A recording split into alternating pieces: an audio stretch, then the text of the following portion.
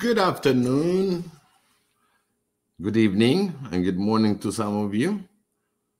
This is Biggie, and I hope everybody hears me. I can see Tanzan send out her message. I really appreciate joining me, and as well, I'll have Professor Israel. Pastor Israel is going to join us for a few minutes, and I'm going to paste the invite that anybody that can join me. Today is the Diaspora Talk. There's a lot to talk about within the diaspora community.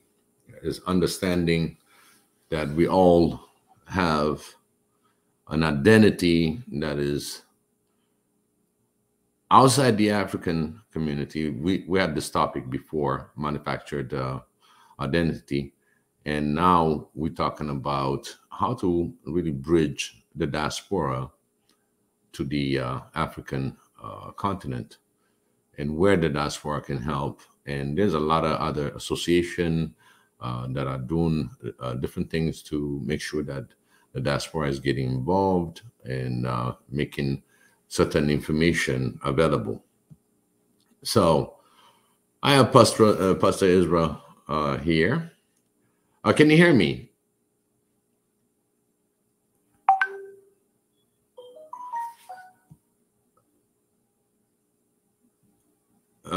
Pastor Israel, can you hear me?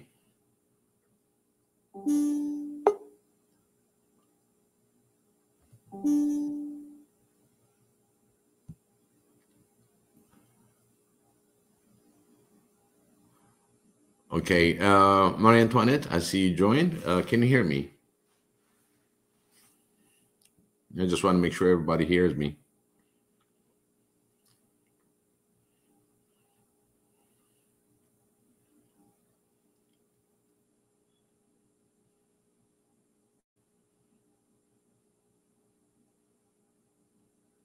Hey, Yantan, how are you? Can you hear me? Oh, great. Marie Antoinette, I see your confirmation. Thank you so much. Again, I just want to make sure that those of you who would like to join, I'll be glad to bring you in. That'll be great. Pastor Israel is on mute, but he's going to join us pretty soon. So basically, what I did for this week is going to be a little bit different.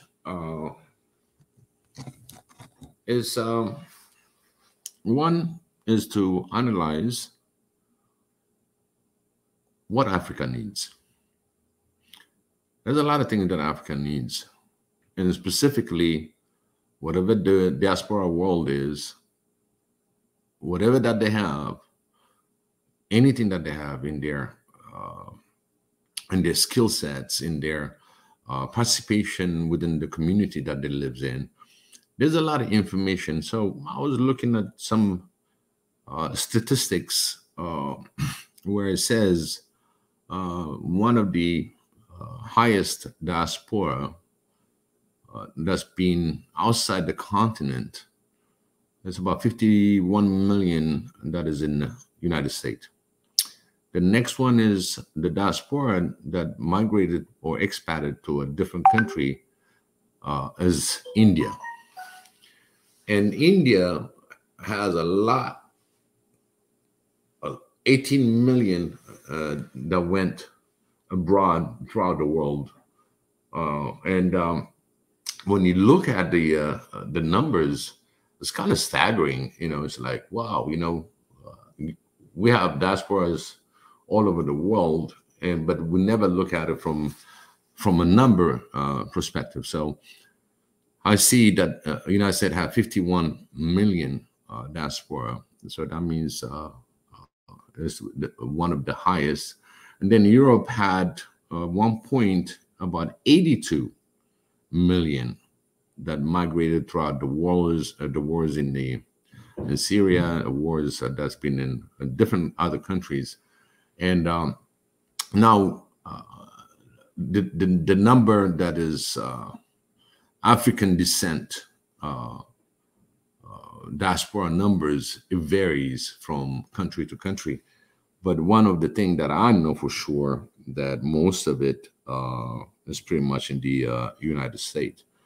And there's some numbers out there that need to be investigated. But in general, what we try to understand is it's not just from the number aspect of it, it's from the intellectual diaspora, and as well, the one that really do the labor work, labor force. They still have a skill set with different tools that they use that you cannot find in the continent, or maybe rarely to be found in Africa. And there's a creative also diaspora that do manufacture their own in the diaspora world. They manufacture their own materials there because they have access to certain technology and as well material that they can put together and work on it. So in that aspect, the diaspora has a very powerful contribution that can be done or given or transferred to the continent. And each diaspora always has something inside his heart and his spirit that it has to do something to the motherland, the mother Africa. So is how to encourage and or put the bridge from education aspect of it, economical aspect of it, and of course, political aspect of it, to make sure that the diaspora world always stay connected. This is the century that we have, and actually this year per se, as of 2022, we were lucky that we already have this technology that I can talk to all of you in one shot, in one stream. That is power. That is a power that we can embrace and start communicating. Now, the idea of the Diaspora Talk is that we're trying to create a bridge, of knowledge transfer or financially helping different projects, encouraging the youth in Africa that there's this and that, and passing your experiences is very, very important. So let's look at it from where we're going to start is understanding how many jobs that are there that can be distributed, and as well how many skill set that is required that we can have some kind of online training. So I'll leave that to Professor Isra, which he has on the education side, where we can obtain certain information. And that has been shared last week, and before last week, actually. And it's up to the student body that needs to join. So already that we are able to interconnect globally, it's an advantage for the African continent, take advantage. And if they need some help, if they need any other directions, it's available. It's not just from the body of just being on a Google base or anything. No, I want something that is going to be, you call and you have somebody that can communicate with you, or you can send an email, something tangible, something that is really can listen to your proposal or your learning or your understanding on how things work, the relation. Let's say if you are in a merchant and you want to sell your product abroad, and how these things can get connected, not just from aspect of individual experience, but at the same time on the intellectual way on how we're going to fill out those forms, those LLPs, letter of intents, as they say, and how we can get those information across for the body that is interested.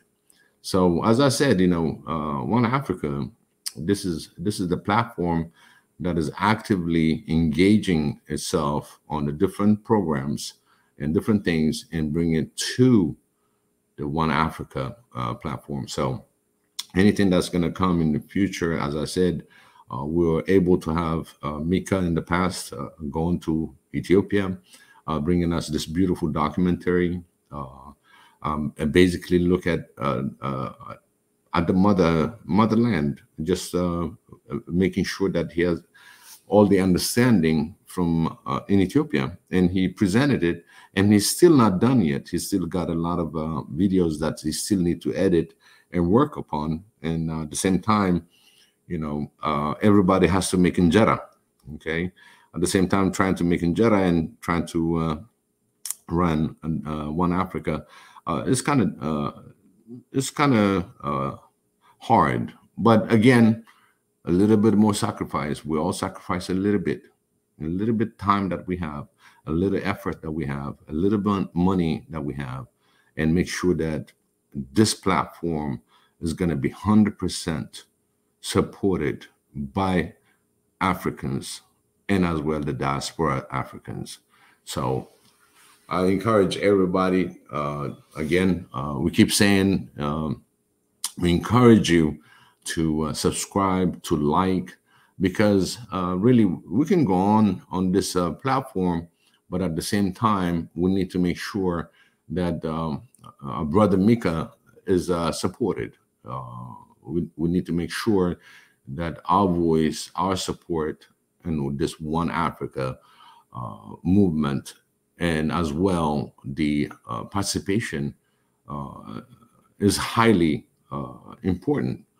That's why we keep saying subscribe, but at the same time, we're going to come up with few other proposal, and we're going to be inviting certain skill sets that's going to be giving us certain guidance, and I'm talking about really professionals that have been working on and experiences that on any question that we may have. For example, yesterday we had a little bit of theology issues, so we just defer to bring in people that are really that study theology and bring the information to us without being religious aspect of it, but from theology aspect of it. So everybody should understand that. And as always, I said, religion is a personal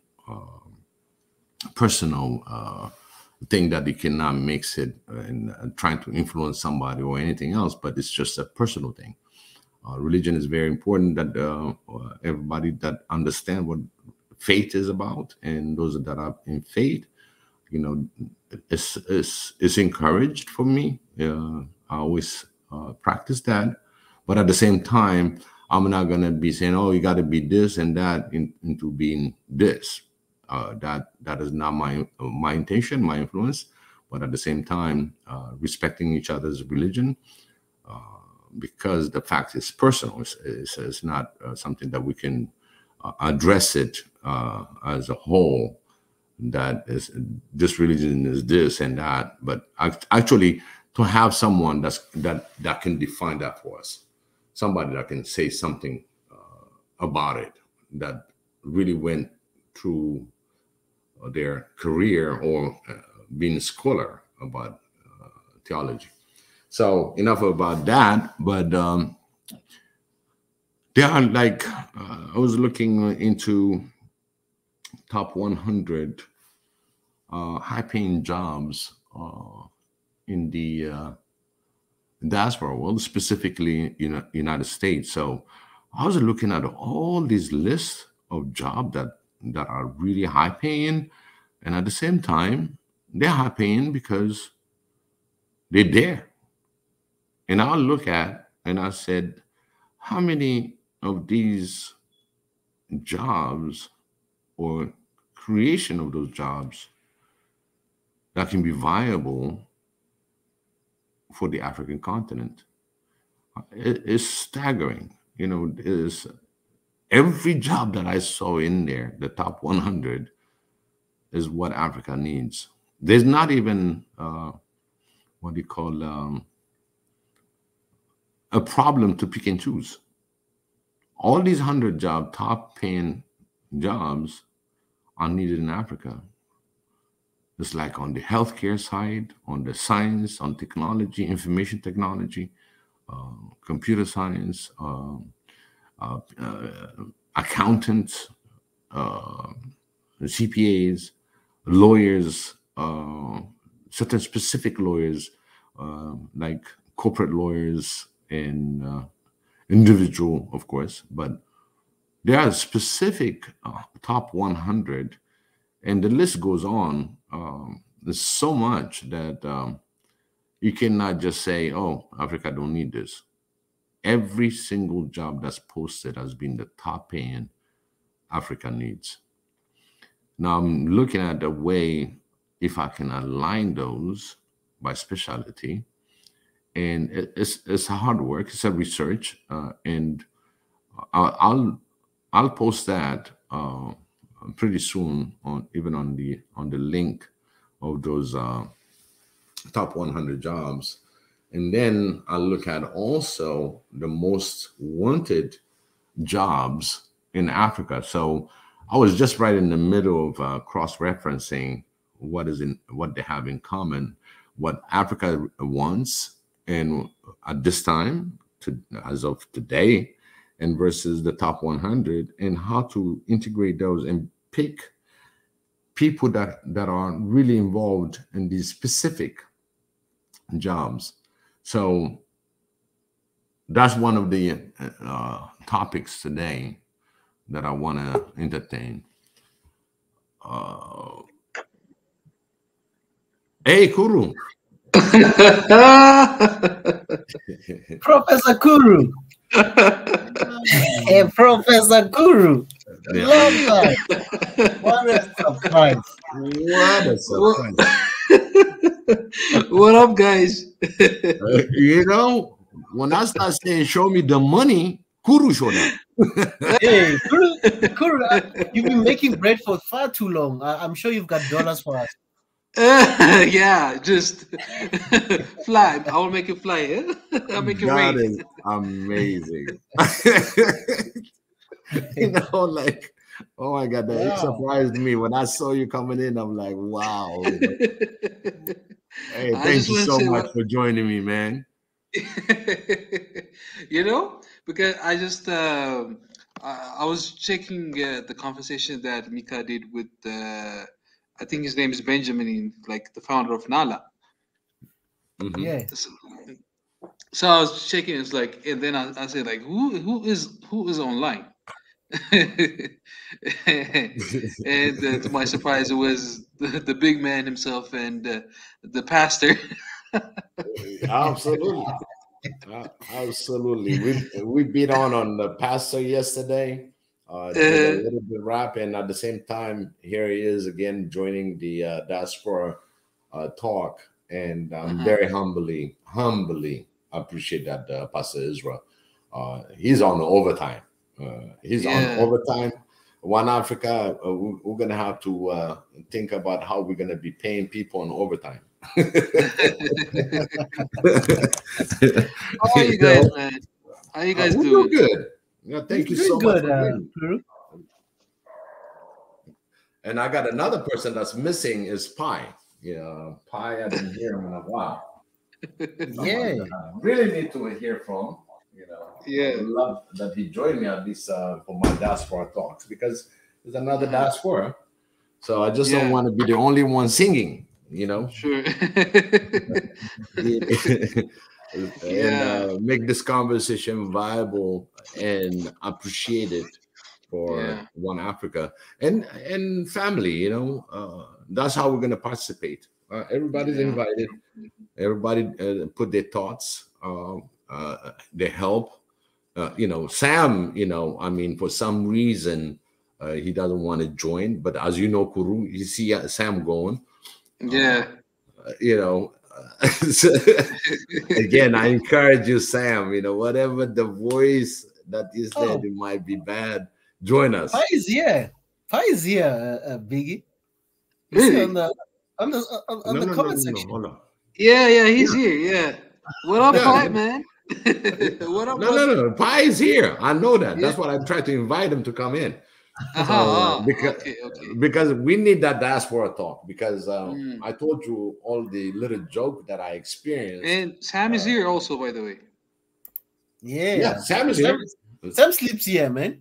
Yeah. The only thing is they didn't join on voice. Okay, okay. You Yeah. see, Pi joined I get it. before, but Yeah. Sam is the one missing in action.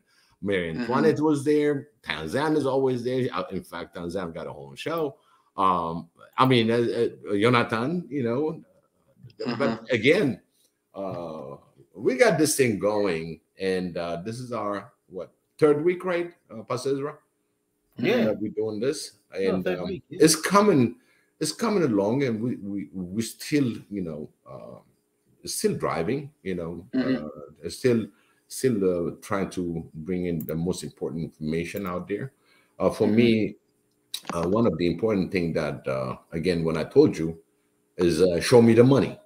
Okay, it takes Mhm. money to run anything you want. Mhm. You cannot hold somebody to work for free. Because again, we're going back to the slavery, right? But Mhm. at the same time, you got a good intent, and we need to support. And every time that I keep saying on this channel, subscribe and like, I just want to get out also beyond that and have One Africa to be on his own platform, on his Mhm. own. And for that, it takes a finance. And we got a lot of subscribers who just need a committed, committed subscribers group that can finance the One Africa. I want a platform, and a lot of it in the diaspora. I think we can help out in that. It's like on a monthly where we can keep this platform getting higher because at one point when we start really having this functionality on a different department level, then One Africa becomes a very fruitful a place to source jobs, a place to source information. We want to make Mhm. sure we are honestly and brutally honest platform. You have a question, we will find the person that's going to be uh, getting the information for you. If we don't have the information, we'll still look for the information and help out one another because Mhm. the real true information on the ground is not being assimilated or given to our African brothers and sisters that lives in Africa because they live on Mhm. the ground, and whatever that you hear in the diaspora is completely distorted, different information that they're getting, and it gets a discouragement. So Okay. I want to talk about, One Africa platform that we are in right now and how we can support it for the next level because Mika is limited on resource. Mhm. So he cannot run it all. We're here together. So if we are here together, how can we help to develop this One Africa platform to be independent from the Mhm. YouTube contribution, whatever, but we wanted to be directly supporting our own platform. I'll let you go on Yeah. that one, Kuru. Your Yeah, I mean that's yeah, I mean that's a great initiative by the way that we are embarking on, right? Like w- the the work that has been done so far is really has to be seen like okay, this is just a start, okay? So Mhm. this is just only a start, but like what do we need to build, on this platform, right? On this, like, let's just be specific. Like when we talk about, for example, the diaspora, right? Hmm. So what are the major concerns of the diaspora? What are the burning questions of the diaspora, for example, right? The diaspora, like when you take the meaning of the diaspora, means like some the people who live in another country, right? But their whole interest is within their country. Isn't that the definition of diaspora, right? So their common interests, like everybody, they have their own countries, but like their common interest is their motherland, right? So what type of information do these people really need? For example, there is an information gap, as you mentioned it, but we have to Hmm. be specific. Like, what type of information gap? Like, for example, it could be investment, right?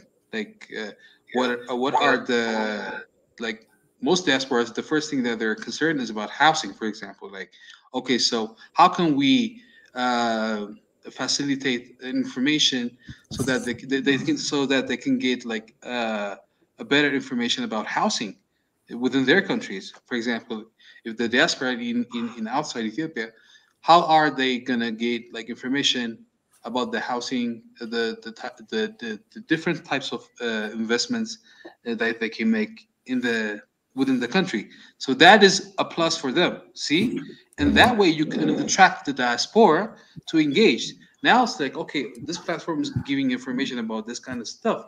Okay, wow, this, I can do this kind of investments, and I can do this, or this kind of deals are available for the diaspora, right? And what Hmm. about the banking? What about the investments, like the kind of conditions, the kind of loans that they or the special offers that the banks will offer for the diaspora, right? Like how is it going to benefit them?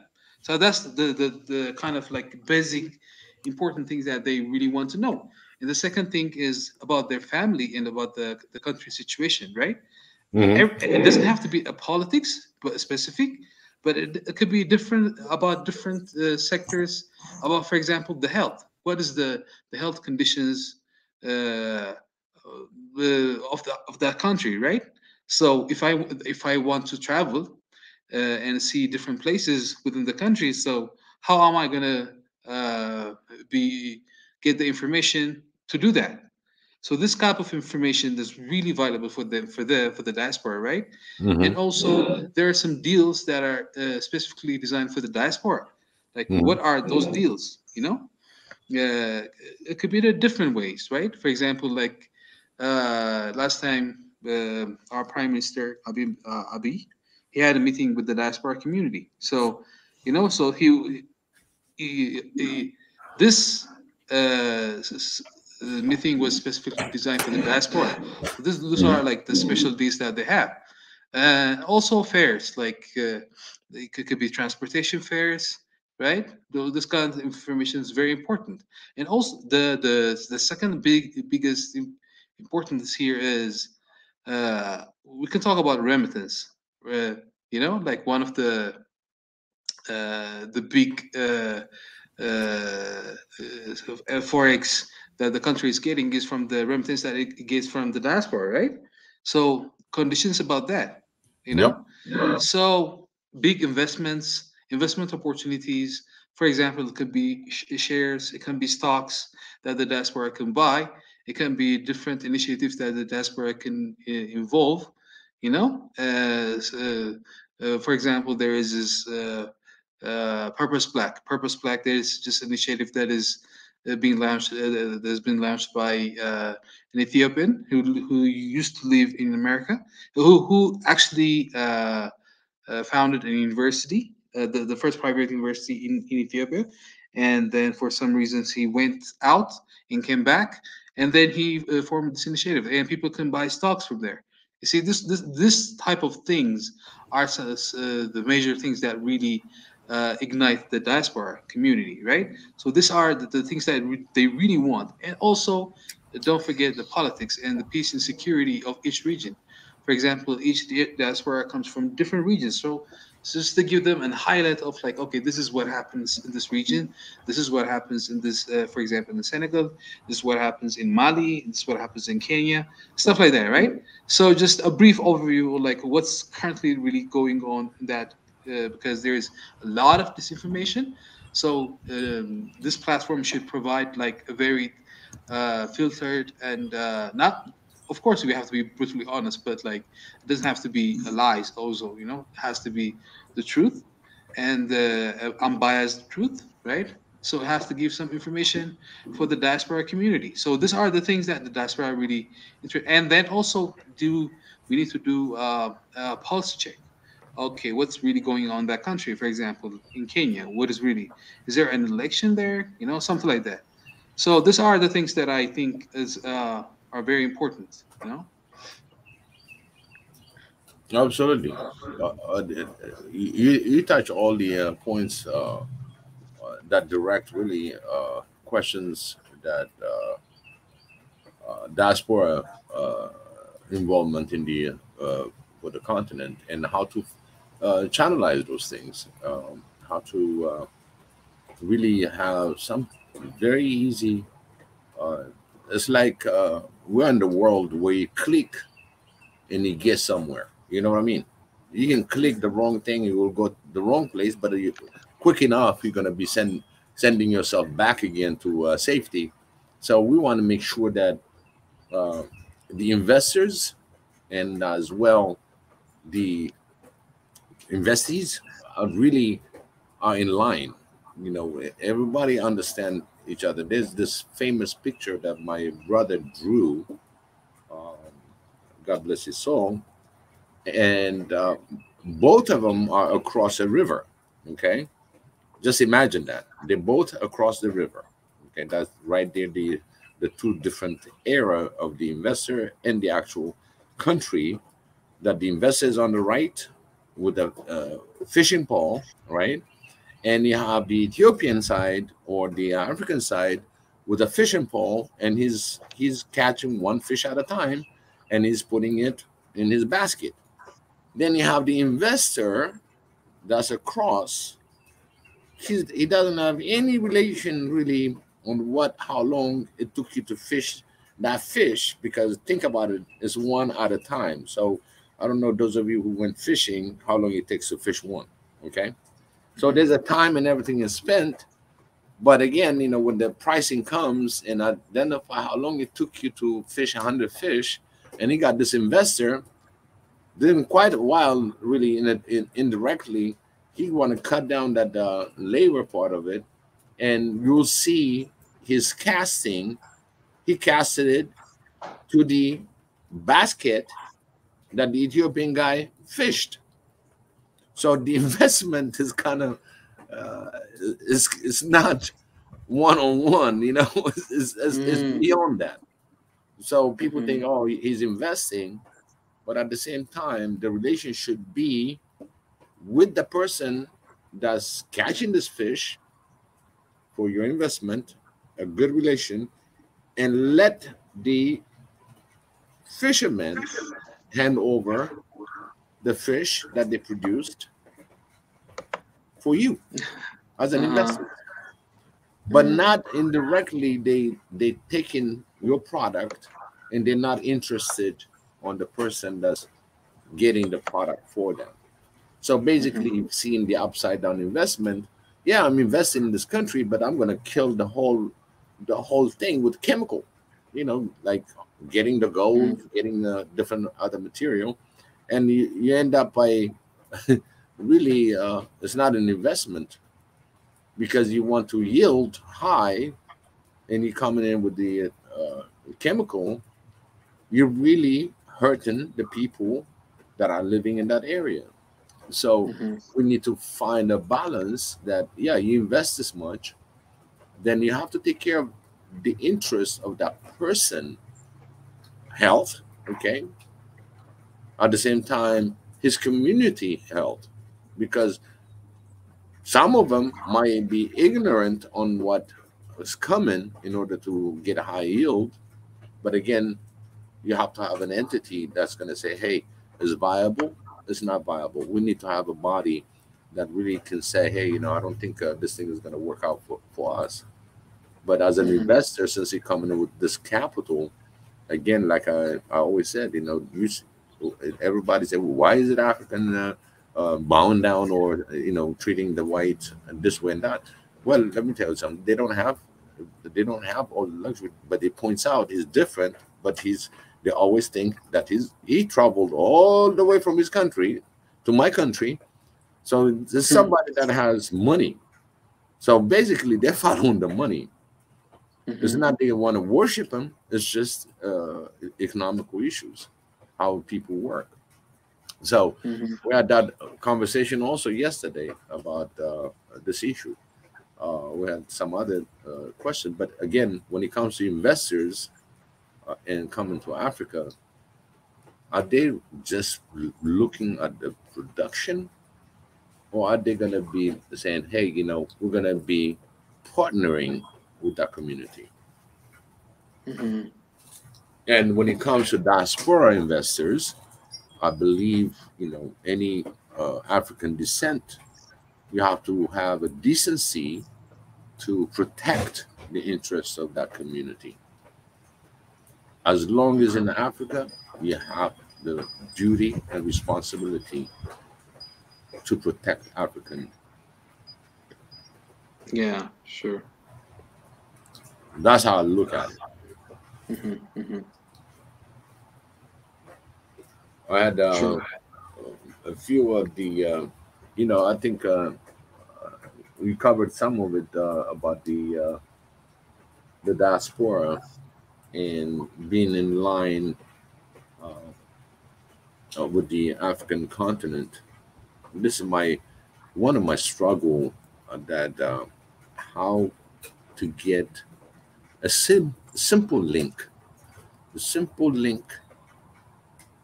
on skill sets, technology, and have one linked right. Put it on a pilot, test it. If it is working, I want to replicate it on all 54 states of Africa. Mhm. That's one thing that, because now the diaspora is satisfied, it sees a fruit. I don't want to go on ambiguous investment, ambiguous uh, testing, but something you can value, you can measure, and it can bring results. So Mhm. we have to be result based on what we do. Again, this is not just a channel.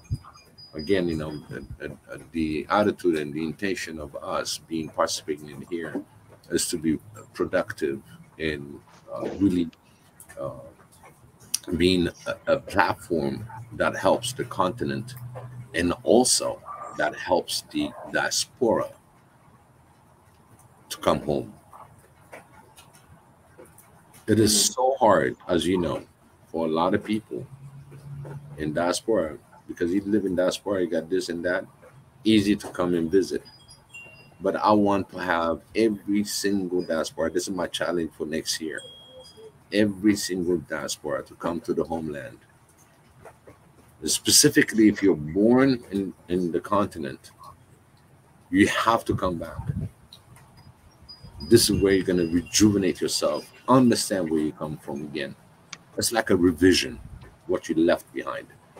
When you left it, and then you come back again and see the deficiency and where you can help. Every time I went back home and came back, I become a different person.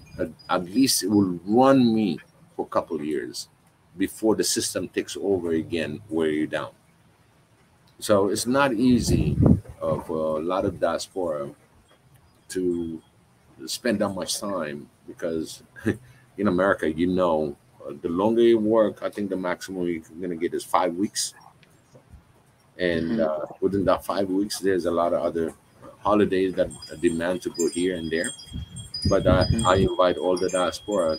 It's time to really rethink, to go home and visit. And those specifically for African Americans that are born in America, and they have an opportunity to meet another African, you know, take a ride with them, you know, take a ride, be involved.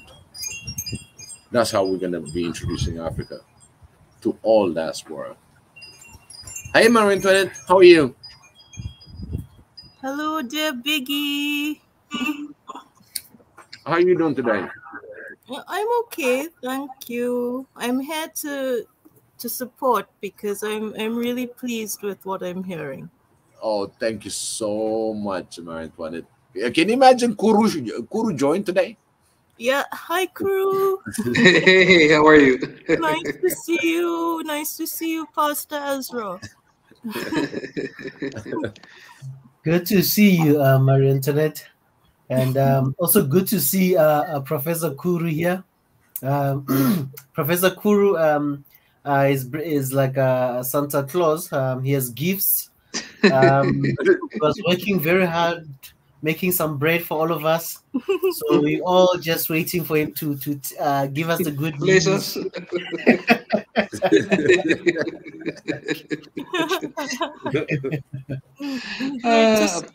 Great to see Yeah. all of you. Yeah. And I still can see my the family out there, you know, and Sam is there. Hey, Faisal is my, you know, Faisal, I see him, but you know, you're on and off. But would love to hear from you too. Um, uh, BJ's studio is there. Trufat is there.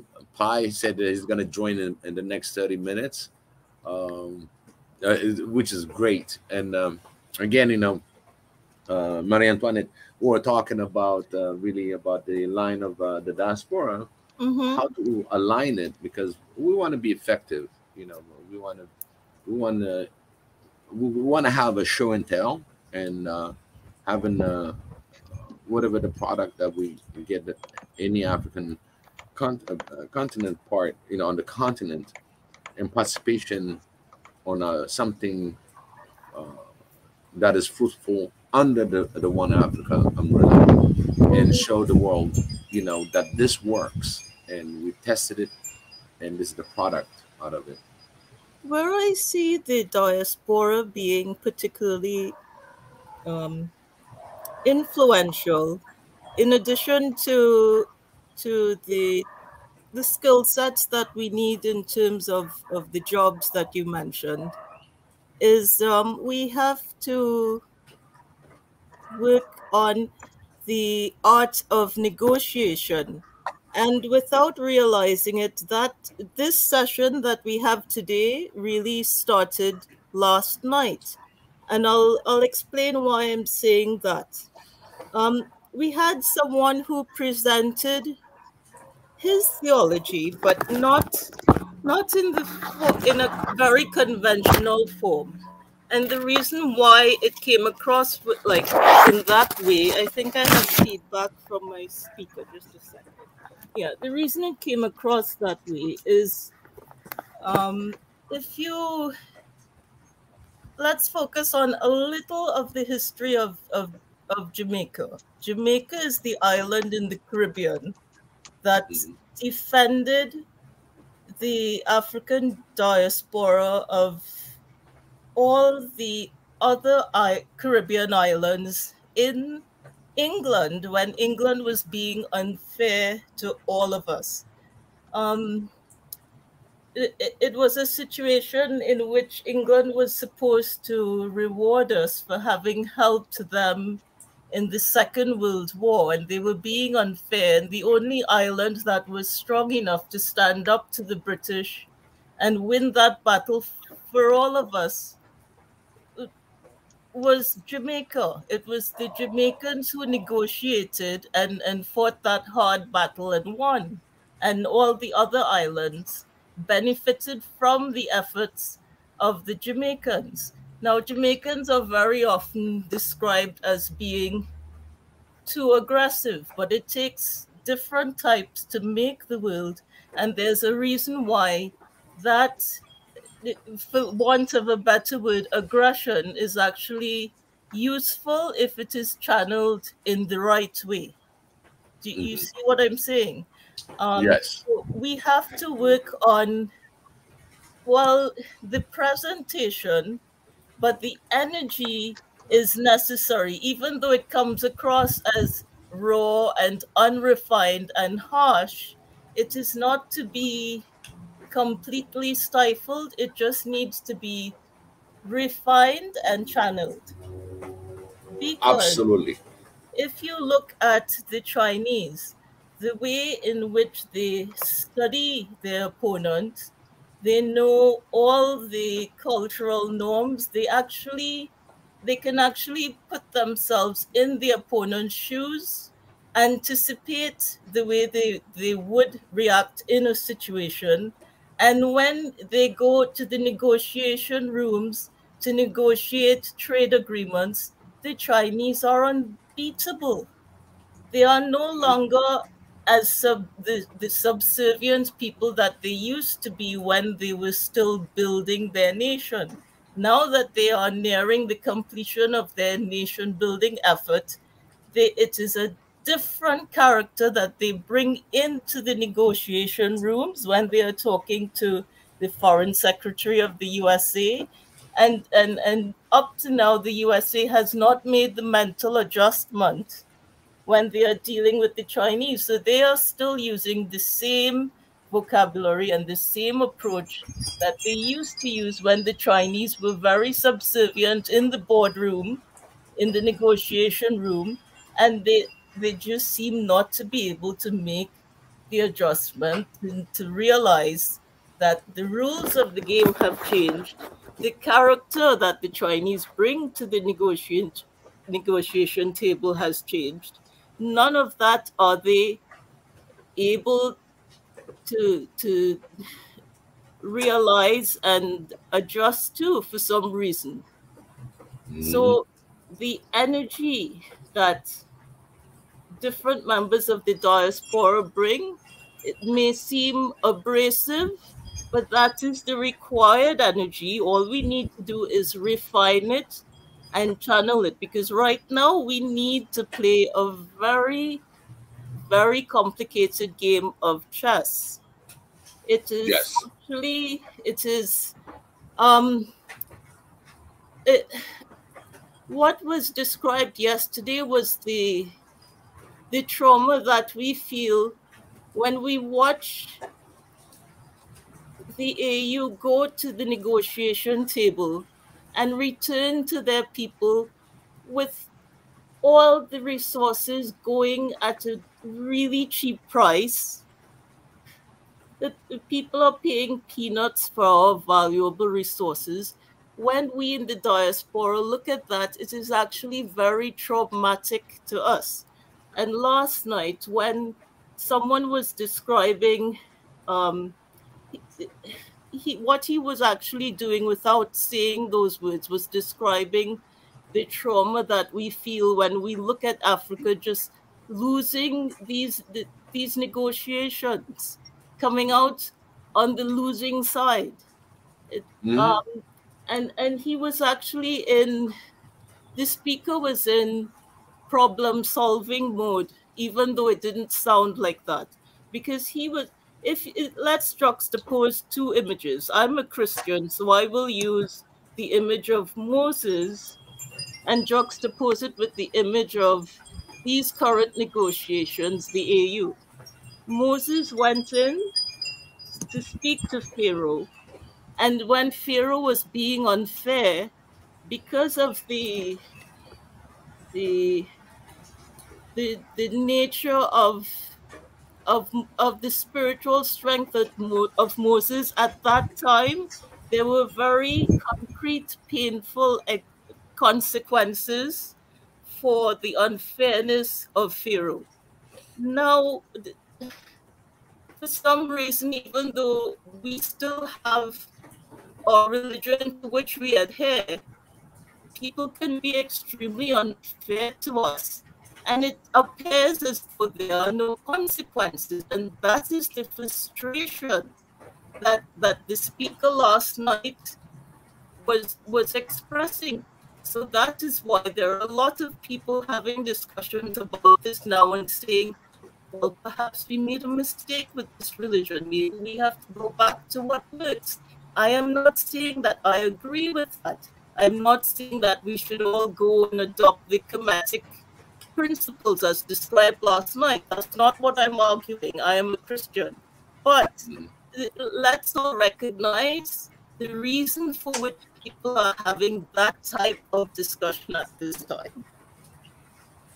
Wow. Right? Wow, Marie Antoinette. I'll be right back.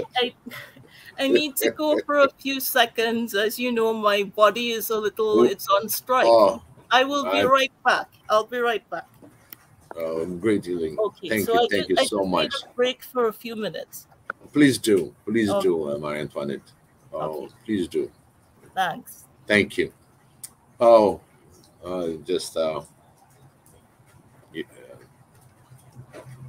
you heard Marie Antoinette, and she putting all her heart, everything she's got, and you all witness why we need to pray for her. Wow, it's just amazing, Marie Antoinette. Xavier with you, bless you and heal you. That's all I have to say right now. We understand. But anyway, she brought a lot of the point that was discussed yesterday, and it's very, very important that we understand yesterday's discussion. It was a very important discussion as taking the good stuff out of it, and it was someone that we really love. He's a brother. Akon Fire put it really as the name. He put all the fire in, and we should really revise certain thing that he really said is very important. And Marie Antoinette also put it together for him. Well, Pi, you came in, so welcome, Pi. Long time no here, but I'm so glad that you came in and joined the diaspora. Yeah, well, I've been here. I've just been actually just being silent moderator. Right. Last month or so. I'm not in the background. I know you don't miss any of those. You know, that I am very positively sure. You know, you probably go and make some injera somewhere, but at the same time, you know, I know you're there. Go ahead. Well, it's hard for me to watch all of them because sometimes I'm busy, but I do still watch. Yeah. Mm-hmm. Yeah, like sometimes I'll like go back and like if someone missed something that was like, for example, like if in the chat someone says something really inappropriate and someone missed it, I'm like, get this out of here, and I just remove it. And like the spam messages that somehow get through the like, you know, like when you post a video and there's comments, I usually remove those too. So yeah, I'm still. Were you there yesterday? Did you listen to the conversation yesterday, Pastor Ezra? Yeah, I listened to it yesterday, but me personally, I don't really like arguing about religion, in my opinion. Right. Because, for example, like if I'm in a community with Muslims, and some are Islam and some are Jewish. I really don't believe in arguing which one is right, because there's no one in this earth that can 100% scientifically prove and say they came back and know for sure which one is right. I really believe just leave that up in God's hands, and I don't really like arguing about it, in my opinion. But yeah, that was a hard one. I still watched it though because it was interesting. Right. It was because there was a lot of other information beyond the religion aspect of it. The way things are coming toward the continent, the way how hard they're making it in the continent. It's just a religion tapped in, and where everything starts changing into the conversation. But at the same time, yeah. In fact, I just went ahead and took a picture that Ethiopia had always painted it. Now, actually, we got our own painting. It's all black. You know, you'll see Jesus a little with an afro, with short hair. It's just uh, that is something that always. It's because a lot of the modern paintings are it came from the Catholics during the Protestant Reformation. So a lot of the Christianity that came out of the Reformation movement, they still use stuff that came from Catholicism. For example, I think it was like 200 years ago. There was I think it was more like 400 years ago. I have to look that up. Someone that's called someone that was son of Kaiser. I think he was a Catholic, but his dad was a Kaiser.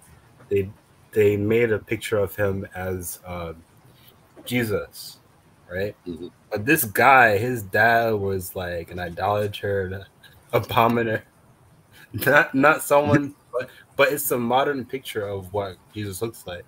So when someone that's not from a Christian background, and they maybe they're a different religion or they don't believe in religion, someone that's black that worships a white god, it doesn't make sense to them. But at the same time, though, if you actually read the text and like listen to theologians and stuff like that, that is definitely not true that he was white.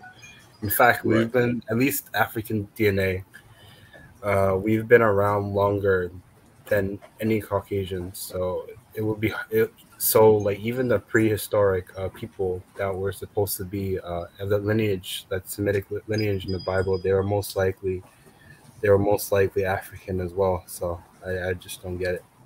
Anyway, anyone has their opinion. I wasn't offended by him talking about Christianity, because I feel like most Christianity today is not about Christianity. It's about other things, like it's like people taking advantage of religion, like just trying to sell money, in my opinion.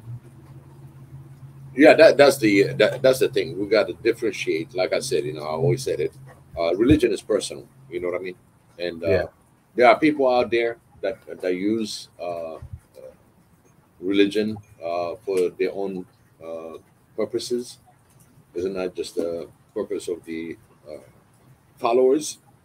It's just for their own greed, and you don't mix it into the whole understanding.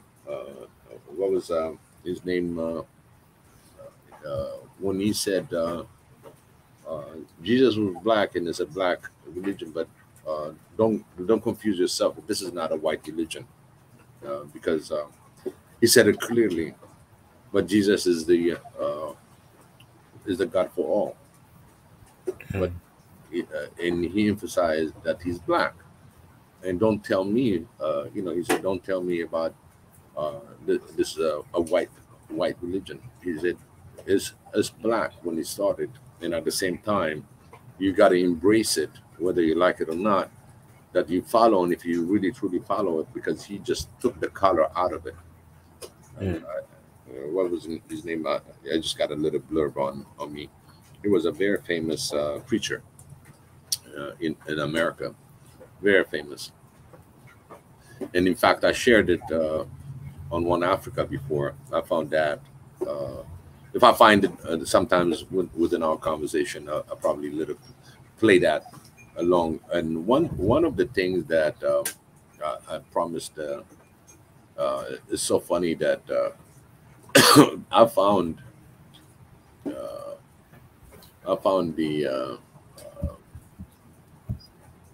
the picture that my brother drew.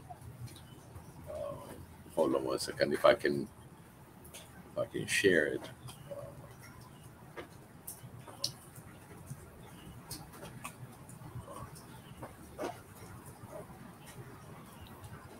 Do you see the picture? Yeah. All right. Wait, what's this about? This is about the investment that I was saying all the time. How the investor, if you look at here, the Ethiopian fisherman is fishing and he's putting it in a basket, but the investor is going straight to the basket. And this drawing was, this is my brother's drawing. This was in 2014. This is the one that I always said, I was going to share. It's like investment, on the way he looked at the investment aspect of it. So we got to be careful what we were talking when I was talking about investment. So I have a question about foreign investment. What is the most at least in Ethiopia, what is the most multicultural region, do you think? Like has the most foreigners, like has the most like mixed types of people like between ethnicities in Ethiopia? Well, you're gonna look at in the major cities, like Addis Ababa would be one. Addis Ababa is the meltdown of everybody. Everybody's there. I mean, all the nationality should be there. Is just a melting pot, and everybody has when they register their LLCs and everything else, we will come directly to Addis. Everybody wants to have a presence in Addis Ababa. Let me say multi. What about Jigjiga? Jigjiga has its own different. Because I heard that one's diverse among Somalis. Among they have Somalis. Different types of Somalis. Like Yes. A lot more than different regions in there. Absolutely. There's a lot of. I mean, first of all, the Ethiopian Somali is there, and that is definitely you will have the most Somali descent or Ethiopian Somalian descent living in there. Have you ever been there before? No, in fact, when I left Ethiopia,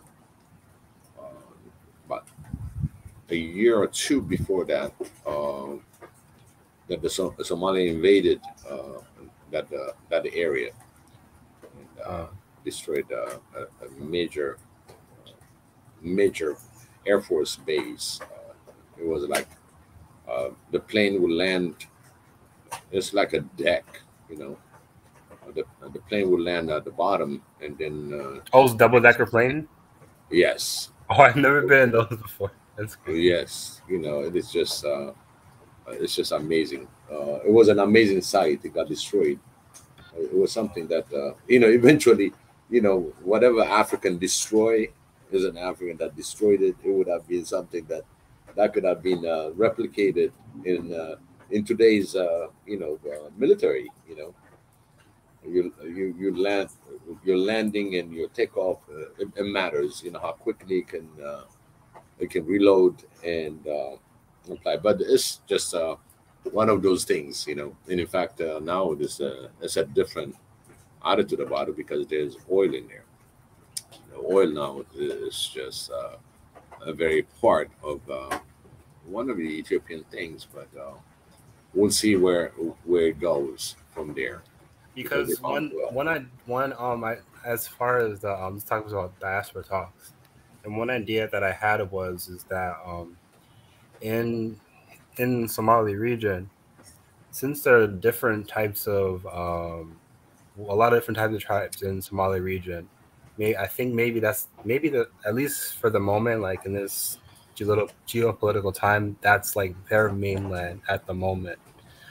I was wondering, like, if like there are Chinese companies that are mining in that region, if they could get some people that were maybe displaced, like for war or just they wanted to go there for opportunity, the ones that speak, because there's a lot of Africans that speak Chinese, they could work at these companies, like they could like study like how much like these Chinese companies like made these oil and gas fields and then take it over and then be able to like teach the Somalis in that region like how to like do their own oil and like gas project. Because I think like there's like hundreds of billions worth in that region.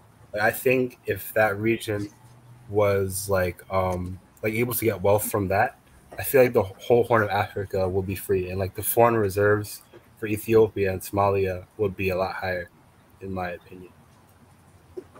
I think that's like unlocked potential. I'm so glad that you brought that topic of mining your own. Okay, one of the key thing, for example, you want an excavator, you want a bobcat, or you want just a small one, from just a bulldozer, right? You know what I found out? That U.S. would not export the latest bulldozer or cat. Oh, I know what you're talking about. so so we are in a position, all the drills, all the bits that you're using, all the things that you're gonna be, it's like a technology transfer. Mm. And at the same time, the hardware itself becomes difficult to obtain on your own.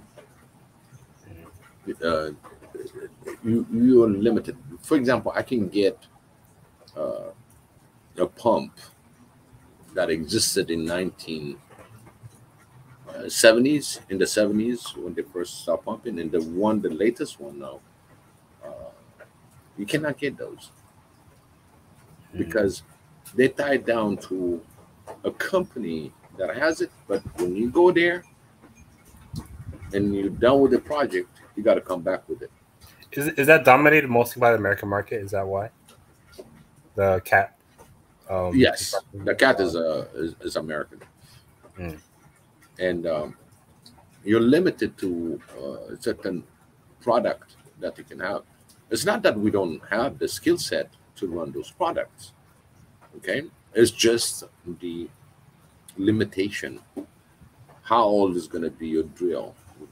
Your drill is outdated, but at the same time, as you know, even if I can get that outdated drill, I can update that. I've seen it different African projects, specifically in Kenya, that they really converted the old analog system into the new digital system and changed few things, and being able to really run it better. It's the guy that does a lot of the metal work, and that machine, they left it as an analog to bring it as the fully digitized digital new technology. You either going to have some kind of partnership with somebody that has really the licenses and everything, then it becomes expensive when you start selling your product. So that's another issue that we have when it comes to drills, ex- exploiting the resources and how to really bring them to the market for us. We are really depending on the foreign licensed technology that it cannot have unless the company itself comes with that technology and they're allowed to use it. And then once it's done, uh, they they're not going to leave it there. Put it that way. There are some that they abandoned, because probably the company went bankrupt. But again, all the digital part of it and information part of it is locked, so your license won't work. Because I think that's one of the three things that is the basics of how Africa, every region could be a dominant power, clean energy or just energy in general, arable lands, and mining. I think if they master those three things, being the strength of the continent, even what we don't have, it'll be easier to negotiate. Exactly. For example, we don't have those advanced cars because a lot of people there are under sanction or some kind of embargo, what happened in Cuba and the Caribbean. Their cars are so old. But if they wanted to get those type of cars or big types of trucks that they don't have, and it'll be easier to negotiate, I think, if we had those three things.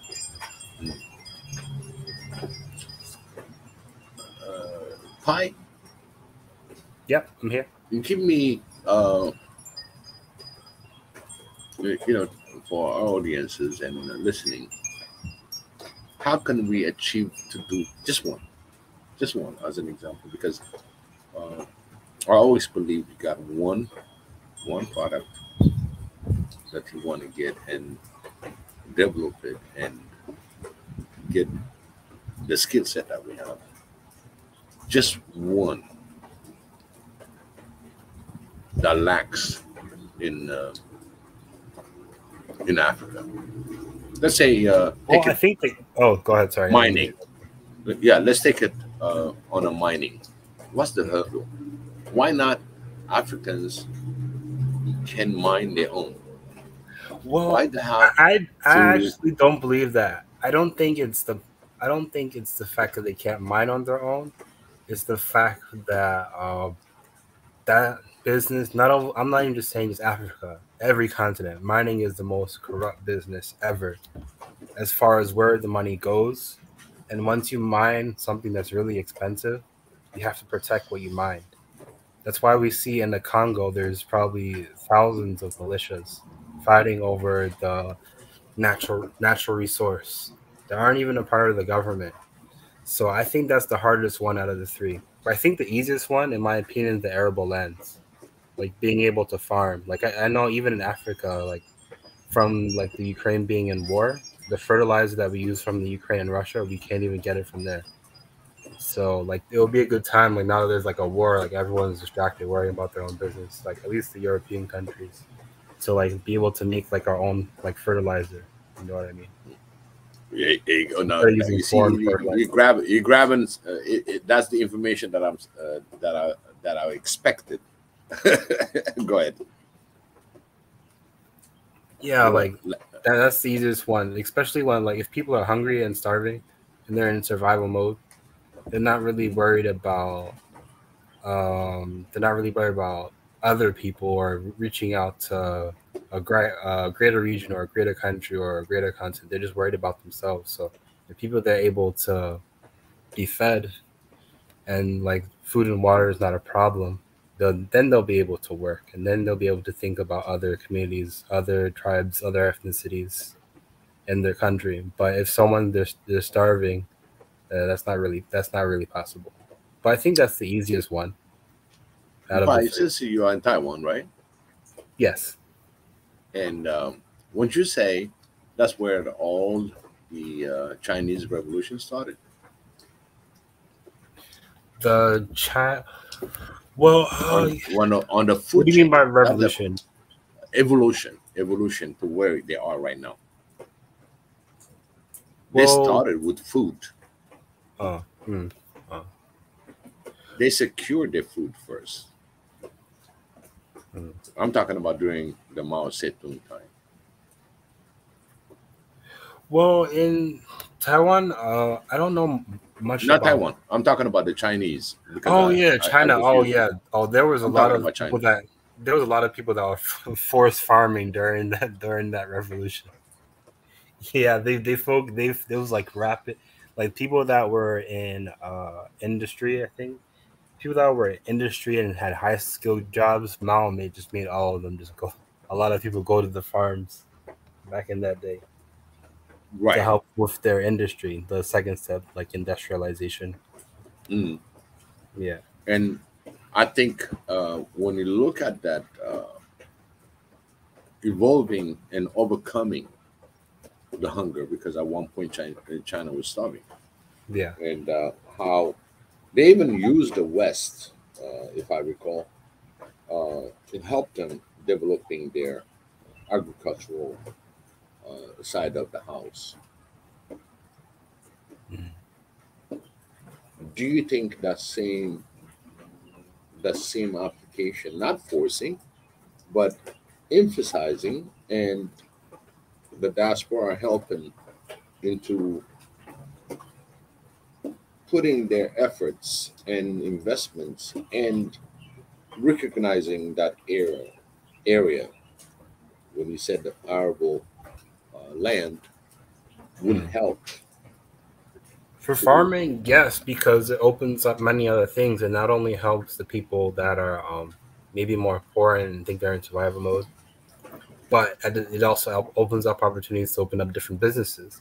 Because I feel like as African restaurants, Caribbean restaurants, like Black American restaurants, you can open up those type of restaurants in Africa. And if you have arable land and most of the food is not imported, if over 90% of the food is from Africa, and it's like fresh food, the food will taste better, and that's like an industry that could be like indigenous to Africa, like food like that's like fresh food is healthy, it's healthier, and it's part of different cultures that people like to eat. That will be like a new industry, I think. That's the reason why, like, going back home to the Caribbean every once in a while, because I always lose weight, even when drinking the most unhealthy stuff. I somehow still lose 10 to 20 pounds because the food itself is so healthy. Even the unhealthy food is healthy because it comes fresh in like 1-2 days. Like, it's like freshly killed stuff. You know what I mean? Right. Yeah. It's not something that it was frozen for 6 months or whatever. No. So my island's pretty tiny. It's only 100,000 people in St. Vincent. Yeah. So in the ways of bringing the diaspora, that's the issue, because the diaspora, as you know, really the definition is scattered. Okay, scattered people, and as you scattered, but at the same time you are really developing a skill set and knowledge, and like the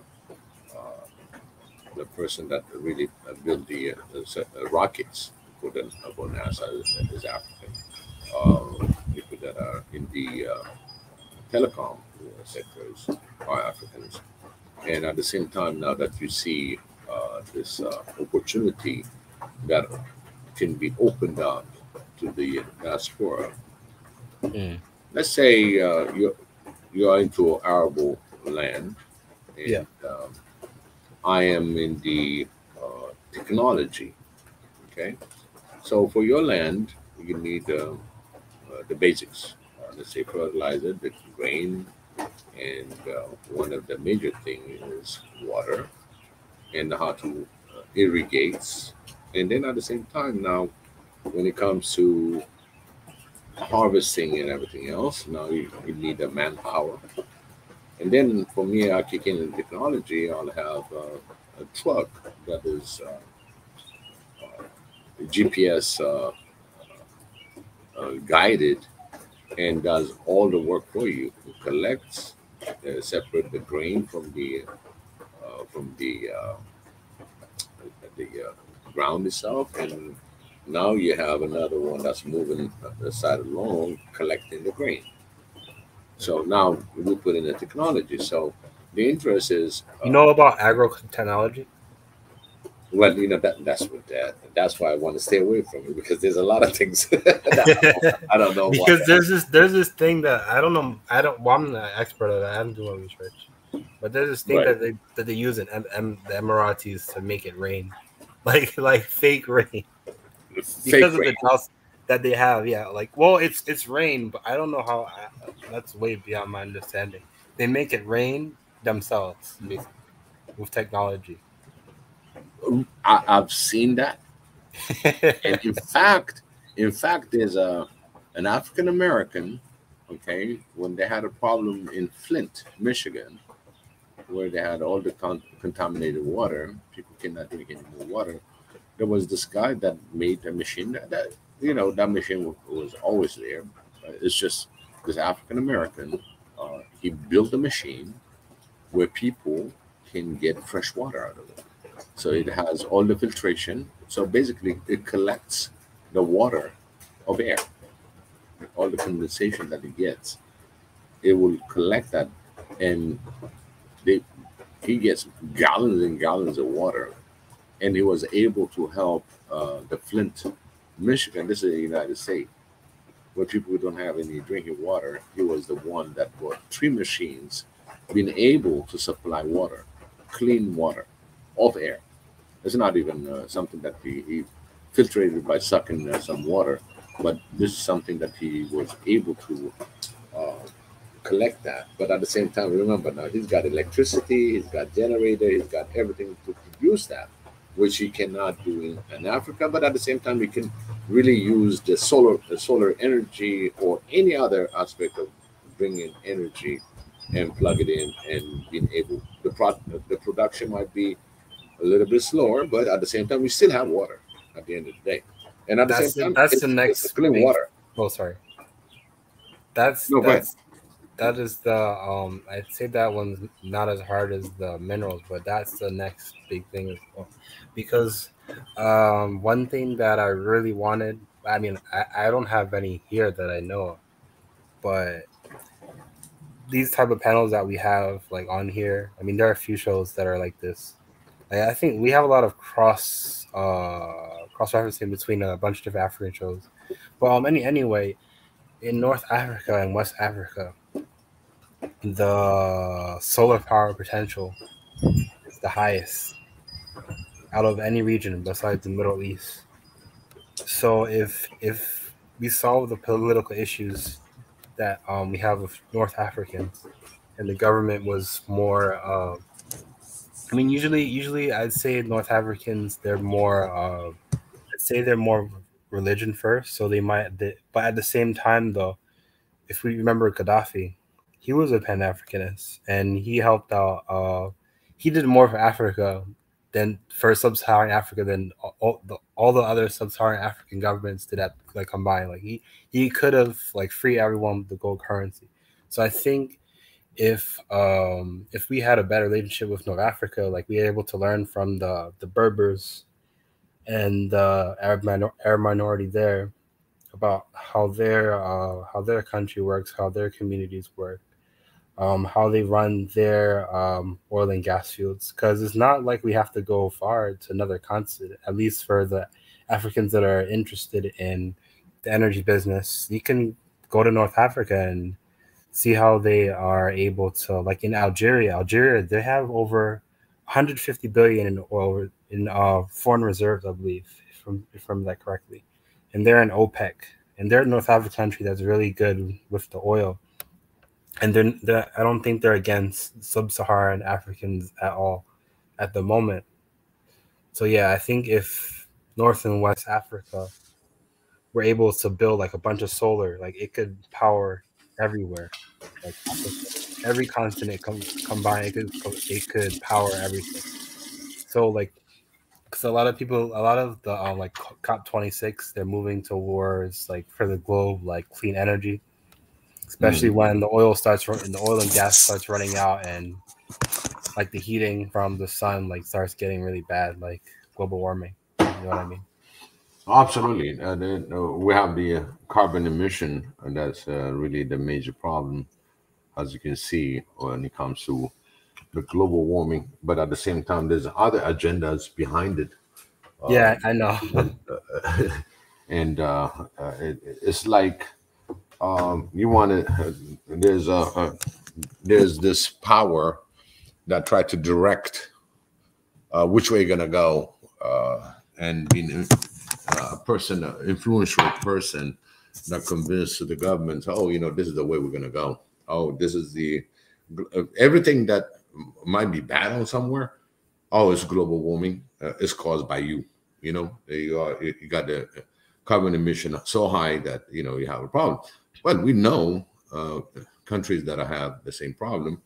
And when it came into a meeting, this was, I think, G20, and there was 3 African leaders that been told, literally, that they don't want Africa to explore the industrialism. And they told them, hey, you're going to start industrialism, then you have a carbon issue and all that, because everybody's going to use whatever that they have in order to produce the energy. And they kind of influence these leaders to tell them, hey, don't go industrial, because we can produce it for you, And these 3 leaders said, okay, let's think about it, and we'll come back next year and we'll let you know. So they told them, hey, we understand, you don't want to have that industrialism of in Africa, but at the same time, we looking and figuring out a way to have a clean energy. And they were talking about at the time, the GERD was in the build. Okay, there were other, just to be specific, that was Meles, the Ethiopian prime minister. There was another Tanzanian and a Ghanaian. And they went back and they said, why are you stopping us from being industrial? Because we have the mineral, we have all the resources. The only thing we need help is into the technology and and education on how we can utilize our own resource, African made by Africans within Africa. And that's when a whole lot of kind of worm that came about, and none of them survived. Let's put it that way. I don't think we have to rely on oil, gas, and coal. Those are really destructive to the environment. But you have to at least, if you're a really poor country and you have nothing going on for your country, and you have hundreds of billions or even just billions of dollars, and you could use that to start up your foreign reserves, to even buy clean energy, to do more clean energy projects. That's the way to go, in my opinion. Yeah, and that's what they presented. That's what they presented. So what they became was a threat. That's why I said I think the arable lands is easier because, for example, I know Tunanja talks a lot about security. You don't want starving soldiers. That's not going to work.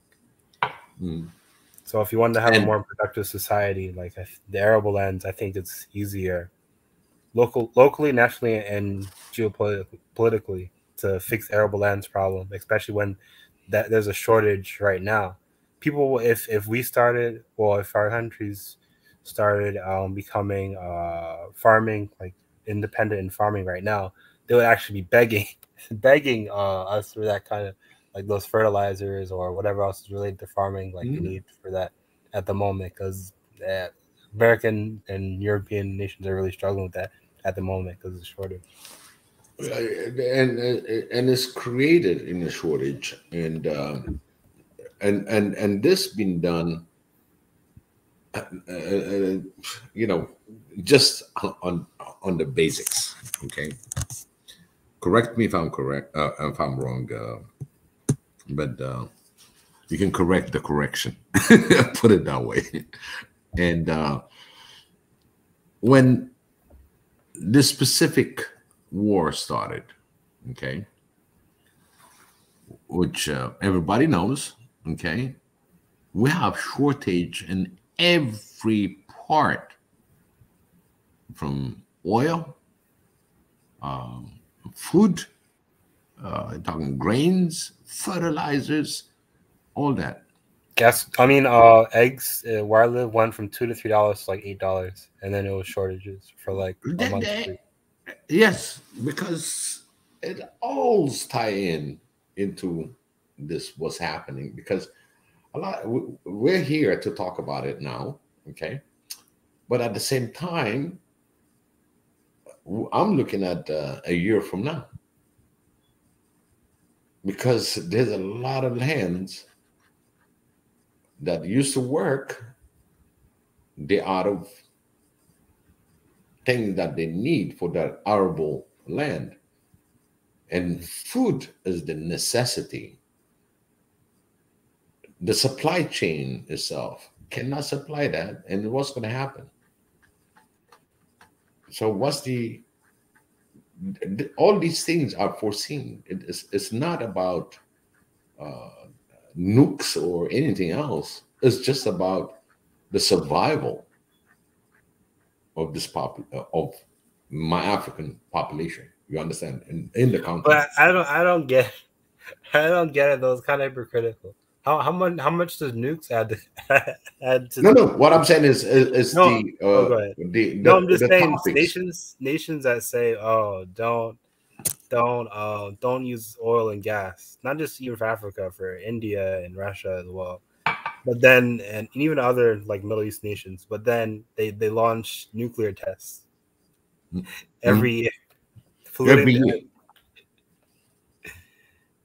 Yeah, That's what I'm saying. It's even worse than that. See, now I want to make my African brothers and sisters to be aware the scarcity that's upcoming of food. You see, now you lack a lot of little things that, not little things, but major component into developing your arable land, like the fertilizers and stuff like that. You know, a lot of people say, you know, you can go on, natural. But again, there was a discussion yesterday that we had a problem with the with the land itself. You're so used to this fertilizer, now it's too acidic. And in fact, that was Mary Antoinette that brought up that information yesterday. So what are we going to be doing as Diaspora? What can we help on that aspect, kind of being proactive on the ground situation? What do you suggest, Pai? I don't know. I mean, one thing at least, that's a tough question. I mean, lands that are independent in farming, whether it's in the US or the Caribbean, they could share how they were able to do it, in my opinion. For example, the Caribbean islands, I don't know how they do it. I have to, one of my dad's former girlfriend, his sister, like, she actually works in Taiwan. I haven't met them yet because of this pandemic thing. I've had other things going on, but yeah, like, they're able to negotiate with these much larger powers to provide for themselves. And I think there are some that are able to provide food for like, that are food independent in the Caribbean. I think that if they were to go there and be able to share that knowledge and the technology, that could help. Yeah. I don't know much about U.S. farming, though. There's not as much black farmers as there used to be in the U.S. as there was, I think, in the 20th century. Hello, sir. Hello, my people. What's up, Icon Fire? Respect to everyone. Yeah. Well, when it comes to the Caribbean, we don't have all the answers, but it's part of respecting the land, and decide that you want to do new innovations. When it comes to fertilizer, you don't have the money to buy fertilizer, so it's best you make your own, and it's also better for the ecosystem. So you dig holes, you cut grass, you put the grass in the hole, throw a little dirt on it, and do it in levels. Throw trash that's biodegradable. All that. You go get seashells and oyster shells, burn them, crush them out, then throw it in that pile also for calcium.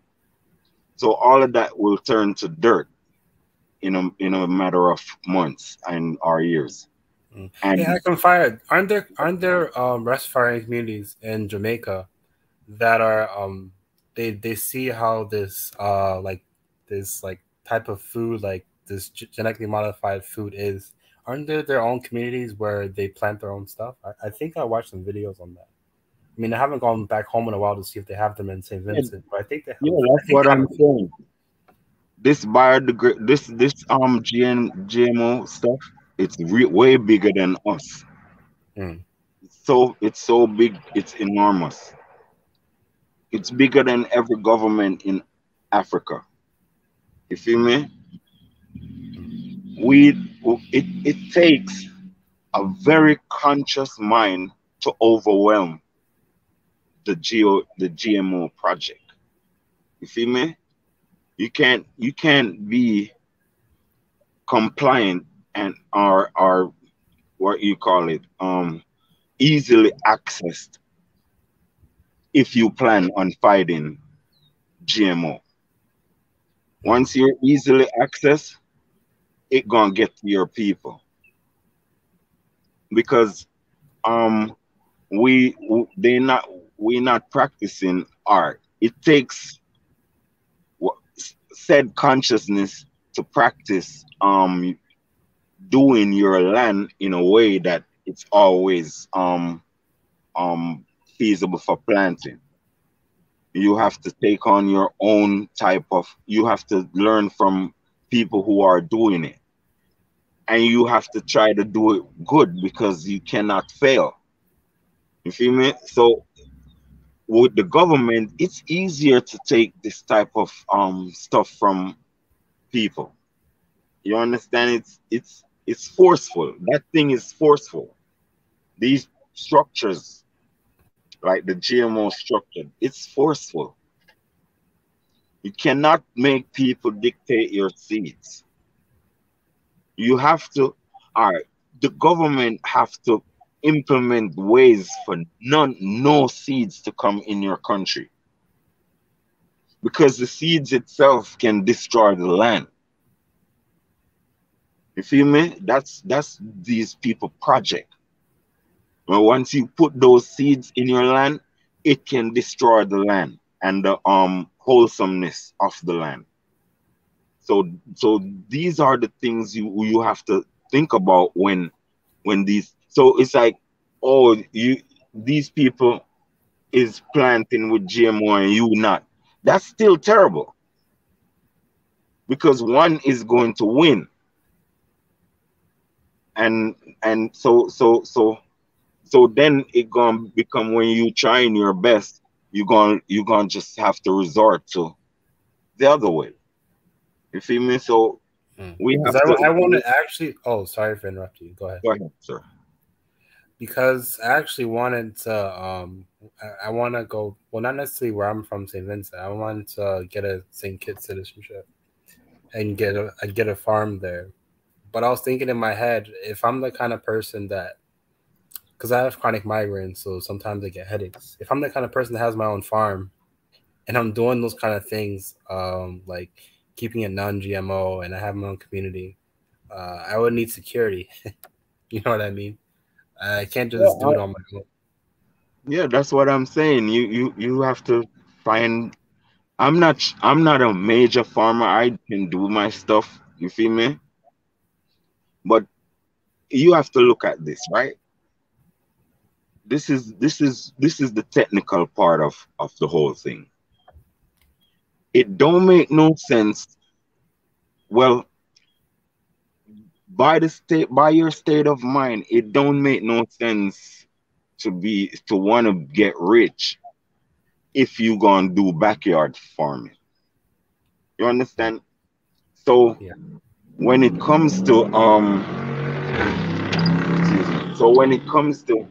major projects, that's how they try to. That's when it comes. You have to become real strategic in how you handle your land to get good yield. You feel me? And you have to dedicate yourself to making your own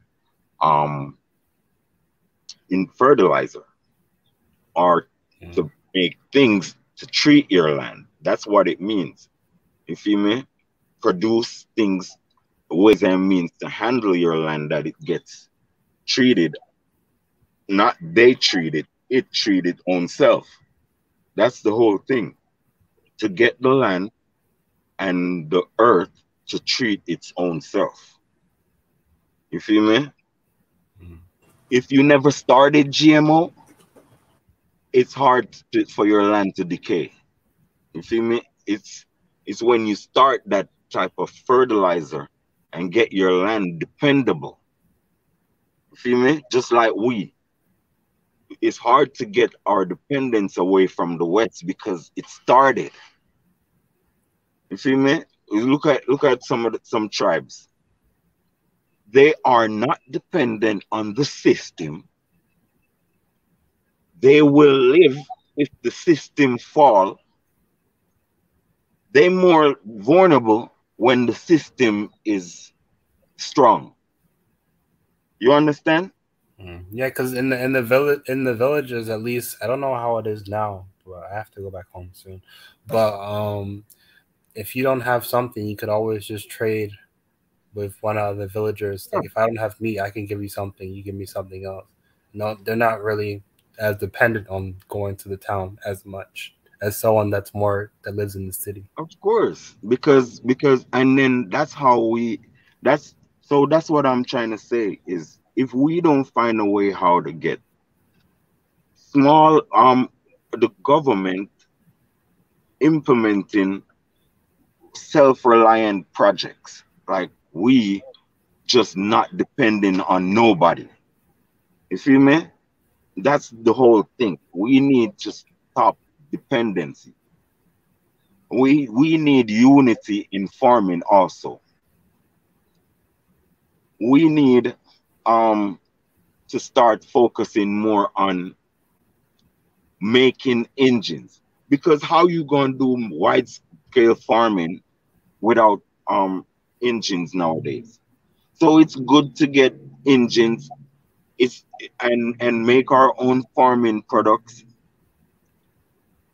and then we in our own black minds gonna design it in ways that's what you'd call it human.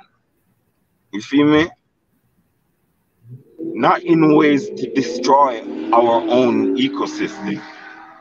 Because what's going on is other people is making stuff and without regard for humanity, like nuclear bombs. You feel me? So that's what I have to say. But I don't know much about farming, but I think that the soldiers are lazy. I think that too much soldiers are being made to deploy on citizens. I think they need to be deployed in the farms. I think soldiers need to be farmers. The army need to farm. You need to feed your own self and the nation. Get those lazy prisoners out of prison and make them farm with you. The soldiers should be major engineers to build projects for the nation. Too much lazy little people, lazy mind people running this thing. They just making money off our citizens and sitting their ass down playing games. There is no war, so you need to farm. Do you understand what I'm saying, my people? Yeah, I know what you're saying. Listen. Even go ahead, Biggie. Sorry. No. I said we're listening to you. I can fire. Yeah. I mean, you brought that release the prisoners, and get them to work. Not release the prisoners. Let them do their time with the soldiers. Right. That's what I said. Basically, I'm sorry if I came out. Yeah, go ahead, sir. But at the same time, the Chinese now they're sending you their prisoners. Do you know that? Okay. The low misdemeanor, whatever. Okay. Prisoner, they're sending them to Africa, and these are not, as far as I'm concerned, they're prisoners. Prisoner is international world. It's not new world. It's prisoners, and they're sending them to Africa to be productive to their benefits. And so by the time they serve in any African country, they will get whatever their sentence reduced, whatever that you may have. But these are not hardcore criminals. they're not murderers. Or, God knows though. I cannot per se, since I don't see their qualification. But at least they're mild criminals. They're not the way they said misdemeanor. You know how I see. You know how I see things. Our operation as black people is making us poor. You got some little nations in Africa thinking that what's under the earth is for them, not for Africans. I mean, what kind of thought is that? If you alone got water in Africa, that's your water? I mean, you are saying that's your water. If you think that way, I think you need to be destroyed. I'm telling you. A lot of people are nationalists though at the moment, and they're That's what I'm trying to say. These things need to be objected and even put a little fury on it to make people know that what you're doing is real serious, and it can cause significant issues in your stupid little life. Because how can you think that way? What is in Africa is for the children, not for you, the adults. I mean, what way? How can you progress thinking other ways than that? I mean, you are 24, you are 30, you have 2 kids or whatever the hell ever. So you are saying what is yours, and your kid have nothing. That your standard, our people. So you saying that you rich and your neighbor, you wouldn't even teach him how to fish. You serious? What kind of, you see, our moral standards are diminished and need to be activated towards blackness. You feel me? The reason we don't have answers is because we don't want black people rich. We don't want to see black people in royal standards that we have to pay them respect. I'm wondering if you see what I'm saying. I know what you're saying, and I was there for that particular conversation we were having on the Kaizo's channel, but what at least from he didn't really elaborate on what he was trying to say. It just went into an attack. But what he was trying to say is that because he didn't give you the whole hypothetical situation, like you guys just started arguing. They gave me no time to even explain my thought. No, I was even going to be the voice reason and try to explain, because like in the time of like a blockade, like if there was a blockade on Ethiopia and there's no emergency corridor, that's a big problem. But what he was trying to say is that the different types of like people that live there at the moment, like they see themselves in a bunch of different type of clans. So if they give away a whole port and it belongs to Ethiopia, that it will cause another war. That's what he was trying to say. This is what I'm trying to. Not everyone thinks the way we do in that. I know. Listen, I have told them what causing them to think this way. We are little people for these systems. Like we know more than 70 years old. All of these systems we was born in. So your frame of thinking is being framed by these types of system, whether Christianity or Islam. You feel me? So I was telling them, the reason you poor is because you are mean and unfair and have no favor towards black people. Your mind is structured that no matter what, subliminally, you will stop black people from surviving. The reason why I said that is because white people are the other races. It's the total opposite. You can see it in any nation. The thing about them though, like, 1 second. So I was okay, go ahead. Sorry.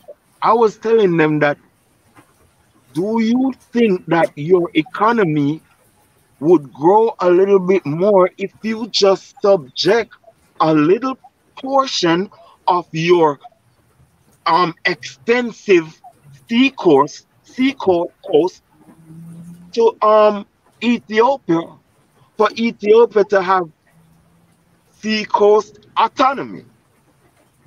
You see, they're actually doing that between. Did you see the live about the Lamu port? They're doing that between South Sudan, Ethiopia, and Kenya. I think Djibouti has obliged Ethiopia with access to the ocean, right? Yes, they have Eritrea. They have Eritrea. No. They have Somaliland. No. Eritrea needs to give Ethiopia access. Always. I don't think they have access. They have access to it, by the way. They do. They do. I don't know. I don't have a radical stand on how I think they friends. I can fire. Yeah. I can fire. Eritrea, when the independence was declared, when she declared the independence, all accepted the cross. The access to the sea was not a question at all. Because even the president says, listen, I got, at that time, was like 90 million, okay? Do you think I'm going to block 90 million people that need to do business, and I'll block it because of the region? It's the regime of Ethiopia is the one that blocked them, so he can see the ruin of Eritrea. It was a very vicious, I mean, it's unhuman. A very vicious, if I don't like the color of your eye, I can deport you. That's a black man speaking to another black man. What time was that? That was in the 80s? This is during Muller's time, 1997, 1998. Okay. If I don't like the color of your eye. And that's Hitler for me. That's, the minute a person, if he doesn't like the color of your eye, not the color of your skin, the eye. Now you serious? Are you serious? I'm very serious. All right. What color eyes they was opposing? I don't know. I don't know. I mean, most people have brown eyes.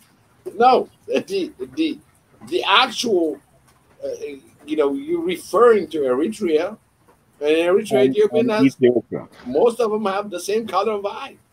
There's a brown eye, or I think they was opposing blue eyes. Green. I think they didn't like blue eyes. No, he made the biggest mistake in everything that he can think about being smart, trying to bring in some ideology that doesn't even not exist.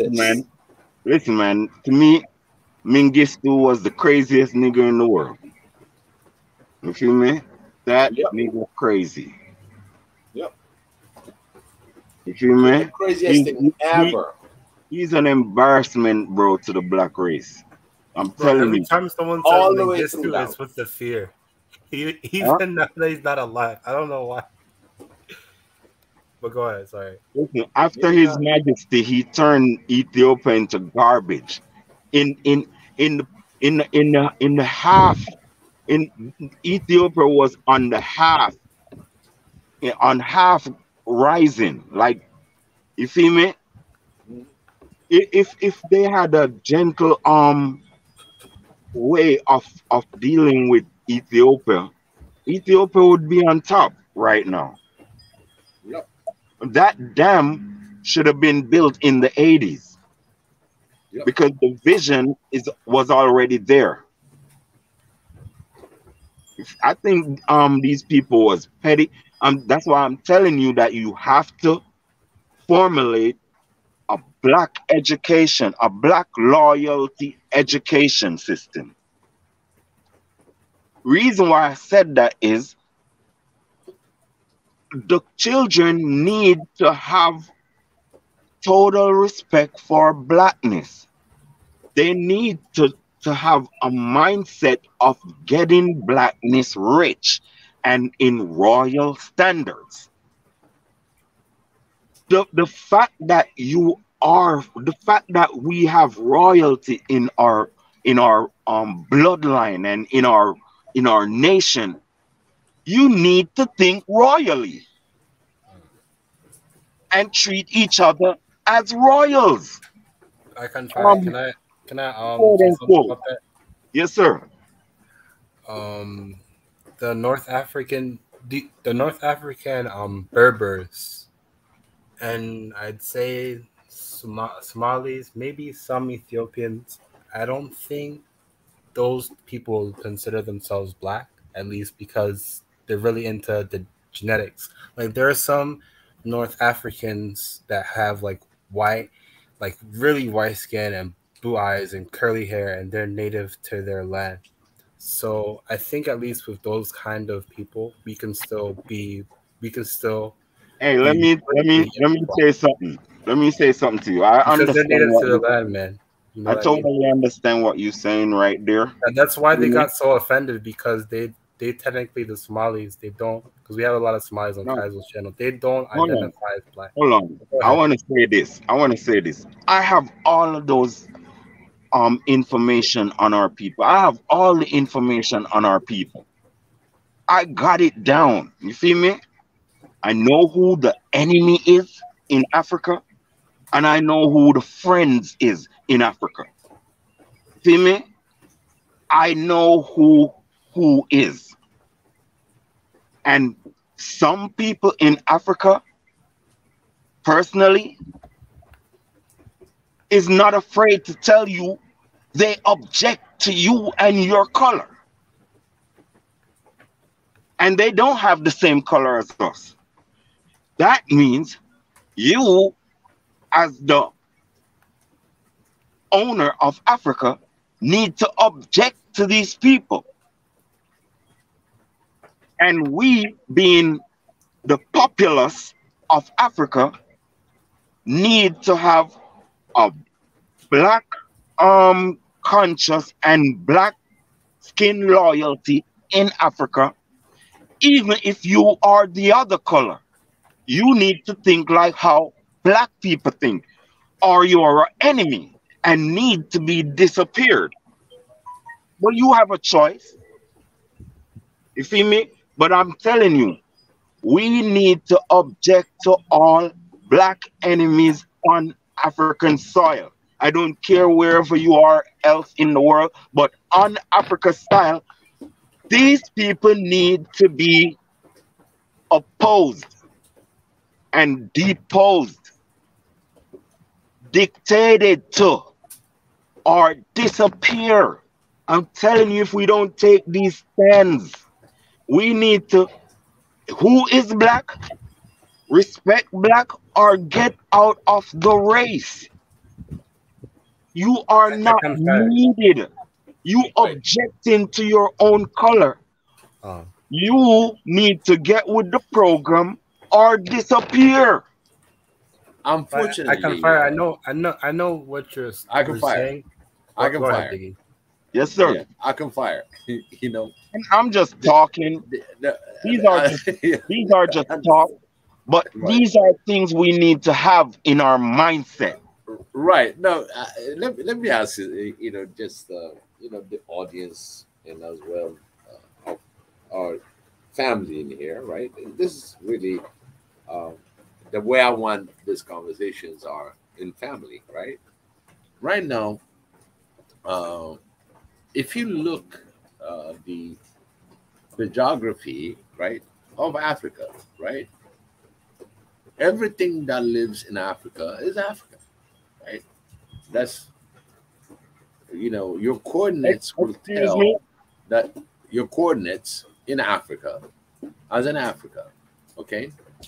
But if you deny your being Africans, can do you see the controversy that you're creating with your own confusion? Because you are in Africa, and you cannot deny living as states, as Morocco, Algeria, Egypt, Libya, all these countries,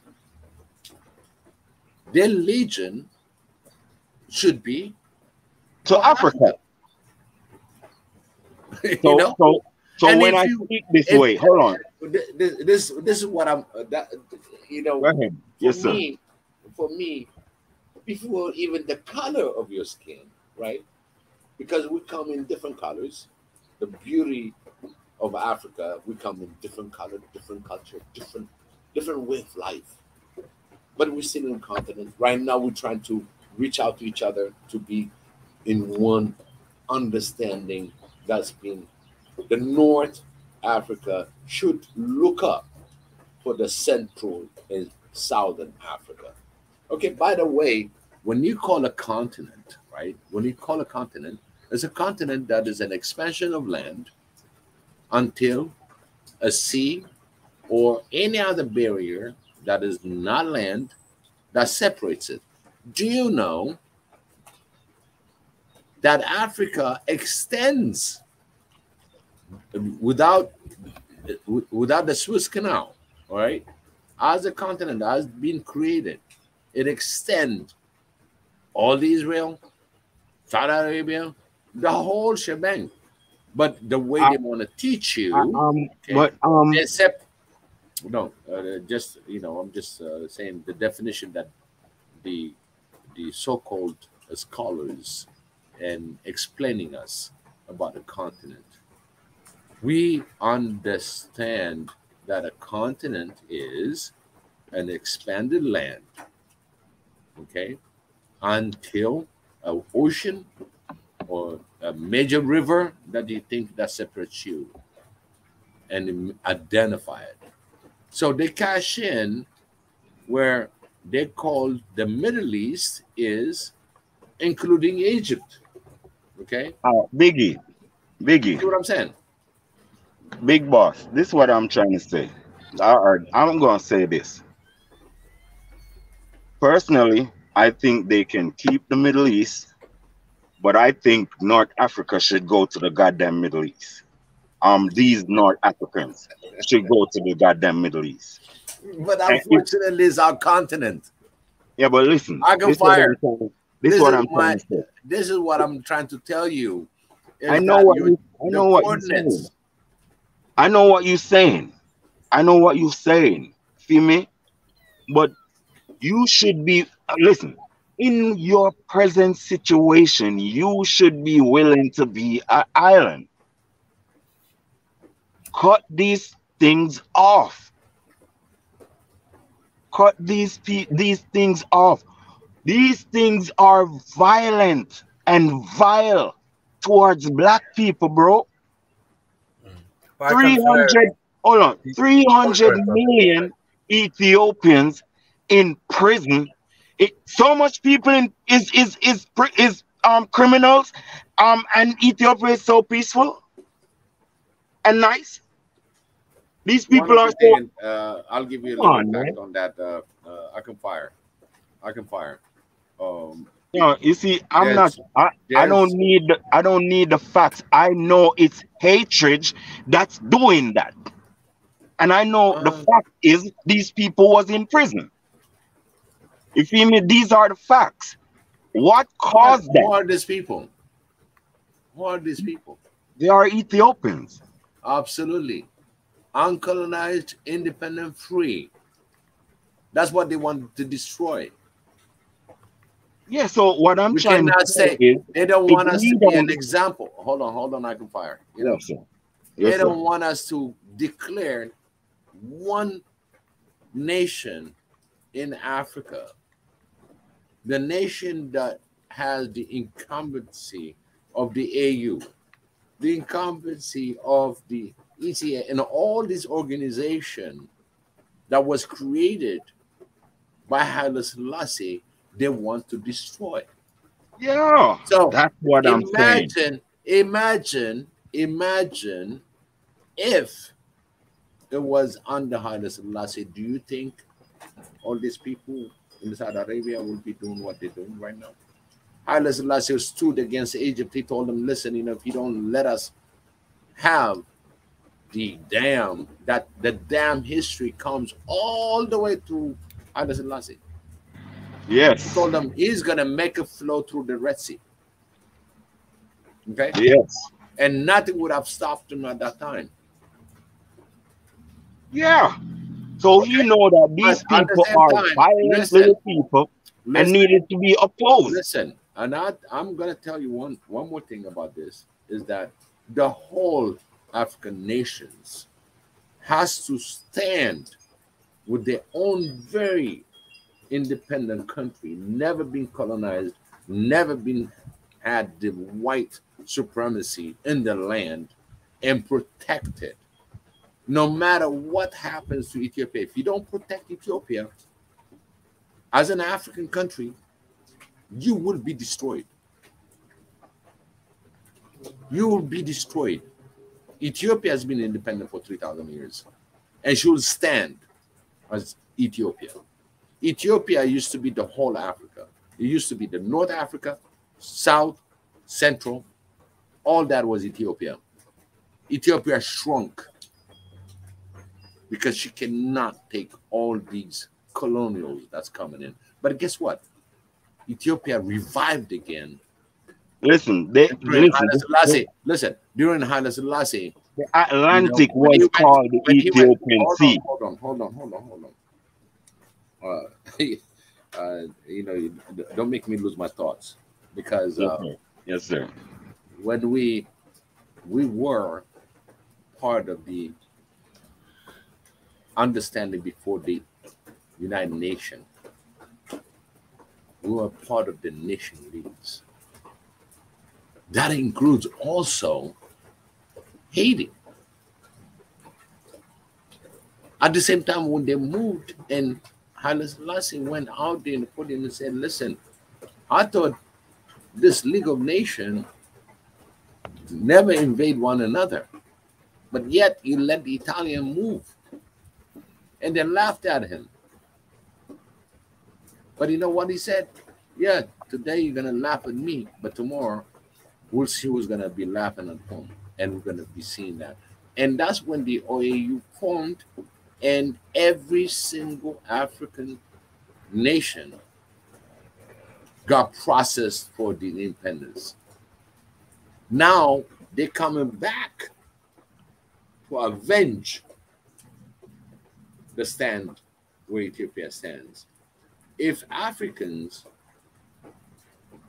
in the coordinates where it says is the African land and they don't protect it,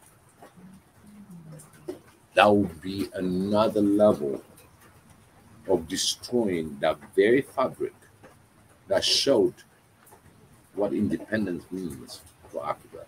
Where's Tanzania? Because she don't like people that oppose Africa. Anybody anti-African, she don't like them. So I like her.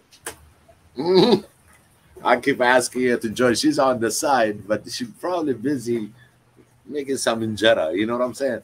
But at the same time, I can see on the where's Sam? Sections. Where's Sam? Sam don't like people that's anti-African either. No, Sam said he's got a very coarse voice that nobody can appreciate. We said we invited him several times. Sam is a man. Yeah. It's a dude. Where's the Eritrean girl? That Eritrean girl is a warrior. Saluti is another one. Saluti is another one. I keep inviting. And you know what, the comment section and everything, I only take very few in order to make sure that our movement to One Africa happens And these are the people that really battles up, coming in every day, show themselves. But I'm telling you, boss man, I'm telling you, this argument of one Africa, right? It's like you cannot have an you cannot not have a objective vision or example in your mind of what you want to see. It's like, how do you figure and then figure out how do you get it? How would this thing, because all right, if you want good for everyone, because I want everybody, I would want very intelligent 9-year-old Africans, like all of them, every black kid, very intelligent, carry themselves appropriate, always reading, always inventing stuff. You feel me? Always never be this whole bunch of plain stuff. Always taking things serious. And listen, we are not in a time for games where we can say, oh, the kids needs to play. You play too much. You're playing too much. You have to be serious from you little to be serious when you big. You have to be intelligent from you little to be intelligent when you big. Yes, you can be intelligent when you big, but it's gonna take longer, like me, that have to assume my intelligence after I'm big. You feel me? Because they are teaching us in the wrong order. You feel me? We need to have discipline in our teaching towards blackness. That's what's lacking. Everybody coming out of school is loyal to the other races and the other countries, continents. I mean, you think of the ratio of how many Africans love America even more than Africa. I think it's more than 50%. Am I lying? There's opportunity, you know what I mean? It's, yeah, So you're not lying. Everybody, yeah, but it's not totally opportunity. Hold on, it's not totally opportunity. Wait, it's not totally opportunity. It's not that. It's somebody propagating things in your mind subliminally. Something is spreading a propaganda in opposition of you and your country, and in favor of these other places. And so what it does is it's turning you into idiots. You feel? I'm telling you. I know. You know, I can fire. The idea is, listen, the idea is right there. All you have to do is have self-confidence. But guess what? Your confidence is overseas. You know how hard we will work for these people? You know how dedicated we black people are to these other countries? I told you we are sugar cane. So what if your dedication, hold on, what if your dedication, what if the dedication that you have was to your country? What if all those ideas that you would have for these other, what if that, what do you call it? They have this word for it. Excitement that you have for these other countries. You had that excitement for your country and in development and in aid of your country and your people. I'm telling you, that's what Africa is lacking. Not the opportunities, because you will give yourself and each other opportunities. You will be selfish. You gonna make sure nobody gets your things unless everybody benefit. In the you would own all produce in your countries, because you would be like, oh no, you can't come and get rich off us and leave us poor like this. Hell no. I don't care about you. I don't care about you and your little family overseas. Man, get on. You better go on, or we going let's listen. We'll make the deal. We'll give you the contract. You don't write no contract here. If we come over there, we'll come over there and sign contract with you about doing business over there. But if you come in here to do business, we'll formulate the contract. You understand what I'm saying? Can I ask you a question? Yes. Go ahead. What's the question? Go ahead. How would you go about getting a collective identity out of people that might not necessarily consider themselves Black, but they are African and they're indigenous to their land? I'm just curious. All right, hold on. We need to infiltrate the educational system.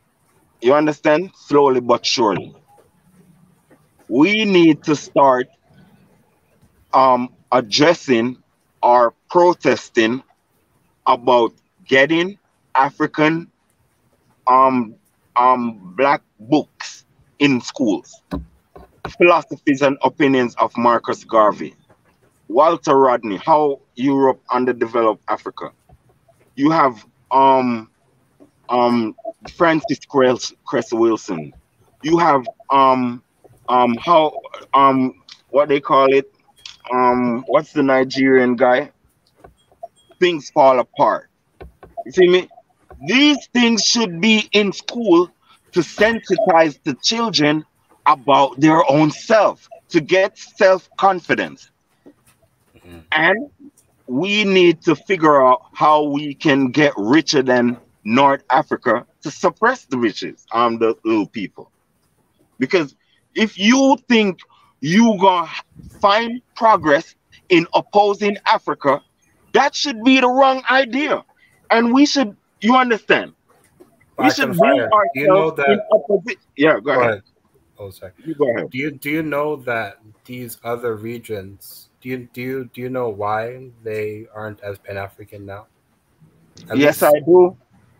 At least from what I know, a lot of them were mad at what happened to Gaddafi, at least on the North African side, because he did so much for all the other regions, and no one except Mandela actually assisted him anyway, because Mandela was going to help him flee, but Gaddafi refused. He stayed during the war. He refused to leave Libya, and at least on the Somali region side, that Greater Somalia, basically every Somali region, that the ones in Kenya, the ones in Ethiopia, and the Somali regions, and Djibouti, after Siad Barre, after that civil war, they weren't as Pan-African. In fact, I don't speak Somali, but if I did, maybe it's a project I could do in the future. But you would see that if you look at some of the older, you say you're from the island or Somali? No, I'm from the Caribbean, but I learned the different histories of the Horn of Africa because that's where I wanted to live in the future. Of course, go ahead. There was a lot more Pan-Africanist songs before that time of 1991. But yeah, that's the basic reason. So at least for me, if you want to have a collective identity with them and to them to be loyal to us, you have to make sure. I wouldn't say that they have to be suppressed. You have to. Okay, this is what I have to say. Right? This is what I have to say about that. We give people their chances. We'll show love. You have to take our education system though, because you cannot grow corrupt children in Africa. You cannot be what you call it, having this recurrency, this rotation of wickedness. You see me? So if you're not willing to have African culture and teaching in your schools, that's war. But that should be war. I can't fire. That's what I'm trying to tell you. There are some that they're African, but in their genetics they have a line that's not necessarily black. Yeah, but that's what I'm saying. I'm willing to 1 second. I'm willing to accept anyone in life. Okay. But you cannot be around me as a black hater. You need to be disposed of. You feel me? We are the best in our eyes. We are the best in our eyes, and we will permit you to live also. But if you are disposing of us, in which that's all in your history, we are not friends. And until you pay, we will not be friends. Amen. And because what I'm saying is your persistence is overwhelming my kindness. Their persistence, whether Europe or Arabs, is overwhelming African kindness. You kill millions upon millions of us, and we was willing to forgive you. It's not like I'm just this hateful person. These people are relentless in their hatred against us. Africa could be running smooth already. You could enslave us, kill us, all of that stuff. But you don't want to change your mind as to leaving us to develop or helping us to develop. None of that they with. I can fire. Yeah. Okay. I can fire. Your point. Let me hold on. Let me welcome Darth Revan. Yeah. He just joined us. Thank you so much for joining us. Yes, God. Respect God. Yeah. Darth. I can fire. I was just gonna say sometimes your point will be better heard if you speak. If you don't shout, you know what I mean? Because sometimes people misheard you that way. But no problem. I understand. The reason I grandstand, hold on. It's called grandstand. The reason I grandstand is because it might be my ancestors speaking, because it flows how I speak when I'm speaking to my people. Okay. And I'm not teaching you no wickedness. I know I'm not trying to tell you no wickedness. Yeah. I am telling you self-defense. Yeah.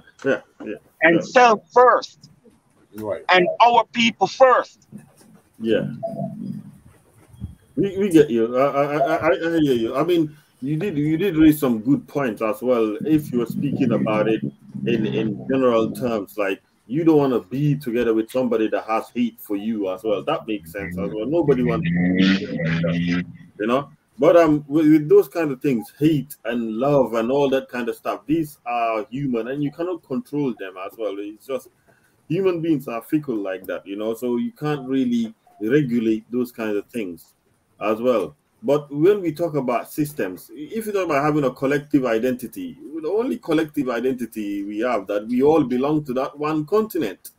We may not be black, we are not black, but we all belong to that one continent. We all come from that one continent. God, hell no. God, hell no. You know that's a disrespect to us.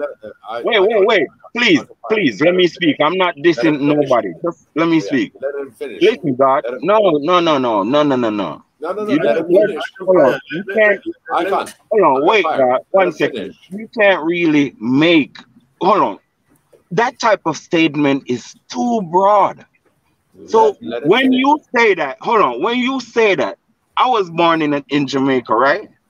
So when you say that, that means we was that was kidnapped and whatever. You see me? And is over here. Is not Africans no more. That's what you say when you say these nasty little people is Africans. No, I can fire. Fire. Okay, we all can't talk at once. Sorry. I can fire you. The thing is, though, is that they when you say when you say someone that maybe they want to have a collective identity and they're not genetically Negroid or black, but they're indigenous to their land and they're on the fence, and you tell them like that they're if you say the words like these nasty little people, they think remember a lot of these people from African countries are very nationalists, and when you say something like that, they're not gonna want to hear you out. But go ahead. Don't worry about I Can Fire, man. He's definitely been taking some licks about the rhetoric he says and all that stuff. So I'm not gonna come at him. I'm not looking to come at him entirely, you know. But I'll think by now I Can Fire, you must have developed a more diplomatic method of speaking about these things, because you've been taking too many licks on the internet. I Can Fire. Come on. Yeah, but you know, when we warriors. When we warriors, we know we're gonna get hit. Anyway, we know that. There's history to everything. Yeah. But listen, hold on, wait, man. Okay. I Can Fire. Hold on, guys. Listen, I'm gonna say something to y'all. This stuff is not new to me. I'm talking to a lot of little 20-year-olds. Yeah. You was just born. You haven't even studied history. How can you oppose anything when you can't propose? That's not smart. You can just look. Again, hold on, wait.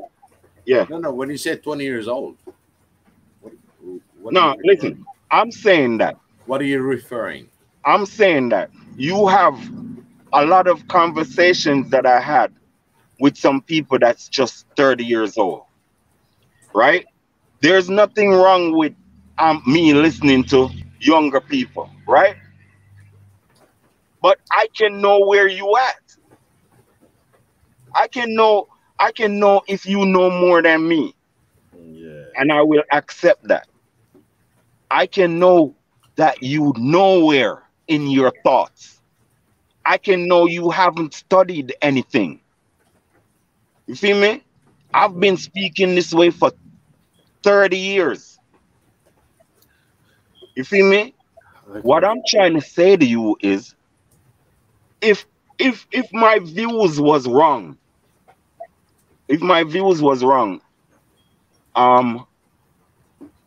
so how would you? Wait, 1 second. Wait, 1 second. If my views was wrong, how would you know? You have never experienced it. Okay, suppose let's say your views were not wrong. How are you going to write what you consider to be wrong in the continent? How do you plan to do that entirely? Well, it's already happening. It's called panic. How so is it happening? What are you seeing? What are you seeing on the ground? Well, I hear a lot of youths with a certain amount of consciousness. Mm-hmm. I hear a lot of black loyalty also, in which that was. But how do you plan to re-blackanize the whole entire continent? How do you plan to do that? So I already said it. There's only one way. What's system that? Is already there, so we're not gonna invent the wheel. What systems? What systems do you plan to use to make the whole continent black as you would like? The system I'm using is my speech. I have no power, but I have the power of talking, and I know what to say. I don't speak frivolously. I don't speak stupid stuff. I don't talk about bubblegum, toothpaste, unless we're making it. But obviously, the speech can go so far. There has to be something that listen. Hold on, wait. We are all. Let him finish. I can fire. You got to listen to the other side. But I hear what he's saying. I'm No, no, not, he didn't You don't let finish. us finish our questions to you. I can Yeah. fire. Let us finish our questions to you. I know So- you're on fire. It's Yeah. just you're gonna have to let go ahead. people, I'm sorry. you Go know. ahead. How do you talk. obviously speech can go as far in us? I can fire. How do you plan? There must be some actions in place to actually make, because obviously you consider some black, well, like for instance, the North Africans. You can only speak as Okay, North. I want to say this to you. Right? Yeah. If I had money, okay, say I had a bill, a 500, say I have $10 million US dollars, right? Yeah. Me, I would like, okay, I'm a dedicate 2 million to or 3 million to some education systems in Africa, right? Mm-hmm. How much? Say I'm saying, okay, I'm going to dedicate $3 million, right? You cannot even touch the ground with $3 million. Wait, to different education structures. Our economy, it goes in trillions. Could you I can hold on. How are you cutting me when you told me not to cut? Yeah, but he said billion. Can I speak? Speak. Yes. Yeah. Listen, in my small mind, this is where I'm at. Okay. And these things are not written in stone. It's just an idea from an ordinary person. So this is what I'm saying, right? I say I could permit myself to spend $3 million on this venture. What I would do is I would address the ministries of education with funding. You're being very vague. In order to bribe them for these projects. What are these projects? Tell us. These projects are to intensify black books in their schools. Okay. And to blacken or Africanize the curriculum. Okay. Slowly but surely. Hold on, man. I'm not done. You feel me? So what I would do is, okay, I know there's a system of the injection and the infiltration of whiteness in our schools in Africa, Caribbean, all those places. Right? I think I'm getting what you're saying. I think I'm getting what you're saying. Can I just say that? Let me just say it and see if I'm correct, right? Let me just try to say it, and so that you can judge if I'm correct. Are you saying I can fire because there is a whitewashing of African history and black history that you want to actually reverse that process, and it has nothing to do with maybe getting rid of a few type of people in the continent or something? You want to get rid of the whitewashing of African history. Yeah. It's like Pan-African is. I totally agree with you. You're not looking for any genocide or something like that. No, you have the vision. I'm saying. Okay. Now, if I had dictatorship, well, some people have to die because I would want radical change. You feel me? But since we in this position, you have to change the frame. What I can say is your general entire message is you want to revert whitewashing of history as well. Yeah. You want to fight that. If you stick to that, many people will understand where you're coming from. But otherwise, other people are going to think you are kind of dismissing other races. This is what I'm saying. This is what I'm saying. I'm talking to human beings, right? You have a thing called lies. You have a thing called hypocrisy. All of that stuff. These are the prominent things in life. In this system. If you are a big liar, you are on the route of and a decent, good liar, you are on the route to success in this system. Partially. So what I'm saying is, it's all hypocrisy that is running this world. You feel me? How can you? Why? All right. Why speak about opposing your enemies diplomatically to your people? Some people will not get it. But it depends who you So consider. for me as a normal person, I just come straight, bro. But You're gonna think about it in a few minutes. Who do you consider your enemy? I can fire. Who is your enemy within the African continent? White people and Arabs. White people and Arabs. What about well, okay, Arabs. You know, North Africans are not entirely Arabs. Why do you consider North Africans? When I say North Africa, I'm talking the nasty little people that's in power. Ain't no black people in power there. Okay. And there's a hierarchy there, bro. What do you We are think actually close to slaves there. What do you think of Horner Africans and that? What do you think of that? Are they your enemies or not? Listen, Horn of Africans, they are mixed a lot with black people. Till they cannot even say they're not black because you almost look black.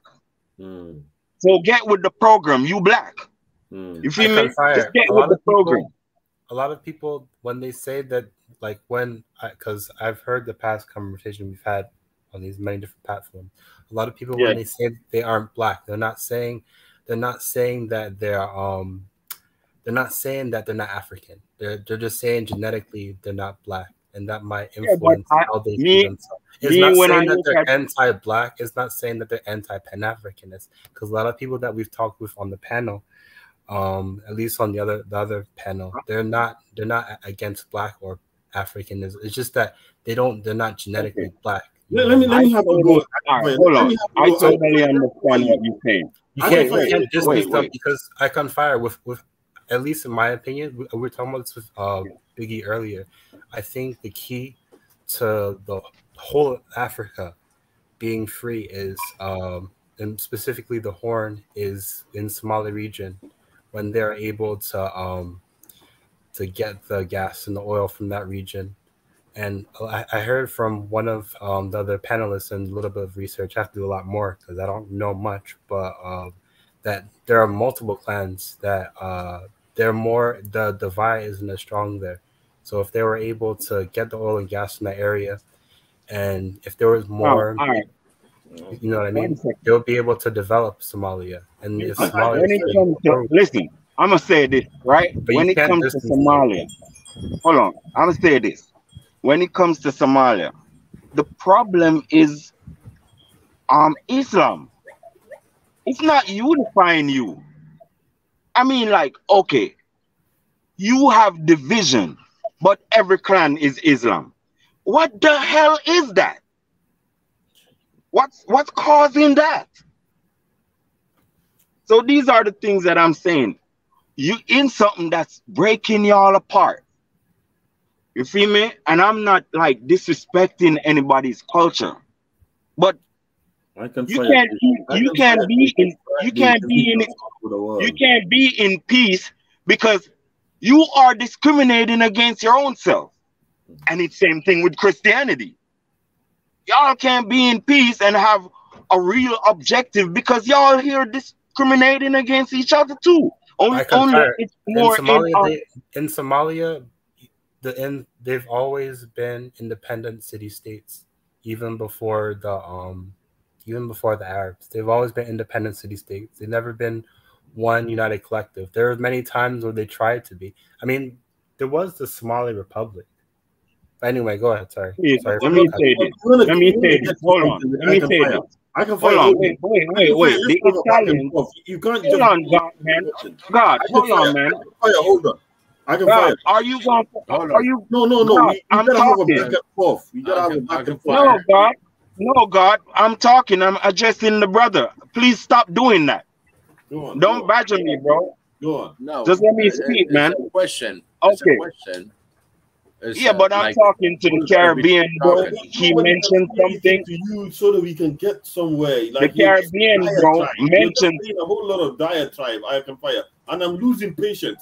And if I lose patience, I'm gonna come at you, and I don't have time. I don't have time to come at you. Yo, guys, let's first not of all, fight. I It's don't care about unproductive. that. First of all, I don't care It's about not. your patience. Hold on. I'm hosting this. Okay. A little Don't bit of do respect that, to the host. Doc. No. I can fire I'm just everybody. tired for that. Hey, listen. I'm trying to host this thing, and we have to have time for everybody to speak, but not at the same time. And Garth was talking about it, and he was trying to say something about it, and Because we're trying to get to the point. Not only to a point, we're trying to get somewhere with I Can Fire as well. Because there is something wrong where he goes every panel and he's having problems with people all the time. Then there's something wrong. We want to really talk to him about his ways, and maybe he could find a better way to come at it. It's not about being diplomatic, but you just okay. So what am I doing now? There has to be progress, man. There has to be progress. So what am I doing now? You're just saying a whole bunch of diatribe, to be honest. I don't understand you. What's the diatribe? You're just speaking a whole lot of nonsense. Sorry. Yeah, so why are you the wise person? Who declared you that? No. It's not being wise, but okay. All right. What's your point, God? Go ahead. You speak. My point is, I Can Fire. Ever since you've been, you say a lot of vague things.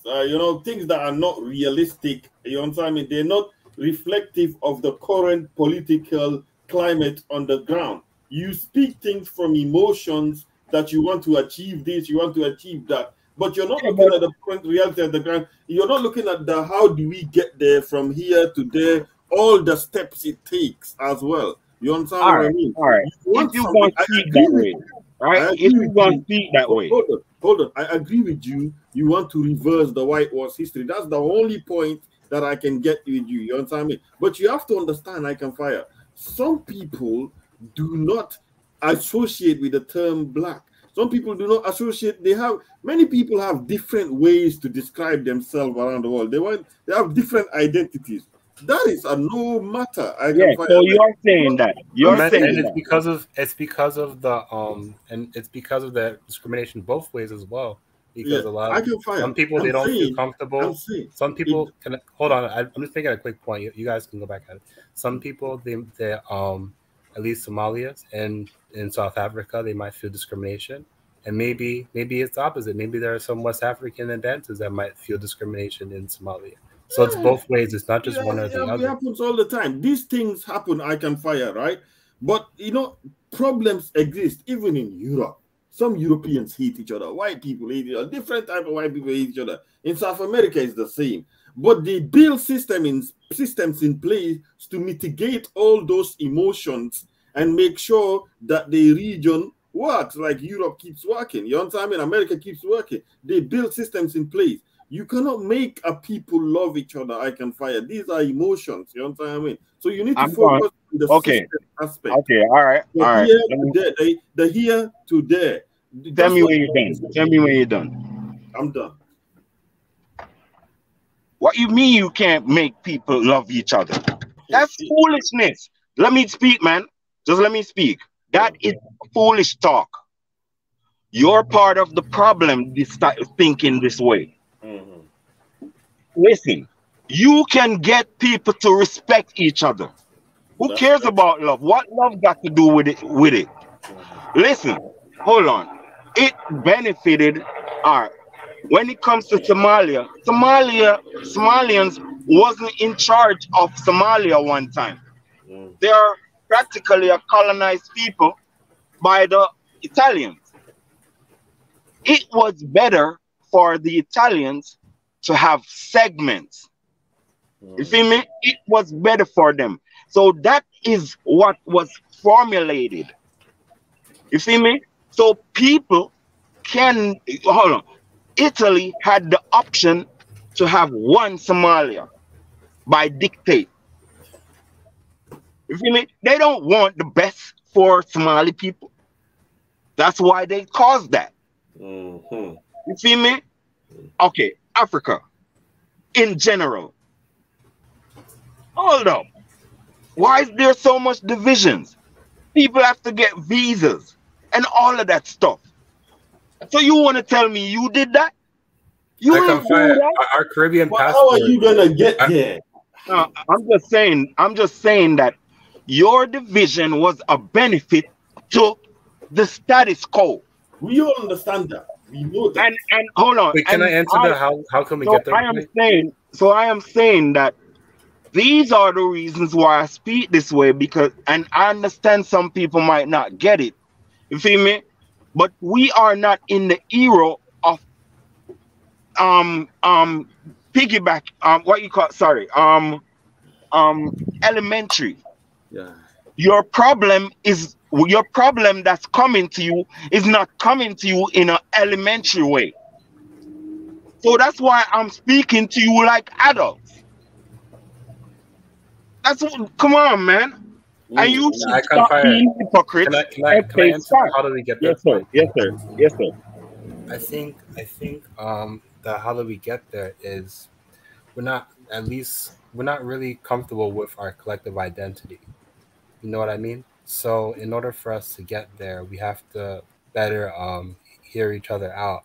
And even if someone they don't agree, let's say if there's someone that is North African or they're East African and they don't consider themselves black, to get them from maybe their religion is first and before anything else, and they don't hear anything else.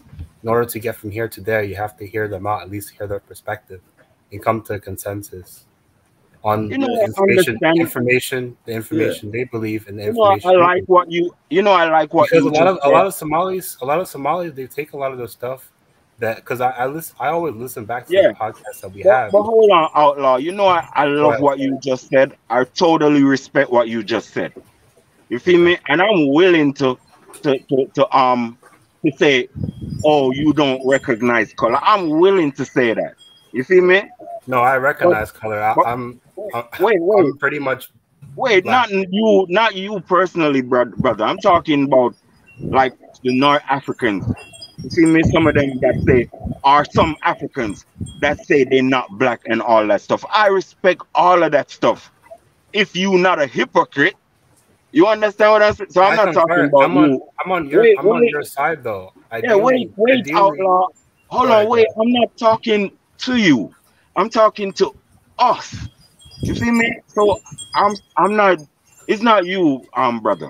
You feel me? I'm talking to us. I'm really talking to my African people. Caribbean people know they're black. So I'm just saying this, right? The people that is black and oppose it, I'd say nothing, right? But why do you call white people white? Why do you call? Well, isn't that hypocrisy though? But I think some of them don't actually like to refer to those terms. But that's a good point still. So who cares what you don't like? That's what I'm telling you. Nature don't care what you like. I come fire. If you don't care what they think about their lineage, you're not going to hear you out. No, I'm not. I'm not disrespecting nobody's lineage. We are talking facts, and these are the things that I'm trying to say, right?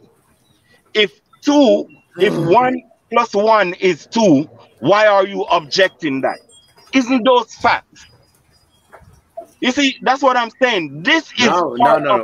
I can fire. You know, now we're going in a different direction. Yeah. Our discussion is about diaspora. What we can do for the continental bridge. What do you think we're doing? Hold on. Having this conversation. What I'm saying is What I'm saying is the point you make, point taken. There are point taken. But at the same time, if you are resident of the continent, you are African. No.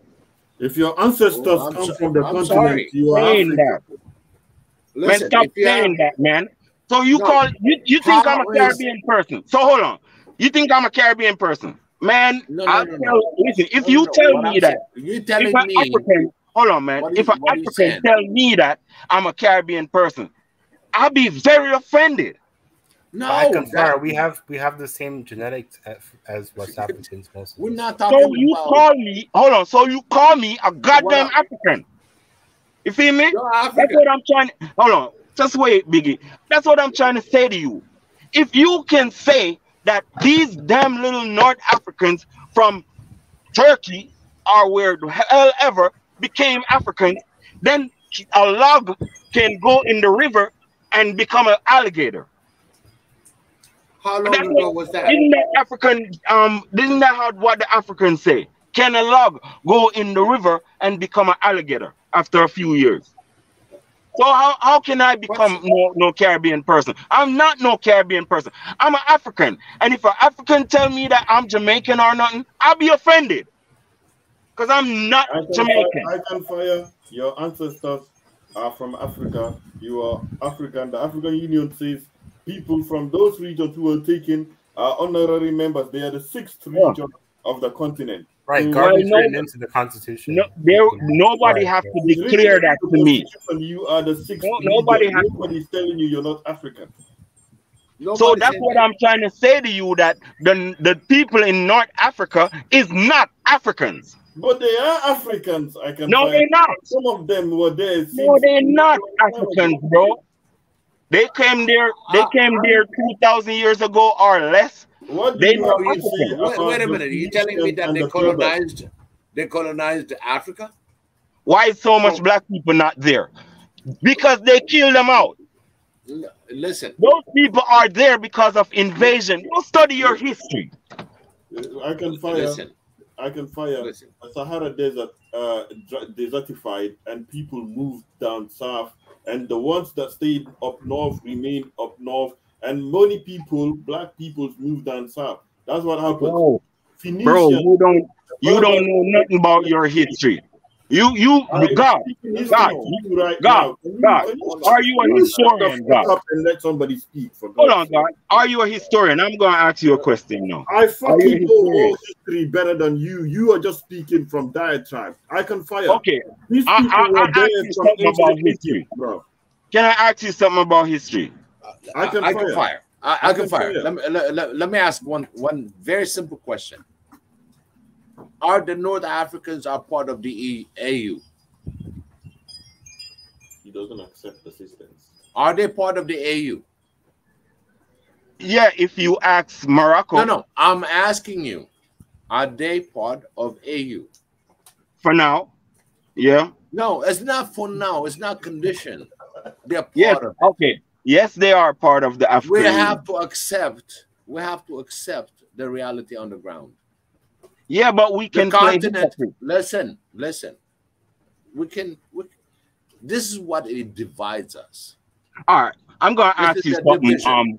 Biggie, one question. Biggie, one question. Biggie, I'm not done yet. I'm not done. Ask you one question. Are there slaves in North Africa? Listen, we know we're fighting as Africans. As Africans, we are fighting against slavery. That is in the Mauritania. There's places throughout Africa, they pay you a miserable payment for saying paying, but you're slaving. Well, I'm just asking something, right? Within Africa. That's our fault as well. If you're gonna talk about it in Africa. Sorry, Biggie, go ahead. But at the same time, we have to recognize the continent as one. It's not about black. I don't know how you can't understand that, bro. I don't know how you can't understand that. I don't understand you people. It's like you don't understand nothing. Black people is not. Hold on. Black people is not safe in North Africa. Hold on. You saying that? Let me finish here. Hold on. I'm gonna ask you this. Are you saying that we are safe in? I asked you a question. What question? Asking you a question. Go ahead. Does North Africa is part of Africa, the continent? The land is part of the continent. How about the people that live in it? Not those people. Only black people. Where are you going to deport them? Hold on. I got a question. Where are you going to deport them? You have ultimatums.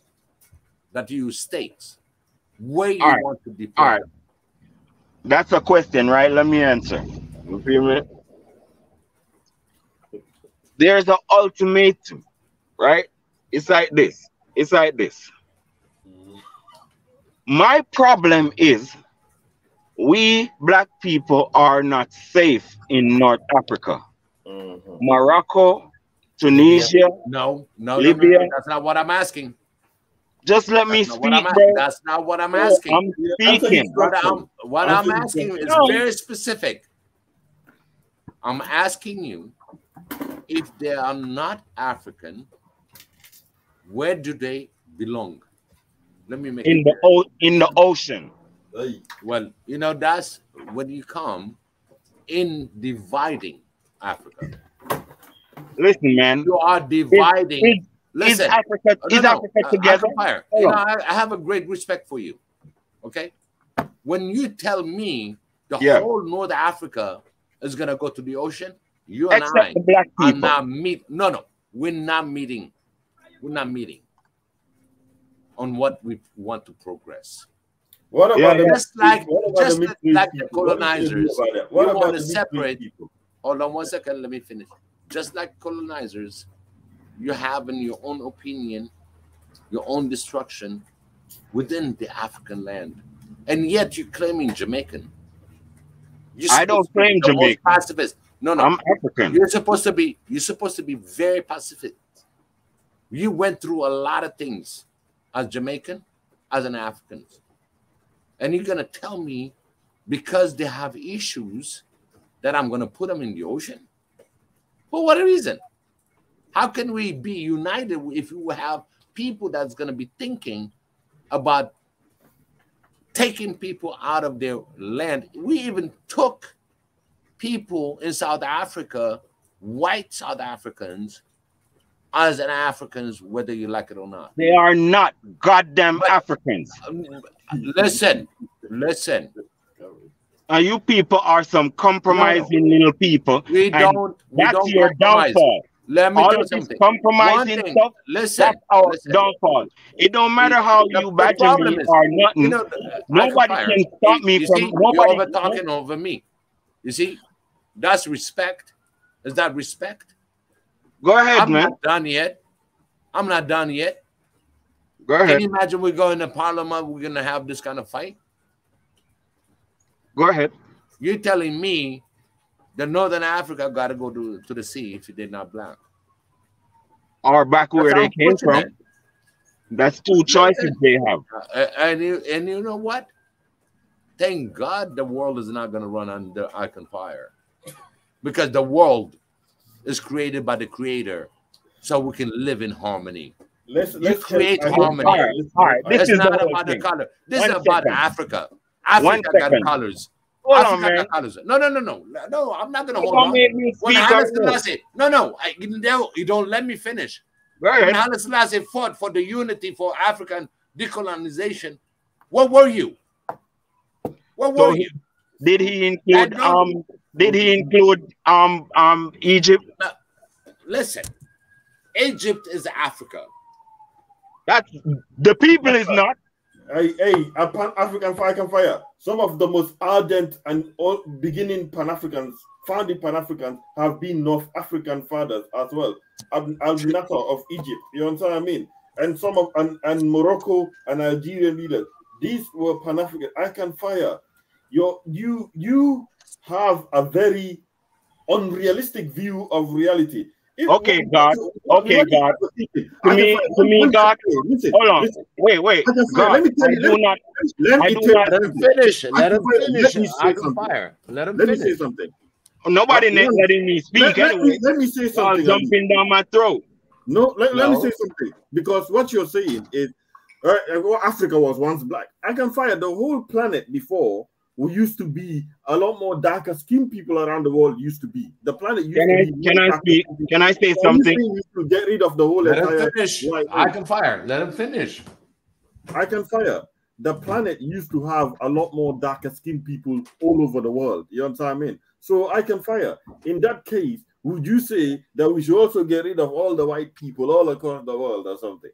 not just Africa. Why stop just in Africa? Why stop in Africa?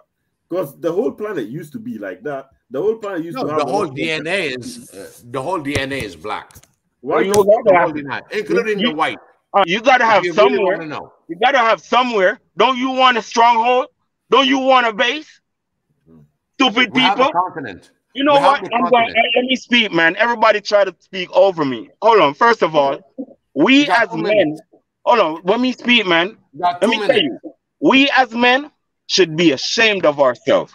Let that lady speak. Let the Eritrean lady speak, man. I'm tired of hearing men. Y'all soft.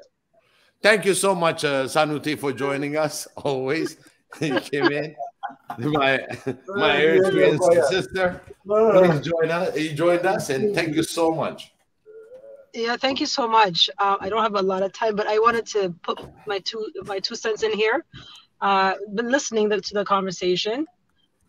Interesting, very hot topic, interesting topic. But what I would like to say, hi to everybody first, right? Hi Biggie and everyone. So with the previous speaker, what was his name? I know he wanted to. Okay, yes. So he's making a lot of good points, but the thing is, I can understand his mindset, where he's coming from, because you have to understand. We as Africans, we're very welcoming, and we just love everybody, and we just. Because we're very nice, because we don't know our true history. Again, if we knew our true history and where we come from, what was Africa before colonization, we wouldn't be talking like some people the way they're talking, right? There's nothing. Again, love everyone, respect everybody for sure, but we cannot deny history and factual history, right? So even with current situation right now. We want to welcome the Arabs, the white Africans. We want to welcome everybody, right? But Africa, originally, it's melanated people. It's our land. We're the original people. We know that for a fact. Currently, right now, even with the North Africans, if I do they consider themselves Africans? Yes. That's debatable. That's debatable. That's debatable. Because the thing is, some can say yes, but I think most, and I have a lot of friends here that are not a lot, but co-workers, I would say, or mutual friends. They don't really consider themselves. They might say Africa, but they don't really see themselves as Africans. They think they're above us, because of their skin color, or maybe because their country's more developed. They have an Arab League with the Middle East. Do we have our own league in Africa? No. We have the African Union, but we have no power in that. Who's in power of that? It's funded by Europeans. How much money is coming from the north to the south? Exactly, right? And then also, what is happening to our Ethiopian, Eritrean, Somalian, West African brothers and sisters in the middle, in Libya, in Egypt, in all those North African countries, Tunisia, Morocco, they're not treated equal. No, Egypt was all black. It's the continent. It's a country of civilization of Africa, all the way to Ethiopia, Sudan, Kemet, former Kemet. So all those, they even tried to deny our history, to say those pyramids, those they're originally, they try to make them white. They try to make them white in history. Still in denial. So let's not sugarcoat history. I know my brother here is being a little bit in your face and upfront. You know what I mean? Which I can relate to him. I understand. I respect that. But not everybody can take it. Sometimes you gotta send the message in a softer tone for people to get. Can I respond to what you say? Oh, yeah, Empress. Hold on, Empress. It's like Empress. I'm saying this, right? When are we gonna stop this niceness? When are we gonna stop this? I'm with you on that. We need. You know what? Where has it got us? Where has it got us? Where has it got us as Africans? Hold on a second. And how are we nice to each other? How much niceness do we give to each other? I can fire. Exactly. Now we got the lady in the house, and she's speaking, and at the same time there was a question from Darth. So yeah, look, nobody. We all recognize that African people have been more inclusive around the world, which was to our detriment. We all recognize that, especially and all that stuff. You know what I mean? And we all know that we know you cannot really force down a label down people's throat of being black. Aside, God. Hold on a second. Hold on, I can fire. Bro. Shut the fuck up, man. Yeah. No, hold on. I can fire, please. You can't force down people's throat an identity of being black, right? There is nothing wrong with black people who consider themselves black, to be exclusive and create their own league, because multiple systems can exist as well. The United States has many trade deals, many cultural relations as well with many people. They have it exists and all that stuff. If not Africans though, but within African continent itself, they can exist a body that says these are the peoples that come from Africa, because that's reflecting the current reality of today. How do you plan to kind of return? Because what you're advocating for is bloody mass warfare around the continent and all that kind of stuff. These people, these North Africans, crazy how they do politically they know they're African. If there's any issues in the African continent that is of ill will, we should work to empower the AU to fight against these things, the slavery. Many people. My brother. My brother. Look, can I say something? I want to interrupt you. Hold on 1 second, Dart. Dart, I just want to say something to you, to what you're saying, right? I love what you're saying, you know. Hold on. To Dart. This is one to Dart. This is to Dart, right? And to everyone else. I love how you're saying, like, you know what, if something happens, we should all come together, kumbaya, blah, blah, blah, right? But you're not, no, hold on. What is happening to the Africans in those North Africa? How about you deal with the basic? How about you deal with the Ethiopians and the Eritreans that are in Saudi Arabia? You know, like a lot of our female sisters, taking their IDs. Thrown on the balcony.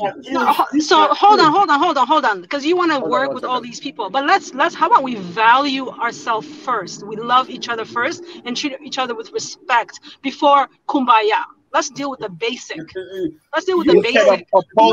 Do I have a right when I go to Saudi Arabia, when a Kenyan sister goes? Hold on.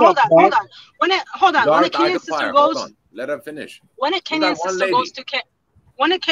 goes to Saudi Arabia to work, and this has been in the news, right? Like, how are they treated? How about we talk about these things? How about these Arab men, selling them a dream to go over on a boat and die in water? How about we deal with these kind of things? How about not stop denying these things? How about we stop our people from board? How about we work together to build our own country? How about we love each other? I love it. Like, I have respect for everybody, but my blackness comes first, and I'm not ashamed to say that. Right? There's nothing wrong with that. They love themselves. They love themselves. They help each other. They work with each other. I'm not asking to divide. I'm not saying to divide, but let's work our own and build our own, and not deny the history. Right? There's nothing wrong with black. Morocco destroyed your country, God. You're from the Gambia. Morocco invaded Mali and destroyed it. Right. You forget that? And they're working with the French. You need to shut up, man. You need to shut up and quiet down. Baby people. We as men should be ashamed of ourselves. I understand. You are one of the most idiots I've met, right? Every let me give a chance. Any panel you've been on, you've just been humiliated. We are cowards. All we want is peace. All we want is peace. We cowards. You keep talking rubbish and all that stuff. Let me tell you something. We need to go to war. Africa war is an emotion. You absolute fucking dundo. You're dundo head. I can fire. That's what you are. You understand? Hi. Your dondo head. How about we stop calling each other's names and try to loving each other and all that stuff. All these skills that you're raising, these are addressed by political systems. You can't just be saying, "Oh, I'm gonna do this." It does not work like that. The world doesn't work like that. Wake the fuck up from reality. I have a question. I have a question to ask, please. We have a lady in the house, okay? We got a princess in the house. Because we have a princess in the house. As you said, I can fire. Blessed princess. There's a royalty that we said we're gonna be treating each other like a royalty. We got a duke I can fire. We got another duke that is let's start treating each other as one. Royal. We have a common goals. It's just how to achieve it. So let's respect each other. To achieve it, not going through I Can Fire's plan, because I Can Fire is clearly an idiot. If you follow I Can Fire, you're heading to fucking fire. That guy is the most idiotic asshole I've ever heard. He's a complete asshole. Didn't I say in my show? That guy is an asshole. He's just an asshole. Why are you ridiculing me? Don't ridicule me, man. Listen, hold on. This thing is getting out of hand. All right. But one thing, let's respect each other. I would like. He can criticize the idea. Leave the person alone. Because everybody got his own opinion. I want to hear the Empress. Okay. Yes.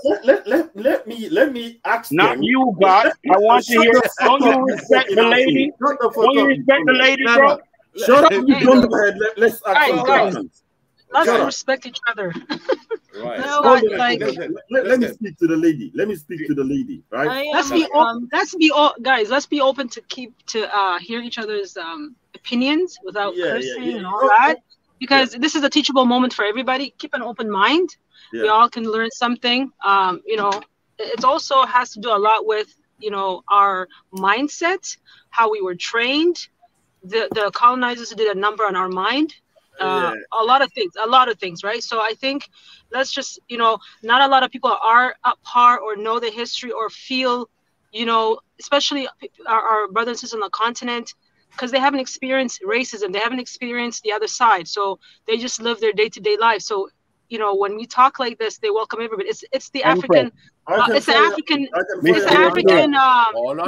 just want to finish what I want to say. It's just the African, like blood. Like I don't know, not blood, but our culture, our tradition, the way we welcome people, we love people. But that time we have to open our mind, open our eyes, because we cannot be so kind and so welcoming while these other people come in and do so many things doesn't they have. And look where we at. So that being said, let's talk with respect and love. I have to get off, but I will be back. I'm listening. Don't go. I'm at work. Don't go. I'm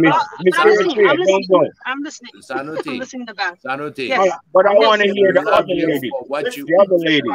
Wait a minute. I want to say something, Sanuti. Thank you so much for coming. And you put your point right on the dots. I understand. And at the same time, we have I Can Fire Dark. There's a discussion that's going to be ongoing. Yeah. And please, let's refrain from calling each other. Okay. Names. All right. Let's be the what do you call the ambassadors? We are the ambassadors. I already said everybody that comes on the show, we're ambassadors. Just to let people really answer back to. The lady raised some points. Marianne that's joined us also. I have another lady that's coming in, so let's give her time. I want to hear the other lady. Just a quick question, really. Whether do we have any? Let me just explain the background. I grew up in a very, very multicultural place. Where? All right, so you could call me a Christmas Jew, okay, a Christian Muslim Jew. As ridiculous as it sounds, that is how people around me grew up. So I have a burning question now.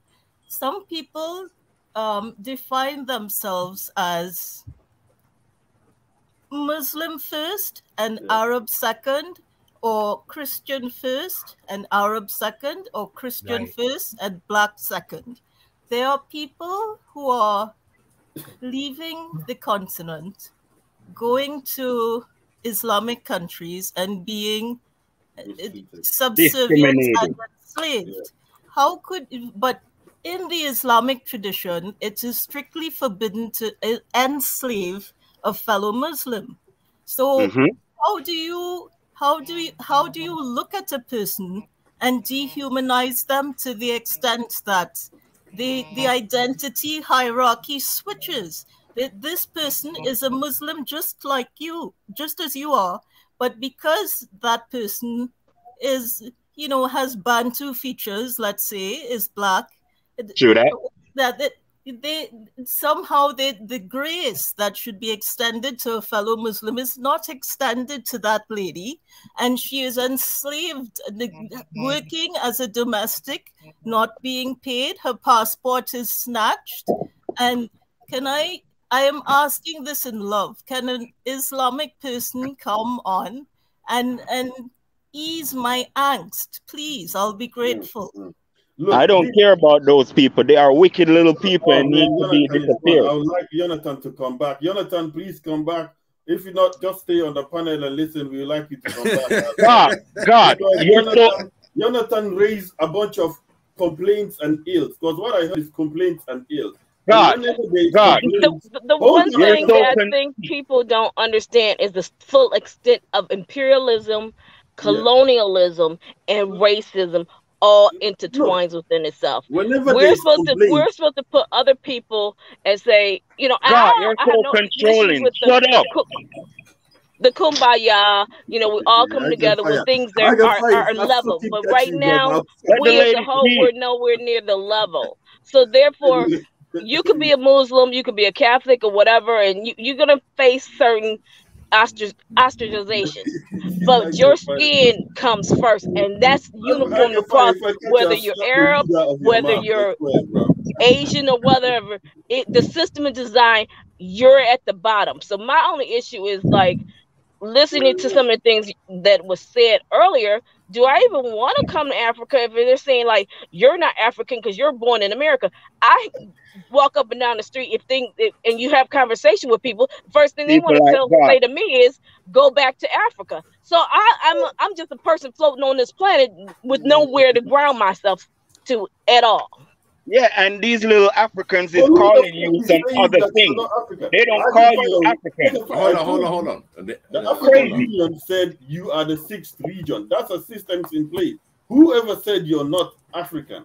They said the diaspora is the 6th region. Right, so I confirm. They just do that to antagonize you, and you always. No. They're not saying it to attack. They honestly. No. This actually, we're talking about something that happened on a different panel. Go ahead. Sorry. You know, they actually mean it. And then that's what we're trying to figure out. Do we have a place that we will be welcome outside of, you know, you going to bring some dollars? You got some dollars? Okay, you could come on over here and invest your dollars. Well, that's what we're doing in America. We're taking our dollars, investing in a system that continues to oppress. Right now, I'm reading a book called Color Law, and it outlines how the government, through FHA, discriminated against and segregated against based upon the president, Herbert Hoover, to make sure that the suburban communities were developed, that they got loans, the banks, all these entities work together. If there was one Black family living 2 blocks away, the whole community was not going to be financed for housing. Yeah, we always getting the leftovers. So we're saying we're not working hard enough. How have those things been resolved? And that's not done based upon my religion. That's not based upon what my beliefs or who I'm taking home with me at night. That's based upon my skin color. How have those things been mitigated in the United States so far? It hasn't. It's not. It flips a coin and makes a new face. So Black people have not had any improvement in the United States ever since the 30s. Is that what you're saying? Yeah. If you look at it, yes, because if you look at the 30s and the businesses we had in the 30s, and the amount of money and amount of millionaires we had in the 30s and compare it to now, you can pull up statistics. We're financially lower than we were. There's no laws against such discrimination that the United States has What implemented? laws? It could be a law is nothing but a word on a word on a piece of paper. If it's not implemented, if the system is not backing it up, it means absolutely nothing. Empress DJ, I want to say something. Look, hold on, God. I want to say something, right? God, you are. I'm wondering if you can stop and listen. I can fire shut your mouth. Hold on. The whole thing is, right? If you keep thinking, then you won't hear. So you have to kind of stop and listen. I've disqualified anything you're gonna say because you're absolute idiot. To be honest, I understand. What have I done to you? I think you're an idiot. I can fire, and you've been shown to be an idiot. Okay, why? What are the listen? Okay, hold on. It's okay. But what are the reasons? What are the reasons? Because you've advocated genocide of a people, and you're still consistently doing it. You're advocating for genocide. If I can interrupt for a minute, nobody wants to genocide nobody. I can fire. But my point is that the system that exists is putting everybody in front of you. So if you could go to China and get the same kind of preferential treatment in China as you can and as other groups can get in Africa, then I have no problems with that. But we're not getting that. That's my only issue, is that you're on your own continent and yet you're still a second-class citizen. Something's not right there. Don't people need to die for that? Don't some people need to die for that? No. You hold on. You know people used to hang our people in America. No, they still shoot them now, so. And Jamaica and all that. You know they used to hang us. What you think that is? Violence. Hold on. What you think that is? Violence. But they wasn't being violent against their own. Like you. We need to do what they do. No. Yes. No. You gotta be smarter than that. Okay, you say no. Okay, you say no. We gotta be smarter than that. Hold on, Biggie. You say no, but isn't that what we was doing? Isn't that what we be doing? No, don't hurt them. Isn't that what we be doing? How's that working out for you? How he's gonna do that? It's not gonna work that way. I can fire. Tell me how you plan to get rid of North Africans and East Africans. How do you plan to do that? Tell me. Get them out of the South first. How are you gonna do that? Tell me how. Get them out of the South first. Because they're in the South as much as they're in the North. They're in the South. You paying them. The process? How are you gonna get rid of them? You are the one. Burn their stores down. Yeah, and then after that, they won't come back. And I can find the whole NATO would attack us. Yeah, this guy, man. My point is with someone I can fire stating he has a point. In America, there are certain things, like I was telling you just about the housing, that goes across the board. White people get preferential treatment. Yes. They in control, fine. My thing is, why isn't the same thing going on in Africa when you're the majority, but you're saying we're supposed to be on a level playing field? Where else on this planet is there a level playing field? There's no such thing. Miss BJ, you know what they're doing? Hold on, you know what they're doing in Africa? They're burning each other's store down. And the China man and Indian man and the white man are gonna come in there and take all the property up and build a beautiful resort and then they don't employ everybody else with minimum wage, like God is worshiping them. Nobody's fucking. They don't get touched. Nobody's not worshiping. Guys, I can fire. They should not survive in your country if you are not surviving. Nobody's fucking worshiping them. We're just saying your complete submission. Yes, you are worshiping them. Okay, I can fire. I got a question for you. Okay. You live in Africa, right? Let's say I'm just gonna give you. Let's say you live in Addis, because the way where I know, that's where I born and grew up. And then I'm gonna throw you out there, and you know, you have your community, you have all the understanding and everything else, and suddenly from everything exhausted, and then this white person comes in, and you just kind of say, you know what, I can be a good guide, I can do this, I can do whatever, right? To benefit yourself in your daily life, right? So you tap into it, and the next thing you know, just the way I showed you, as an investor that's going to be taking what you fished. That means he's coming in to tell you he knows more than what you know about your own country. And he was going to come with all impressive statistics and everything else and brainwash you to take that little panel. And in fact, I'm going to share it again, the way it looks. And, I don't think I can understand what you just said. And I'm just going to... And what happened is, you know, Africa is not worshiping the white.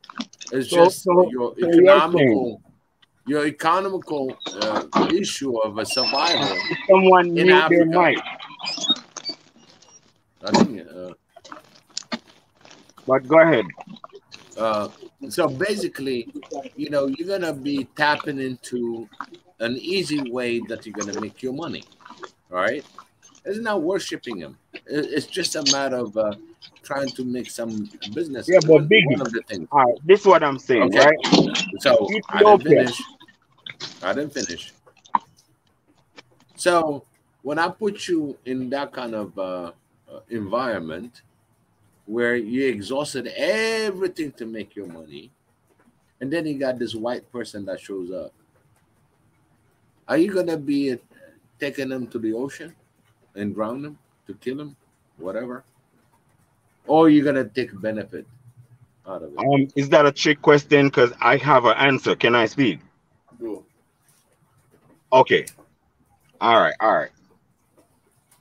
I admire the help that the Russians gave to you, Ethiopia. I admire the help that the Russian gave to you. You owe part of your independence to Russia. You see me? So I am not what you'd call it, ungrateful. These white people is opposing. What's the color, by the way? What's the color? Huh? What's the color? What? What's the Russian color? I don't understand. Could you What's the color? What's the skin color? I said white people. I said white people. Okay. I said these white people, right, helped us out. You should be grateful. Let me speak. Let me speak. How about if I tell you I can fire? Can how I about speak? if I can tell you? How about if I can tell you I don't trust that color? So what? It is good for you not to trust them. Fine. The fact is, you are not a colonized. Y'all not speaking Italian stupid shit because of Russia. No. Don't forget that stuff. No. So let me speak. Russia, let me speak. So Russia is fighting against your enemies up to this day. I just asked you a very simple question, but you're going. But I'm an answer. Well, I answered an answer. He likes to go on a tangent. No. I'm going to reinstate again. I can fire. I'm going to reinstate again. Hold on, God. You are in Ethiopia. I can fire. I'm not going to take. I'm not going to have mercy on you anymore. Because you know what? Now, hold on. Hold on, God. Hold on. I think I'm the host. You know. But at the same time, I'm asking you again, Arkham Fire, you're in Ethiopia. You exhausted everything in order to be employed, survival, all that. Suddenly, you have this white person that comes into your country. You tap into it, and you hang on to it, either tourism or anything, to benefit your daily needs. You're trying to survive. You're not worshiping him, but you're trying to survive. I may be destroy. Listen, but I'll just take it to maybe I would destroy him. But I'll just take it to what's going on in America. When, like we got an influx of Afghanistanians, we got an influx of Ukrainians, the government is giving them assistance. And I'm sure with that assistance is behind the scenes, you're going to have to do this and this and this, and then you'll be okay. Which means you're going to have to then benefit me, even though I'm giving you this money, it's coming back into my pockets. The thing is if you're going to bring in all this foreign investment, if a piece of it's not going back into your pockets and not benefiting your people, what's the point of bringing people here if they're not going to benefit you? Who negotiates a deal to spite themselves? Who does that? Nobody negotiates a deal to spite themselves. Everybody negotiates a deal to their benefit. There are lots of people. There's lots of people who do that. There's those who like, if you give me 10% off the back end, I'm good with it. I see nothing, I say nothing. And then you have the other group that I don't like the people anyway, so do whatever you want. I don't care if it's going to mess up my community. I don't care if it's going to mess up my people because I don't live there or I don't like them or I don't associate. So there are people who do that. Unfortunately, I'm trying to build trouble and they can't get it. They just open their big mouth. Like that. I got Tunaja that just joined us. I'm sorry. I got Tunaja that just joined us, the defense minister, and welcome, Tunaja. Yeah, you realize that two women just was on my side, and you as a man look talking like a woman, like you stupid. I do not give a you know the same thing. Hold on, I can fire. Hold on, I can fire. If anybody is on your side, I can fire. Then that person it's not about who's on your side. You should be ashamed of yourself as a man. No, it's about Africa. It's about Africa. It's not who's going to be taking the side. Everybody should take side. You're not a warrior, God. It's like you need as a warrior, you're going to ask about to be a warrior. You are just a big mouth oaf. No. I'm not going to let you finish it, Dart. You know what? I don't let that to finish because you know what, Dart? Leave him alone. God, you're like a baby giant. No. Hold on. I'm trying to tell you.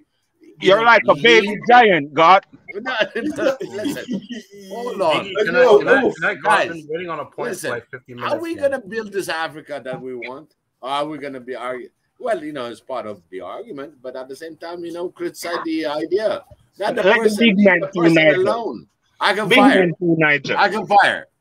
You bring in so many points, and guess what? I don't have the whole. It's true. The whole 24 hours to even discuss all these things. But I want to be very specific. I'm sorry, my people. And I'm so... No, I'm not. Listen, but Vicky, you just stated, do you want to build the Africa you want? I guess the question is, what Africa do you want? Yeah, what Africa do you want? If we trying to make this system that's not working for us and just think we could tweak it, and then it just has a few missing pieces, it'll be perfect. You got to almost start. You want black people to be powerless in Africa? That's the Africa you want? A powerless black people? No. Well, if you oppose me, that's what you're working for. We oppose your idea or we oppose your implementation because you're an idiot. Your solution is an idiotic one. I can fire. That's what I'm saying. Like from the point we are at, when you're talking, I want to kill those people when you're weak. You are opening your big mouth without even understanding what you're going to get yourself into. I mean, listen, you have a point. Guys, you have a point listen, guys, I got Tunaja. Very busy man. I cannot tell you any better. Yeah, he a busy person. thank you so much for joining. You came in right on the fire. You're the defense minister, and please give us your opinion if you heard us. Yeah, greetings everyone, and I'm Biggie. Thank you for having me. I don't exactly know what our friend Icon Fire has actually said. But one thing I know about Icon Fire is that by and large his heart is in the right place, and Icon Fire want to see black people do very well. And something Africans can learn from someone like Icon Fire that is all the way in the Caribbean, and many of his Rastafarian people is their unconditional love for the continent, even beyond what people on the continent actually manifest themselves. And I understand. I get where you're coming from. I get where you're coming from. This in. Would you say I don't want the best for black people? Would you? No. Of course not. That's why I said I understand where you're coming from. But I just have to acknowledge. Icon Fire's way and approach. It seems like you're shooting yourself in the foot. You understand? To me, you scared. That's what you scared. See, I'm not saying you should take his tactics. I'm just acknowledging where his spirit is coming from, and it's some of the purest forms that you see. Because look at what is happening on the continent, and but in terms of tactics, if you disagree with him, yeah, you can disagree with him, and he can be forceful. We all know I can find. He can be quite forceful. You can disagree with him without necessarily resorting to insults, and because I think some people. They talk about how Rastafarians they believe in this, they believe in that. Yeah, we all believe in stuff. We all worship stuff. There are people that worship blonde-eyed Jesus, and there are others that I don't want to go about people that face different directions to pray every day. So we don't want to go there. People believe all kinds of things, but you have to look at the spirit of these their beliefs and their philosophy of life and what their real passions are. But there must be a time. There must be a time when you must rein down somebody's rhetoric, which could be detrimental to himself and people. Because Icon Fire has Icon Fire. Tonight, I would recognize because of people like Icon Fire, he has set off a recourse of honor Africans entirely just having a kind of issue. It's worked against Pan-Africanism in a way. Well, they need to be involved. It's worked against. They can't act like nobody don't see them. We gonna spotlight you. See, Icon Fire represents an arm of this. Okay, go ahead. Let me just finish the point I was making. Icon Fire represents an arm of the argument. Everybody has an arm of arguments, and in this life, you have to be quite humble to understand that you never know what wins out. Events can transform that. People like Icon Fire will be the ones that are required. Events can shape things, and we have to. See, I disagree with a lot of things Icon Fire says. I disagree with a lot of things Icon Fire says, and I'm sure you disagree with a lot of things that he says too. But you can also tell him, okay, I disagree with what you are saying, and he doesn't have to resort to people insulting each other. I think Icon Fire has a big mouth as well tonight. He likes I know that now. I know that. You can hear he says, "I'm not a warrior. He's a family." Yeah, it's a family. Wait. You're a warrior, but you're a baby warrior. You see. Come on, man. It's not helpful. I can fire. Please, if you want people to hear you out, all right. Sorry, God. That's not a terrible name. But I can do the same thing. When I do the same thing, they say, "Oh, you gotta be quiet, But anyways, I can fire. Have a go. It's okay, man. Go ahead, Tunaja. Let Tunaja finish. So, like as I was saying, Icon Fire, if you want people to hear you out, you may have valid points, but if you come at people, bulldozing them over, then you put people like that back off. That is one of the most patient people on panels. He tries to have he asks incisive questions and try to flesh out things. And if that is not on your side, maybe you have gone a little bit too far. I'm going to reason with you too, Niger, for 1 second, right? Okay. I'm going to say this. To me, personally, if we all the same, we going nowhere. Yeah. To me, personally, if someone don't take a stand, we standing in one place. We going nowhere. To me personally, if someone don't intervene in the status quo that don't benefit our people, in even in a radical way, we still going nowhere. So the reason I can speak in a different way, but we are in an emergency where you have these little people calling it the scramble, the new scramble for Here's Africa. Africa. Yep. They are doing it in such a diplomatic way, a lot of us can't see it. If we don't have a radical stand where if you take them as target practice, listen, you won't get them. That's kind of alarming. See, I can fire. If you say that kind of stuff, you know this is a channel. You don't want them to target this channel. You see, you don't want to be saying you want to use people as target practice. In a bunch of you want to go and shut the biggest channel down. Wait. So my question is, what kind of Africa do you guys, because you're there, want to see? Do you want to see things, just improve on what's already there, or do you see it happen it that way? How are your people going to benefit and not remain on the bottom? That's my question. Is like, because I'm saying it from this end, and I understand why the system here is the way it is, because we're not in control, and the laws and everything, and the business is designed not even to benefit white people, it's to benefit the corporation. God, do you know and that everybody put money into, and keeping that rolling. So therefore, things will never really change here, because as long as you got different heads, Zuckerberg, Betzel, blah blah blah. The name of the week doesn't matter. It's still all designed for the money to move one way. The certain people benefit, certain families continue to get the money, and then we're all fighting for the crumbs at the bottom. Yeah, I want to say something about opportunity. Let me just say something that you. I like something that you addressed. Tanaja, and everybody.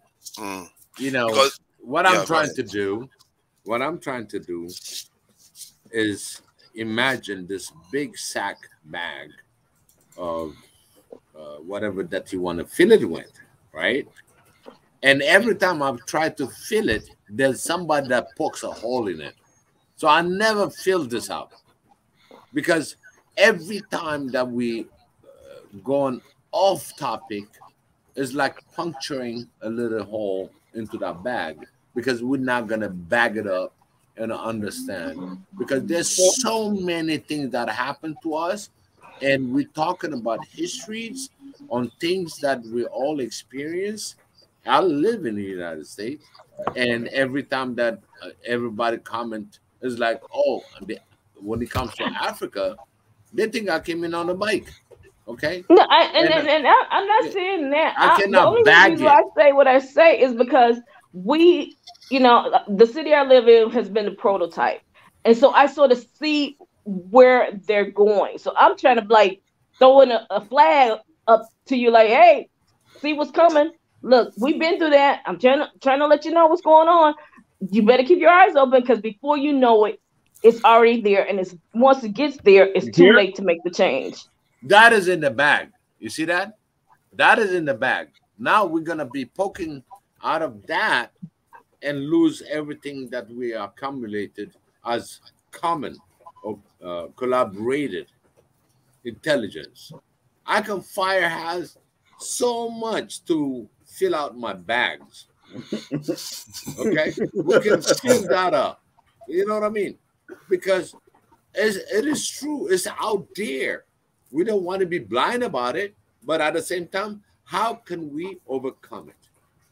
How can we make every point as Dart? The easiest way to do it, and nobody never wants to stick to it, but it's very simple. You buy and spend your money with people who are like you. Because that's one thing about this world planet we live on now. Money rules everything. But we rather look at what zip code, your religion, and all this other stuff. Show me the money at the beginning of the show. I said, show me the money. Tell us, I Can Fire, how he plans to reconquer the African continent. How do you plan to reconquer the African continent, I Can Fire? Tell me that. Can I say something about the point that I Can Fire raised? He said something about how these people are moving along and taking over the continent. And that he actually seems to be calling for some sense of urgency here. And I must say, I agree with that, because the trends are moving very rapidly. You know, the war in Afghanistan basically just closed barely months ago, and now we are into another war. And what is happening now is that the rest of the world, that's the NATO nations, are basically arming themselves up. And, you know, it's like, you know, what the Jamaicans say, they say fire their blow and they think it's a cool breeze, something like that. You know, you don't know what they're arming for. You just think they're arming for Russia. We don't know. And I don't understand how people can just be so calm. People are arming themselves. They are increasing their defense budget. Our African countries are just sitting around, especially the black one, by the way. They're sitting around thinking everything is okay. Last week, let me add one fact that happened last week. Last week in Zambia, it was found out that the US wants to open a military base there. And the people were not consulted. This is in the times when the West is at war with Russia. They are basically fighting Russia right now, and they want to open a military base in Zambia again. I see they don't have enough military bases in Africa. We are sitting down here, and the British have a massive military base in Kenya, and the Americans have a base in Kenya. They have, I can't even count with Djibouti. Djibouti in consideration of all that, how is I Can Fire solution to get rid of North Africans and reconquer the continent going to work? In consideration of all that, no, that's a bad idea. I don't think. How is that going to work? I don't think you are going to conquer North Africa. You have to work with North Africa. So if that's not going to work, is he just speaking a lot of gas or something? Slowly but surely. I think what his frustration is coming from the fact that he feels that those people are going to betray us. I don't think Algeria has 150 billion in foreign reserves. How are we going to fight Algeria? Money means nothing when it comes to war. I don't understand why people see money is just a form of currency where people used to exchange value, and the Americans can print it and print it in bulk. They gave themselves $20 trillion. Once it's all done, then they want that check paid in full. $20 trillion they printed out in the last 2 years alone. Yeah, and if it's done for war, then at the end of it, that's how these different countries get indebted to America, because now you got to pay for the war that we just. You know, them planes, them tanks, them guns, we need our payment now. Oh, you don't have no money? Oh, fine. Give me this piece of land. Give me what resources you have at X, Y, and Z. No one talks about that, you know. Then we refuse. War is money. You shouldn't see. War is not, we have to differentiate between material things and actual power. Money is not going to defend you when somebody comes to rob your house. As a matter of fact, you surrender the money.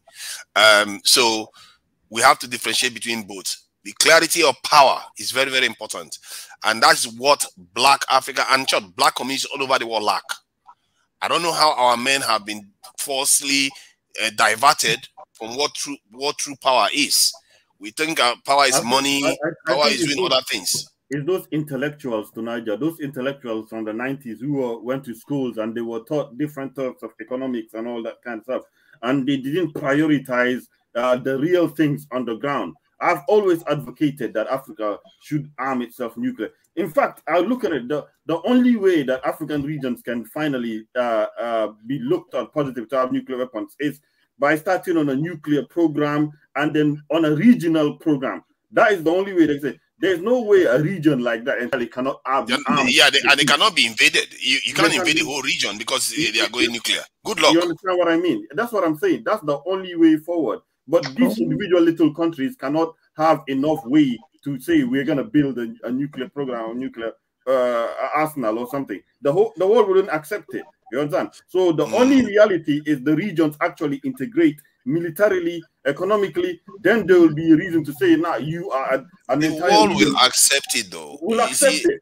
That's the way forward. The Western power may not accept it because they know that they have the highest to lose if Africa becomes reclaim its destiny. They know they have the highest to lose, so they will be the ones that will be against it. I don't think the Chinese will have any business. They don't care. The Russians don't care. They'll be like, leave them alone. Go and do your own thing. And if America wants to take that stuff from Africa, they will have to literally nuke that continent to be able to succeed. And if they do that, they're going to trigger a global conflict.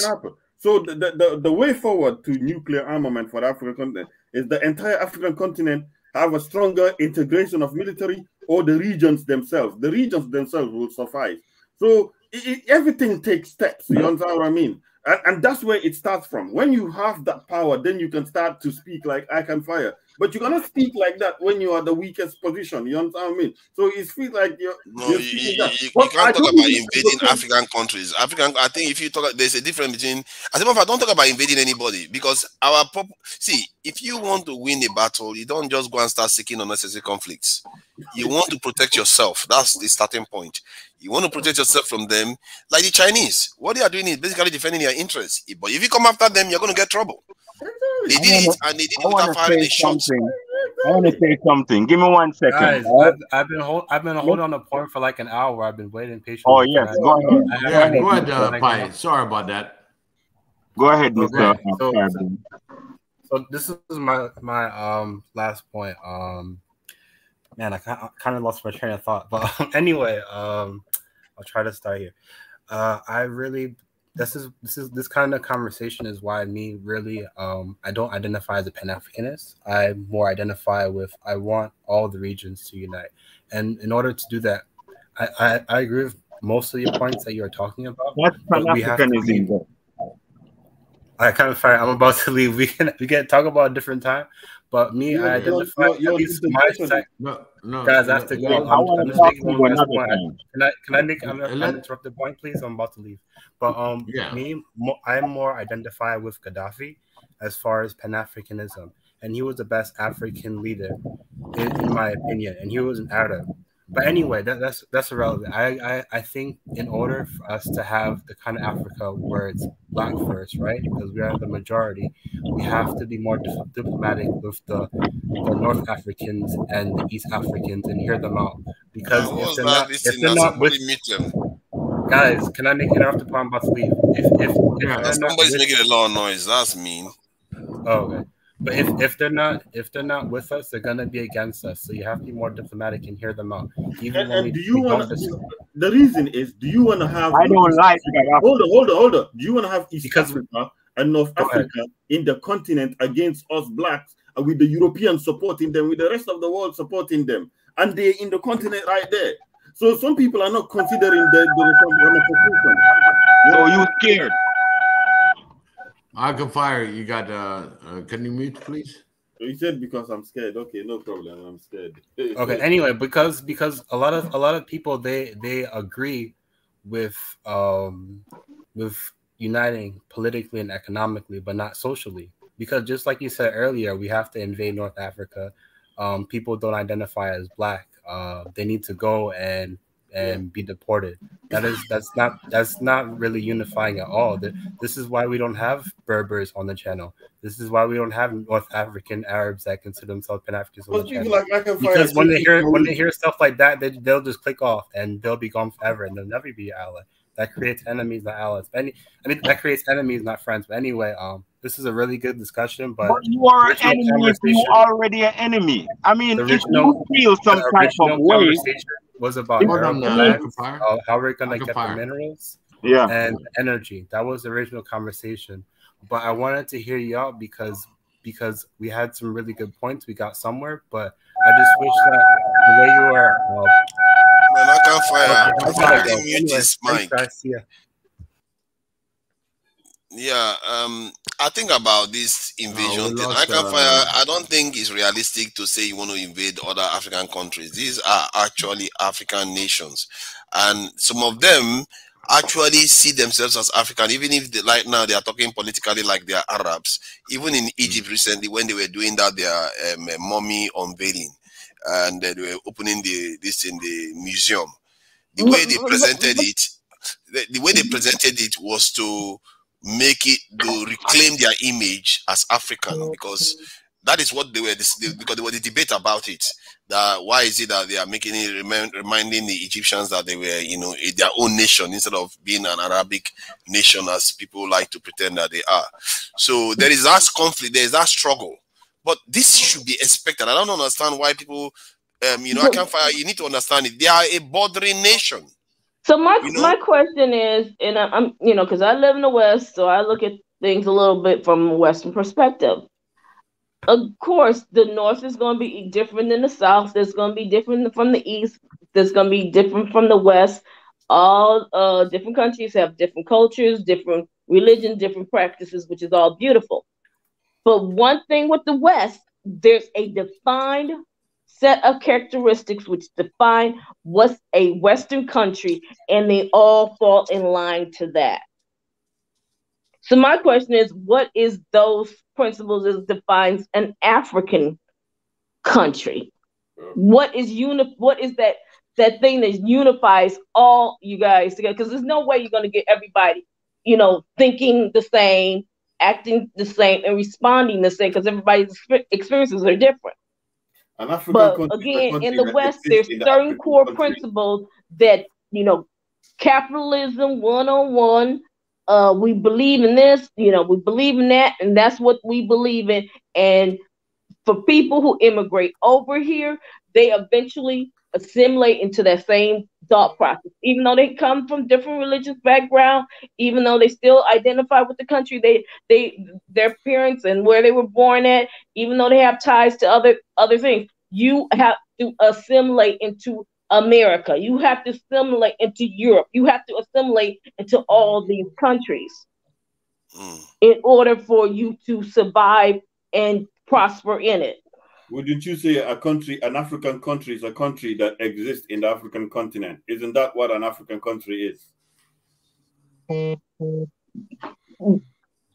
That's the definition of like the location, but what are the core principles of an African country? About cultures, there's many different types of cultures, just like even no, I don't mean I know all that, but my thing is like a Western civilization, from what they teach you in school is, you know, the principle of, you have a parliament, and here's the Congress, and this is how the system runs, and these are the people who represent you. So all through your life, you feel like the justice system is here to do this. Those are your core foundation, and everything else is just my beliefs. This is what my culture, this is where my people are from, this is what we do. But we do not go along. You better pay that tax, man. Because if you don't pay that tax, man, you know something's gonna happen. So it forces you to conform to certain things, regardless of who and where you're from, or what you believe in, or what you do. So what are you trying to get at in reference to Africa? My point with that is, do Africa have that same, not saying it has to be like the same sort of foundation of Western civilization, but they teach their culture, they teach these things, they teach their great warriors, they teach, here are all the things that we founded, here's the great the Renaissance, all these things that people fall in and look at and admire about. I'm from a Western European country and I'm great. Yes, they are. Because these beliefs are instilled in us no matter what, no matter if we move to another country, if we go somewhere else, they know they have embedded those core beliefs in pretty much all of us to a certain extent. And I say that to say, what is it that unifying? I know you guys are 54 countries, but what is that unifying thing that's bringing that you all can are founding your foundation on? Realistic. Africa is a continent with diverse regions, diverse peoples as well. To say you can unify these people with different philosophies is very hard. But you can build. But see, I'm not saying unify people. I say, what's that core thing? Like, for example, I'm here, I'm Black. That's what I am. It's nothing, and I understand those experiences because that's what I am.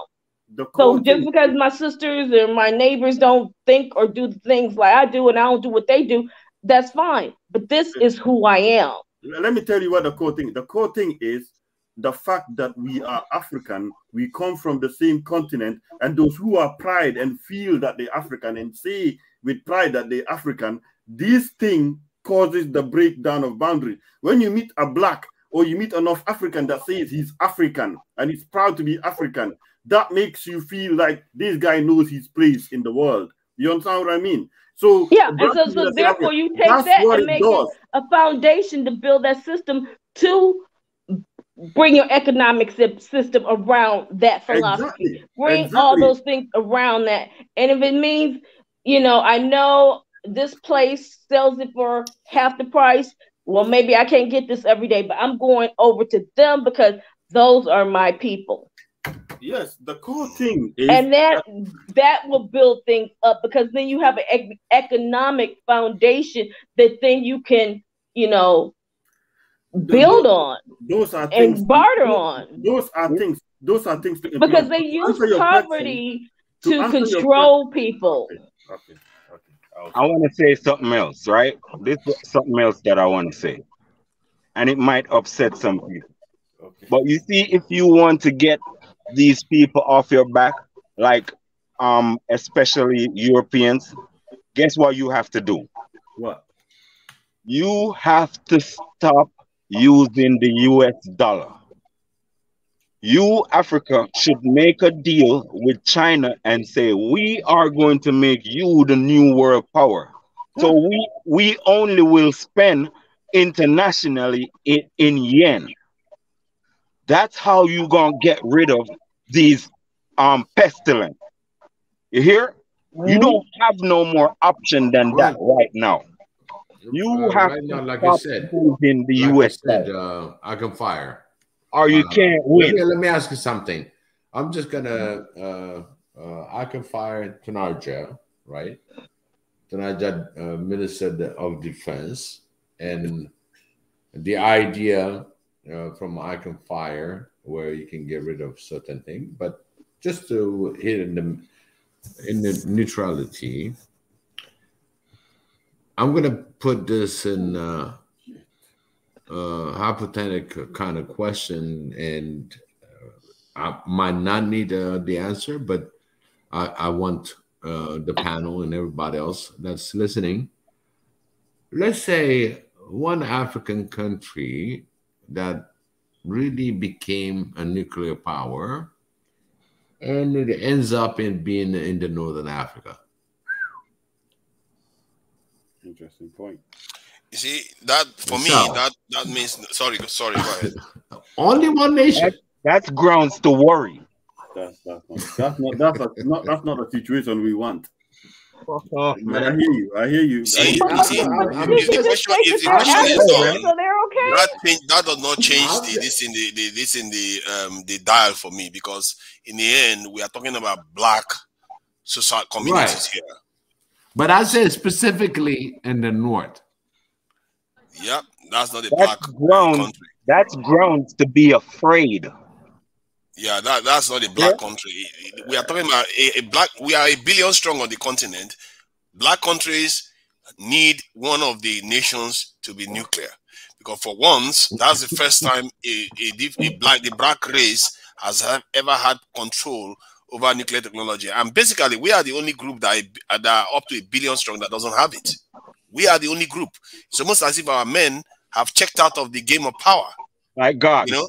And yet you're the only group that don't have it, but yet they get the uranium from you. That makes no sense. How crazy is that? You know, John, I can fire says that I've checked out of. So stop giving them the uranium, and none of them have nuclear power. Well, stop talking about friends with these little nasty little people and slavers. God, I can fire. Sometimes you move. You skip steps. You know, you skip steps and go ahead, because if you say like I'm addressing God, right? Trading with dollars. If you stop trading with dollars, you have declared a big war. That's when we talk about Africa. Okay, I'm gonna say without dollars. Wait, God, wait, man. That is a security move for Africa. You gonna tell me that China is going to make anybody prepared for that war. Wait, to Niger. It is a strategic move. That's gonna enhance the power of China, right? In the world.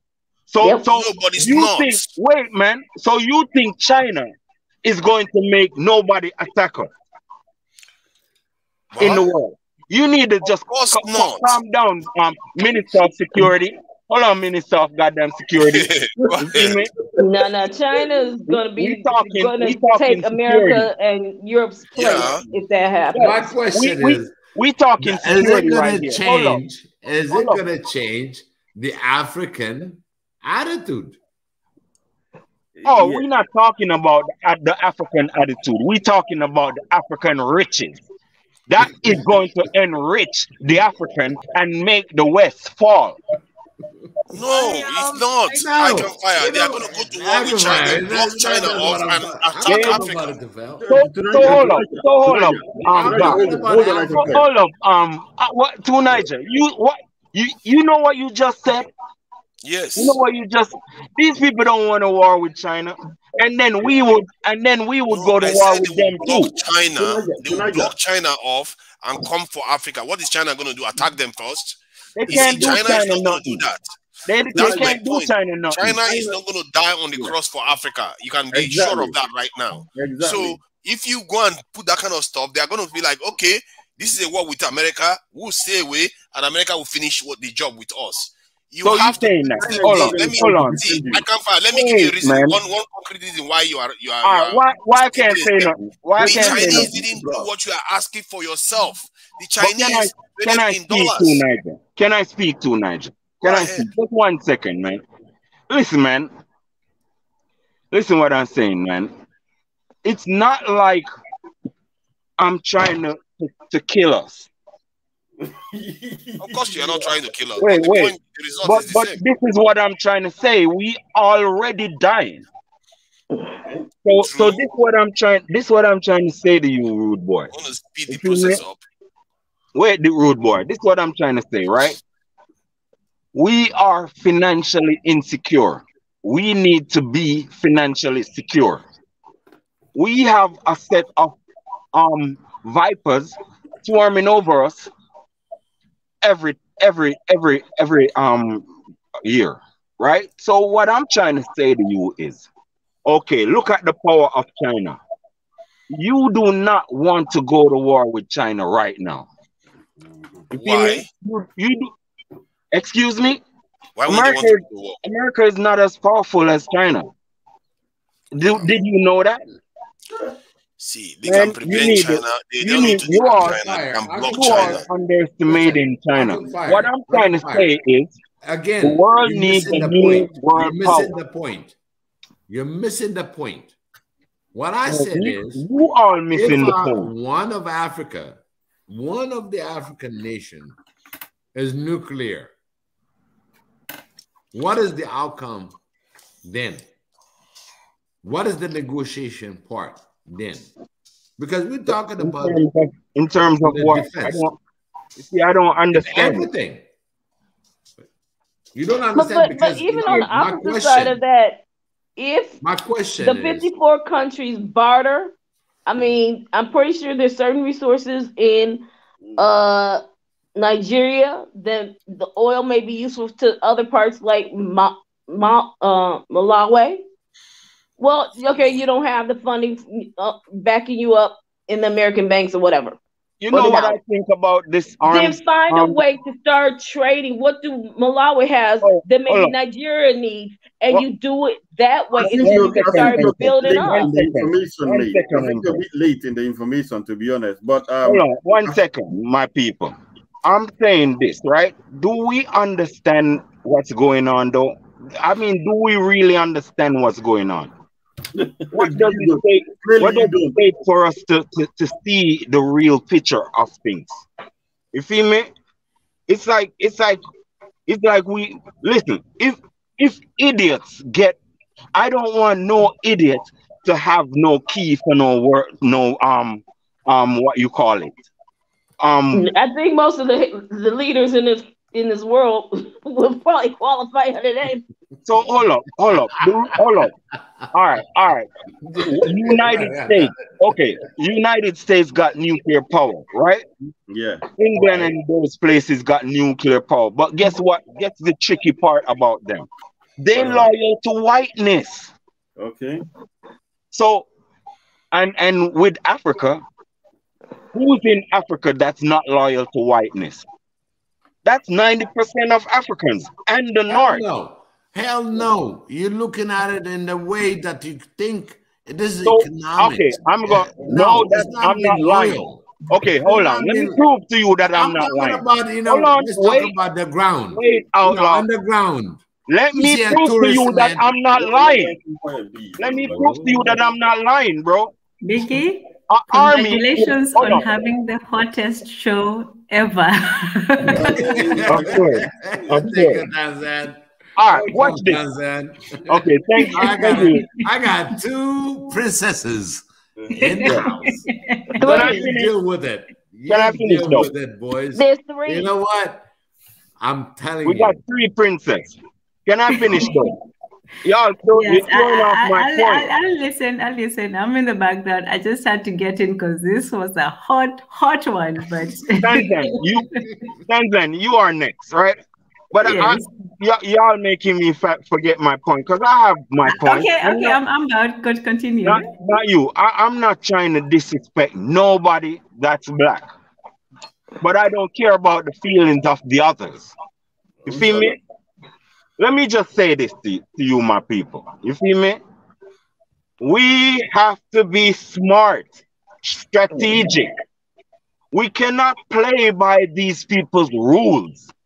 But we have to make our own rules. Africa is autonomous. Now, this is what I'm saying. I don't want weapons in wicked people. All right, look. The army is a major weapon, almost like a nuclear bomb. Why do you deploy it on your citizens? Because you were not in the frame of mind. You stupid. You stupid. Yep. That should never happen.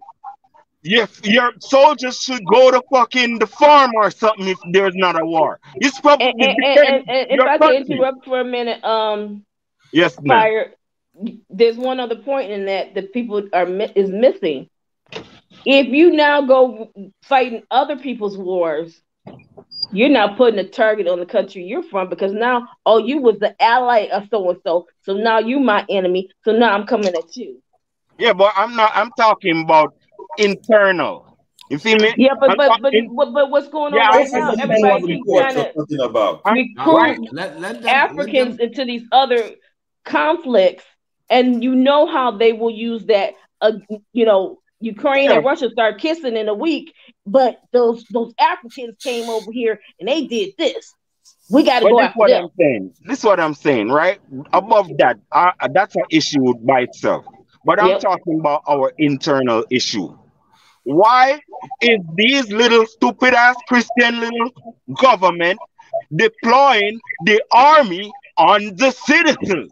What kind of frame of mind is that? Everywhere there's a conflict, there's something there that they want to take, and they will create that conflict so they can get in there and take it. It's nothing to do with that they care whether you like each other or not. Hold on, Miss JB. So this is what I'm trying to say, right? If you don't have a politically mature mind, you are not mature enough to have a firearm, which is people's life in your hand. If you do not know where to direct your bullet at, you should not have a gun. You see me? And this is the thing that's destroying us. We have fists. Hold on. We have fists. And we do not know who to punch. We're stupid. I think you are stupid. We are punching. It's not like we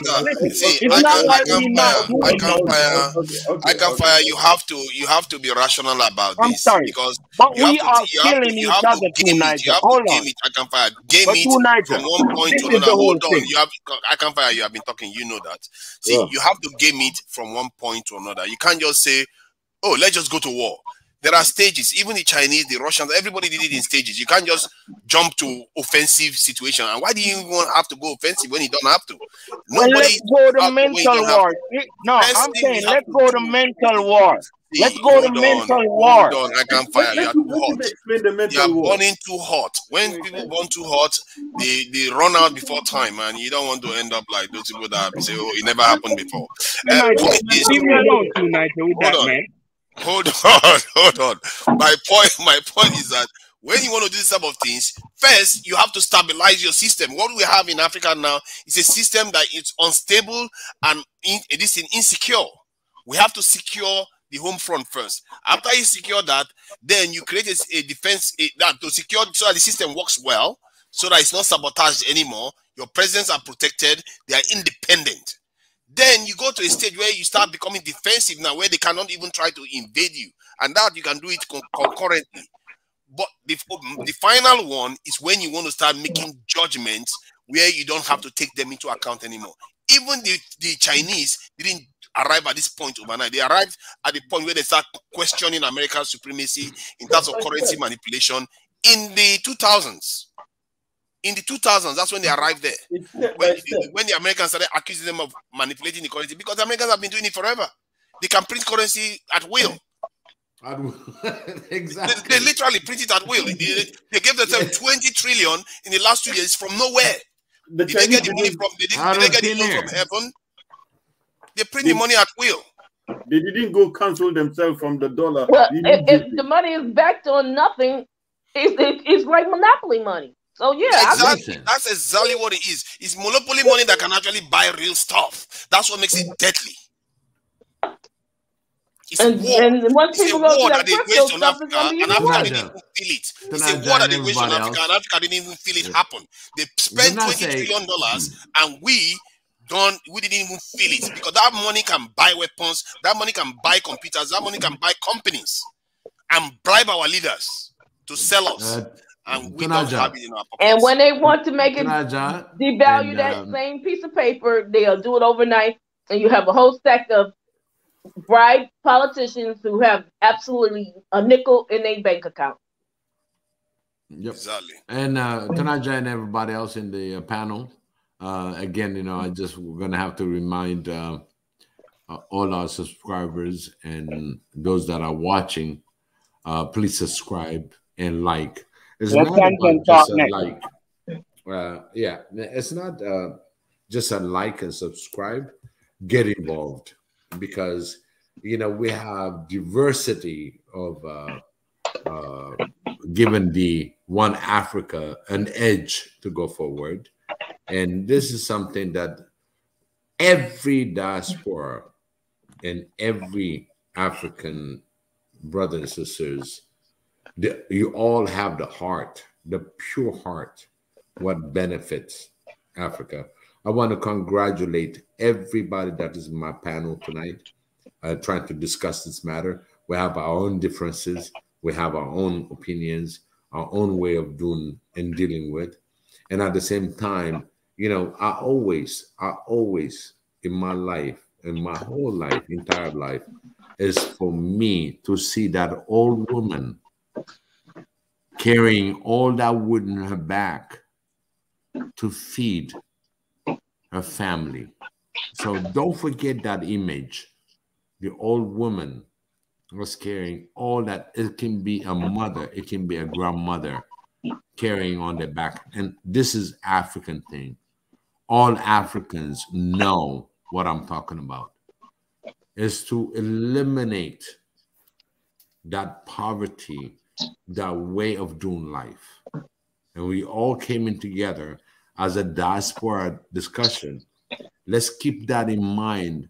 Those that have been hurt, those that have been violated, those that have been incarcerated with no reason, those who've been really beyond the treatment of a human being. And for those that are really suffering internally with the political issues, religion issues, in everything, this is what we need to unite. Everybody that is in this panel want the best for Africa and all the diasporas along together. So this is just a reminder of my discussion, what diaspora can do, and I have all the diaspora possibly to discuss about this. Big E, the reason why I popped in is because it's a very pertinent question that's been asked on the panel. How can Africa have a collective identity? Because we have different identities and we are very different people, but there should be something that can bring us together that we're supposed to recognize. That collective identity, what is it? Can we define it and all that stuff? Who is a part of it? Black skin, and he comes from a black, yeah. So I want us all to answer what I can fire comes from the fact that collective identity should be black. What do other people define it as? Can we have a consensus on the panel today? I actually think that there are two layers. You can have two identities. Okay. All right. This question, Dart, look at us in this panel. All right. Let's start with this panel right here. The way we discuss about the one Africa, one unity, one Pan-Africa, whatever we want to build in Africa. And one of the things that I asked, I still didn't get the answer, is about being nuclear powered. Okay, that's beyond. This is the ultimate of protecting Africa. If one nation do that, we talking about changing the whole ball game, because we're looking at it.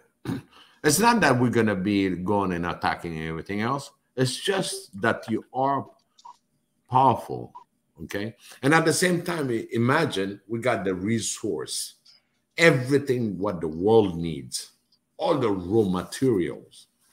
And at the same time, we're going to protect it in nuclear power.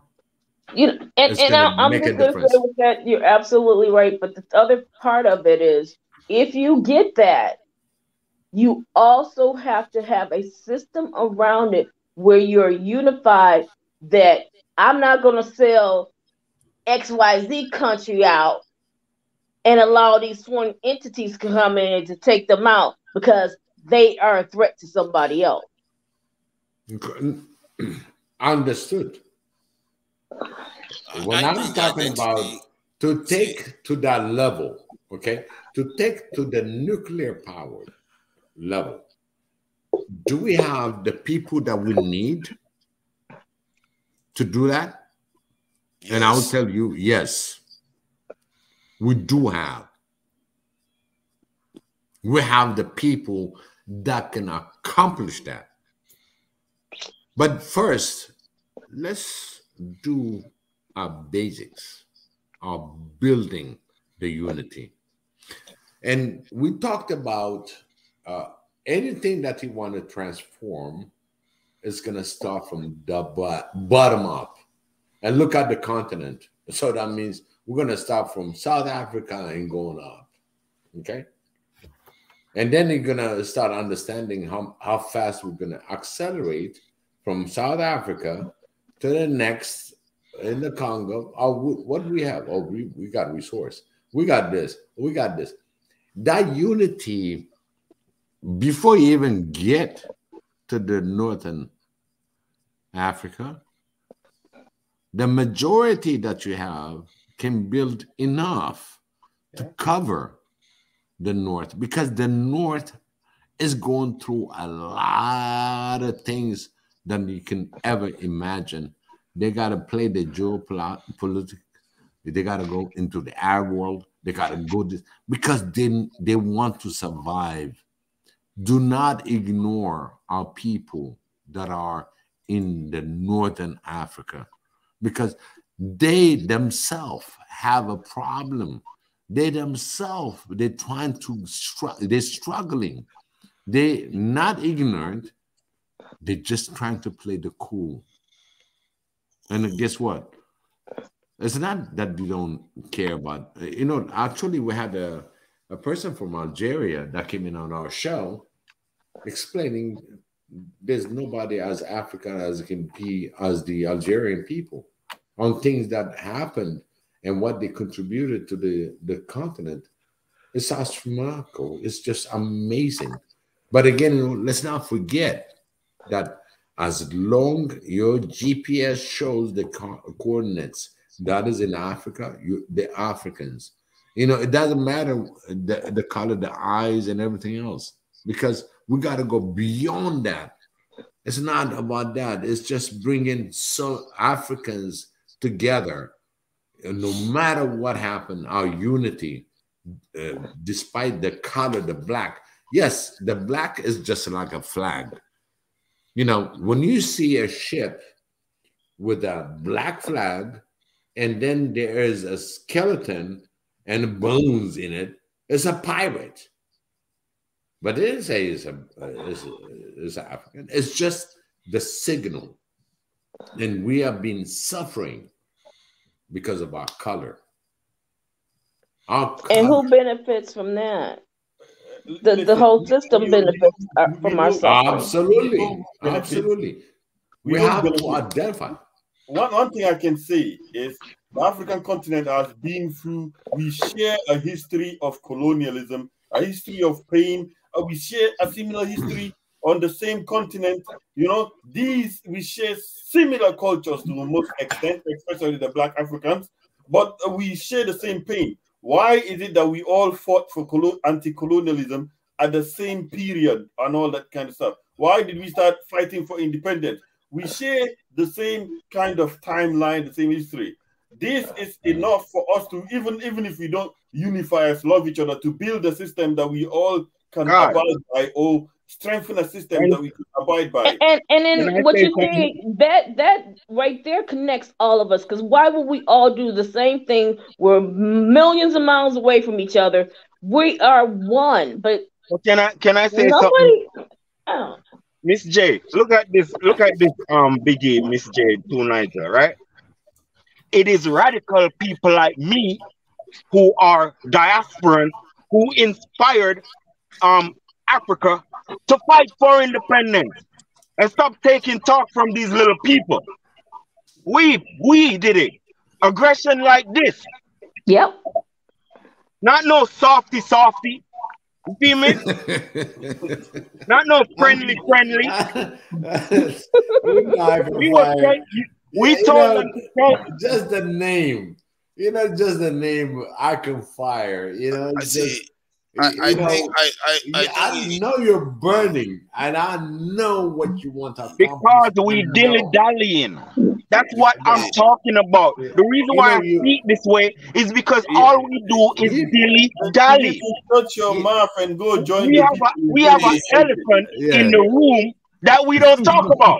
Don't open your I Can Fire. Can I just say something? I think that when we talk about the continent going towards heading towards independence all at a time, it was because of events. Events determine. This is why I said earlier on. You don't know whose argument the events favor.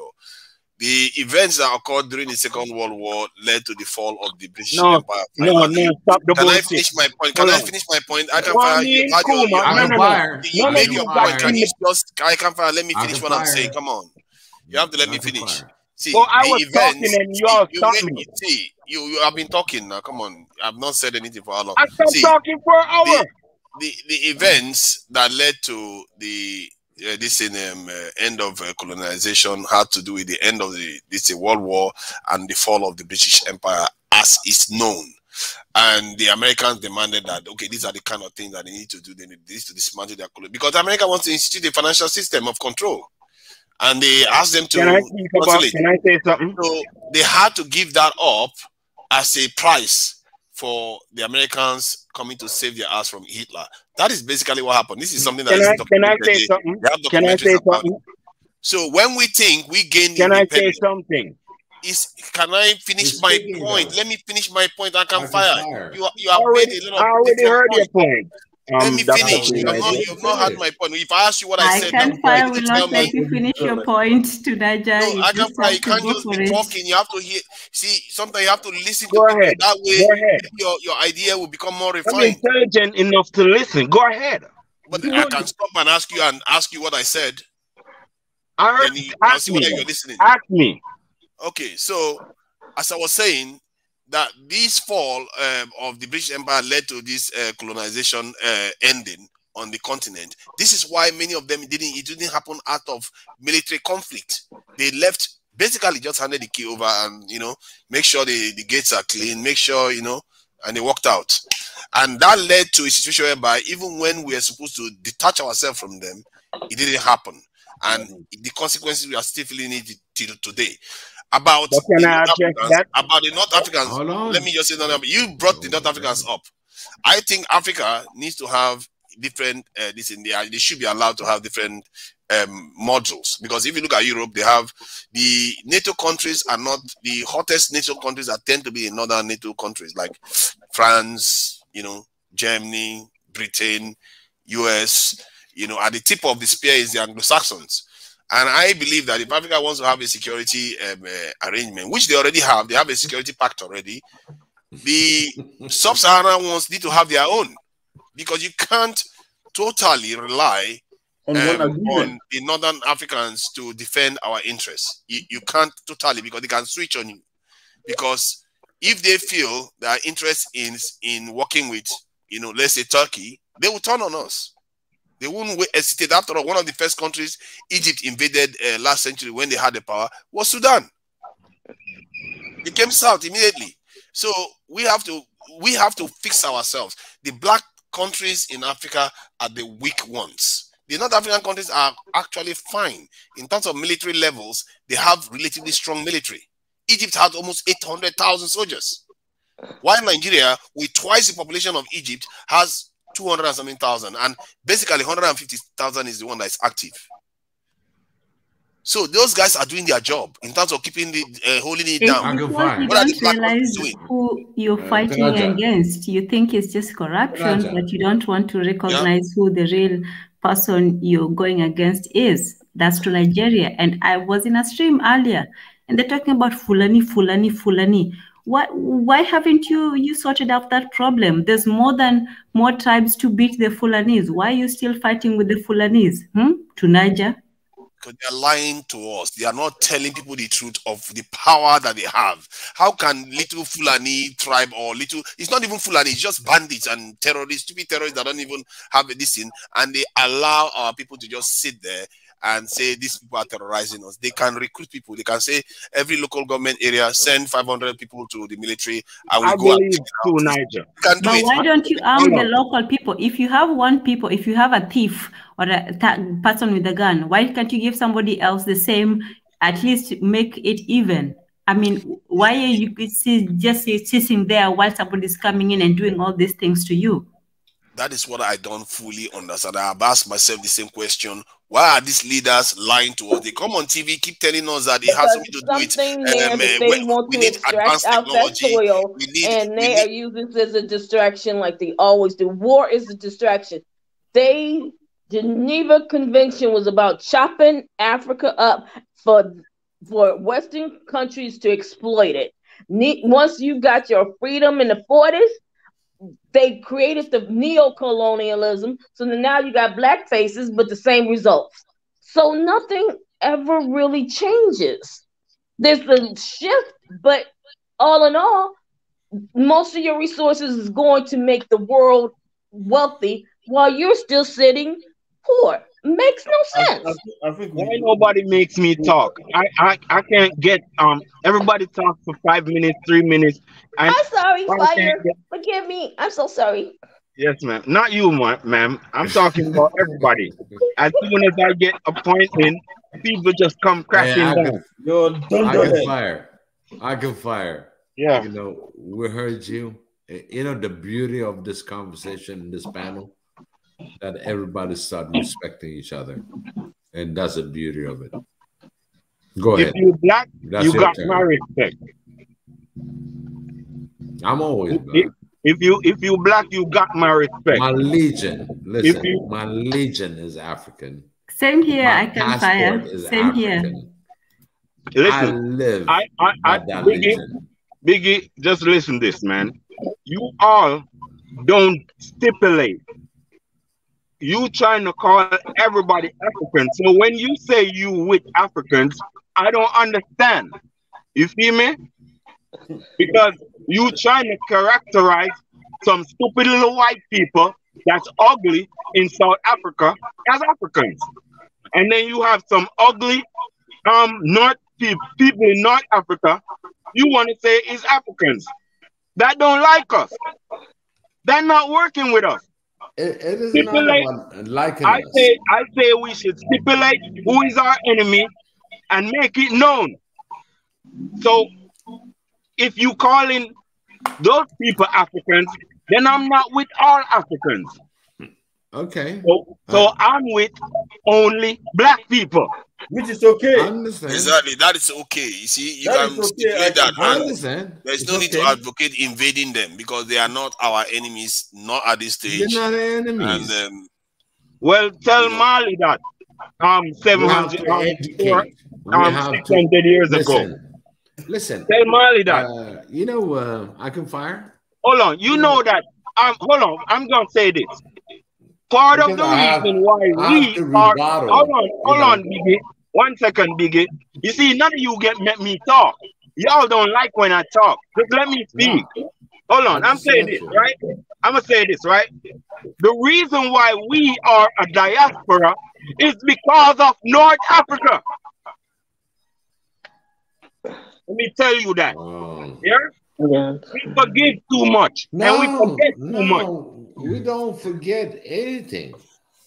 One thing that you don't understand, we take the best of the history, bring it to the present.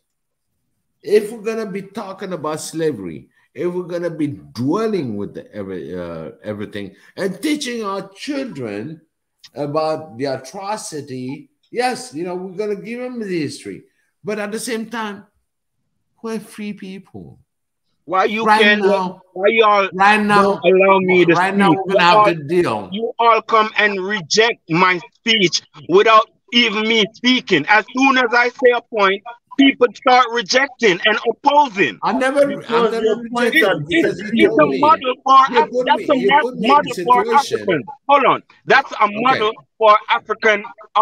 That what we got taught. You know, we got taught to reject anything in favor of black immediately, and that's what we're doing.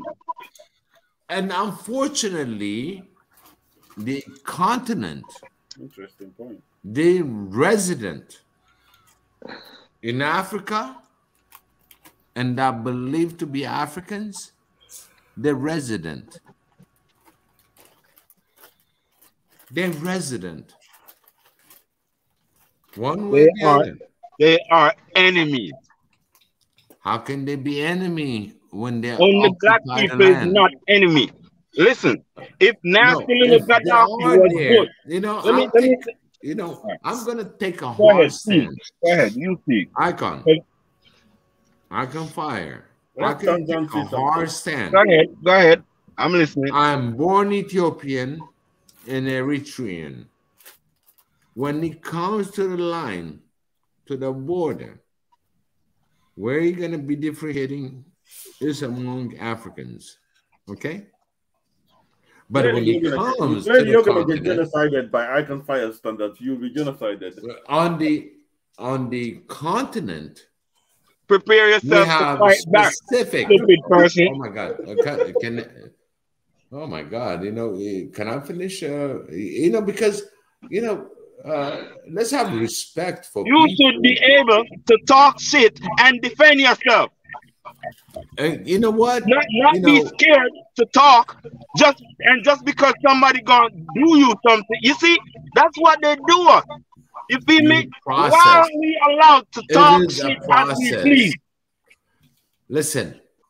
You have to make sure you defend yourself. I can fire. I'm gonna go to United Nations. I'm going to say, you know, make me the entry. I have a complaint. I'm going to do this about Africa. This is what's going to happen and everything else. Don't ask nobody nothing. Nobody has no authority. Oh, come for you to ask them anything. Come on. Yeah, I can fire. This is not, look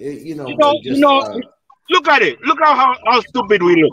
Africa is going to United Nations to ask them something. to do. No, what I'm saying, finished, please. We're not even represented as Africans. I'm done with. I'm done. No, I can fire. No, you've been this long, and then you're gonna have to finish it. One thing about us, about Africans, we don't finish. Let's go to the finishing line. Could you make me talk? Done. You're not done. Me every minute. No, I can fire. You're not done. But could you make me talk instead of cutting me every minute? No, I didn't cut you every minute. I can't get a view out. I can't get a point of view out. I can fire you. So ask me. The entire show. Everybody has been. You're talking all the time. I said you're interrupting me all the time. God, educate us, God. Educate us. Question, please. Yes, ma'am. Okay. Now, I remember the point made about the currency. And immediately it was shut down. And that was a little unfortunate because that is something we need to consider in the future. Not right away, but in the future. Now, I happen to be a student, and in the country in which I was studying, I'm on medical leave right now, but in the country in which I was studying, they actually took that stance.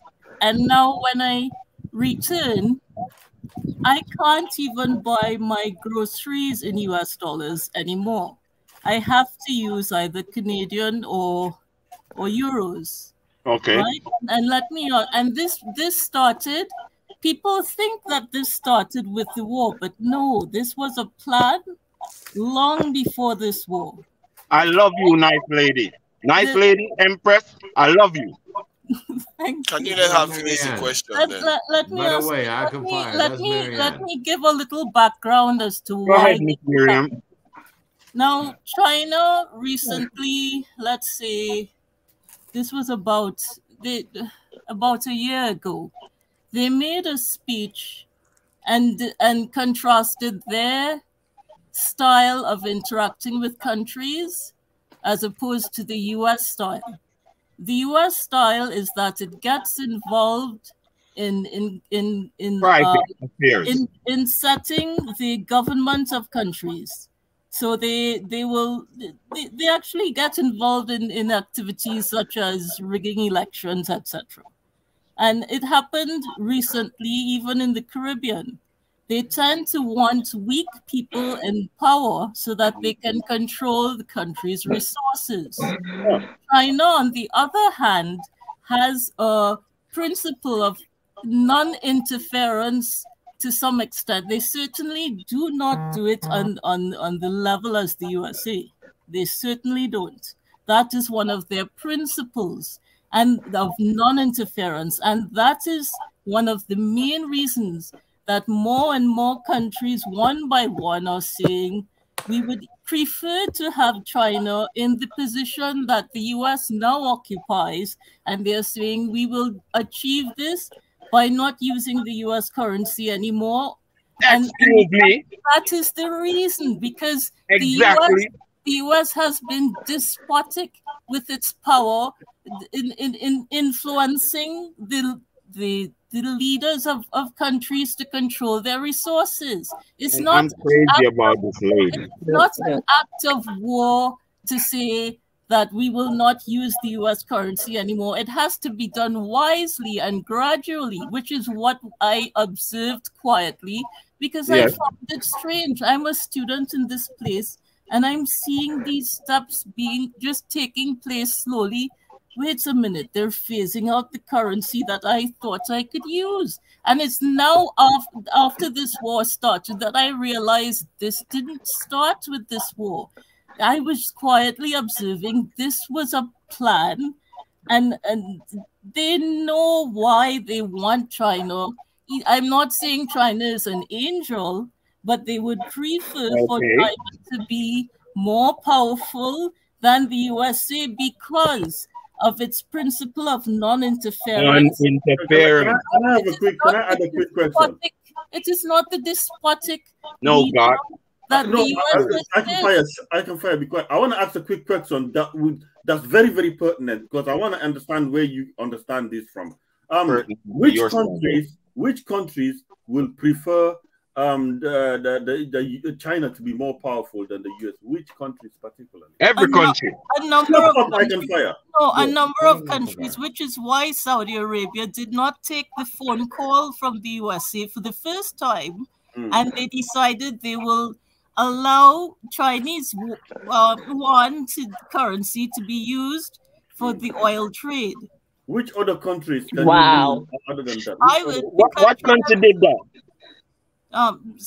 Which country? Repeat the question. Which other countries can you say? Which type of countries? Hold on.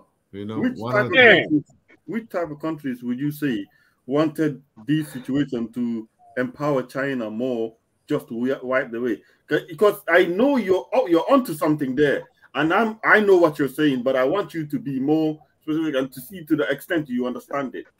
You know, but you're right on that gist. But carry on. Oh gosh. Go ahead, Marianne. Okay, it was a number of countries. Saudi Arabia, Cuba. What was the other one? I think Russia was the main player.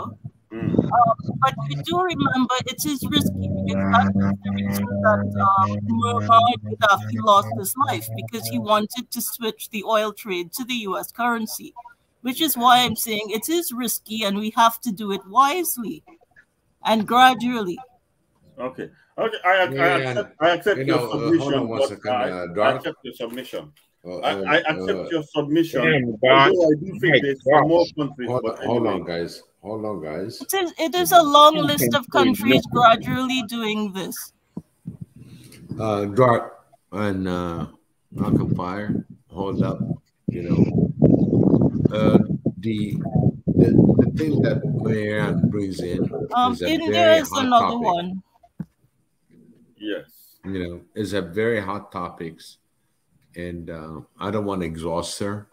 Is our sister that's fighting the cancer. And at the same time, let her give the breathing time, because we got to be very understanding, because she will answer. This conversation is healthy for her, and she has a healthy stand. Absolutely. And every time that I said about Marianne, I can fire. We're trying to get you to be healthy as well. We're trying to get you to have a healthy point of view around the world. Yeah, yours is a bit skewed away. My brothers are like, you know, and then, you know, I feel like I have my brothers in the house. You know what I mean? I'm sorry, Big. You know, I can fire. Sometimes Africans, you guys are so quiet, so quiet. You don't bring in the fire, so sometimes it gets a bit dreary, listening and all that stuff. So, you know, but sometimes I can fire. I just don't know the kind of person you are. You are something else as well. You are something else. No, he's hardcore. You know, I would say I can fire is a hardcore. Is gonna bring. He loves his people. This guy will shoot himself. You know, this is our brother. This is our brother that's gonna bring all kind of fire. Okay, just like the name. Tunaja is our defense ministry. I'm gonna tell you something, all the right? Africans. I'm gonna tell you all something. 1 second, Outlaw Biggie. I do a little mechanic, right? And it's one thing I know with mechanic work. You cannot fantasize mechanic work. It teaches you that life is logical. Yep. If you do not embrace logic, you cannot be a mechanic. Because you can't think that the parts can just go on by itself. You can't think that, oh, if I put it this way, then it's okay. You have a right way to do it. Yeah. And everything's connected. But I can fire. We're all engineers here. So we're all engineers. We all understand logic. I don't know about you, God. It don't sound like you succeed in internet. No. I can fire. Because you have to be logical. Let me speak. Stop studying me. Let me speak, bro. Let me speak, man. Stop cutting me, man. Okay. Have some manners. That's true. I can fire. You're right now. Have some manners, man. Right. No. Yeah, continue. So I'm saying, people, right? If 1 + 1 is 2, stop arguing about it. You wasting time. Move on. It's logical. You can't say 1.5 is 2. Just be logical. If something is causing you to be not so smart, and somebody is like, there it is, pointed it out. They're pointing things out that make you not so smart. Why argue about it? You can see it for your own self. Just look around. You need somebody to love you. You are black. If you don't address teaching black loyalty, don't look for no love from nobody. Because the rest of the world don't like you. So how it gonna go when your family don't like you? That's what I'm fighting against. Yeah. All the opposition of blackness and black being on top and in demand and having all the goddamn opportunities in Africa, leaving none for nobody else. What's wrong with that? Okay, I got a good question for you, I can fire. I got a very, swift question for you, including the whole globe. Do they have a drip of black in their blood, in their DNA? I can answer now. They all do. Lifestyle in Africa. Listen, I'm sorry. I'm just gonna give you all the details if you want. That all the world is black according to DNA. Can I answer the question? Because you need one drop. You need one drop. Let me tell you my consideration of who is black and who needs to be defended from Africa. The Caribbean. I'm not. Oh my God! Can I speak? No, you didn't let me finish because you're gonna tell me who's black in your eye, right? Somebody that's albino and is black, is he considered to be black? No. I'm gonna just. I don't mean to interrupt you, Fire, but I'm just gonna say this real quick. Protected. I live in a country where everybody wants to be everything but black, and I feel like I can't take Biggie, man, how you behave, man. Y'all going on. My thing, if you don't identify as black, then you're not black, and I accept that for what it is. Because when things shift and things get good, then all of a sudden people want to jump on the bandwagon. She's answering. So if you don't identify, if you don't fight for, if you don't support and put your neck on the line like we have to do every day, then no, you are who you are. You stand proudly in being whatever group you belong to. I'm LGBTQZRXT, and I'm proud to wear, and they running around, and these are the laws, and these are the things you need to do because this is who I am. But no one's sitting up there when it comes to us. Everybody is giving their benefit. I'm from Mexico. I'm from this. I'm from that, and they stand strong in it, and they should. But when things shift, I'm not black. Exactly now we're splitting ourselves up to be. I'm biracial because I have mixed parents. So this is what I want to say, Big E. This is what I want to say, Big E, about that question. What I was saying is the color. Can I answer the question, Big E? And already we're discriminating our own African brothers and sisters that are albinos of their pigmentation. Who is doing that? That's your problem. We're not advising that. I don't think that's a very big problem for us. I think that as long as they have 2 black parents, it's okay. That's So I would still consider them because they're not going to be. Well, of course they're black, but the thing is even with what you're saying with the albinos, Big E, is the same thing we see over here. It's about dividing people into little groups. Concentrate on our people than a small segment of people who don't really make a big deal. I think there are more of us that are, suffering than a small segment of us who are not. And the more you can divide people, the more power you can just start pulling people apart. So now it's like when did albino become a thing? That's just how somebody's born. It is a big problem in Africa. But again, is where is the problem originating? Because like a lot of things here, it's pushed on us, and then we jump on it. But it really it has like motives behind it. Why? My question is always why are they considered different, and who? My favorite question is, and who benefits from them being different? Because if it's not my group, if it's not the Africans, then nobody would be quiet. They're black. They're African, and that's it. The African albino. I don't think anybody even understands what's going on anymore. To be honest, I think that at the heart of what Icon Fire is saying, the flaw is that if I want to use an analogy, it's like you are in a house where everything is in disarray on the inside, and then you suddenly have a pack of hyenas outside, and Icon Fire is like, go and attack the hyena, go and attack the hyena. But it doesn't give you the knife or the gun and all the rest that you need to. You see, you have to have a level. That is his mistake. He jumps steps. What did they say? This is what they say. I walk out to the battlefield without no shield. Yeah, he advocates things. It's like this guy will literally advocate nuclear war, knowing full well Africa doesn't have anyone yet. So that is his step. He skips steps. That is his mistake. And we need practical solutions to get us from where we are to the next stage.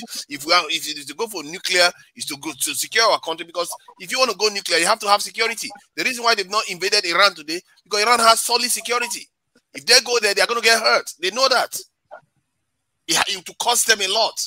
So if you want to go nuclear, there is a stage you have to go through first, then protect yourself first. Then when they come, you are ready to repel them and still go ahead with their nuclear. Let's not forget, Africa has the same technology that, as a matter of fact, Africa has more technology than they had in the 40s when they built the first nuclear weapons. So we can't build it even when we are under attack. So we have to move to securing the continent first. Individually, our nations should be secure first and stronger. Black African countries are basically asleep right now. They are being run like summer camps. That needs to change. If that changes, then before you start advocating all these stronger policies, because if you start advocating stronger policies right now, you will be caught with your pants down. What is the point of that?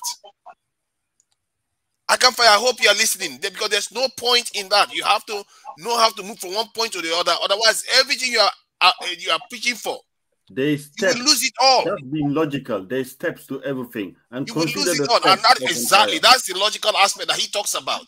You can't just put an engine anyhow together. You have to put it in certain order. It's the ritual of life. If you don't fulfill those rituals, you're going to fail, and there is no point. You've just wasted possibly greater ideas from progressing. So we can shout with passion all we want.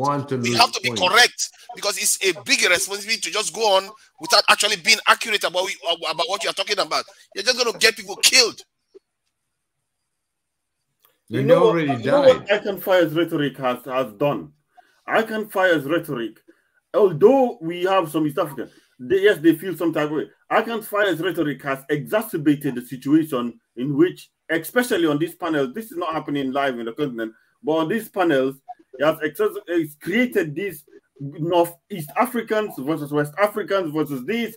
Icon Fire's rhetoric, and Dr. Keizo, I will say tonight, I haven't created nothing. Well, these people are against on our usual panels. I have not created. Can I speak? Hold on. Yeah. I have not created anything. These people are speaking as if they want to keep the status quo, and y'all not benefiting from it. Somebody got to oppose it. You are wrong about that. Nobody wants to keep the status quo. We want to change it. Your problem is that you are not approaching it logically. You have to be logical. Like don't just say you have passion and passion is everything. You have to be logical about it. You talked about logic here. Yeah, I understand. I'm not perfect. You see, if you are so passionate, are you going to jump in front of a firing machine gun? You're not going to jump into a firing machine gun with your passion. You're going to say, hold on.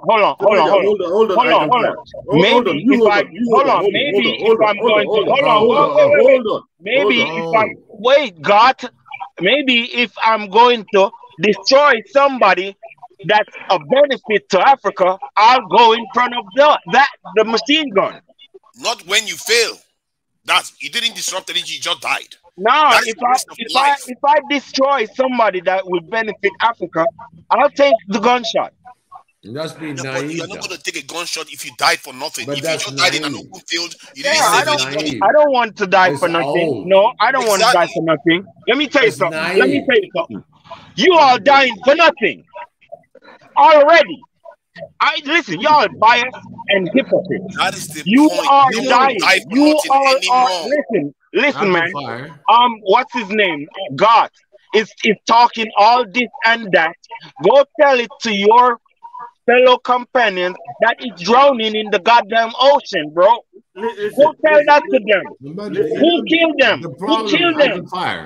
I can fire. You're dying for nothing. So nobody wants me to speak. Nobody wants me to speak. Everybody wants to come talk over me. Wants to cut my speech. I listen to all of you. And I will object to you. You've been licked on every panel chatting bullshit. You remember when Nakmizi came and gave you the? I don't remember nothing. I don't remember nothing. Nakmizi is not defending black people. I stopped having a go at you. Nakmizi is not defending Africa. I'm gonna have a go at you. Let me tell you something. Let me tell you something tonight. I'm gonna stop talking because all y'all men do is cuss. I'm gonna stop talking. Y'all cuss too much. The ladies is right here. Listen to y'all weak-ass men. Listen. How women gonna be proud of you if you're not willing to take back your place? Guys, wait a minute. We are all supposed to be on the same page. All they're doing is jumping down my throat as if I'm opposing them. Because you're you actually said we are advocating continuation of the current state of affairs. You know how offensive that is. You don't consider what you say to people, but when they say something to you, you say they're jumping down your throat. You have to be reasonable. I do consider what I say to people. You see me? I do. You know how many people gonna follow this? And I will apologize to some people. Do you know how many people are gonna follow this? Yeah, are you all listening to me? It's like nobody wants to give me a chance to speak. Everybody, as soon as I start talking, somebody wants to cut in. Because you're dunderhead and you're hypocrite. Some respect, man. You a bullshitter, God. Okay. But I don't know. I don't know what kind of respect y'all want from your woman when y'all projecting that you scared of these other races. I can fire. You say we are scared. You see, you are not. You see, that's the kind of stuff that gets scared. Right? You can't say they are scared just because they are not following your own approach. And I actually think you are wrong. I don't want nobody to go genocide nobody, but at least teach mental self-defense. At least teach them to stop having these little people that don't like you. Teach them to not have them around. See, it's for your own benefit. For Kamikaze mission, I will be very happy to take you along. But you have to see. Because I really, really respect your passion. But there are places for that. But if somebody is thinking from the point of view strategically, you don't think strategically. That is your way. Your way is warrior. Let's listen. I might speak broadly, but I never told nobody I told everybody that my action would be to try and infiltrate the education system of Africa. That's peaceful. So I don't as a understand military, you people. as a military understanding, if you ever oppose me on the field, you know what's going to happen to you. So that's what I'm trying to say to everybody. It cannot be. Listen, I can fire. I understand your fire, but in my command, you do react like that. Yeah. You know what's going to happen to you. And in my command, I'm going to court-martial you because you know what? It's a military. You talking about your command. But in my command, it is what about my command? Military command. Yeah. What about my military command? What would you do in my military command? Your whole platoon will die. You will send your whole platoon to a kamikaze mission. I can fire the whole platoon to a kamikaze mission. You send to a fight where you point him at the direction of the enemy. He goes for it. I think people like that, they will do that. But in terms of strategically thinking about stuff, he doesn't put the bricks where they belong. He just say, let's go for the enemy. You don't know that too, Niger. I just speak a little thing. You keep saying you use the energy, you use the engine as a way of explaining your logic. But even if they gave you clear-cut, this in logical explanation, why you cannot just jump from one to the other, because you don't have, it's like saying, I'm going to a gunfight, I don't have a gun with me. What is that? I don't need a gun, I don't need a shield. That is madness. You can't do that. I can fire. You have to think about these things logically. But you are being slow too, Niger. I'm not slow. I just said you are alarming that we are not understanding what I just said. You see me? Okay. You're not understanding. You are not listening to me. I said what you are saying is true, that we seem like we are complacent. We are watching the events unfold because Zambia just had a case where they want to have a military base in their U.S. military base in their country. I just said that isn't that people like God? No, people like me. Is not that president someone like God who don't want to offend nobody? No way. Hold on. If not, see your little president, Niger, was begging. Your little president, Niger, was begging the United States to come put a military base there. What have you got to say?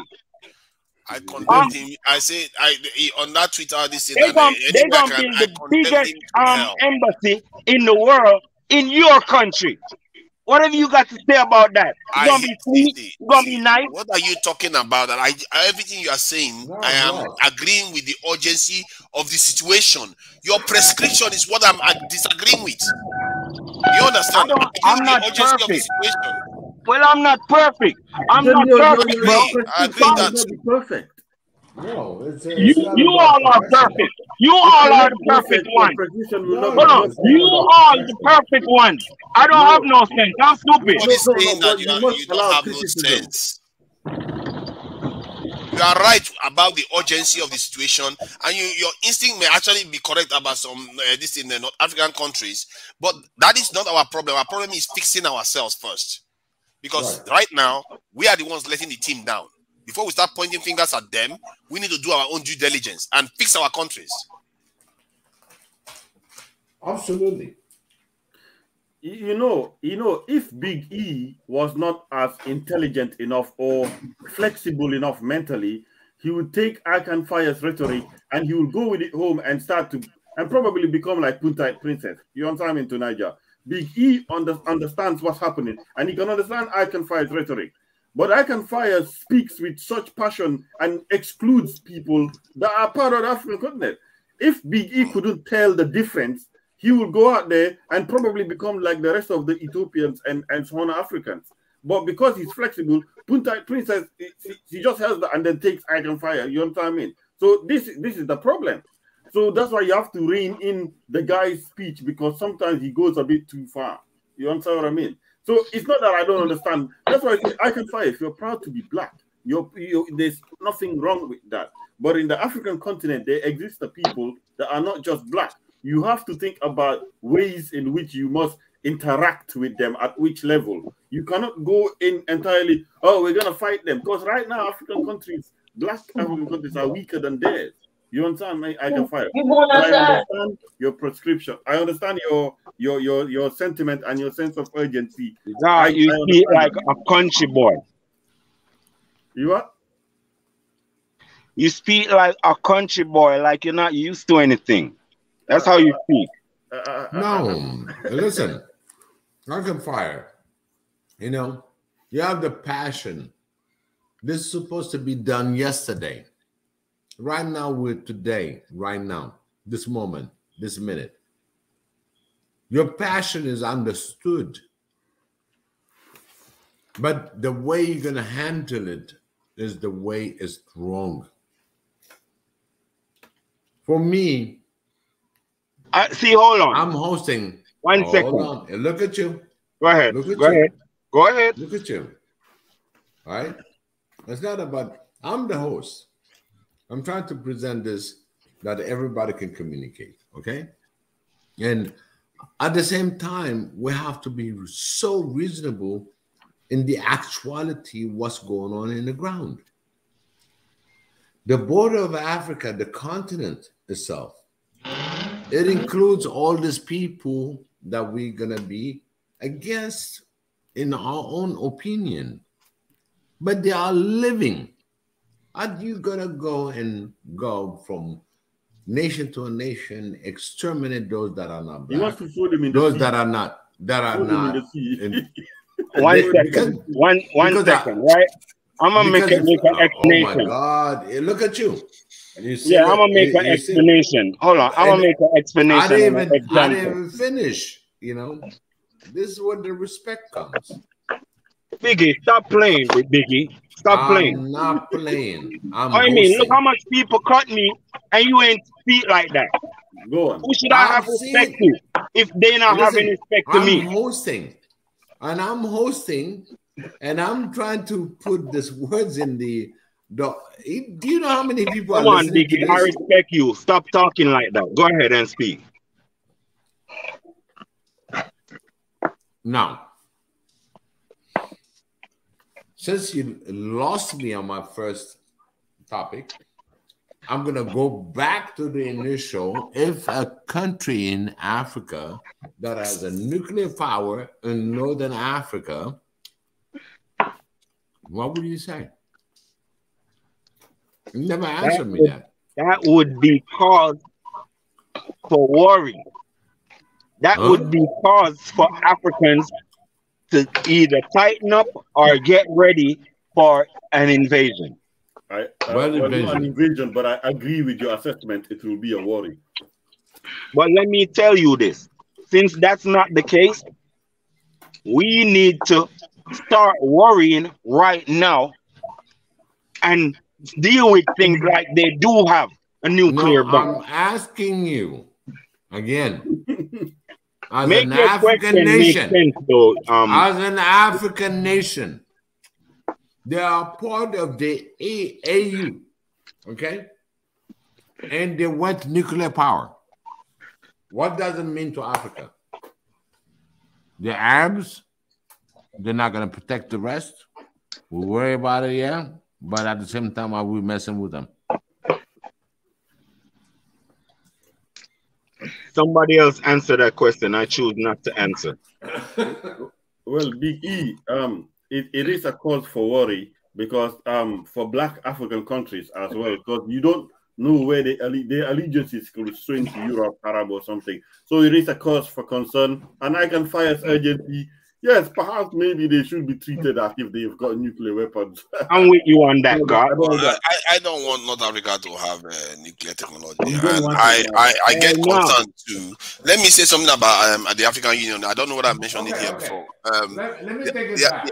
It's going to be in the South Africa. You are far from your mic. I said, let's say it happens in the Southern Africa. South Africa is a bit of a concern. I wouldn't mind. Yeah, I wouldn't mind as much. But you see, in the African Union, they put the headquarter in Ethiopia, put the free trade agreement headquarter in Ghana, the African Union Pan-Africanism Parliament, they put it in South Africa, and when it comes to the space agency, they put it in Egypt. And I was like, what is wrong with black people again? You put the most important thing, the most strategic technology, you put it in Egypt, right next door to the Europeans. That is the stuff that makes the difference. Because if you build a rocket, you are building, it's a ballistic missiles. But isn't that the mindset? Isn't that the mindset of a God? It's crazy.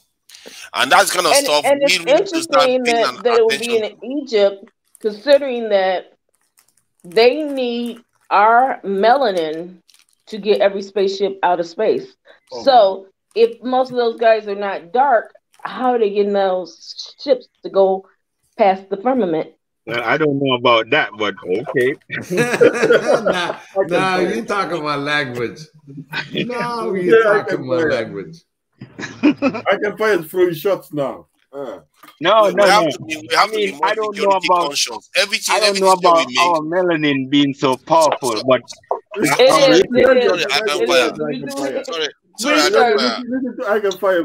set of cells that they sent out of space were Henrietta Lacks. They used her cell to cure countless things. We don't connect it because it sounds far-fetched, but they have been doing research on our bodies from the exception of medicine. And our babies and the fetus. Yes. So our melanin saves us from space. We can survive space then, is that so? No, we can't actually. Is it? Don't go that far. Space is minus 270 degrees Kelvin, so don't even try it. I don't like to talk about these things. I don't like to talk about this. A satellite is enough for me. You feel me? I don't really want to talk about. No, but they put it on a satellite, and that's how they get it out of space. For real? Yeah. For real. Do you know one of the highest entities on the stock market is melanin? Yep. And I kept figuring out how they get melanin. That's one of the highest. Is the value is higher than gold. Yep. Yeah, melanin is valuable. And we not scared. Let's not get it twisted. Hold on, and we not scared. Hold on, we dealing with things so casual. And this what these people think? And we dealing with things so casual. I think you really like to answer every question, isn't it? You. Do I? No, even I can find you seem to love to respond to every question, even as benign as it may be. You will not let it go. Which one is benign? I mean, this lady here that was saying that our melanin can survive. Come on, you have just ignored that one. Because you thought I should ignore it, that's why I should. How do you know? There are others that were asked here that I didn't even bother to respond to. So it's not everything that I don't want to go. Miss BJ, we know some stuff, but to a level of mind, you can't go to a certain level. You see me? You have to keep some of the wisdom. So that's why I give them things that's reachable. Yeah, and I only mention that because these people have been studying us forever. Yeah. And figured out ways to use every inch of us to benefit and profit from. And the system is still going strong. Even placentas is a big commodity. Stem cells. It's not that I've not heard these kind of things before. I've heard these things that you're saying before. It's just I chose to get away from it and deal with real science that can be proven as well. Not real science. Hold on, not real science. Hold on, not real science. Reachable stuff for the common citizen. You want to stay on the reachable stuff, right? That's what that's where I want to stay too. I can tell you, Lady BJ, if they send you to space, I'm sure your melanin would not protect you. Look, the last ship my people's got had me on a plantation. I ain't trying to go nowhere with them, okay?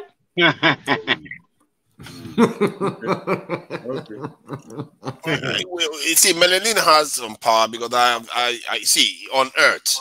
We evolved on Earth, so that's as powerful as it gets.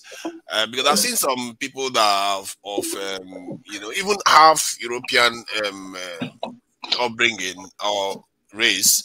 Then this, was jogging outside, and it was a little bit windy, and the person didn't notice that it was quite hot, and before you know it, their skin was burning, and I was like, wow, if you are mixed, and your skin is already burning from the sun.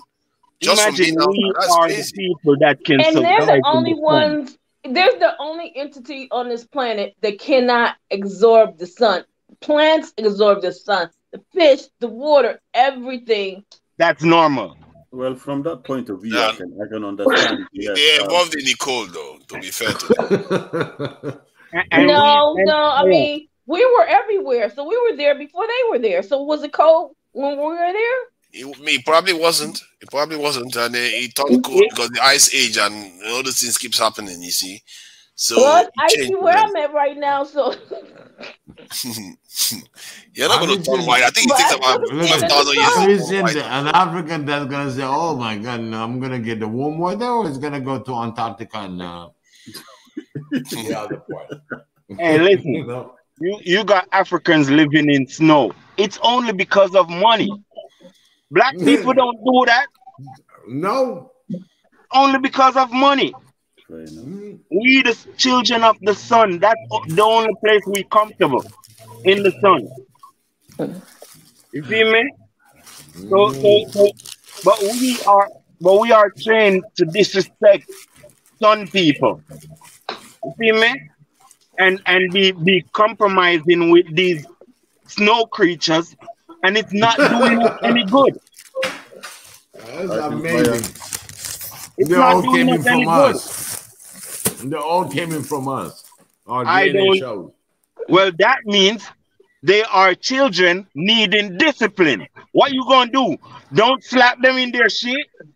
Oh, now you're picking on things. Well, how you gonna discipline them? Depopulation. That's how you gonna discipline them. What the hell? They said it takes 40,000 years to turn from black to white if you move residents from Africa to Europe. So it will take you 40,000 years. We will still be black if I move to Europe. My color ain't changing. Yeah, but if you stay there 40,000 years, you keep having children. No. If I stay there 40,000 years and keep marrying white, then I'm going to erase myself. What is happening is that every time you have children, the one that is lighter skin is likely to survive because they can be mal camouflaged by the ice. So over time, there will be selection for the lighter skin over time. Then if that's the case, why are the dark Asians up in Nepal area? Why are they so dark? But they are not in the north now. They are not in the cold region of the north. So the Asians are in the hot, generally the hot climate. I don't know whether you're talking about the Chinese or the Indians. The Chinese, yeah. If you get near the mountains, they have limited snow. They don't have northern snow. They can be cold too. You see, they have cold areas too. The Chinese have their cold periods too, like some parts of Asia. It's not this in Siberia is in just that region too. So Siberia is one of the coldest areas in the world. Right. Siberia have 6 months of sun. Yeah, and that is not a lot. That's not a lot of sun. Africa basically gets it 24, all year round. All year round. Can we let Tanzan say something and get a summary or conclusion here, or not even a conclusion, just a summary of what she's saying? Don't want Tanzan to talk. You might call her crazy like me. No. I've heard Tanzan speak many times. I can fire. She's quite. No, we'll let Tanzan talk for herself. I want Tanzan to speak for herself. I was just listening today. Oh my goodness, you all are crazy and hot. We're diaspora. Yes. Yeah, diaspora.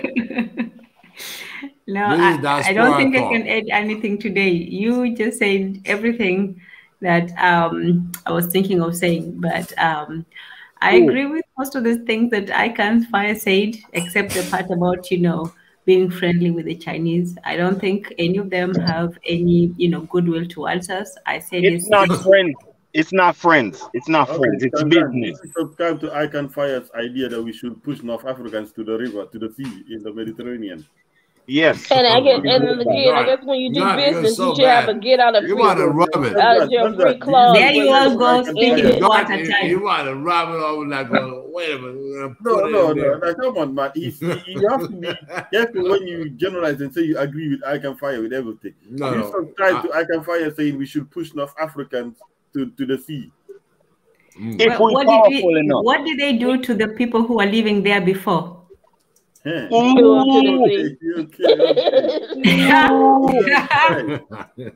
Think about that.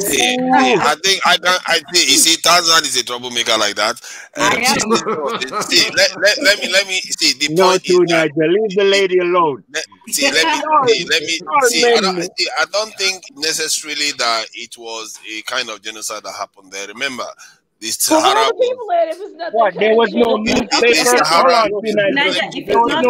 What is happening in Mauritania today? Let me just finish my point.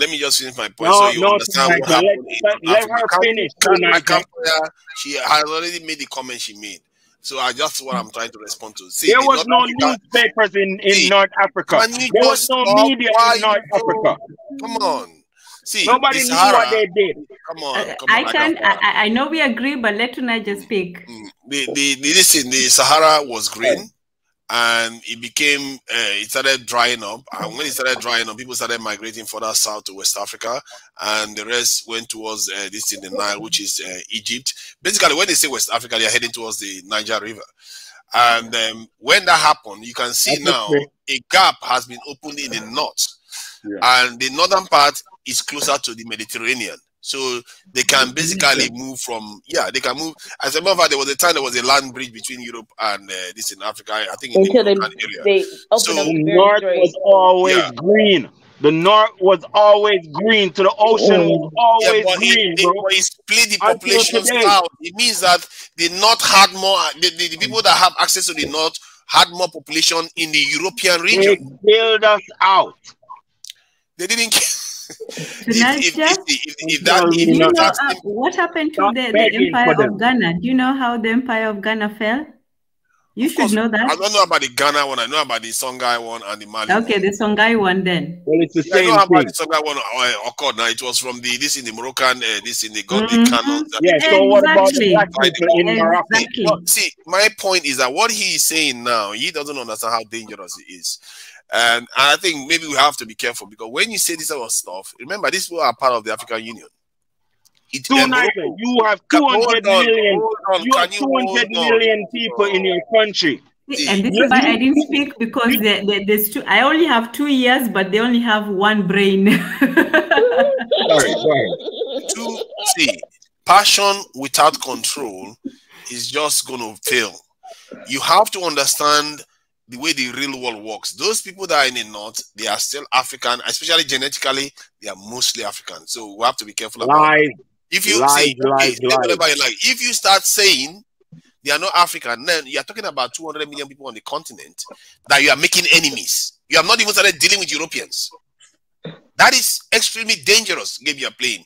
We are not saying you should trust them. Hold on. We are not saying you should trust them. We are saying strengthen yourself. Worrying about strengthening yourself instead of worrying about pointing fingers to somebody face. I'm with that. But spend more energy talking about that than making people on the continent enemies. I only mentioned that, but I believe in figuring out ourselves first. That's what I believe. But without them around us, you can't have them in our communities. They're not supposed to feel safe around us. The continent. See, okay, I agree with you. Let's focus on ourselves. Let's get that one going. Because we are the one letting the team down right now. We can point fingers at them all we want.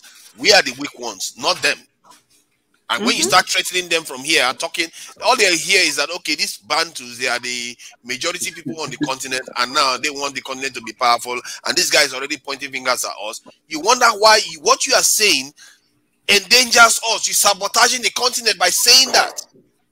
Or but the they thing might is just think that these people are finally wising up to us. See, you have to use your tongue to count the number of teeth you have.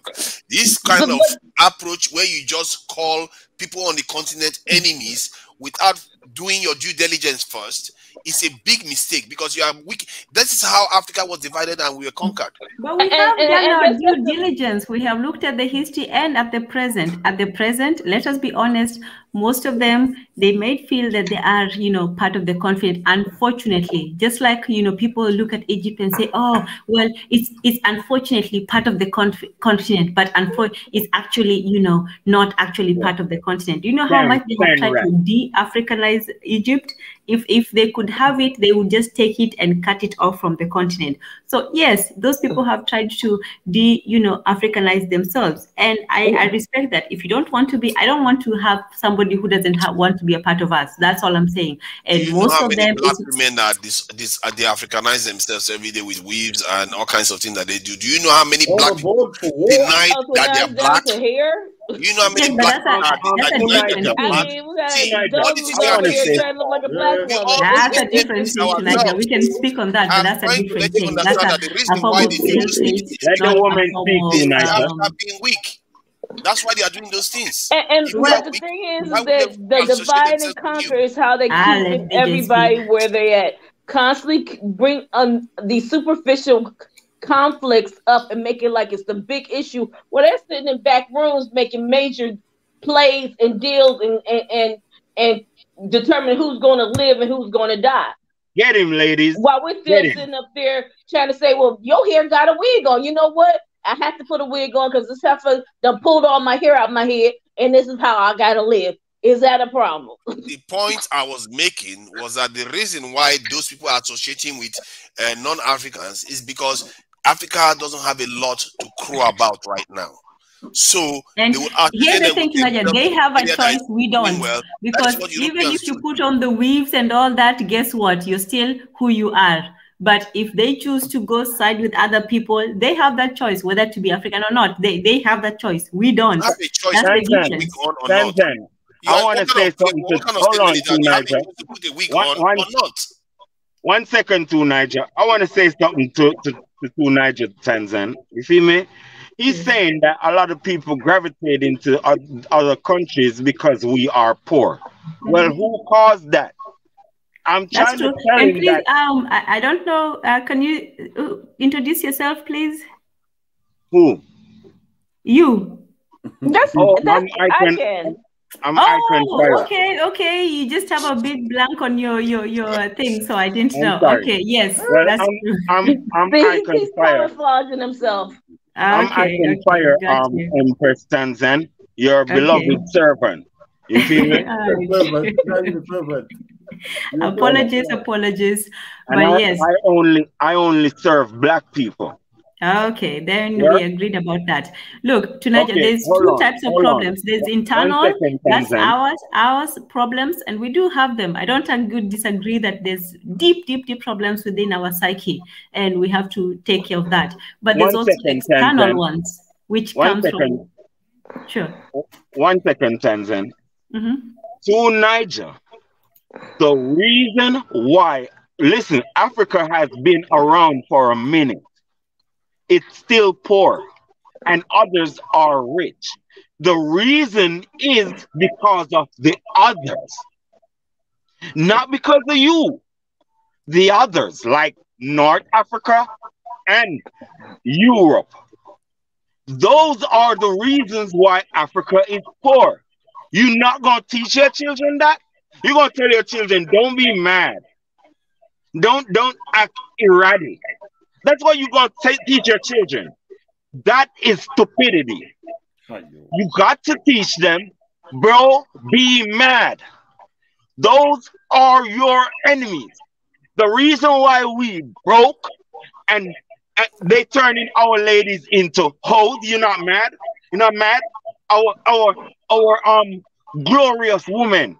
They have degraded them and turned them into sellers. You feel me?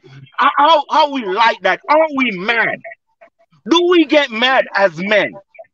Man, I'm telling you, and you talking about you Minister of Security. You better know what to fight, man. And you know what? Did I call myself Minister of Security? Fire, I don't know why they keep calling me that. I just want to reiterate what you just stated. That's what I heard Now, you if you see all the deviant behavior in America, they're now trying to bring it over to Africa. They trying to, again, Afro beats, Afro dance is very, rhythmic and spiritual and all that, but it's not sexualized. Now you're starting to see how they're trying to integrate that thought process over there. All these other little groups they're trying to integrate into your culture, which is then is going to just like us breaking down our families. I want to say something else. You see our women like this beautiful Tanzan and beautiful BJ and beautiful Empress above to Niger. Let me say something about them. The only way we as men gonna get respect from our woman is when we conquer and own our own stuff and give them security. Then they gonna give us respect. Not this sellout behavior where everybody's our friend and we scared who get mad at us. We don't want our women to get mad at us. That's what you're supposed to be your priority. Your priority is mad at you anymore. When you're dead. See, I think something Tanzan said. Hold on 1 second. Okay, go ahead. 1 second, Tanaja. That's the first thing that in my model in the diaspora world, advising the rest of brothers and sisters that are really, we're supposed to be protecting our sisters to begin with. Okay, our brothers, the same thing. I always said, you shall not raise your hand or any way against another African brothers and sisters. There's no reason. Okay, respect and protect. It is our responsibility. And in fact, I'm not going to teach you all how you're going to be respecting the ladies, how to respect the gentlemen, because we are gentlemen, ladies world. We have that world. They try to muff it out and they showing our culture. No, listen. They sexualize our culture. But how are we going to dignify anything? How are we going to do that? We have to talk about it. We have to take back our Africa. Listen. Hold on, Biggie. We have to listen to get our women dignified. We have to take back our Africa, even the North. Then our women gonna say, our men gave us back the North. Now we can walk as we please in Africa and own it because our men have that down, secure. That's what our women in Africa need. Instead of us babying around and making these other people come take inhabitants in our land. I can fire. I'm on Julius Malema side. I can't wait till he gets control of South Africa. Listen, the North Africa women, they have to deal with a lot of things. Okay? Well, let's not mix in that aspect of it. We're talking about black Africans. I'm talking about African women. No, African I don't care about North African women. I don't care about those. She is still a woman. I don't care about them. No, you cannot say that. I only care about black women. You cannot say that. What are you talking about? Even the creator, blessed them before you even blessed as a man. So what to Niger? Biggie, I'm sorry to say. I don't care about European women. I don't care about European women either. It's not special. Come on, no, you mixing out things. I can fire. We've been I just wanted to address the point Tanzan raised about the North Africans attacking this thing. this in the Songa Empire. The Italians, you know, during the Roman Empire, attacked England. You know, they enslaved them literally, and today they are allies. And the Mediterranean Europeans are not the same as English people or the Nordic people. They are quite different, just almost similar to how we are from the North Africans. When we look at them, they seem similar to us, but they are not. They seem like, you know, to us, all Europeans are the same, but they are not. And this is how, if they can now create a NATO after all that history that they've had, after even slaughtering each other in the last century too. I can't fire. What makes you think we cannot do the same? On the like that question. I like that question. Love that question. You feel me? We need to take a Russian model. So, okay, they took part of the North. Well, we take it piece by piece, starting with take it back piece by piece, starting with Mauritius.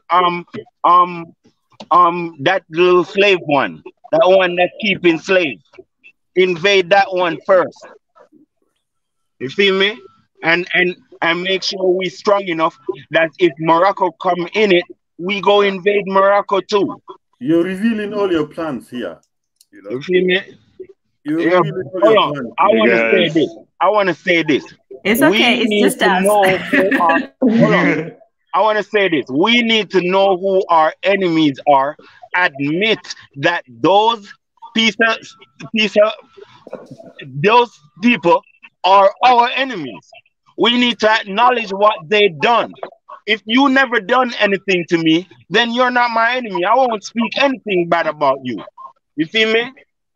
But if you have done my people anything and it is not being paid for, then you still gotta pay. That's just life. It's fair.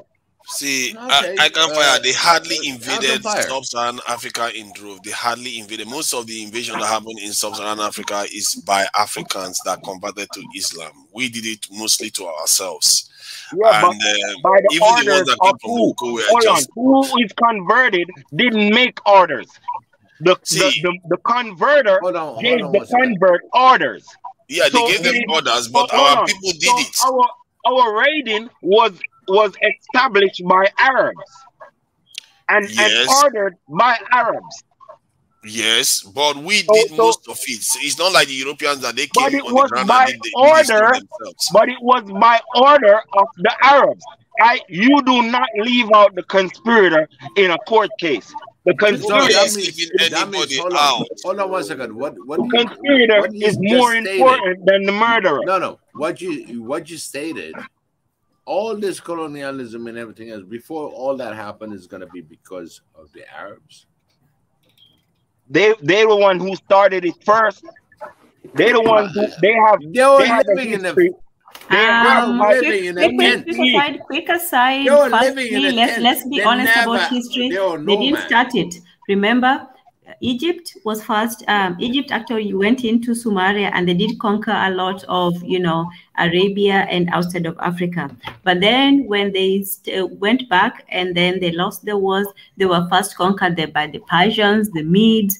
Then the Arabs only came in around 600. So the Greeks and the Romans had been there. In fact, when people talk about, what was this called? The guy who got Africa, his name, Scipio Africanus. Yeah, and people do confuse that. It's not that he was called African. African was named after him. They used to take the names of the place. They conquered the same thing as the guy who called the Roman, who of course was called Germanicus. He took the name of German because he conquered Germany, so he was called Germanicus. So Africa was known as Africa before even so it wasn't just the Arabs. So the Arabs were the last ones, and they had the most. And you know what, Tanzan? There's a tribe in my country where they are known for all speaking at the same time. I won't call them out because I'm trying not to be, tribalist this year. But yeah, we'll be coming like them now. It's those Berbers in North Africa defended Africa from the Roman Empire by Hannibal. It's those Berbers that defended Africa. You understand? I'm sorry, say that again. They wasn't defending Africa. Those Berbers in North Africa defended Africa from the Roman It's not Empire. Africa they was defending. You stop lying. We wasn't even around in those wars. Those Punic wars was between invaders and invaders. And again, okay, well, I'll say this just in summary, so we don't get too boggled up in history. The Arabs are not the first, but the ones who stayed the most. Slavery back then, it was more like indentured servant, and they served 7 years. Well, here in the Americas, when you was a slave, you had 7 generations of people, and every child you had was still my property. So even our definition of that versus what it was back then and today is totally different. People are now being enslaved. I'm sorry, let me just laugh at what Munetezi is saying. He's saying that I Can't Fire says what we all think but can't say in public. Yes. Yeah. Okay. You see that shit? I like that what he said. A lot of people only think these things, but I say it. You all are scared. That's what you all are. You're scared of this hierarchy. That listen, your life is meaningless if you're not free. You feel me? If you don't have land, your life is still meaningless. We need to stop thinking about our lives. We need to start thinking about how we gonna settle the lives of the generation to come. How we gonna change things? I Can't Fire. Hold on, let me just say this, and then I'll let everybody have their word. But for me, I would say this, that I think the first thing that people think about when we just want to be, pro our people, just the love for people, is the first thing that even the first people think about is like, oh, you want to hate everybody, you want to do these all bad things. And I don't go there, just as quick as I can does. I can't just goes like, oh yeah, flood the whole place. But they don't want to beam a laser beam on them. Me, guess I'm what? like this. Guess what? They don't want to say. It's because I won't go to that extreme. I just say this, that there's no problem in defining ourselves. One second, Tanzan. They are attacking me. Let me tell you, I know black people problem. They don't want to love each other, so they find a reason to attack. Let me tell you, when it's mandatory, like how I speak, like it's mandatory to love blackness and be loyal to blackness, these people are opposed of it. That's why they attack me, say I want to hate everybody. No, it's because they don't want to love black only. For loving black people. I say that this. I think we got to listen. I can fire. We don't mind. I have an example for you. I want to say something. I want to give you your example for 3,000 years. I want to hold on. I want to say something. Sorry, Big E, by the way, Jonathan needs the link. He wants to get in. So if you can let him in too. I think he wants to get in. Yeah, but I want to say this. Right? Listen, let me tell you, we permit black beggars. That's what we do. We permit each other to be beggars. You're the one online speaking about genocide of an entire race on North Africa. To Niger, are you listening what I'm saying? Our mind is so corrupt that we are satisfied if our brother becomes a beggar. We are not upset. We are not upset to see. We're the one seeing our beggar brothers and sisters. Everybody cutting. I can't see. He's talking about genocide of an entire race and all that kind of stuff. I don't care about those people. I Can't Fire. I'm past being upset. Purposeful. And worrying or getting upset, it doesn't solve any problem. You have to be. I'm not upset. I'm not upset. So you are saying people are not upset. That's why I use that term. You are saying that you have to be logical about these things, and you have to be calculating and know exactly what needs to be done. And personally, I'm past being worried about, pointing fingers at this, pointing fingers at that. I'm more talking about what we need to do and change on the continent right now.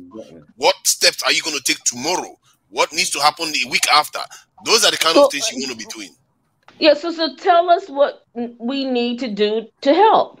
Well, I personally, if I had money, I would start contributing to the ministries of education, and then dictate what I want to be taught.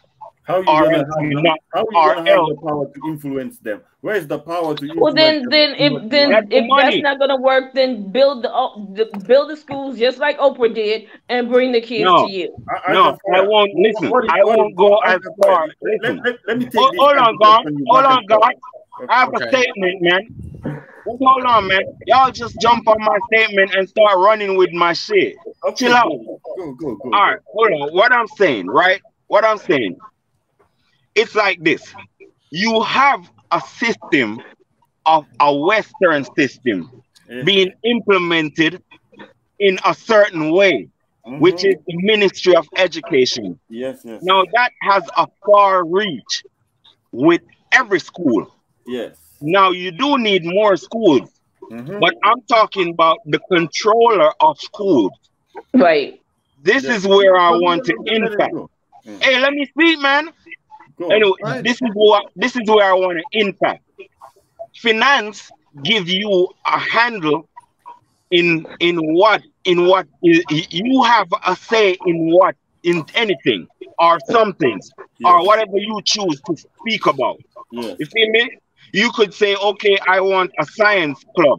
You understand? And you finance that, and they will enable you to finance that. Okay, so you want to use money to control politics. What if that's your already I'm saying I don't want to listen, man. Stop making me shout, bro, because you're the one that making me shout, because I cannot. No one will just sit quiet. This Gambian dude won't sit quiet. Let Rasta talk. Listen to the question. Let Rasta talk, man. Listen to my statement. Ramble on for too long. I can't fire. Just let him. He's about to ask you a question. Maybe you should hear him out, because you are still going to answer it. Forget my point. Okay, speak. The question is, okay, you're going to use money to influence politics. What if, like Vladimir Putin, the West realizes that this money is helping you fund the war, so they decide to plug that hole? Well, how are you going to continue then? What that has to do with Vladimir Putin? Where you're getting your money from to do that? How are you going to go when they say I Can Fire is influencing politics and it's corrupt, and they start speaking bad against you in the media? My God. So could you let me speak? Go on. Okay, finish it. It's soft power. Nobody really fights soft power. I don't think you people are educated enough to talk to me about, or conscious enough, are grounded enough. I think you people are dealing in space sometimes. Y'all are not in balance with this economy. Let me tell you something. Hold on, God, man. God, your problem is you think too much. Shut up and listen.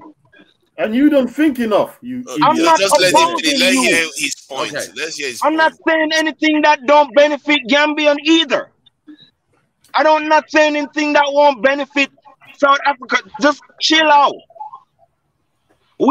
Listen, man. Y'all making me. Let me tell you.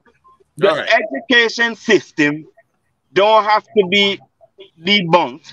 It can be transformed.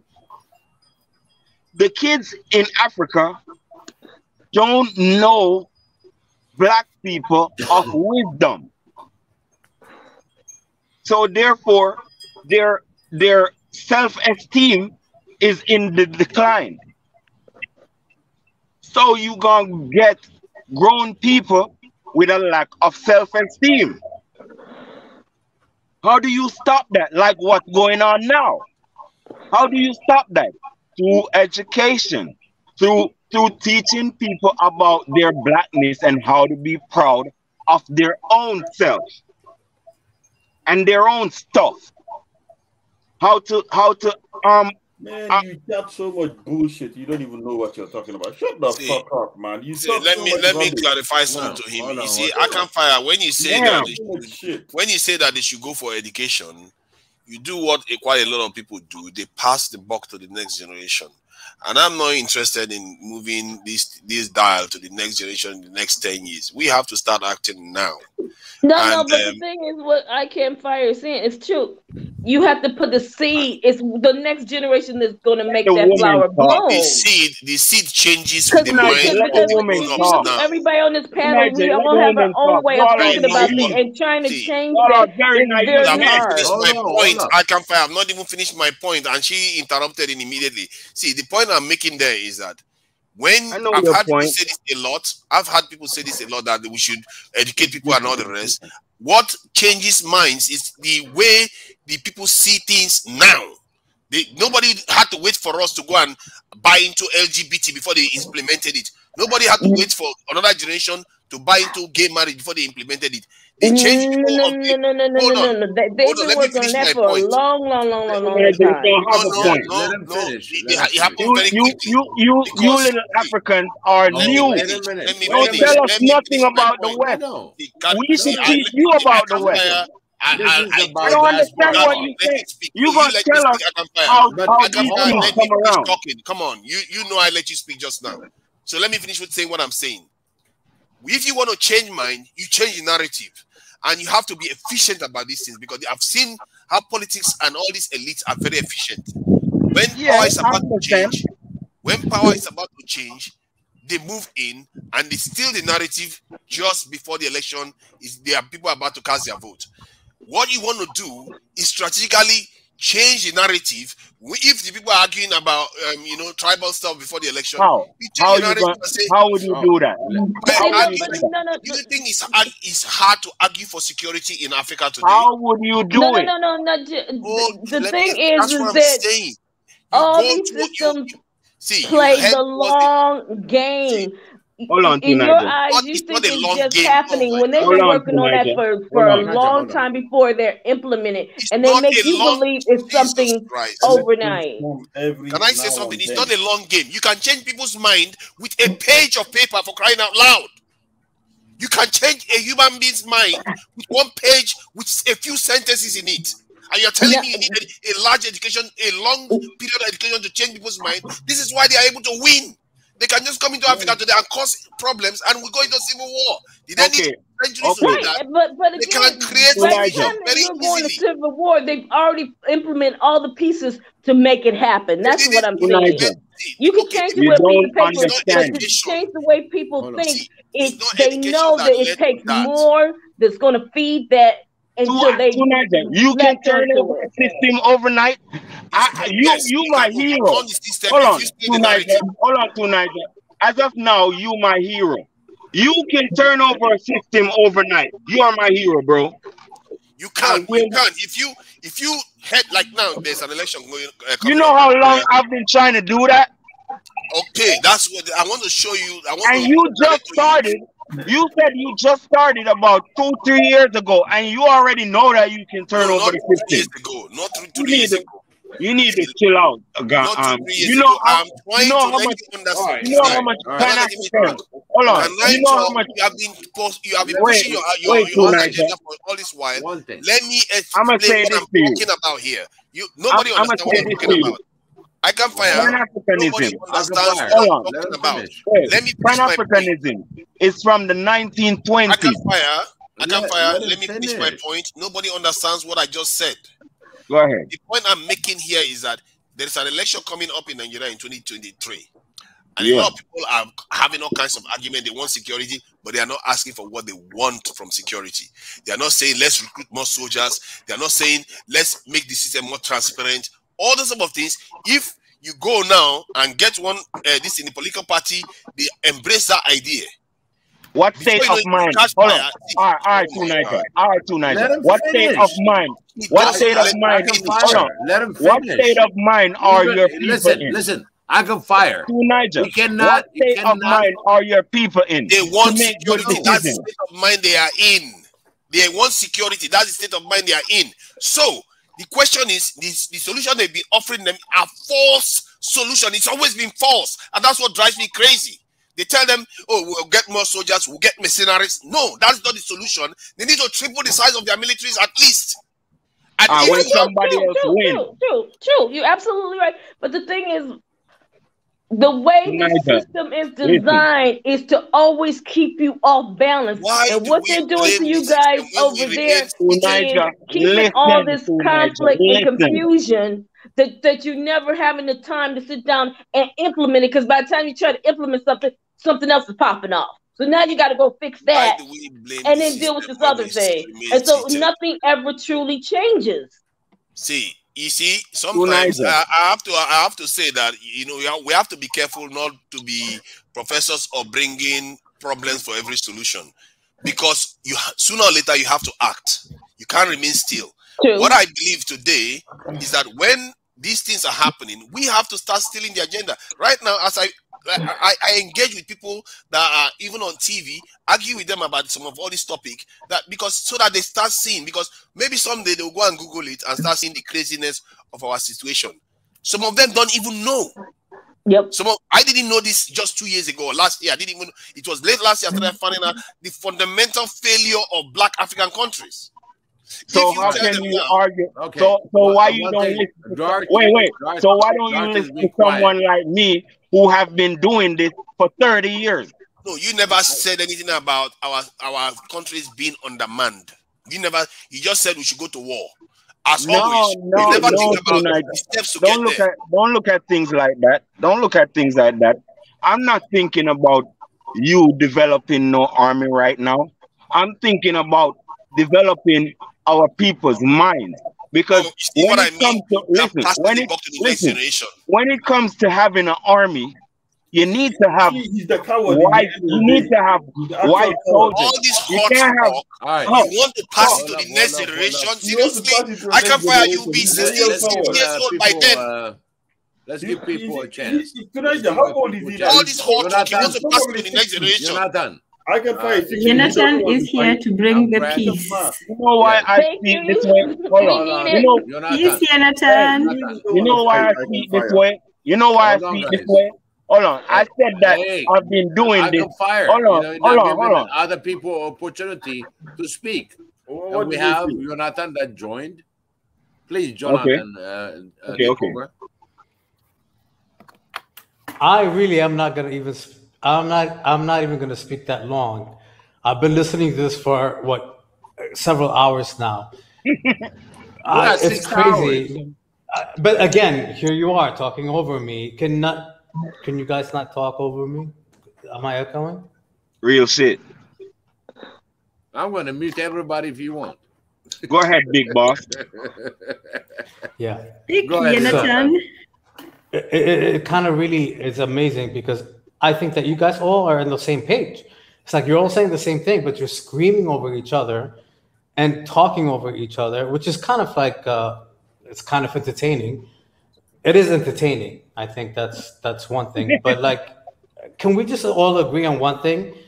That, Africa is a black continent. We can all agree on that. We've all agreed on that. Yes. Yeah, we all agree on that, but we don't have to scream over each other over that. And this whole idea of North Africa not being African and all the stuff that you're saying, and please let me speak and don't speak over me. This idea of North Africans going into the ocean or whatever is the most dumbest shit I've ever heard in my life. Now you got me cursing. I think that's crazy because they're Africans, right? So let's just be realistic. There is no way that Africa can do it. We're talking about One Africa. This is about SNN. And you guys just really talking about the same thing and agreeing, but still, it's entertaining. But I think that there could have been so much more interesting conversations happening. About African Americans and Jamaicans and all of that. Let me tell you, I'm not a Jamaican. I'm not a Jamaican. Hold on. Let him finish. Let him finish. I'm going to mute you. You know, all this idea, I as an African born in Africa, right? So I know my history We've had this conversation yesterday as well. Like, please do not give me, like, if you're going to speak like that, go fight with every African trying to fight off what's happening. I don't remember a lot of African Americans on the ground when we were screaming no more. I don't remember Jamaicans on the street in New York City and in DC screaming no more with us. I don't remember Haitians getting out there on the street with us screaming no more. So do not tell us diaspora or even on the ground dying to fight America and the big power. There's Africans doing all of that. So don't underestimate. We are the ones holding the ground. We are the ones fighting. Okay, so like, yeah, I had mentioned earlier in the chat, during the second Italian War, absolutely African Americans and Caribbeans were out there, if not protesting, actually enlisting. Some of them flew planes, not some, just a couple, and fought those wars with us, fighting against the Italians. But where are you now? You cannot just come on here and just talk all this stuff and just a few of you and say that no. I'm in a diaspora, and I don't know. Let me finish. I'm a diaspora, but let me tell you, there are people dying in Ethiopia fighting for not just Ethiopia, for Africa. Okay, so like some of this dismissive language that I hear here is really hurtful, coming as an African. So please be careful what you say here. Trust me, there are also Egyptians that understand that. Ethiopia and Egypt are friends. Ethiopia and Egypt are friends. Let him finish. And see, this is what I'm not going to do. I'm not going to speak. Ethiopia be friends with Egypt. I'm just going to speak once, and I'm not going to speak again. Please. Okay, so there are Egyptians that understand what Ethiopia is, and that are on our side. I don't know if you know this, but just a few months ago, four or five countries, if I remember correctly, it's Algeria. No, it was Egypt as well. If I remember, I think Morocco was left out. Nigeria, Ethiopia, and I think it was Ethiopia and South Africa decided to create their own a G4 for Africa. There is stuff that we're doing. Let's talk about that in every region of Africa, because if Africa does not unite and fight back, we're losers. And then the idea of like we're gonna let, I don't mind buying weapons from China. Cutting me off. I'm not gonna allow you to do that. Like you've talked for the last several hours. I'm just gonna speak for 2 minutes and I'm out. And then the idea that you're gonna allow China or Russia or whatever, no, we'll buy weapons from everybody. We'll build our own military in Africa. But I don't believe in having boots on the ground from any country. I don't believe Russia will leave you that tomorrow. China, the biggest trading partner for China is the United States and Europe. Trust me, Ethiopia or another African country is the least of their issue. The minute that something that comes up, they will go the other way. Africa needs, I think I agree with Narajo. I'm sorry, I'm now emotional. I forgot the name. But I believe Africa needs its own military. It needs regional military bases with a central part of the thing. And we definitely need nuclear weapons, because we know nuclear weapons are the only deterrent. Okay, so I will say that. But you guys arguing and fighting about the same thing, very entertaining, hilarious, and funny. Please, especially the ones that are not living in Africa, including myself. I'm not in Africa. Unless you're gonna go pack your bags and go fight along the Ethiopians, don't come in here and talk like that. That's it. I'm done. Jonathan, not all of us are saying the same thing, because I Can Fire is talking about genocide and creating enemies before we even get there, when we should be creating stronger unions, more integration, allies. And so that he creating allies. I Can Fire is finding enemies for us and all that kind of stuff. Enemies that could side with our real enemies in the fucking continent of Africa. This is a fucking terrible situation to be in. This guy is not considering much. No, I'm not in favor. At the same time, he's prescribing handing over the buck to the younger generation. He's probably 50 years old now, and he's handed the buck for so long. He really doesn't want to fight. He's like an old man that talks about war but can never really go to war himself. I want to give people some news now. What is just happening? Just yesterday, the UN called for the US to intervene in Central African Republic. Today, There is a news that is coming along saying that IMF is watching, is scrutinizing Central African Republic because they made Bitcoin their legal currency. That is fucking fast.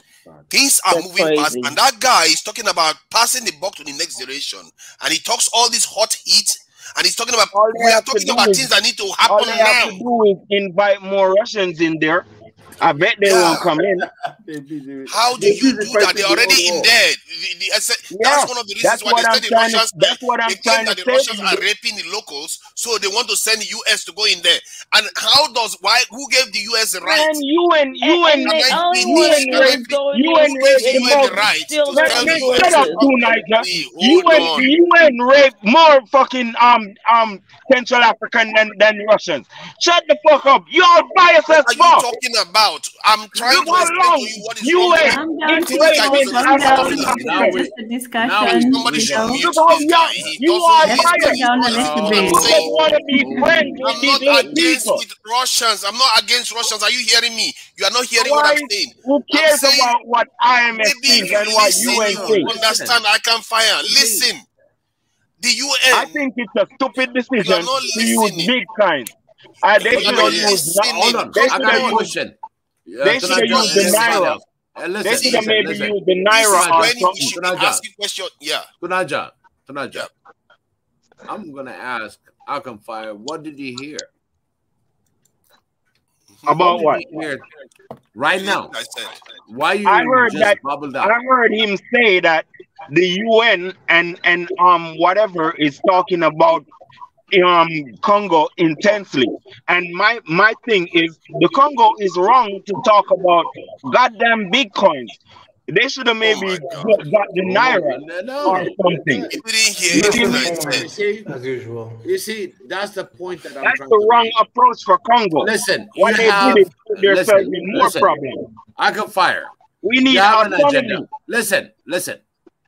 When you have a panel discussion, you understand to conversate, to entertain one question, answer the question, other panel understand the other question.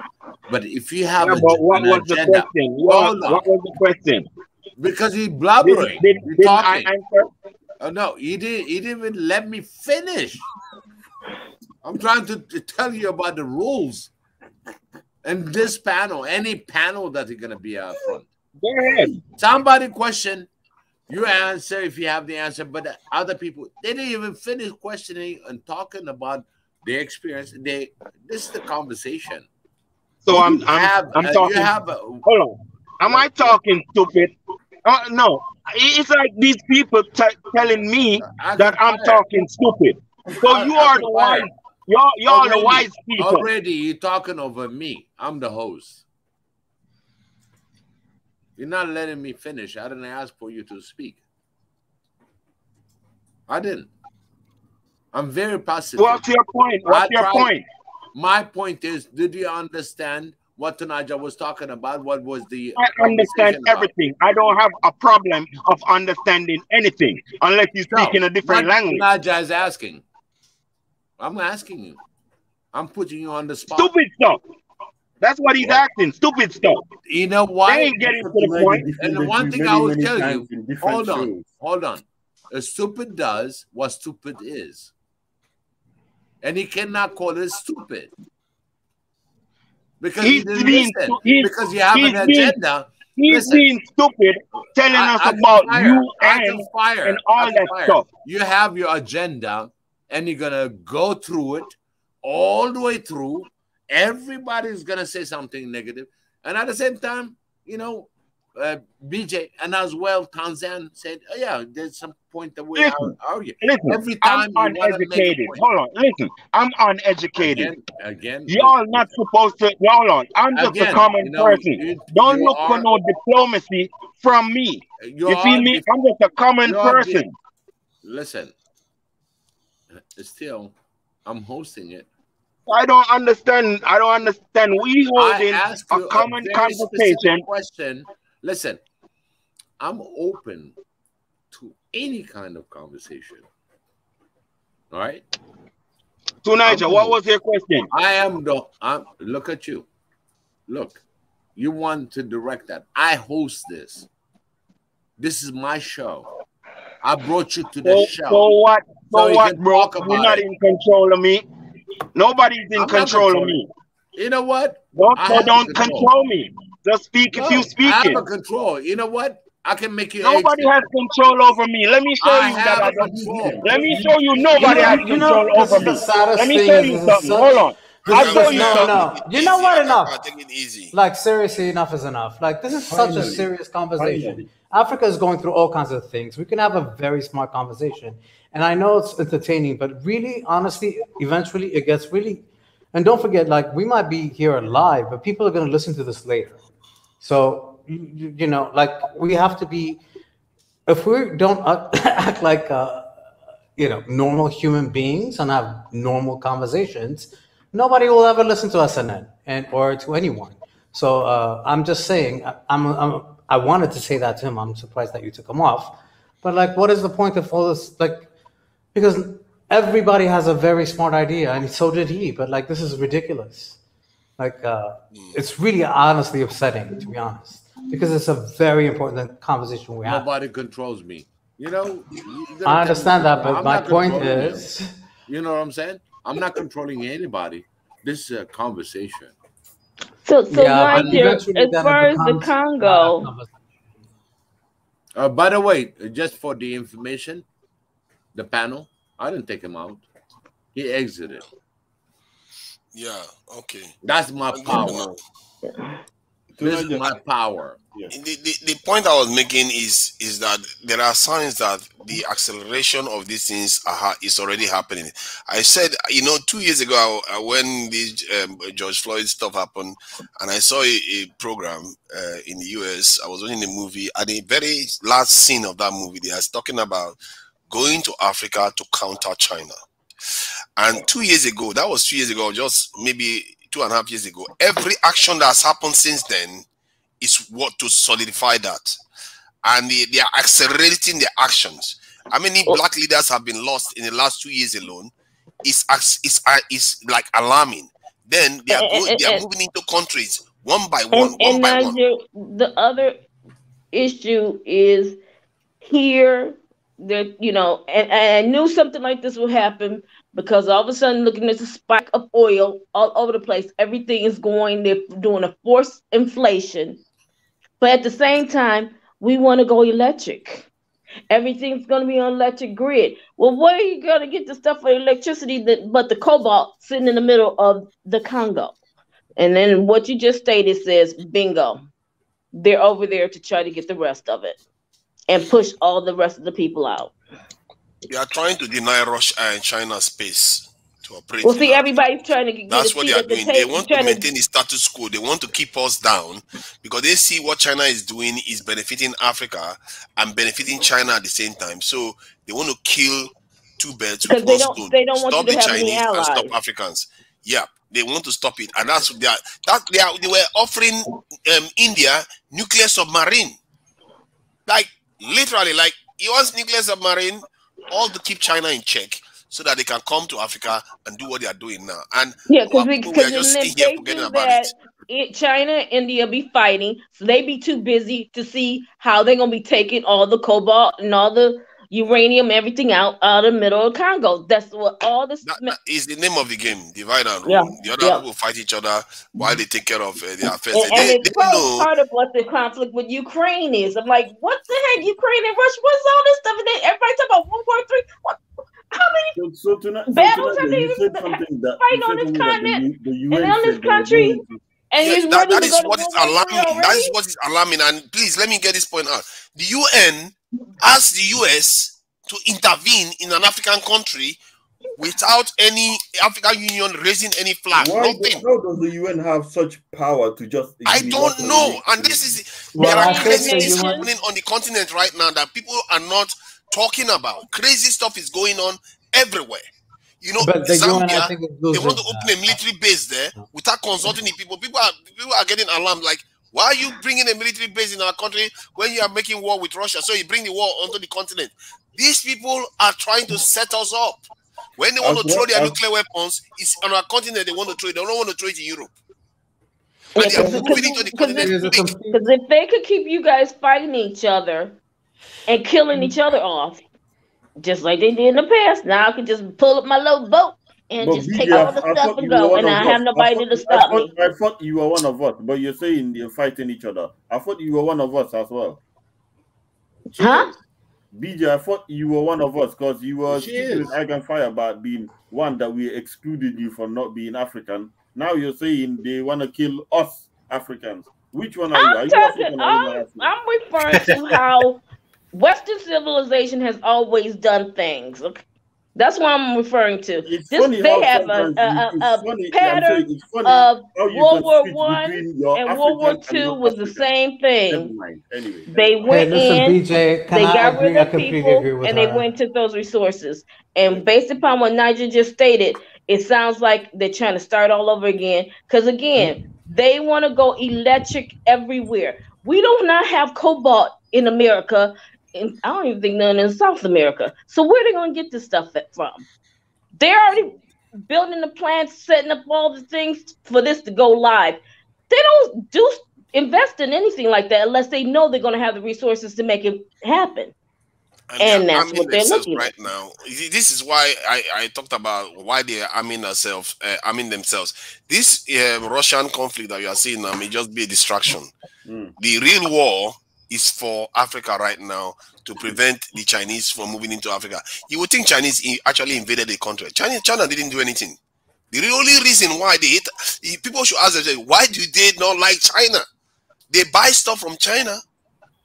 The only reason why they don't like China is because of Africa. They want to prevent Can I just China, say something? I'm sorry. China off. I feel like I'm still not able to talk. Go ahead. The whole entire high education systems that are in Europe and the United States are already talking about. These are the people that are going to become presidents and senators and whatever. They're already having conversations about, a new world order. They understand that everything is changing. They understand about China. They understand about Africa. We're the ones that are blindfolded. We don't, unless you're in it and you see it, and we don't. That's what's happening. They literally have a new system. They already know that China is going to be overtaking everything. They know that. And they're trying to slow it down. So they're having their own internal issues right now with the Russia and Ukraine and the United States. It's really actually the East and the West of European countries having fights about, okay, who is going to have to fight back against China and Russia? The best thing to do is, of course, weaken Russia so that way China doesn't have that kind of.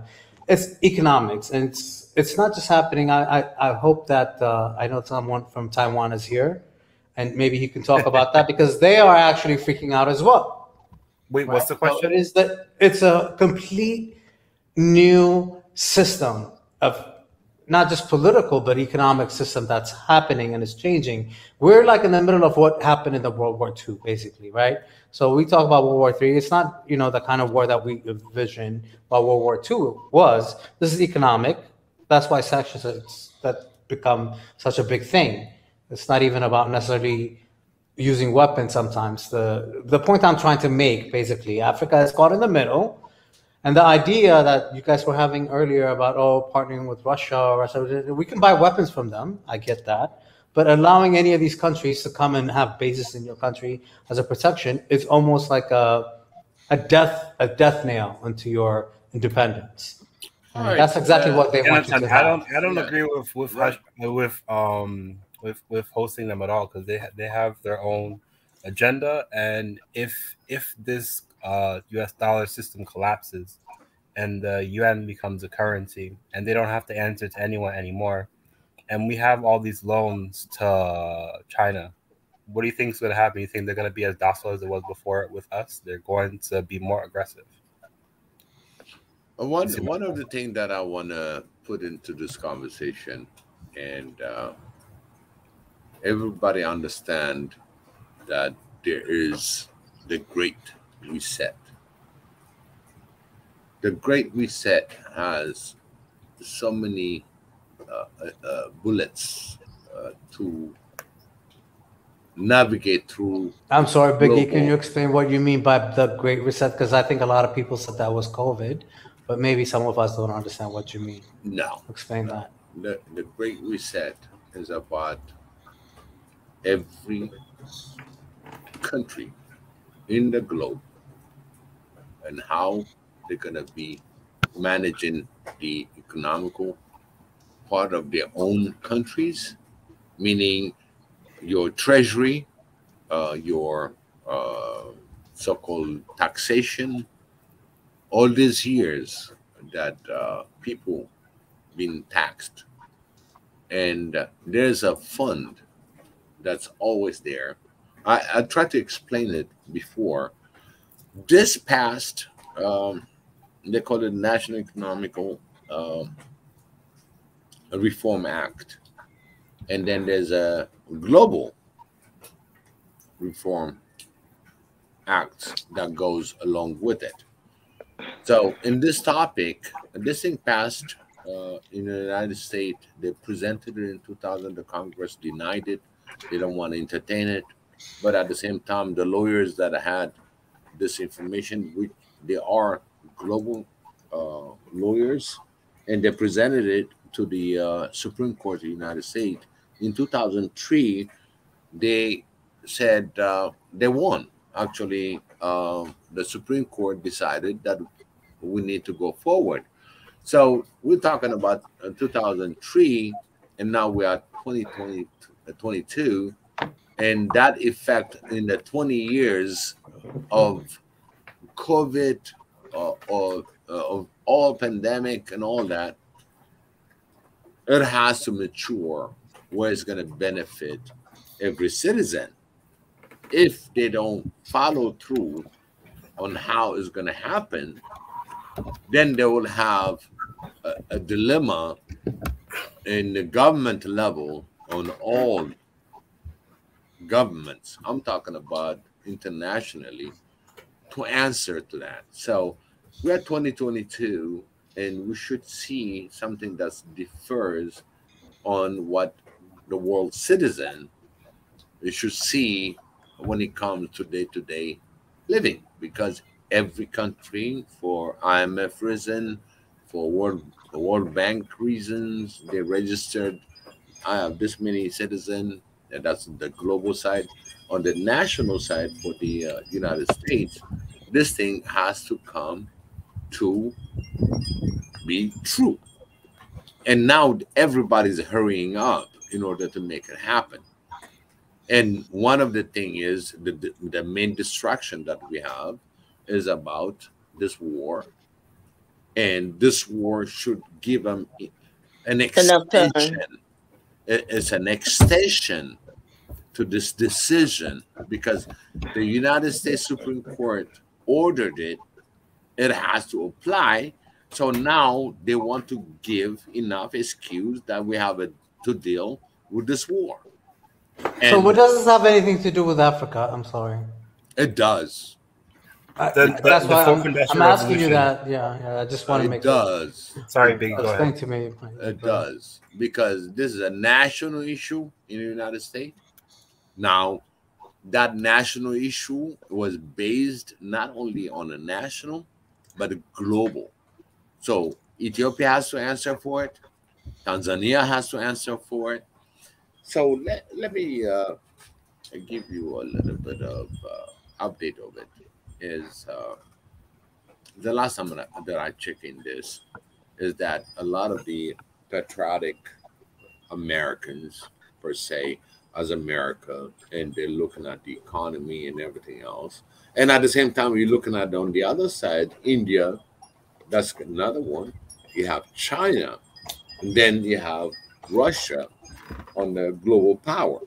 So each, and then there's Africa, but when it comes to the continent, they don't want to talk about our continent, because remember now, every time every nation in the continent excavate and get their resources out there, okay, you're mining everything. it is in the name on the behalf of the country that did the mining. So imagine that whole thing is like sitting in an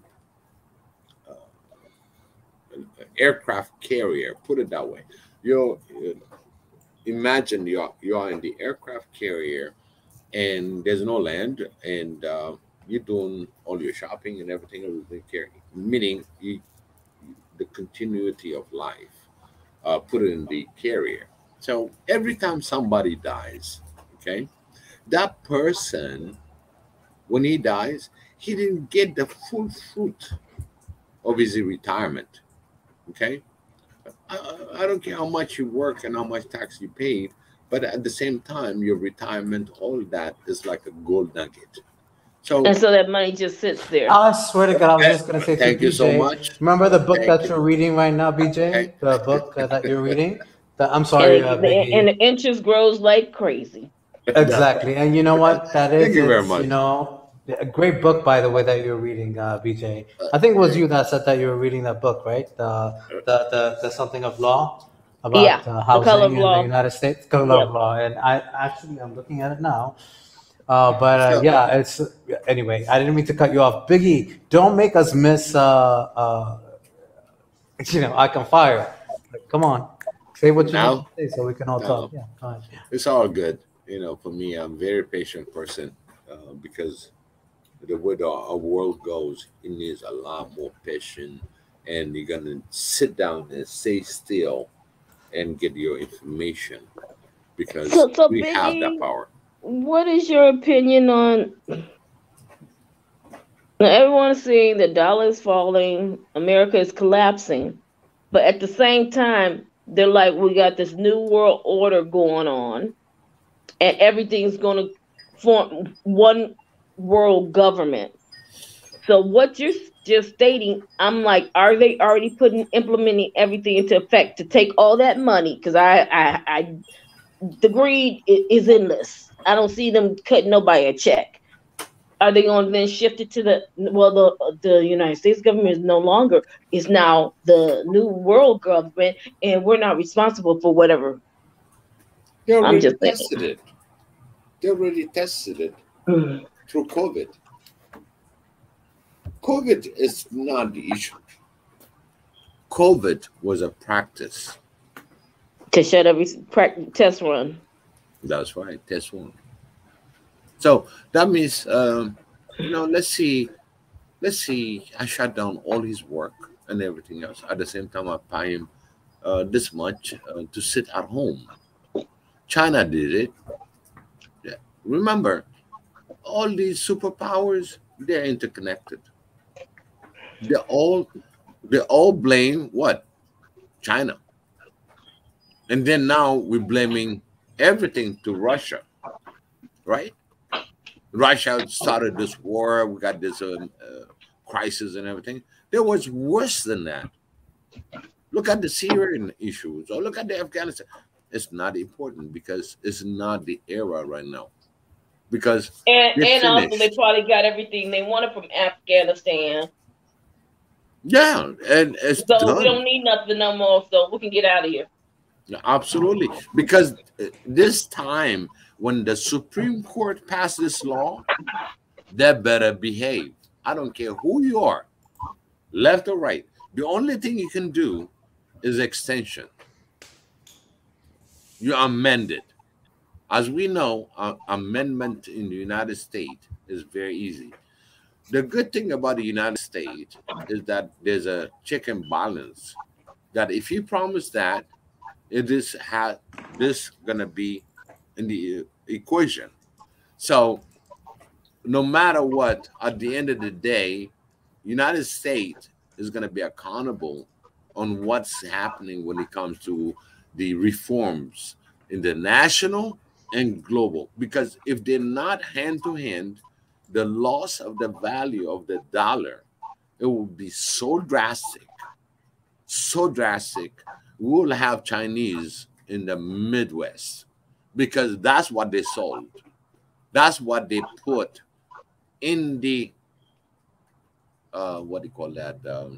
If I don't pay you, You can have the whole Midwest, and the United States is not going to play that game, because that would be destroying the fabric of the United States.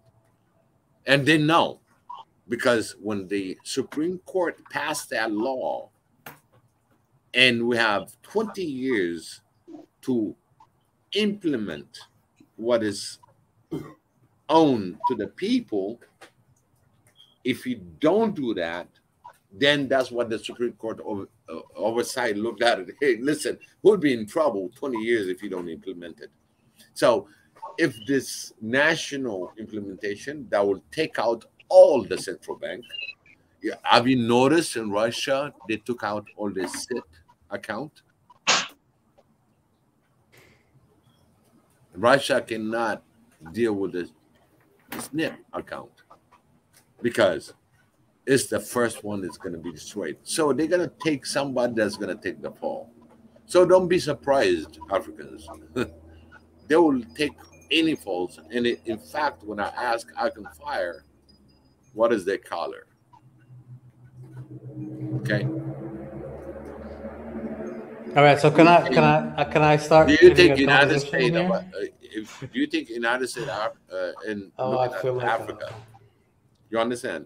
You're not that sorry about that, but it's okay. I just actually have a big question because of all the discussions that you guys have been having. I mean, I just want to ask everybody and just go down the line from this, what I'm looking at. What is Africa to you? Like, geographically, what is Africa? And I'm just curious to know what everybody thinks, because maybe am I at the right place or the wrong place? I'm questioning a little bit, but in a good way. It's not, but like, I just want to know, what is Africa? Geographically, what does that mean to you? And who are the people of Africa to you? Who are Africans? And I'll start with you, Biggie. And can we go down the list? All the leadership in Africa, even though we said, EU is going to support that, United States is going to support that, everything that we're getting in Africa, right now, it is a problem, because each Western country has to answer on what they decided when it comes to the national economic reform. And the first thing that's going to hit is the central bank.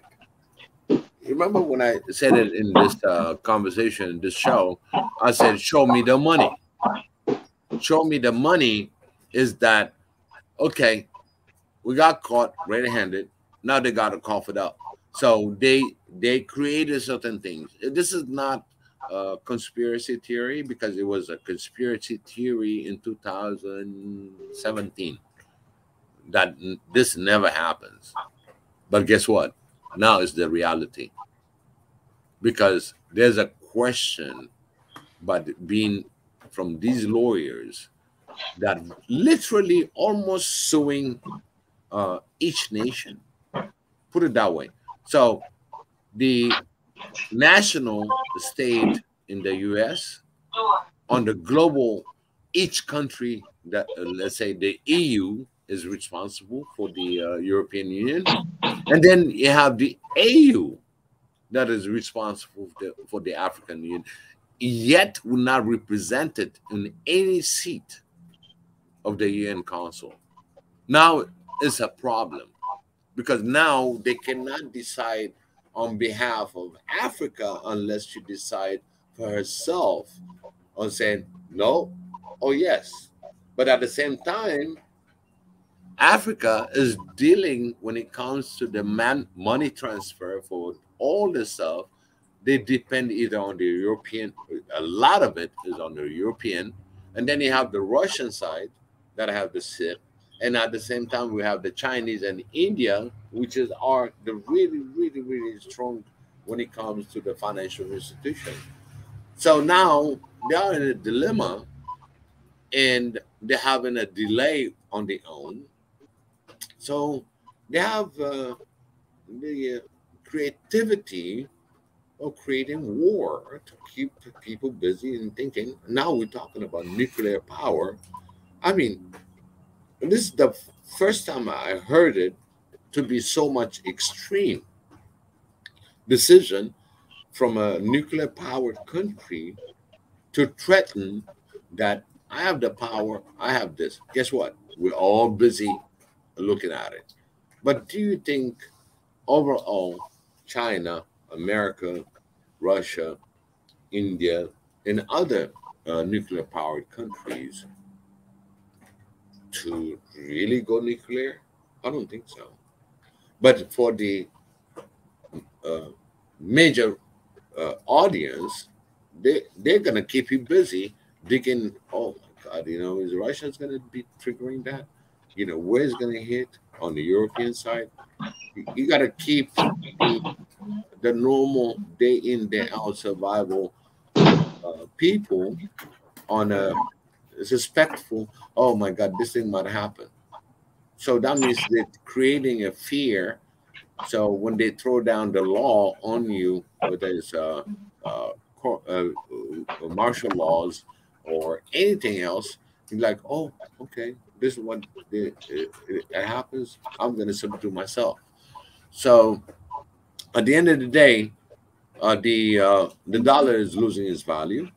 Okay, yeah, because it's printing money, and all the major superpower are talking about gold substance that's going to be backing up your currency in each country. As we always knew that my currency is always backed by gold, but everybody just falls for this petrodollar, and everybody goes through the petrodollar. Now the petrodollar doesn't mean nothing because even Saudi Arabia is going the other way around to trade the petrol. So that means eventually we're going to see a crash. I'm not going to say when, but at the same time, it's going to happen because the dollar is not backed by anything. Literally. There's nothing. All right, so Big E, can we talk about like exactly? This is a show about diaspora, right? Let me take a stab at the question. Yeah. What is Africa and what is African people? Africa. That's what I want to know. Africa, in my understanding, is the center of humanity. It should be the center of humanity. It should be the main focal point of. Obviously, it's the cradle of humanity, but it's not just the cradle. It should be the prime area where humanity. The African Union should be stronger as well to represent, to represent humanity and the African peoples themselves. African people are the most well-endowed, well-ripe people in the planet. Sometimes when you see this, they say, oh, something that is African is a bit too much. It's a bit too much. It's a bit too. It's not because it's a bit too much. It's because we're just that well-endowed. We're just that well-ripe as well. We're not lacking as well. Other people are lacking. You understand what I mean? They say African people, they have too much of this. They lack too much taste because human beings are supposed to be like that. We don't drink too much milk. Why? Because we're human beings. We're not babies as well. So other parts of the world are a little bit younger and all that kind of stuff. So we are the most right human. But not only that, the African continent itself, it should be the center of the whole entire planet of the human race. It should be the center. It should be the focal point, not another edge of the world elsewhere and another. But anyways, that's down to perspective as well, because everybody likes to think their part of the world is the center. But if you look at it geographically, Africa is the center. It is the center, and I'm going to add okay. Let him finish, Biggie. I'm sorry. And then the second question was, what is the border of Africa to you? The border of Africa, of course, some people would like to extend to Israel and all that kind of stuff, but I don't count it in a way. I think the border of Africa lies in what we see today as the outline of the continent as well. The border of the continent itself. People can say, yes, it goes all the way down to Israel, but I don't know about that. But yeah. Well, it's a continuity. It's a continuity of a continent. What is the definition of the continent? If you really get the definition of the continent, if you look at the Israel, they call it the northeast of Africa. That is what it is. And you're looking at all the Arabians and all that, they're all Africans. It's just Yeah, they just cut us off in the end. You know, because that the definition is being given as a continent. It's continuity of a land. And because he created a Suez Canal, it doesn't mean that he cut off Africa from the rest of what Africa is about. Okay? We're going to go in another discussion, which I'm not going to start right now. We are right there on almost 7 hours.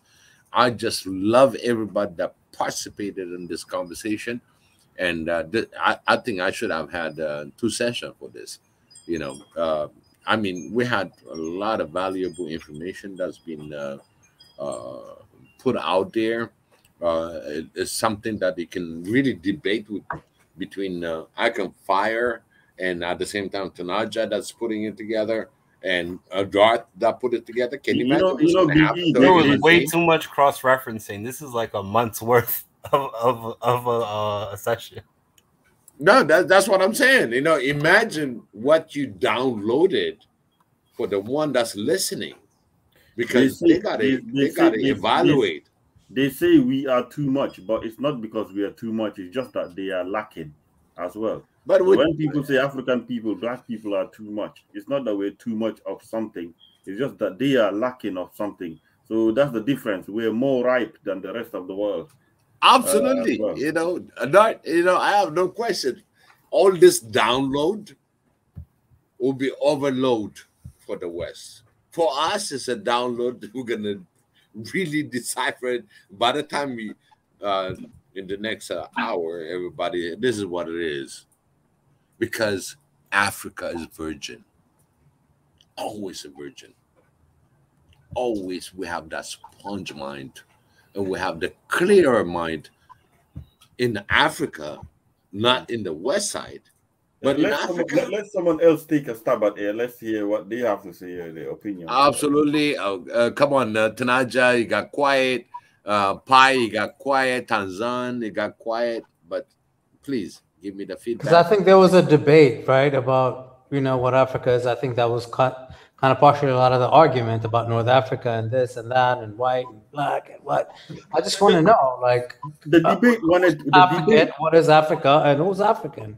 I just want to know. The debate is we wanted to come to a consensus if we can have any collectivism or any collective agenda, or where we can, at which place can we unify as Africans.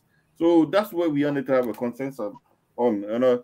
Should we unify on being black or being what is it? What is it? Can the whole entire African continent say this is something that we can agree on at least? Just one thing. It's a diaspora show, so that's my question. Exactly. So me being from the diaspora, what is Africa? Well, you could be geographically and say, it's a continent bordered by the Indian Ocean and the Atlantic Ocean. I don't know why it's not an African Ocean, but that's, I didn't make the globe. Mm-hmm. But to me, it's a location. But what is an African? You have to, one thing being in the West, we know we are Westerners. Whether you're in America, whether you're in Europe, we are part of the West, South America. So if you do not put that continent first, then you're not an African. If you put other people's interests before the people, even if they don't look like you, first, then you're not an African. Yep. So whether what nations you're generated from, whether what country that the Geneva Convention sliced you up to be, that shouldn't matter. We got differences, fine, whatever. But there should be something that connects all of you guys together. I'm just a man without a past and without a land. That's what I am.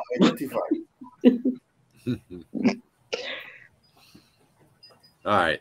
On one thing that I want to say to my African American, the black, in a statement that I say it's black, but because most of the black right now we're discriminated. We are the light. Your blackness, you're the light. Without it, there won't be light. We are the origin of humankind. It all started with us.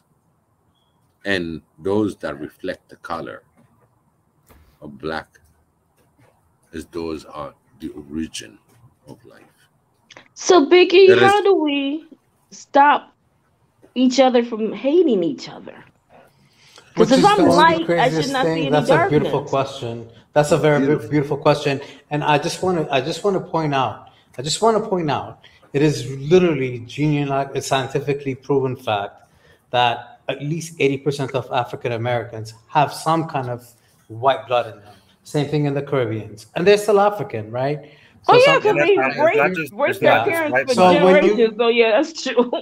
Yeah, and so when I hear this kind of language, sorry, Anton, go ahead.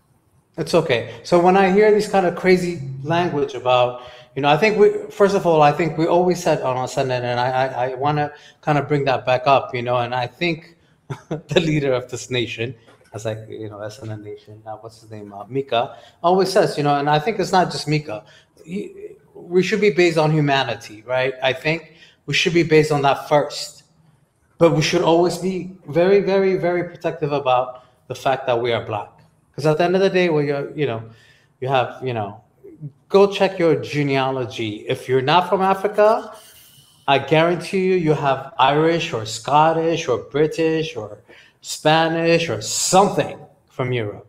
But at the end of the day, all that, none of that is it doesn't come from anywhere except from Africa itself. The original humans come from Africa. Let's just start with that. And then all this other global crazy shit that we live in today, excuse my language. Now I guess I'm keeping it with the kind of language you guys have been having tonight. But it's just BS, really, right? And so what we're fighting is this weird,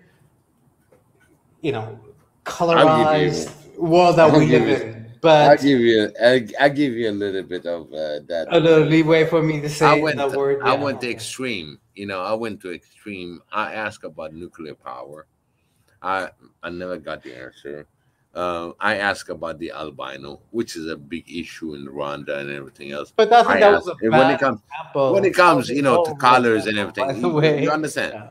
I'm just. But I'm talking about at the end of the day, we're all Africans, right? So we all know. That's right. The whole world. Okay, that's all that matters. Let's just start with that. That's exactly what I'm trying to. And everything else is crazy to me. So when you're talking about Arabs or this or that, to me, I'm sitting there going, what the. This is let's talk about the political and you're not that and natural, get it.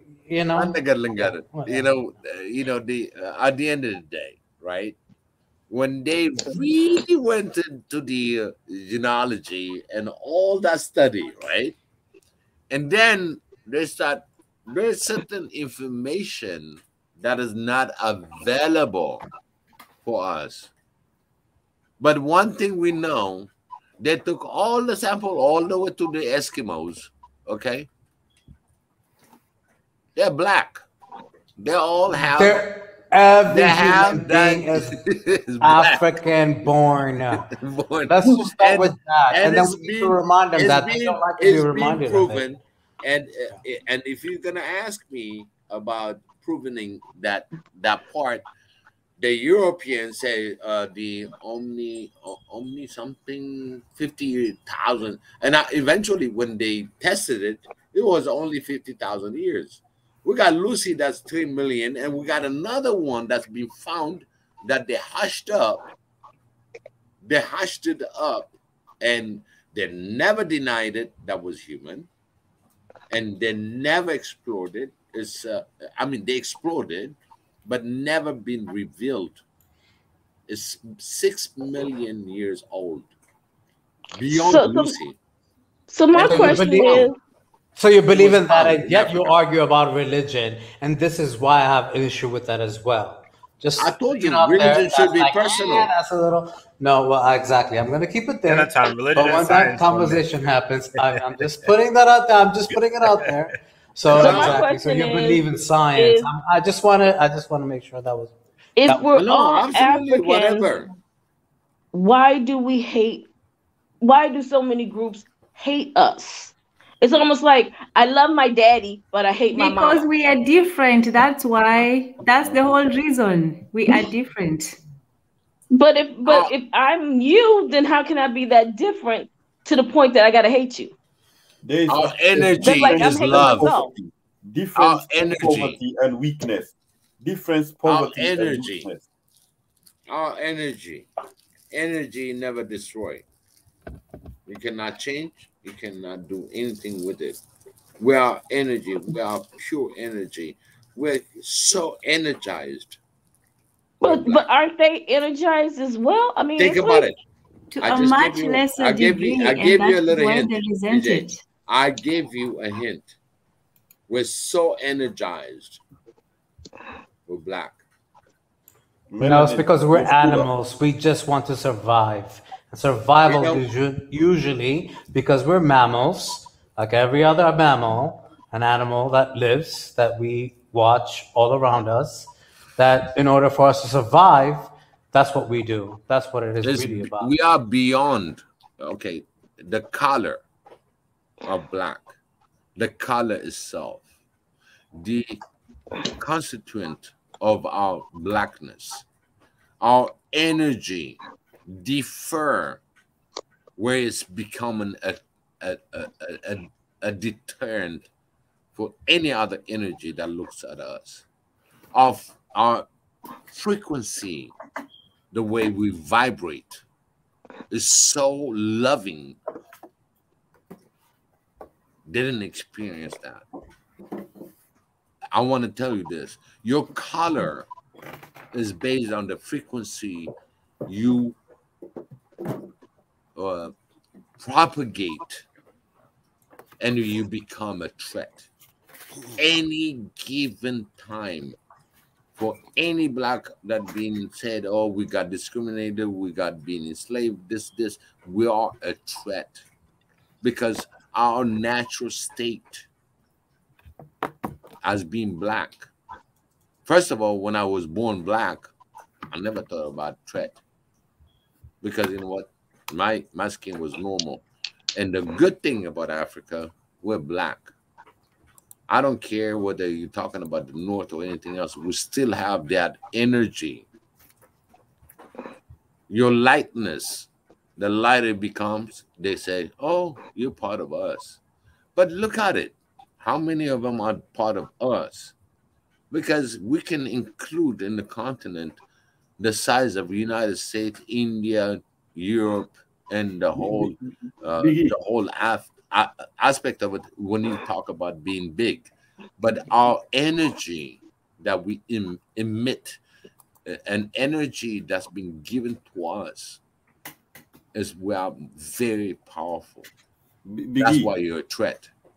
I'm gonna go, but one thing I can say is about this, in terms of something that we can have as a colleague. I think I've repeated it many times on the panel, is that we're all Africans on the continent as well, and we have an organization called African Union.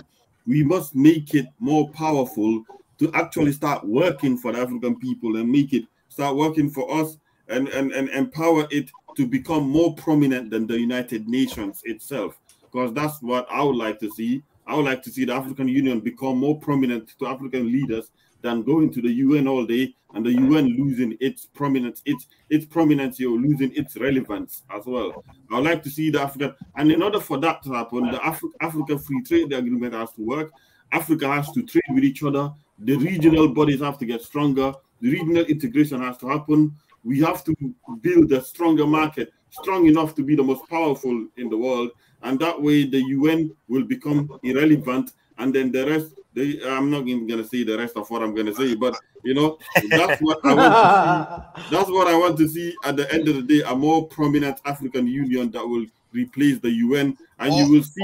All that is being thwarted as we speak. All that is being thwarted. I really worry. Look at that. It says the United Nations has called on the United States to take action to protect civilians in the Central African Republic, where Russian paramilitaries have committed serious abuses against civilians since 2019. Human Rights Watch said in a report on Tuesday.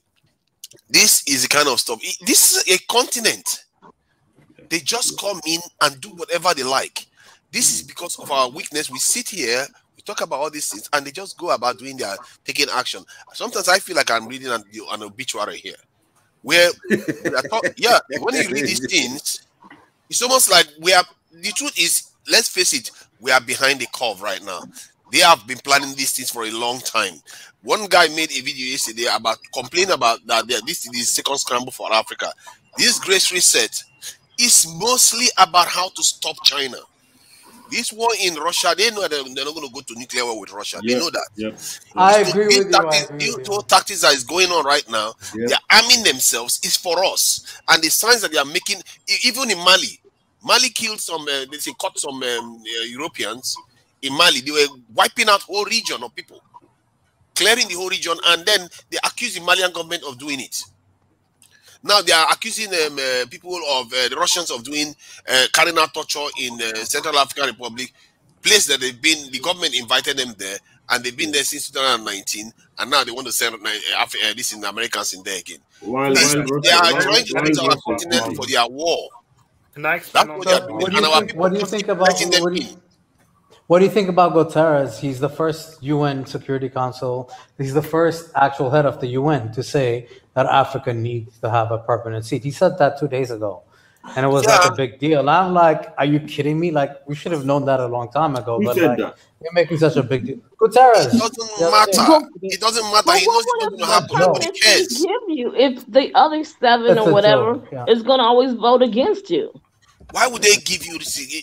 You can't see those people. They paid in blood, and I don't understand how people expect them to just give it to us. They paid in blood to end their position, every single one of them, and you think they are going to grant you that because nobody grants power. And Africans don't seem to. It's like all our men have checked out of the game of power. It's like we go around dressing with big trousers and everything, almost like children, infantile children, really. And the whole world is moving on, and they are moving in on the continent as we speak. Constantly putting military bases everywhere, killing and maiming their way through everything. The only place they've not been to so far I've seen is in Nigeria. Almost every other major country in Africa, they have bases in them. And we keep letting them in. We say we have the African Union. African Union remains completely silent. This is why I worry about African Union a little bit. Because we as black nations need our own organization, because it looks like they are using it to shut us up. They pretend as if we are all in African Union. The North African countries, because they don't have military bases in them, because they don't have military bases in Egypt, they don't have military bases in Algeria, they don't have military bases in Morocco, but they have military bases in sub-Saharan African countries. So they don't care when all this is happening to us. We need to start knowing that we have to fight for ourselves here. The black nations have to know themselves that they are black nations, especially sub-Saharan African countries, and start doing their due diligence. This thing that is going on, I'm going to shout from the rooftop. When I go to any Nigerian this discussion, and when we are talking about all this, I tell them, you can't keep joking around with your security here, because these people are going to come, and we are going to, all our arguments that we're having here is going to be past tense. They will come and they will take over. Tonight, I feel your urgency, and I don't think if I can say anything to alleviate that, but it's very, very urgent, and it's very. But I can tell you, like, I'm meeting ordinary people everywhere I go that are singing these same topic about these things that we're talking about, these things that we keep talking about, group economics and all that kind of stuff. A whole lot of people who I didn't expect to say it's now becoming a song. I don't know how quick it will take before Africans start saying that as well. But I think there's some slight progress, but not as quick as we can. There is some progress going on. I think it's ever going to become stronger, if that helps. The progress, there's no progress, zero progress I see in sub-Saharan Africa. Like, I'm sorry to say, the governments are just treasonously betraying their people, selling their people out. Buhari the other day, UN Security Secretary General came to Nigeria. He said the world has forgotten us. You want the world to forget you, actually. And Somalia today is begging IMF for loans. These people don't learn. They don't learn. What do you They don't have time to learn. They don't want to have the time to learn. To me, I think Nigeria, and I know maybe if there's a Nigerian in here that can support my argument here. With amount of oil Nigeria has, Nigeria should be Saudi Arabia. Like, I still don't understand. I mean, I still don't get that. There is no reason for that. Some Nigerian has to explain that to me. Africans are scarily crazy people. Nigeria has an economy $500 billion, and to generate electricity for 160,000 people, you can buy a mobile power plant to generate for 160,000 people for $11 million. This is an economy every year that generates $500 billion, and yet they can't even figure that one out. It tells you something seriously is going wrong, and there are people that are being compromised in all our nations to keep Africa the way it is. I've said it before. This is why I started suspecting that our governments in Africa are caretaker governments. They sit there awaiting our recolonization, awaiting their so-called colonizers to return back again, and which they are doing now. This is something that a UK minister has confessed to, saying that they want to invade Africa, and by the time the news came out, he's already sent troops to Africa. Again, we just keep opening doors everywhere. It's like, what? This is not a continent. We never really owned that continent. Let's face it. All this independence that they're talking about is complete garbage. It never really happened. Because the way they keep letting them in, it tells you that there is no scrutiny. All they have to do is, I want to come in, welcome. I want to come in, welcome. That's all. They don't even need but doesn't that take like a very, very horrible African leaders in your country to allow that to happen? You know, I mean, it takes two, no? So again, and I'm asking you a question again, and I'm not from Nigeria.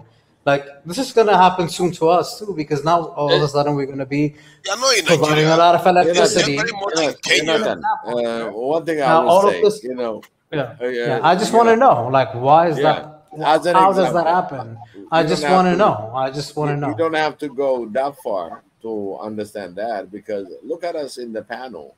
You know, we're welcoming our brothers and sisters in here that is so-called without our own circle, and then on the diplomat circle they have a different also accepting it and the way you're gonna play diplomacy, because the diplomatic issue is that they cannot afford to have Africa to be really undiplomatic.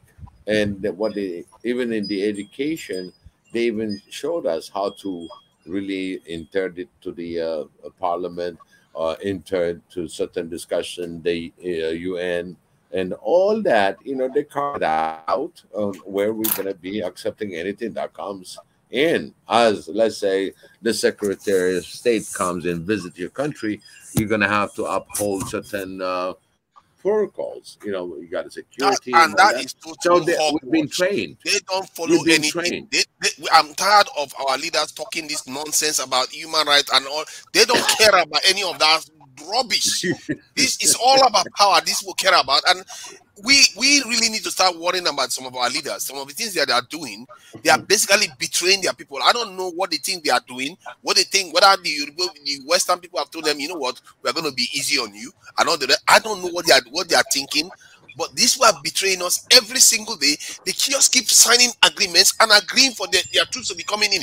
Even the Central African Republic we are talking about, they brought Russians in, and they are talking about Russians killing people and all the rest. There's a reason why our forefathers, when a lion eats somebody, they go and seek that lion out and kill that particular lion, because they don't want the lion to have a taste for human flesh. We bring foreigners to come and taste our flesh constantly. This is madness, what our people are doing, and we keep accepting it. People need to be elaborate on all these things. Even Taiwan, they were able to buy in Somaliland, they're able to buy oil and gas on the super cheap, and they destabilized Somalia to make it so that to be a part of making the U.S. bases come to Somaliland, and their working population is 11 million, and they don't have many workers in Africa, yet such a small population that doesn't understand the Caribbean, their allies. Whenever I ask someone about the Caribbean, they know nothing. Whenever I ask someone about Africans, they know nothing. Whenever I ask about African Americans, it's very superficial. How can they, not knowing anything, still be able to destabilize us when they have 11 million and we have 1.4 billion? Not including the over 2 billion that's outside the country. It's crazy. You see, when Somaliland is talking about having military base, I think Djibouti has finished their buy one get one free military base allotment. So they are looking for new areas. These people are mad people. They are. I don't understand. I've never seen any continent this way. It's really bad, and it's very basic. And I'm really surprised. The problem is simple, really, when you think about it. Just wake up. You just tell the men to wake up. Enough of this. Stop doing these things that you are doing, and tell people to leave your continent. Maybe in the end, we do need people like I Can Fire in power that will be a bit more That's radical. my point. Oh, okay, you see what you said? Exactly. Maybe people are the ones that are going to make the difference, because at least the problem with Akapa is saying they should be educating students, they should be educating children at school. That's passing the buck to the next generation. By the time that is done, the new Berlin Conference would have settled. No, you know what? To be honest with you, I think he's absolutely right. I think Africans are their own demise in so many ways. Oh. Let's just be honest. Like, we allow this stuff to happen, and that's what been talking. Well, that's what we've been talking about. It's very depressing. It's very depressing. No, let me finish. It's very depressing to watch this happening again and again. To me, honestly, of course, African Americans or anywhere in the Caribbean, they fought back during slavery, right? But they got silenced because they had no guns. I get all of that. It's not like they sat around and took it. It's not like we have no militaries at all. Exactly, and it's not just that, but they came with. They were so good out there. What they did is they also came with a Bible in one hand and a gun in the other and a whip on the other hand. So I mean, it was just such a systematic. We can complain and cry and all. Now we understand everything is like we understand. I think we get it, and we're still allowing this stuff to happen. And that's what his frustration is about. And that was the passion. And he's absolutely right. And I agree with him. I don't like the delivery all the time. And I wish he was here so I can keep telling him, like, oh my God, like, we agree with, but like, don't, But anyway, the point that I'm trying to make is enough is enough. We're all sick and tired of it. Even, like I said, there are all kinds of, why is South Africa or countries in Zimbabwe or what, even Zimbabweans. I mean, our leaders are the biggest robbers of ourselves. I mean, with the diamonds and the golds and everything else, like who and why should a child be digging for, I mean, it's just insanity to me. Like when you really realize what's happening, there's no difference between today and 200 years ago. It's the same damn thing. Africans are allowing it to happen. Africans, not Europeans anymore. But that's what makes me mad. It doesn't have to be in the education system. You can self-educate yourself, like we're doing on here. One thing I learned from the Somali, they know their genealogy, they know all about their history. They know when one thing happens in one region, everyone knows about it, including the diaspora. So you can self-educate. Meaning, if we have these kind of communities that talk like this, like in Africa, and are able to communicate across the continent, you can spread the education to be able to reform the education system, but self-educate. You can self-educate for free. You see what I mean? The stuff that we're supposed to teach people, we can teach them ourselves. You don't need to rely on the government. It's not even education. When you have people in Africa that are speaking like this, it creates a sentiment, a political base, you understand, in which some politicians will start to sense and say, you know what, there's a whole bunch of disgruntled Africans over there. They're so unhappy, and there are so many of them in my country. All over the continent, people are crying out for this. And these politicians, they may be honest, they may not be honest. Either way, they sense opportunity to gain power. You understand what I mean? So we just have to make sure that the demand is always there, that the unhappiness, the disgruntled is always there. If the politician is doing us right, and they're not advocating for security, we tell them, you're not the one we want. You vote them out. So soon as you know it, the politicians will start bowing down to each and everyone's tune and saying that, okay, I want to win power. I'm going to do what the majority people are saying. So our demand needs to be the majority in Africa. I think Biggie described Africa as a virgin. I tell you, Africa is not a virgin. I can tell you that right now. Given the violation Africa has suffered, Africa has been harloted like crazy. Like from every corner, and anybody can come in and go out anytime. It's like a motel. I said, more about a motel has more dignity right now. Virgin, no. This is disgraceful. See, what is going on our continent is beyond disgrace. Listen, when I say madness, we literally beg them to come in. Like, come on, come inside. Like, listen, when I say virgin, okay. You guys have a wonderful evening. When I talk about the African virginity, all right, if you're gonna ask me, what I'm trying to say is they didn't get to her yet. They don't even understand what we have inside. They didn't even touch it. So that's why I keep my continent virgin, because they thought they got it, but they don't. Yeah. What's going on in your mind, Biggie? Your mind wanders too much. No. I disagree with Biggie on this one. We do. They know what we have on our continent more than we do. They know where all the resources are. They planned ahead. Since 2007 was when they started putting that AFRICOM in place to thwart China. This is a plan that they've written. There are people that have written about this. This is a clear plan. They wrote down. These people think ahead. And this is why I think they're ahead of us. Because most of us, our eyes just started opening a couple of years ago. I didn't even know half of the things I know now 2 years ago. So they are well ahead. They're already executing while we are talking. And that's why I feel like I'm reading an obituary here. Yeah. I completely understand. Tanaja, when I said that, when I say Africa's virgin, I'm on the side of the fire on this one, because we're not none of that. No, we're not. You're not done. We're not done. One thing that I'm trying to say, what I want to say is the continent is so huge. It's not what they make it look like, a little bit of Europe and this, a little bit of America. Listen, it's so huge. They almost did not touch it. All right. Yeah, like the huge ass of the women out there. It's not doing us any good. As huge as it is, it's not doing us any good. The point is that the men need to wake up. If the men don't wake up to the danger that is happening right now, personally, in my case, when I speak to Nigerian men, I will be, if I could punch them through the mic, I will do that, because they really need to start waking up to the dangers that is coming around their side. I have heard Nigerian leaders, some of them, talk about security as a major concern. I've even had one of them talk about it as an international concern that they know is coming from outside. Question is that, are these leaders that talk like this going to make it into power? The idea is to get them to power. Yeah. But at the same time, why is there so much interest in Nigeria as an area for investment by so many Western companies? There's so much big companies that want to come and build infrastructure in Nigeria and all that stuff. They want to compete for the Nigerian market. Now, would they want that market to be destabilized? I can't compete. Of course, they want the market to be destabilized. First of all, when they come to Nigeria to do all those things, one of the things they first do is buy the companies up that they come to claim that they are investing. Because when they buy the company, they basically own the company. All the data the company has, it belongs to them now. And secondly, just because they are investing there doesn't mean they are giving you the kind of power that they gave to China.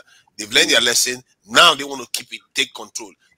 See, they can come in. This is how they came before. They can come in and say, we are coming to invest. You're coming to do this. Before you know it, they start telling your government what to do. Before you know it, oh, you want to fight us? Let's see how far you go. There's a base in Niger Republic.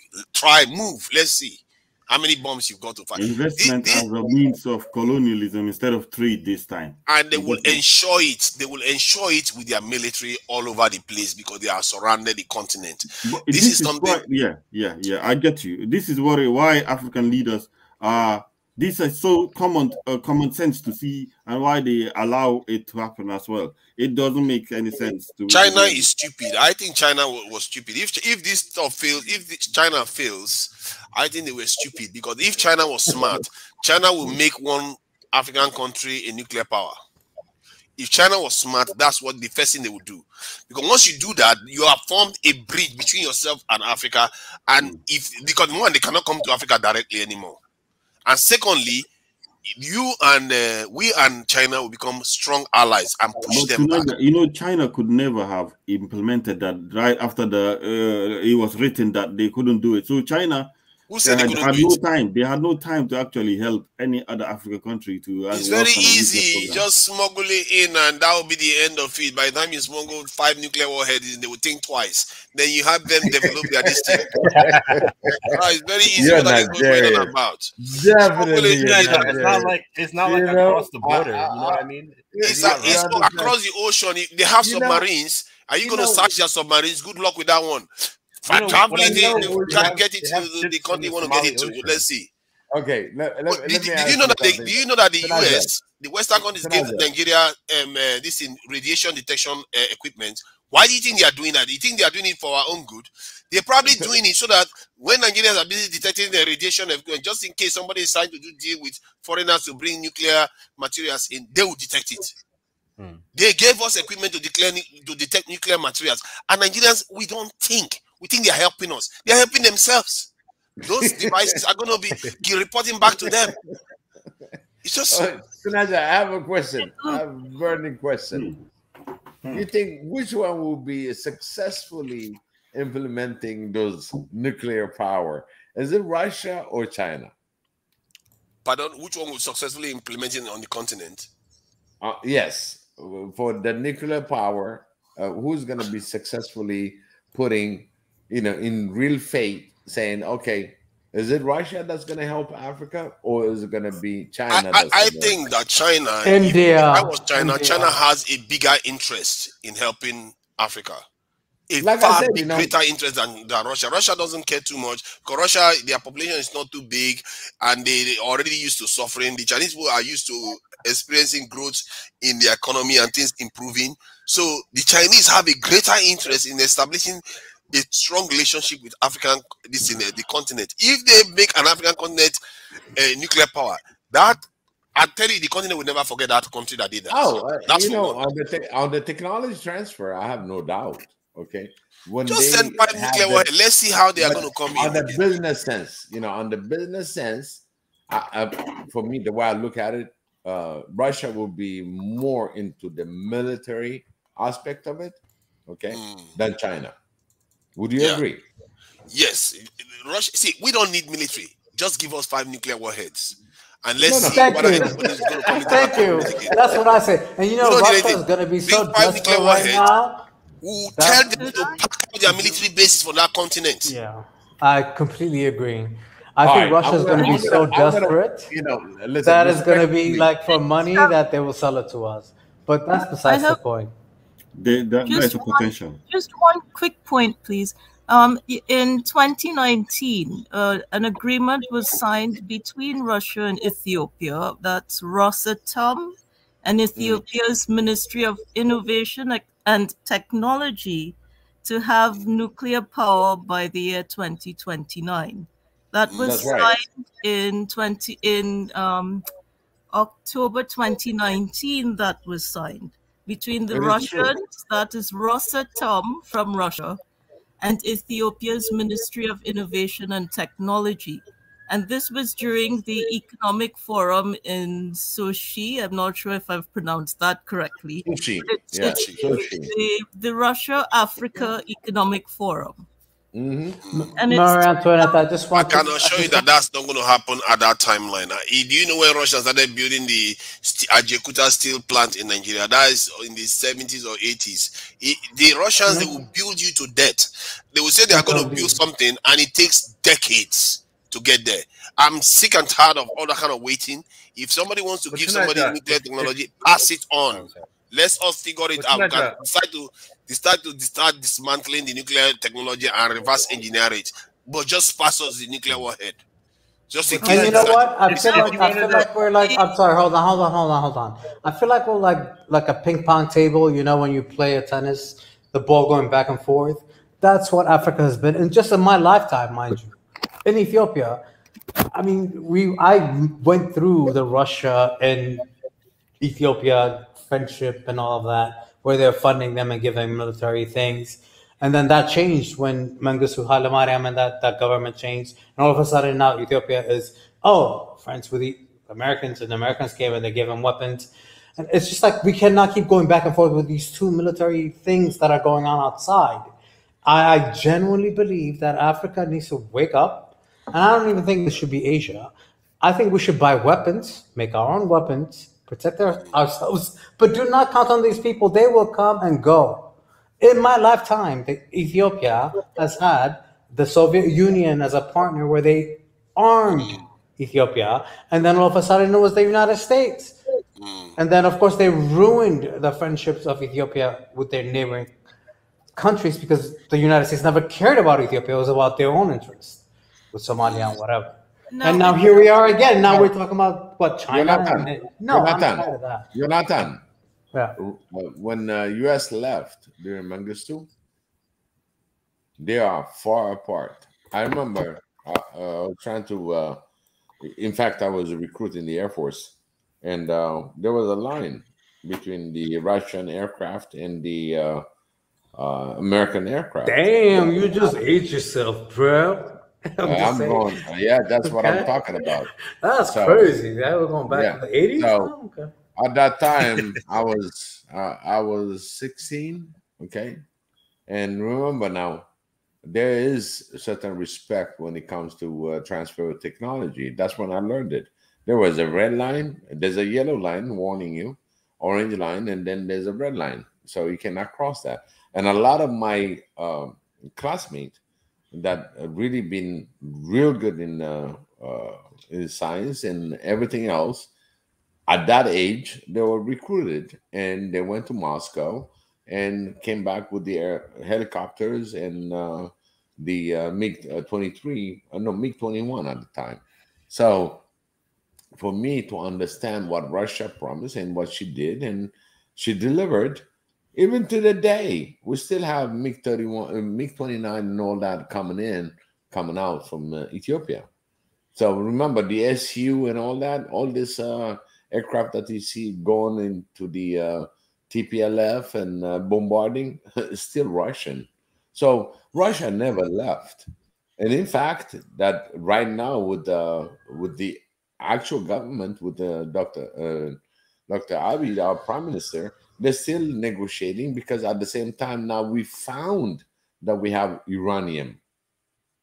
And Russia is really trying to, not trying, but they already signed the quote unquote to have a nuclear power in-house just to, in the electrical part of it, in the energy part of it. But once you start enriching the uranium to a certain level, then you are really becoming a nuclear power before you even think about it. Because we have the uranium, we don't have to import it. And Ethiopia declared that she has uranium. And Russia said, we're going to be right next to you, developing this uranium, enriching the uranium, and at the same time using it for, energy aspect of it. Not that we're going to be on the nuclear warhead, but now that's kind of the gray line. Once you it's speculation, by the way, what you're talking about right now is speculation. It is true that most of Africa is still stuck with these Soviet weapons. That's the most hilarious part about the fact that Africa is trying to fight wars with like these 1970s and 80s guns, while, their enemies are coming in with these more modern American guns, for example, right? So just because you have like Russian guns does not mean that Russia is involved. Trust me, Russia right now it's so undermined to a level that I think it's almost a joke. Let's just be honest. The only support that Russia has right now is China. That's it. No country is around Russia, and it's unfortunate. It is what it is. But I'm talking about Africa right now. I don't want to go back to the 70s and 80s about Africa and the Soviet Union is what you're talking about. Do you think I got a question for you, Jonathan. Yeah. Do you think when it comes to the Air Force, you think the Chinese will be stronger, or you think Russia will be a lot more stronger? Absolutely not. Definitely not Russia. Absolutely not Russia. China itself, when you consider Europe, we're not just talking about the United States here. We're talking about the United States. I'm sorry, I'm answering your question. So Russia is pretty much the only thing that Russia has is nuclear weapons at this point. It's extremely isolated. If you really want to go on the aircraft, including aircraft carriers, because China came in with the aircraft carrier about 5 years ago, all right? And at the same time, all the SU that you have on the Russian side with all MiG-29, MiG-31s, these are the most powerful before even China even think about aircrafts. I want to let you know that, because the power, when it comes to on the air power, it depends who's going to be. It's all about the driver, right? But the Air Force is up to the snuff. You understand? Everybody's trying to talk about it. Numbers don't matter, you see. Is the one that sells her aircraft. Have you seen any Chinese aircraft that's going to be distributed and equally in the Air Force in Ethiopia? That's going to be a Chinese aircraft? Definitely not a Russian, I'll tell you that. It is Russian. No, I'm telling you, no. It's actually American weaponry that's been sold to Saudi Arabia. Those are the weapons that first of all, you have to understand, there's Israel making weapons and planes, and I'm telling you, like, it's not like the way I think China is stronger than Russia. About is like 30 years ago. Can I say something? I think China will be stronger than Russia in terms of, from the point of view of numbers. Russia may have slightly more sophisticated aircraft because of the history of the MiGs and how long they've had to even enhance it even further. However, all China needs to do is kill 2 of my aircraft, I kill 1 of yours, China wins the war. Kill 4 of my aircraft, I kill 1 of yours, China wins the war. You see what I mean? Because of that reason, China is a senior partner in this relationship. And China has some very, very sophisticated missiles that most people don't talk about in terms of hypersonic missiles that they can deploy from the sea, from aircraft carriers, and from aircrafts. So, but they don't make a lot of noise. That's the thing about China. They don't make a lot of noise. That's what I say. That's exactly what I'm saying. They're not making a noise, but the thing that's very popular is that it's going to be head-to-head with the United States aircraft, and anything else is Russia. Because China doesn't have to do anything. China has a lot of things behind the scene. Exactly. China doesn't have to do anything except stop shipping underwear, socks, and T-shirts for $2 to the United States of America, and the whole American economy will crash in one day. Let me tell you. And no, America. You have to understand, it's not all weapon; it's economic. I'm telling you, between the debt and the trade, China is just stops. Just look at everything that you go into your closet today. Look behind that damn thing. I'm telling you, China owns the world. To be fair, I don't think America needs anybody to survive. Neither does Europe. I think we have to remember that these countries have all they need. They are getting cheap products from China right now. The only thing it is servicing is for the rich. If the America decides to pull back in and start manufacturing everything at home, they will create the middle class that they used to have before, and America will just be fine. Let's not make the mistake. What America doesn't want is their supremacy in the world to be undermined, and the backup of that supremacy is at the African continent. So it's not necessarily about selling cheap this thing, because they can do without that. It's only the rich that is making money from that one. That said, for us in the continent, we have to look at it from the point of view that China is the one that gives us the best chance, not even Russia. Because to me, Russia is too lean right now. But China, for some reason, they never want to share anything. I don't understand it. I don't know if anybody can comment about that, because China, no matter to save their own life, they won't share anything with anybody. $2 socks, like he said. $2 sock T-shirt. But they gave Saudi Arabia nuclear materials. You don't know that China actually gave Saudi Arabia nuclear materials? Yes. They gave them. Yeah. I don't know why they did that. And I think they are doing that as a backup, so that if Saudi Arabia needs to build nuclear weapons. You see, the world is just terrible, and African countries are just asleep. Even Saudi Arabia has nuclear materials. No, they're selling it to the Chinese, or the Americans to go build their nuclear weapons, which is insanity. But it's because the scientists are not Africans. They're not local. We're not doing it at home. It's the same thing when the whole thing that happened in Ethiopia and America decided, oh, we're going to take away AGOA. And what did China do? Immediately run into Ethiopia and did a whole photo op and say, oh, no, but we're not going to stop doing. Mind you, this is the craziest thing that you have to understand. The AGOA companies, which you have to understand is, it was about exporting. Right. The companies that owned the products that were being manufactured in Ethiopia are owned by Chinese companies. Keep your AGOA. I don't need your AGOA. Keep your AGOA. Are you still around? Tanzania. So let me explain that quickly. Can you all hear me? Okay, can I just finish this real quick?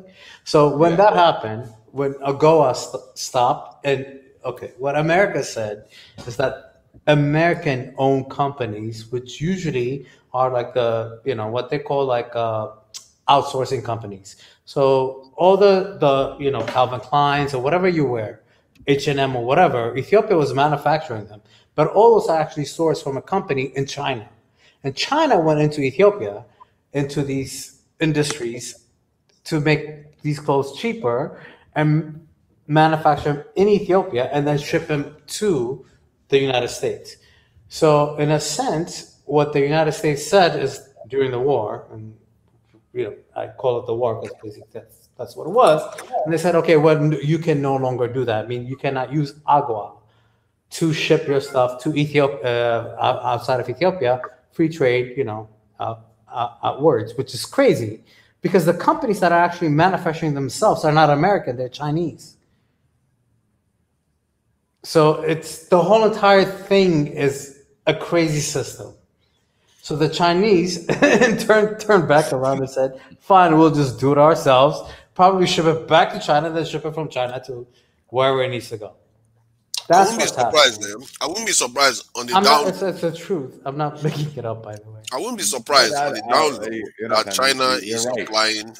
See, I wanted to say something. I say I wouldn't be surprised China on the down low is giving one African country a nuclear technology because, like I said, it is stupid if they don't do that. Because clearly, this is the strategy of the West. The West wants to cut them off from Africa. So if you want to do that, the best way to stop them from doing that is to arm one African country. So I won't be surprised right now on the down low, they are doing it. And one day the stuff might be revealed. But because it's a no-brainer. If you wanted to arm a nuclear country in Africa, which one would you choose? I know which one I would choose. I think Ethiopia is one. Kenya, they have a massive British base there, so almost impossible. No, I don't trust Kenya. I'm sorry. Nigeria is another one. Oh no, Nigeria is another one. You could get that is gonna be after you. Which other country? Congo is massive. You can have a specific area in Congo that you decide to do that with a solid leader. No, it depends. You really, because Congo is so massive that people can disappear in one region and you will not even know what's going on. So Congo has been bought and sold by so many Europeans and themselves. Yeah. It's impossible. So tonight, I have a crazy one. I have a crazy location for you. Which one? I would choose Somalia because it will unite them. It will wake them up. That's the last thing you did. There's Djibouti right next door. They don't even have to find it in South Africa. It's like it's right next door. You have to find. He's absolutely right. I'll trust Eritrea. I will trust Eritrea. I will trust Eritrea. Yeah, Eritrea is a solid one, but I think a combination between Eritrea and Ethiopia. They're like the Cuba of Africa to me. So yeah, or somewhat close to this thing. It could be like one other country close to this thing. There's Tanzania. There's Mali, Malawi. There's Senegal. There are quite a few countries, especially the Sahel region is quite a key area because it literally blocks the north. And just in case, obviously, South Sudan is like there's anarchy there, so nobody's really looking. Everybody thinks they just recover from civil war, just sneak it in there. Personally, I don't mind. I'll just get maybe a coastal country too, a country that is close to the coast, so that you can just come in there with your submarine and unload it like some kind of cargo, and that will be the end of it. if I was them, it's a no-brainer. If I was thinking, okay, if I want to ruin the West meal, I will empower one. This is one sub-Saharan African country. I think the only reason why they are not going to do that is that they're going to fear that America is going to empower Taiwan. I don't care if I was them. I think that's a good thing actually, because Americans would be stupid to go and trying to get me Taiwan. nuked, man? Pardon? You know, he lives in Taiwan. That's my location. No, give it to Taiwan. No, because if they give it to Taiwan, if I was Chinese and Americans give nuclear weapons to Taiwan, I'll be like, they don't know what they are doing. Because in the end, these people are Chinese. You forget they are Chinese. Their homeland is China. That's a good one. I'll be like, give them. I'm not going to invade them. I never intended to invade them. Give them. You're just making us. I want to end up Atlantis. Sorry, bye. Abundance of weapons. I'm telling you, man, all this is strategic in my mind anyway, because if Taiwan gets nuclear weapon, to me, it's China that gets nuclear weapon. If you give India nuclear weapon, it's India it's not America. Because they can't. You know why though? You know why they can't do that? Because well, I can explain it to you. I won't say you don't understand it. The officers of the officers, they're KMT, they're pro unification for the most part, and most of the recruits are the opposite. They're pro DPP. Most young people in Taiwan, they're pro U.S. Democratic, because unlike Africa, U.S. they don't interfere with their local affairs, right? It's peaceful. They interfere with their foreign affairs, not their local affairs. So they always choose them over China. But the most of their soldiers, their recruits, they're conscripted, but they probably shoot only like maybe 20 bullets like out of the whole conscription. Conscription is really bad. They wouldn't, if giving them nukes is just going to end up in the hands of the spies, because there are a lot of like officers, when they retire from the military, they literally, the ones that are pro unification, they're literally ones that literally defect and then share all the state secrets of the military and defect and go to China. So that they can't really do that. Taiwan has a military of almost 170 for a 20-something million, 20-something million. They have over 1 million. From what I can see here, it says 2 million strong military actually, and they drafted the figure drafted by the PLAs. This thing is 2 million strong. You see, this is people. And okay, let me ask you this: why do you think Americans don't interfere in their affairs as they do with African countries? Yes, nuclear weapons, darling. They don't have that's what it is. It comes down I'm asking him that. Why do you think Americans don't interfere in their affairs? Nuclear weapons. Well, because they need. I think it's because they're relying on. It will cause a lot of chaos in the U.S. if they were to get into this kind of thing with China. Because remember, most of the Chinese population that are both in Taiwan and China, they make up the people that are like the major scientists, the major mathematicians, the major businessmen. So it would cause chaos everywhere. Because even some of my former friends when I was in university before I decided to stay in Taiwan, I'm sure some of them were spies, right? So it would collapse everything, because they could literally just take all the assets and go back home, or they cause chaos. Even in the military, the agents of the military, you probably have them causing chaos as well. Because remember, it's not just about tanks, airplanes, and submarines. Remember, China, they have over 1 billion people. And a lot of them are hackers. A lot of them, they do espionage. And most of their assets, like their students, their foreign students, they're not allowed to say certain things. Like basically the same laws that they have in China, it operates when they're outside of China. So if they break any of the law or undermine the party, when they go back home, they can threaten their family, they can assassinate their family, they could disappear their family or disappear them. So it's not the same. The art of, I don't know if for the art of war, I haven't yet, but basically the art of what they're doing now is fighting without fighting, because they can't win a head-to-head war with the Americans without taking a bunch of huge casualties. And most Chinese people, as far as the military, most of their although their military is one of the largest, most of it is like conscripts, and a lot of them they're involved in embezzlement and prostitution and like greed. It's not really, they're good at building stuff, yes, but where do they deploy? They don't deploy in Middle East, they don't deploy in Africa, they don't deploy anywhere, so they don't have experience. So they'll be good in a defensive war, not an offensive war. So I don't think they'll attack unless the U.S. got involved, but they have home court advantage, in my opinion. But anyway, did I answer your question? Yeah, to an extent. I think the Chinese have historically not been an offensive country. They are not very outward looking to invade other people. They traveled the world first before Europeans, and they came back home and destroyed all their ships. Can you imagine that? They probably regretted it after getting invaded, but that's another story. But you notice what you said about the Taiwanese, the older generation are more aligned towards China. It tells you in the end, they also know where they are. Because they're Chinese. Exactly.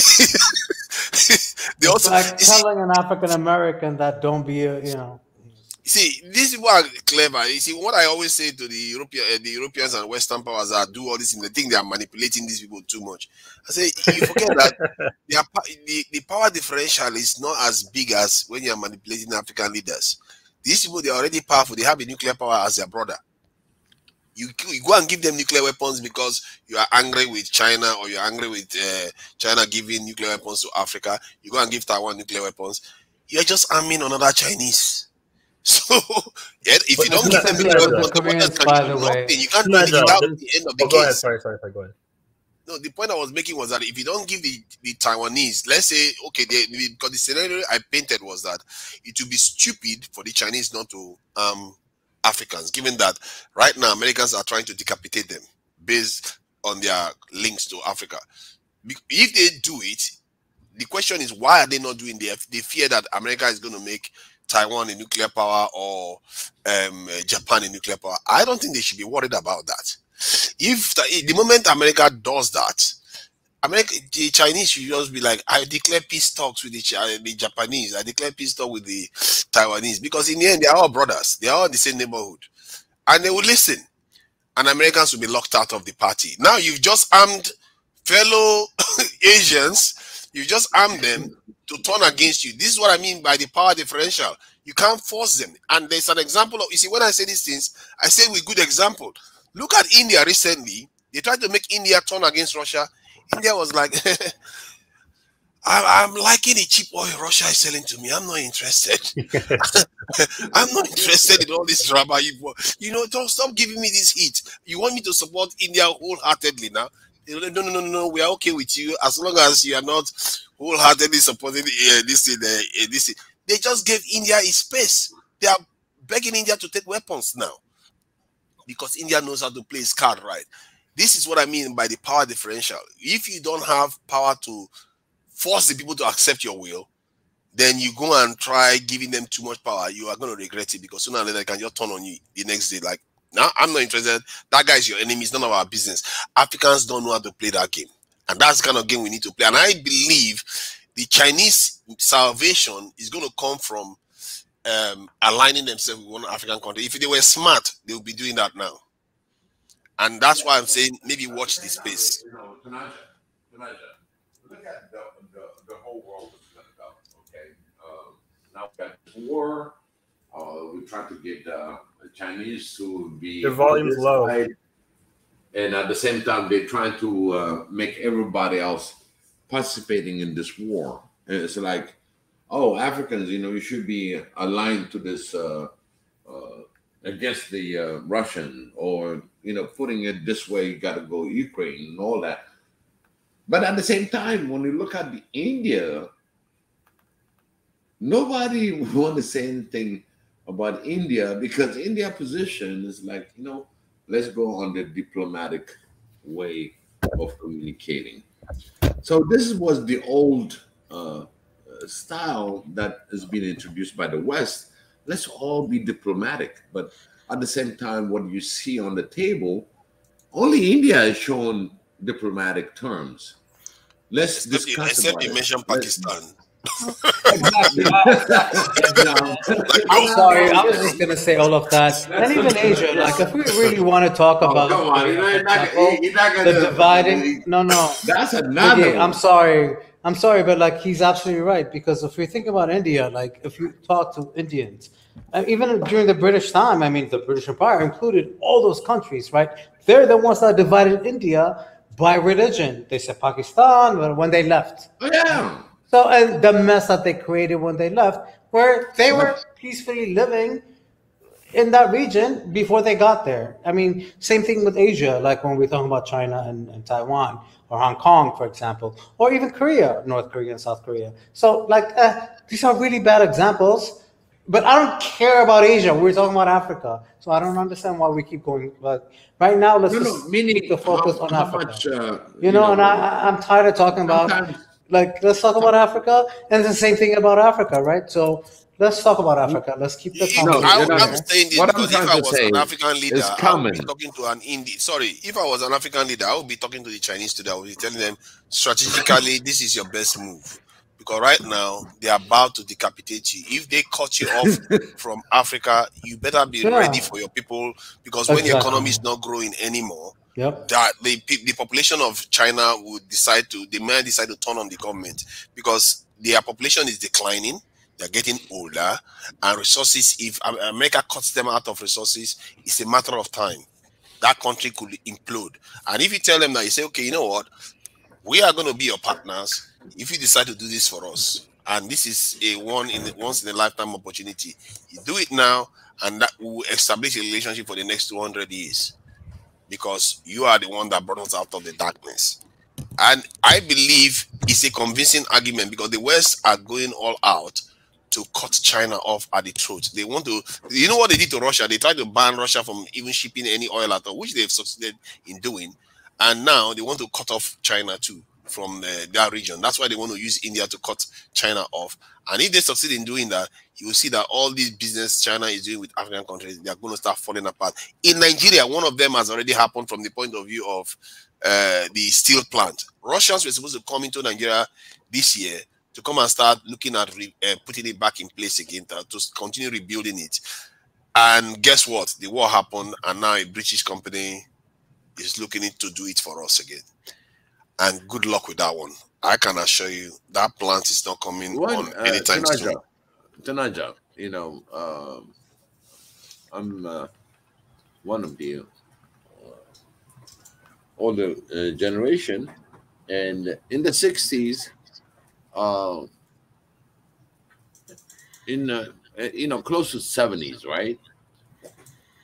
My uncles used to play the game between me and my brother, God bless his soul, and there was we didn't understand what it means, but one of them was Pentagon, and the other one was Peking. So they make us choose, like, which one you like, pegging or Pentagon, because we're like in the middle of like going, Peking sounds good, or we have no understanding. I'm talking about when we're really, I was we were probably 5 and 6 years old, and they say Peking or Pentagon, and we have no idea. We go, I'll go Pentagon, and my younger brother would say Peking. And these races that we competed with our favorite uncles, because the younger one liked the younger uncle, and the oldest one liked the oldest uncle. You understand what? And we were like debating Peking or Pentagon with no understanding. I'm like, hey, it's Pentagon. You better understand that, because I'm the oldest, right? But the younger one will tell the other one, so my uncle is gonna beat me up because he's older than me. You know what I mean? It's just something that they were playing then, okay, on the choice. Now we are in the 2022 talking about Pentagon and Peking, which is now Beijing, right? So I'm like going, did my uncles really predicted the future? And here I am. I'm living the future. While I was playing Peking and Pentagon. It was a game for me. They knew it a long time ago. They knew it a long time ago that the East, right now, the East is advancing faster than the West. Even if they're not caught up to the West, they are advancing faster. This is what they are trying to stop. These people, man, you have to give it to them, man. Their threat assessment is like crazy. They don't wait until they have to fight. They start the fight. Assessment. Yeah, they really are. They're freaking out. Like I live in the United States, every other day it's like, oh, China. I'm like, my God. And everything China invaded they depend on China. I'm telling you, everything depends on China. I'm like, China owns the United States debt. Like China could just say, call back all the debt from the United States, and the United States will fall tomorrow. That's how. No. America will just print currency and give to them. Let's see how that works. Take my dollars. It's not going to make a difference. See, money is a big thing. They're already there. Is my point. They're already. They got already 1.3 They're already there. trillion. They're just freaking out. Yeah. They got 1.3 trillion. 1.2 trillion is nothing. It's nothing that in cash. America will print talking it. About cash. They have to turn it around so it won't be what do you call rotten. They got to turn the dollar around. You understand? Literally laundering it so it won't get spoiled. What China is cash. I believe that if Africa owes China, Africa is in trouble. But if the US owe China, the person that has the problem is China, because you can't force the US to pay for anything. They can decide to pay. I mean, she also depends on America. It's an interdependency between the two of them. And honestly, this is what's happening. It's like I honestly believe this is a whole new system, economic system. It's how the world functions. And Africa is just caught in between. And now we're trying to pick sides or whatever. But either way, right now, I think somebody said we're a virgin. I think, was it you, Biggie, that said we're like a virgin or something like that? Maybe that we are that way. Yeah. That maybe we have an option to choose. But we really don't have really much of an option. So it's kind of crazy. We have been violated for a long time. Another client didn't get there yet. And now the old client is saying, no, I don't want the new client coming. Tonaja. He got slaps. Okay, he got slapped around. Who got slapped around? They didn't get there yet. Well, they didn't get there. They didn't get there. I keep saying that. You mean how did they get there? All they enslaved our people, colonized us for how many decades, and they be ruling military bases all over the place. What do you want them to do before they get there? Tunaja. Have you seen our people? Yes. Underground. How they play it, how they live, how they survive, how they do. Every time they're trying to get better on this way, that way. I mean, they slipping around. Did they get the whole continent yet? No. Personally, I don't know. Listen, look at the body. Okay, look at the body. Okay, as a whole body, okay, because you poke around on left, right side, you didn't get anything really. They created the whole countries on the continent. What are we talking about? They got everywhere. They drew the right around. They touched it, but they didn't get. Hey, I don't see what they to get everywhere. They literally drew the map. I will let someone in, and I'm still listening, but yeah. I mean, a sort of comment argument with some. So yeah. Can you lay a lady? Big E, can you lay a lady on the bed and you draw lines all over the lady, every single corner of that lady, and you're like, you didn't get everywhere? Yes, you did, because you drew line all over the lady, and that was it. You can't come everywhere. No, so now, Africa in, out, left, right, underground, every corner. Kaizo is a straight up fool, but literally they are shooting more documentaries in our forests and with lions and antelopes, going hunting for our elephants more than we do. Come on, man. What else do you need them to do? Jump into Mount Kilimanjaro and jump into a volcano in Africa before you know that they've got into the continent. They are in there everywhere. They are in Niger Republic next door to Nigeria. Can I put it this way? Everywhere. For you to understand, they just poked around. Thank God. They just poked around. So what will happen when they actually move in? Can you imagine? We don't want that, you know. No, what will happen when they move in now? If this is poking around, they've attacked us with biological weapon, they destroyed millions of lives, they've enslaved millions of our people. Oh my God. What else do you need? Please get Kaizo on, because he might be our Icon Fire Part 2. What I'm saying is, what I'm saying is, you know. Where's Ezra though? Does he have it? Does he have the link? Is he in the background? I'm gonna get him. I need to get off so he can get on. Oh my God! You know these guys are beating the record. Listen, Biggie, I guess wow, you're going like in 2 days now. We're at 7 hours and 57. That's 2 days. That's a record. But remember that day we were on with you and Tunaja for like 12 hours. So no, we passed officially. Yeah, I think we passed that. We passed that. I think we solved all the problems we had. No, I mean right now, actually, we are at the level of an understanding. I put the Africa is still virgin to whatever they had the intent. Man, meaning that virgin talk, that virgin talk is not going to age well. It's not going to age well. See, I agree. We are not. We are not. Literally, they are going to Zambia again. Of Big Fire on that one, because I think you do have to be a little bit more aggressive. I think that's why we're here, isn't it? Because otherwise we could have been sleeping and not caring. So be careful, because I think you can't distance half a continent, though.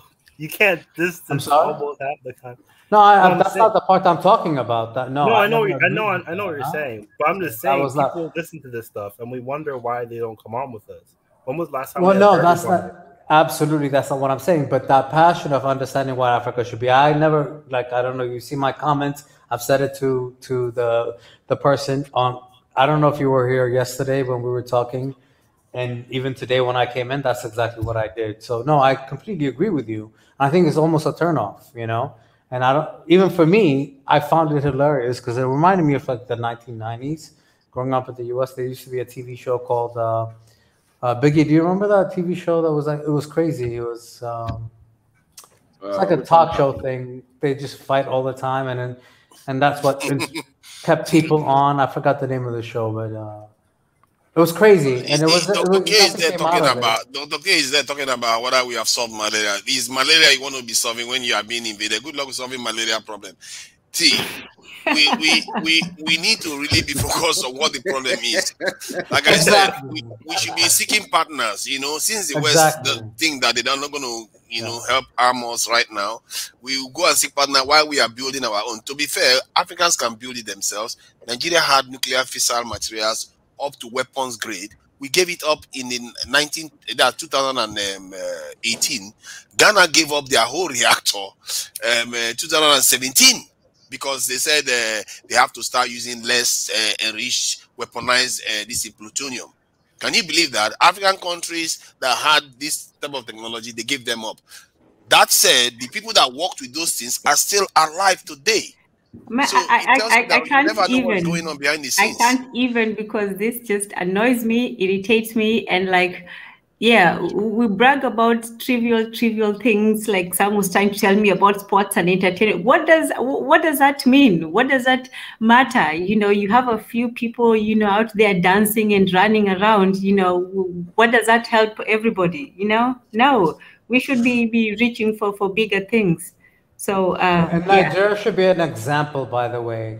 Honestly, it really upsets me because Nigeria, with a big population, with amazing resources. I mean, obviously, North African Egypt could have been a great example years ago, but you know how that went out. And I think That's what the We're previous winning person beauty that I contest. don't want to go back. Oh, Yeah. look at us. We are the most handsome and beautiful, and look how strong we are with the nothing. Yeah, but to I show think for it. Nigeria should be the leader in about uniting Africa along with Ethiopia. And so don't put everything on Ethiopia. I feel a little...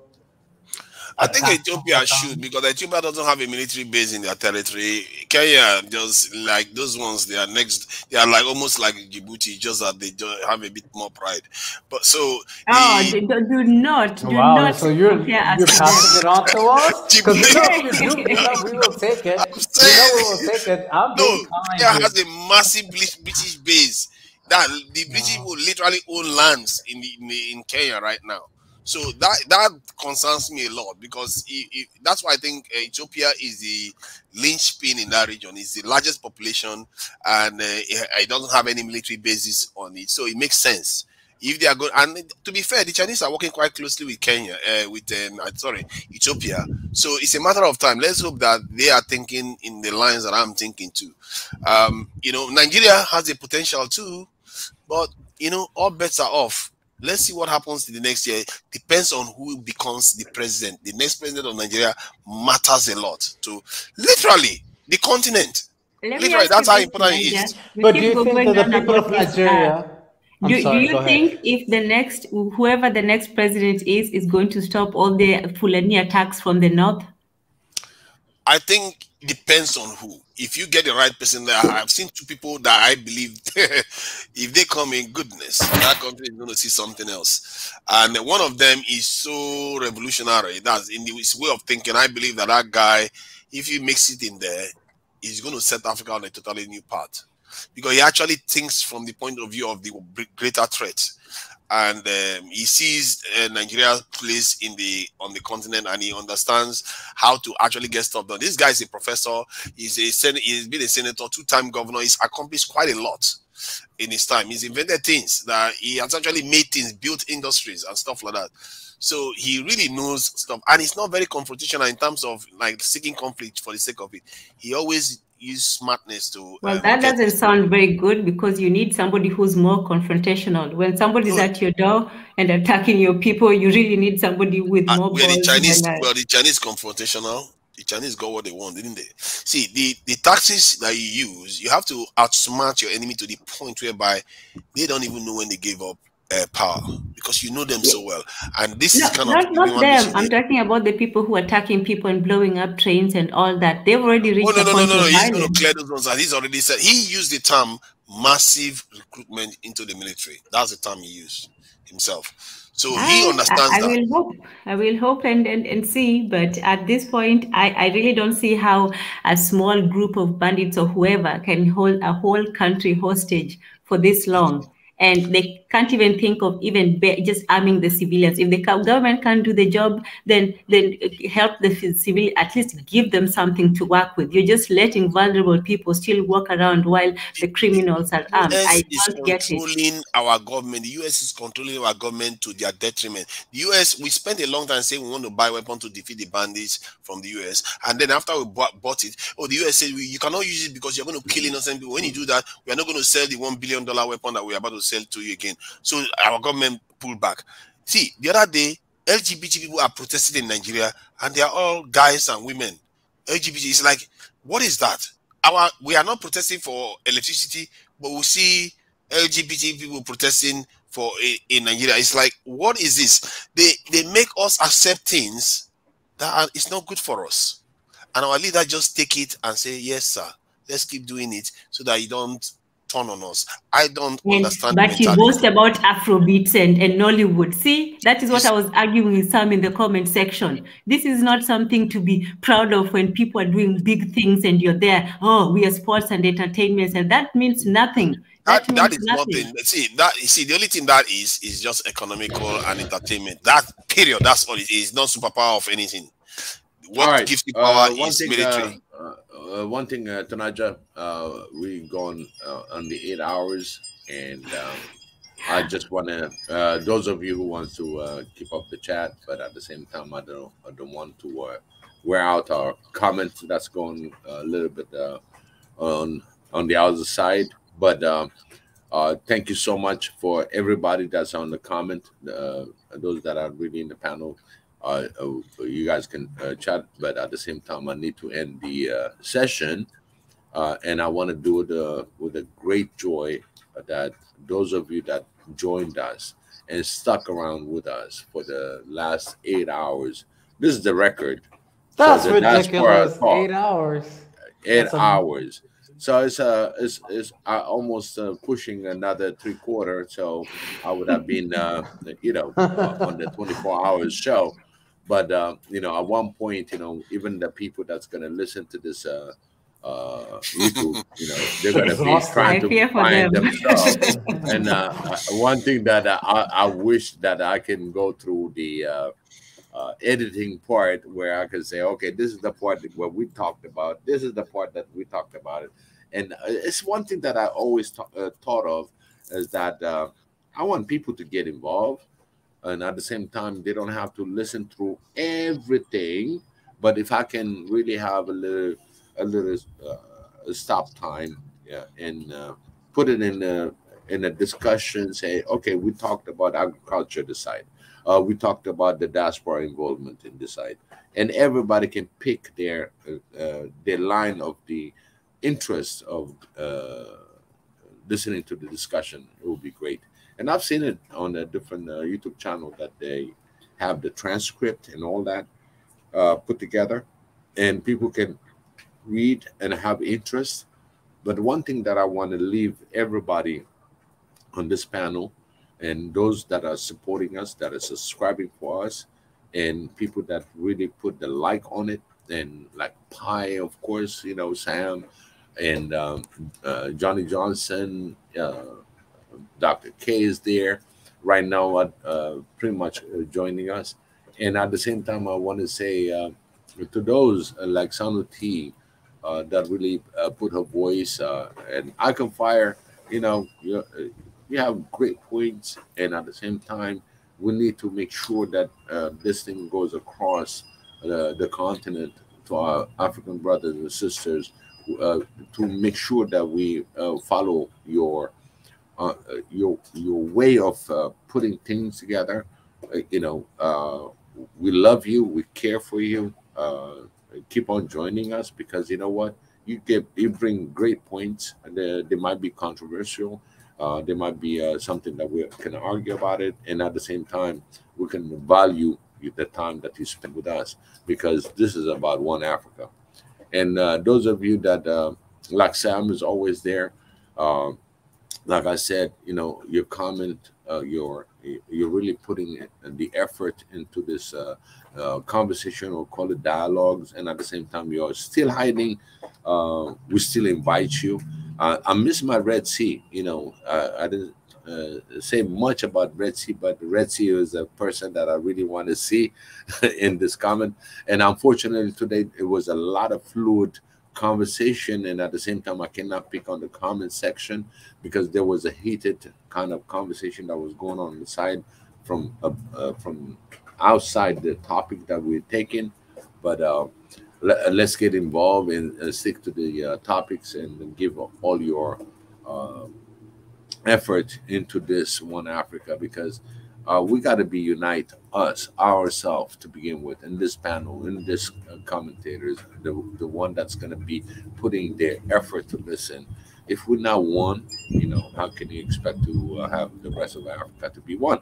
But at the same time, we all have our own opinion, our own way of expressing ourselves, and we encourage everybody that can express their opinion. Tunaja, is one of the things, when we say, it's about security, it's about such a thing, because we've seen things that you adamantly want to secure Africa. Tanzan, you already put a lot of effort into the culture, understanding of Africa. Jonathan, you're always brought your idea where you say, hey, this can be better. Sometimes also, you said, you're there to listen and to learn on what's happening, because things change. So this is what makes us family. So, at this hour of 8 hours that we spend in this discussion, we learned a lot of things left and right, whether we like it or not. You know, everybody puts every bit that they have and bring in information. Pi, you did an excellent job. You know, I just want to say that. Tanaja, of course, you know, you always bring up something and we work with that. And Dart, you know, Dart really, really was there. He got frustrated, but you know what? This is Africa. Yes, you know, we got a lot of issue to solve, a lot of things, but sometimes, you know, we're just gonna have to let it be and let it happen. And at the same time, also, we gotta be defensive on what we believe in and bring in the opinion.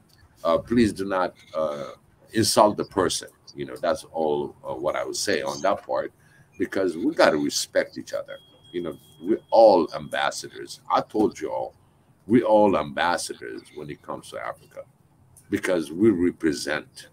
It is our continent. We should be proud of it. We never let down any of us. Whatever that his belief is, it can be religious, it can be political, or it doesn't matter. He is our brother because he's African or African descent, because our expansion goes way beyond Africa. We are scattered all over the world. We hold key places in the world. And in fact, we are the most powerful one. It's just how to gather our power and be one. So I will conclude this broadcast in the prayer. And the most prayer that I say, I'm very grateful that I was able to hold on to 8 hours. And Almighty Xavier, I thank you so much.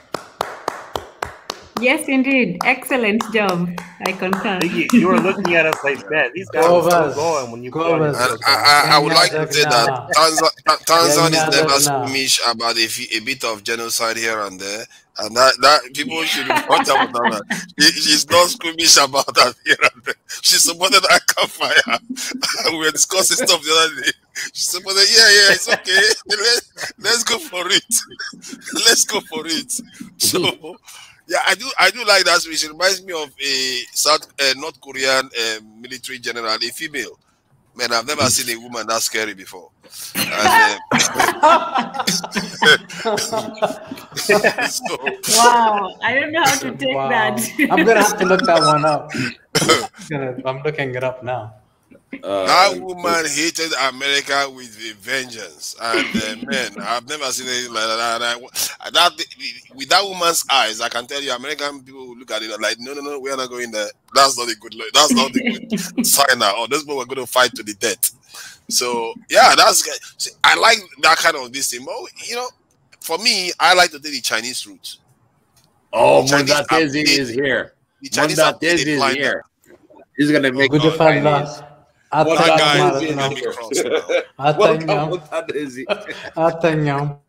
gonna talk about education now. Let's go planting. Mondatezi took his nap, his smart snap. He was here earlier. That's crazy because that means he was in the beginning and now he's at the end. That's amazing. He's gonna conclude that for me. Yeah, and he has a show later today. So absolutely. That's why I was surprised. I'm looking at my clock and I'm like, wait a minute, it's 5. Biggie, I know I'm not gonna speak anymore, but like I have to say, I have to bow down to you. Your piece, allowing people to be loud and obnoxious and everything, of putting them in check some here and there. Whatever you did today, a great well job done. It was quite an intense. I cannot wait to listen to the whole thing, because I was in and out, but you did an amazing job. So Biggie, Lanta, I'm gonna say like amazing, well done. You can hear me clapping. Thank you. Good job, man. It's a blessing. And it's a blessing we got. Yeah, and we learned a lot. And I think these kind of heated conversations are necessary. They don't always have to be rude and mean, but beautiful. Well done. You did a great job. Thank you. Thank you. And may Xavier bless you, all of the listeners. And those of you that's gonna bug out, let's put it away. It's all about blessing. We had the opportunity with all the differences that we have, and here we are concluding a great session. Thanks to you, to your tenacity, to your argument, to your volunteer time. This is where we are. It's only 8 hours. And guess what? Africa needs more than 8 hours. We'll do whatever it takes to bring our Africa to be in the oneness, to think alike. We have differences. It's a family issue, and we can really differentiate and resolve our issues. And thank you so much, Jonathan, for uh, this compliment that I'm very honored. I'm very honored that I have great people around me to really make this thing to move forward. One thing that I would say, remember, this platform cannot happen without Mika, that relentlessly that's working into putting it together. So we'll have a different discussion that how we can support Mika, because I want him to focus on One Africa, because that's his dream, and we want to make sure that his dream get realized. I want everybody to listen to the show that let's think about Mika on everything we can help him, on anything that he wants to do in order to make this thing to move forward. This is an active, working One Africa, because I'm not going to waste my time for something that doesn't move around. I believe in it. I'm going to move it forward. Tanzan, Jonathan, Tunaja, everybody on this, Sam, Marie Antoinette, so many I cannot even mention, that you guys really putting a great support, and we got to support Mika. Thanks to him, this is possible. This is the most pacifist, even though we can have very heated conversation, but at the end of the day, we understand we're all moving the same direction. I thank you so much. Jonathan, again, shout out to you. We got $20, thank you. Because everything Thank you, we have. Jonathan. That was quite generous of you. Biggie, I thought Thank you so sometimes it was too chaotic though, because we're all talking over each other, and it was a little bit too much cross referencing for my liking. We're Africans. It's our blood, it's our blood. Have you seen your family when you start talking and one goes on the other side, you still listen to the other one? You got multiple ears, you can respond about 5 questions at the same time. This is us, especially when it comes to this kind of conversation. Yes, I'll try to, I'll try to interfere. I mean, not interfere, to interject and try to make order and everything else. But you know what? When an African starts speaking very passionately, sometimes it's very hard to really say, cut it off right here. Because you know what? At the same time, you listen, oh, he said that. Because that's something that we notice. But it's all good. That's what we are different. That's why we're different. We can over talk of each other. At the same time, we still find a balance somewhere, because we're blessed people. We're so blessed that with all the anger, emotion, passion that you're showing, as long as you have the same direction, you're intact. We still come together. This is what I prove every day on this show, that any argument, any show on One Africa, we got some heated conversation before, and we all come together and understand one another where we come from. That's the beauty of us. It's just the beginning. We didn't even touch it. We didn't even touch anything yet. Just the beginning. We get to know each other. We know exactly certain people have power and which way, how much they're passionate. We don't need a whole 1 billion people to move Africa. We're trying to get all 1 billion, 1.3 billion to be self-sustaining and self-supporting and be fed. We didn't get there yet. We just had to part of trying to build this. As I said, we're going to hit the low-hanging fruits. We're going to start from the bottom to the top. because the top is still something that we don't even understand sometimes. So we're putting it together as a whole, as a brothers and sisters, and put a little bit, one penny at a time, put it that way, one penny at a time, what it can contribute for this whole movement. Because this is an active, working One Africa. And I've proven it to you several times. We even have Mika that went to the country. And we sponsored that, and he showed us beautiful result. He worked, and I want him to continue to work such missions, because he was in Ethiopia. I want him different part of the African continent and show us exactly what's going on. In fact, we should plan to go to North Africa and see how Mika is going to be treated. It's a challenge for anybody that says North Africa is different. Let Mika be on site and let her have our discussion, because I think Tunaja is going to have to set up a security detail for him to go to North Africa. Yep. And we have to be aware of our, have to be careful. I saw Egyptians, they were really being tough with a white guy, so Egyptians are not soft on anybody. So they rough handled a white guy the other day, searching him left and right, and this guy is a big YouTuber with about 8 million subscribers. And they roughed him up. Is taking notes. So I don't think if you carry a camera, you are using the camera, then you better be careful. But if you have your mobile phone, you're okay. But if you bring cameras there, they will start thinking all kinds of stuff, whether you're inspired. So they seize the guy's camera. He just got in there with a phone. So yeah, they are hustling. It tells you those guys, they don't care too much for white people. And if you see, it's not like in Nigeria where you see white people, they give them, there's a difference to them. But in Egypt, they look at them with suspicion all the time. So hold on. We got Wanda Tezi that joined, so we wouldn't hear anything from Wanda Tezi. Yeah. Wanda Tezi, please forgive us that I went on and we carried on. So it's you now.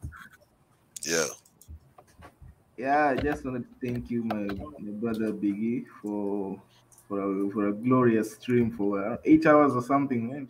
I've been listening all along in the background. So yeah, I really enjoyed the stream.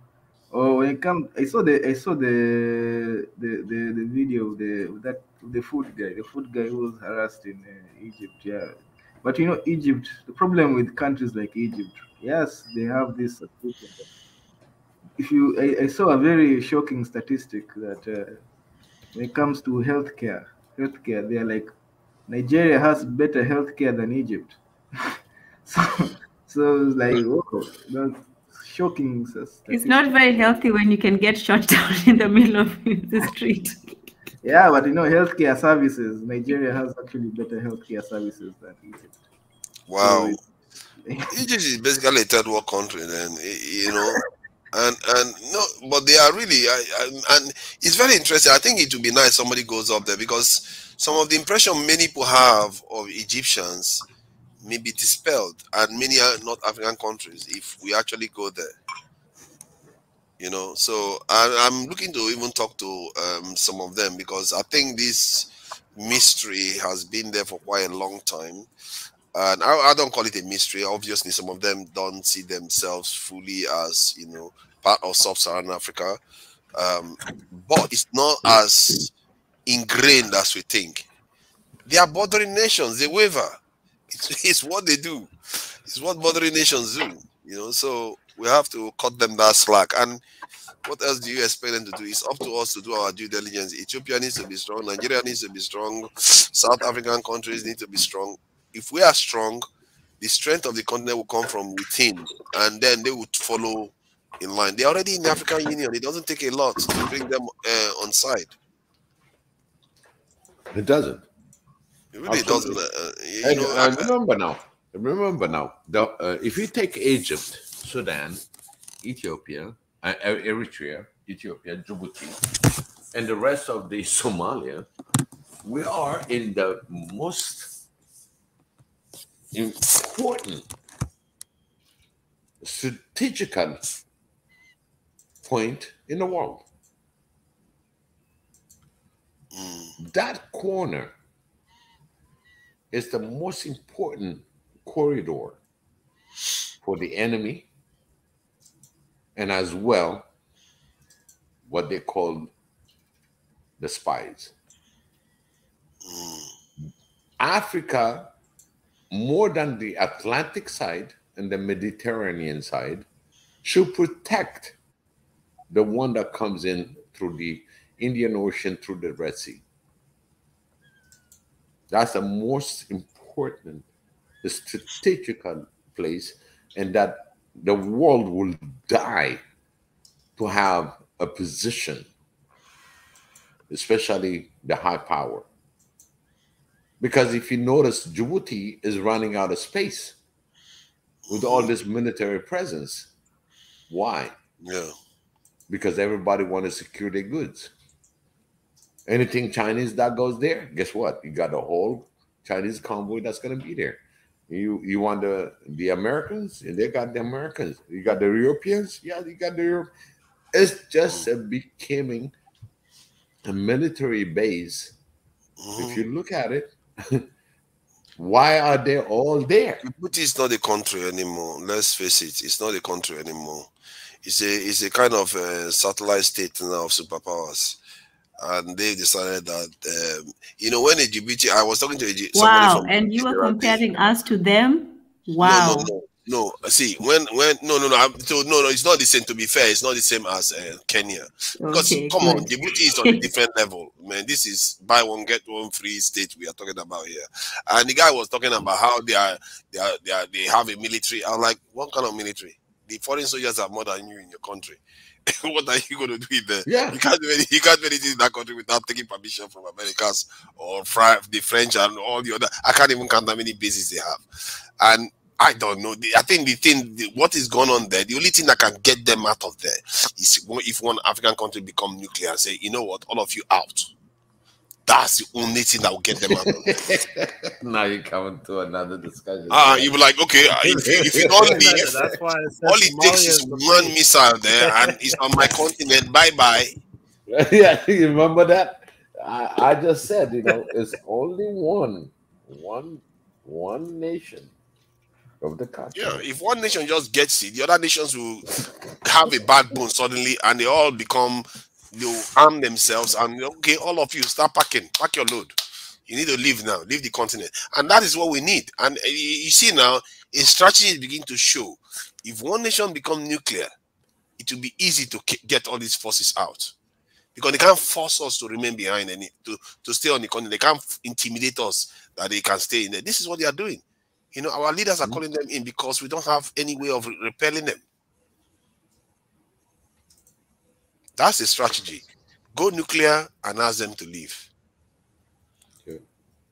And Ethiopia should own all the nuclear weapons in Africa? Pardon? Should Ethiopia have all the nuclear weapons for Africa? I wouldn't say only one country should have it.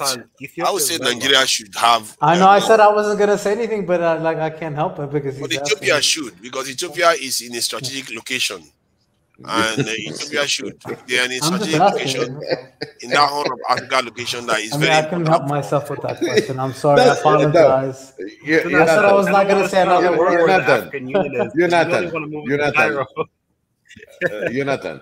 Jonathan, one thing that I would say, right, for that question that he asked, on the West Africa, you're nuclear powered, right? And then we know the size of Africa, how big that is, right? Then if you're nuclear powered, that's going to come from the West on the east side of Africa, the reach, right? That's where everything is at. The Middle East, all the meltdown is there. It's closer to a lot of things. The Europeans, you're talking about the eastern side, and anything that enemy comes, right? The closest part will be, I think, the Horn of Africa. The Horn of Africa gives you the access to the Red Sea and the Suez Canal to go to the Mediterranean. That's why they always want to control that. And then if you're going to have a silo in there, you're right in the center for everything that's going to happen against you. And that will be the first thing that you want to secure in a war, in anything. Because all these countries that comes in superpower and put themselves in Djibouti, man, it's a one hell of a traffic in order to even manage it. They just put the presence, but the traffic to deploy from there is another logistics issue. You don't understand when you have all this big ship to make a turn or to back out and trying to be actively floating. Because once that thing is floating and it's in the middle of the sea, yeah, it can react a lot quicker. But to get them out of there from the dock of Djibouti is another history. And in fact, it's like they're all looking at each other. Okay? If anything retaliate one of the other, they're right there. So by the time they're trying to break away from that port, it's useless. Because the opposite will sink it before you even become open sea. So really, Djibouti was like, yeah, we're going to duck it in there. Nothing is going to happen. It's just, by chance, we're going to try to get out of there in the nick of time and be maybe somewhere in the Red Sea. It's not easy. They're all there taking a chance. Because you know what? If the Chinese are there, the Americans are there, the Russians are there, and the rest of other European nations are there, any of them fight against each other, the first thing they're going to do is sink each other right there before they leave Djibouti. Yeah, we need to have a very long conversation about what Djibouti is. Djibouti is not, like at this point, to me, an African anything, because the whole entire thing of Djibouti is a military base for the United States has a base, the British have a base, the Chinese have a base, the Saudi have a base. I mean, what the hell? Like, it's only African countries that don't have a base. They should open a Nigerian military base. We have athletes and entertainers. It's only African countries that don't have a base there. Exactly. So I think Eritrea, I honestly believe could be our savior. Because it will face Djibouti, and then that would be the African base facing all these foreigners. Like, what the f? What do you think? All these sanctions, all these things. Of course, that's what's happening. Is exactly. So why? I think we need to exactly. So, but my point is, like, Djibouti. Like, I have a problem with Djibouti. Like, what the hell is happening? Like, what is Djibouti? It's not a country of Africa. It really is not. When you have that much military, it's a foreign territory. It's completely not an African. No, I don't want to even consider it an African country. It's not a country. It's a military / oh my God, I said I was not going to come back on. Of course I did. But it's ridiculous. So I think the only thing that we have left at this point, and if we're talking about military bases, is Eritrea is going to be our savior to have an African base. Can I give you something, Jonathan? Jonathan, can I tell you?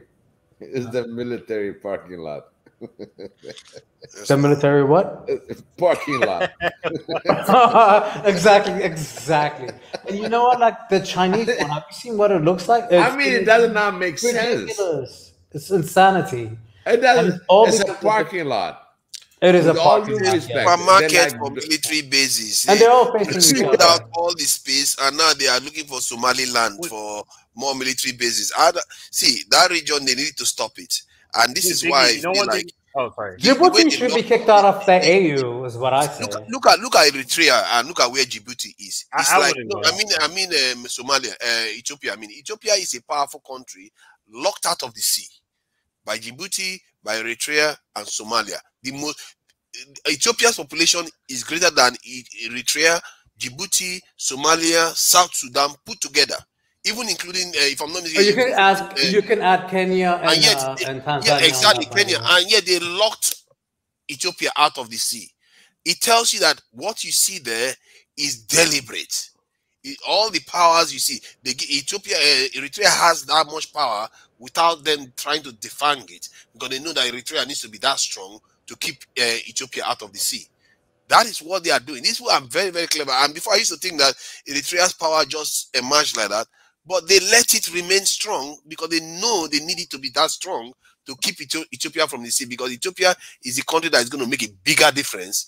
It's almost like Nigeria coming there at a critical point in a critical location in the world. That is a power move. Wait, tonight, you know, one thing I can commend Djibouti for, though? Two things.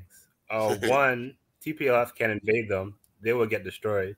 And two, they're one of the only African countries that they're one of the only African countries that actually trades with African countries. No, they actually trade with African countries. Is there such a thing? Yes, most African countries. Is there such a thing as strictly, including Nigeria? So Djibouti trades with African countries to make up for all the military bases. Is that it? How about having a military in Africa? No, I'm not excusing it. I'm just making a point. No, but that's my point as well. Right? Is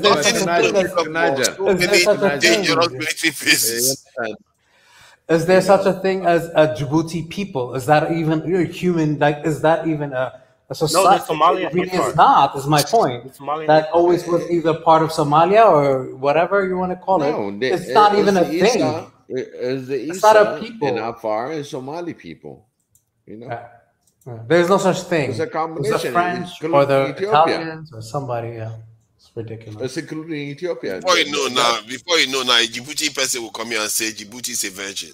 You know, that's not going to fly. Do they have a language? Is there a DNA something about them? No. Our country is a virgin. Our country is a virgin. There's no such thing. There's no such thing. What does even the word Djibouti mean? I don't even know what. The meaning is not even that good anymore now. It must have been honorable once, but it's used to like booty and all that kind of stuff. It's like where all the people just come in and do whatever they like. You know, let's not go there. Come on, we got the damage that we got African brothers that are in Djibouti. I'm sorry to any Djiboutians. I don't mean any offense. Seriously, it's we not your want them to come in here and defend themselves. You know. Yeah. I'm not trying to. That's all I know.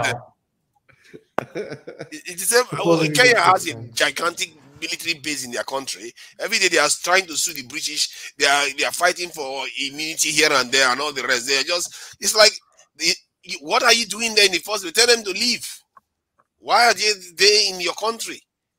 You know, that's one thing I thank my God for, that they don't have a base yet in Nigeria now, but they are now building a gigantic embassy.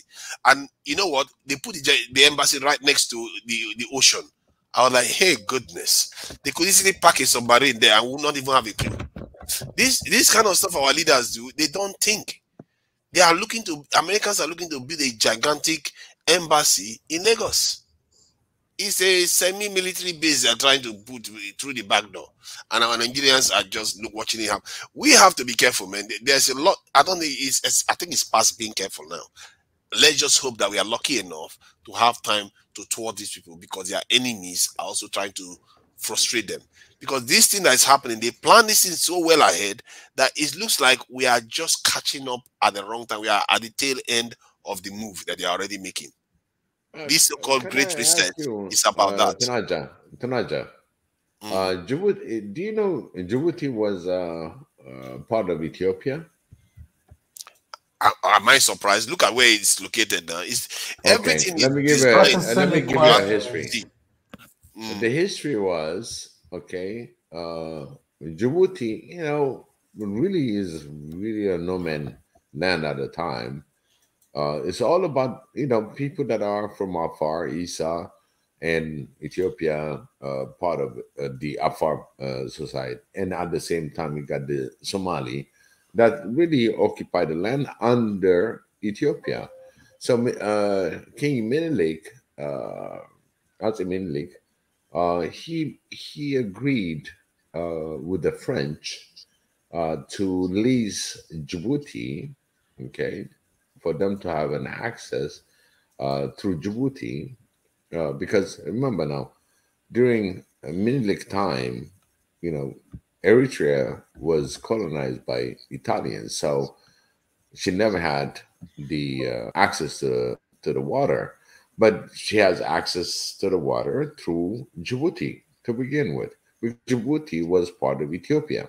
So as Menelik leased Djibouti to the French in return to build the railroad from Addis to Djibouti that goes through the radar and all that.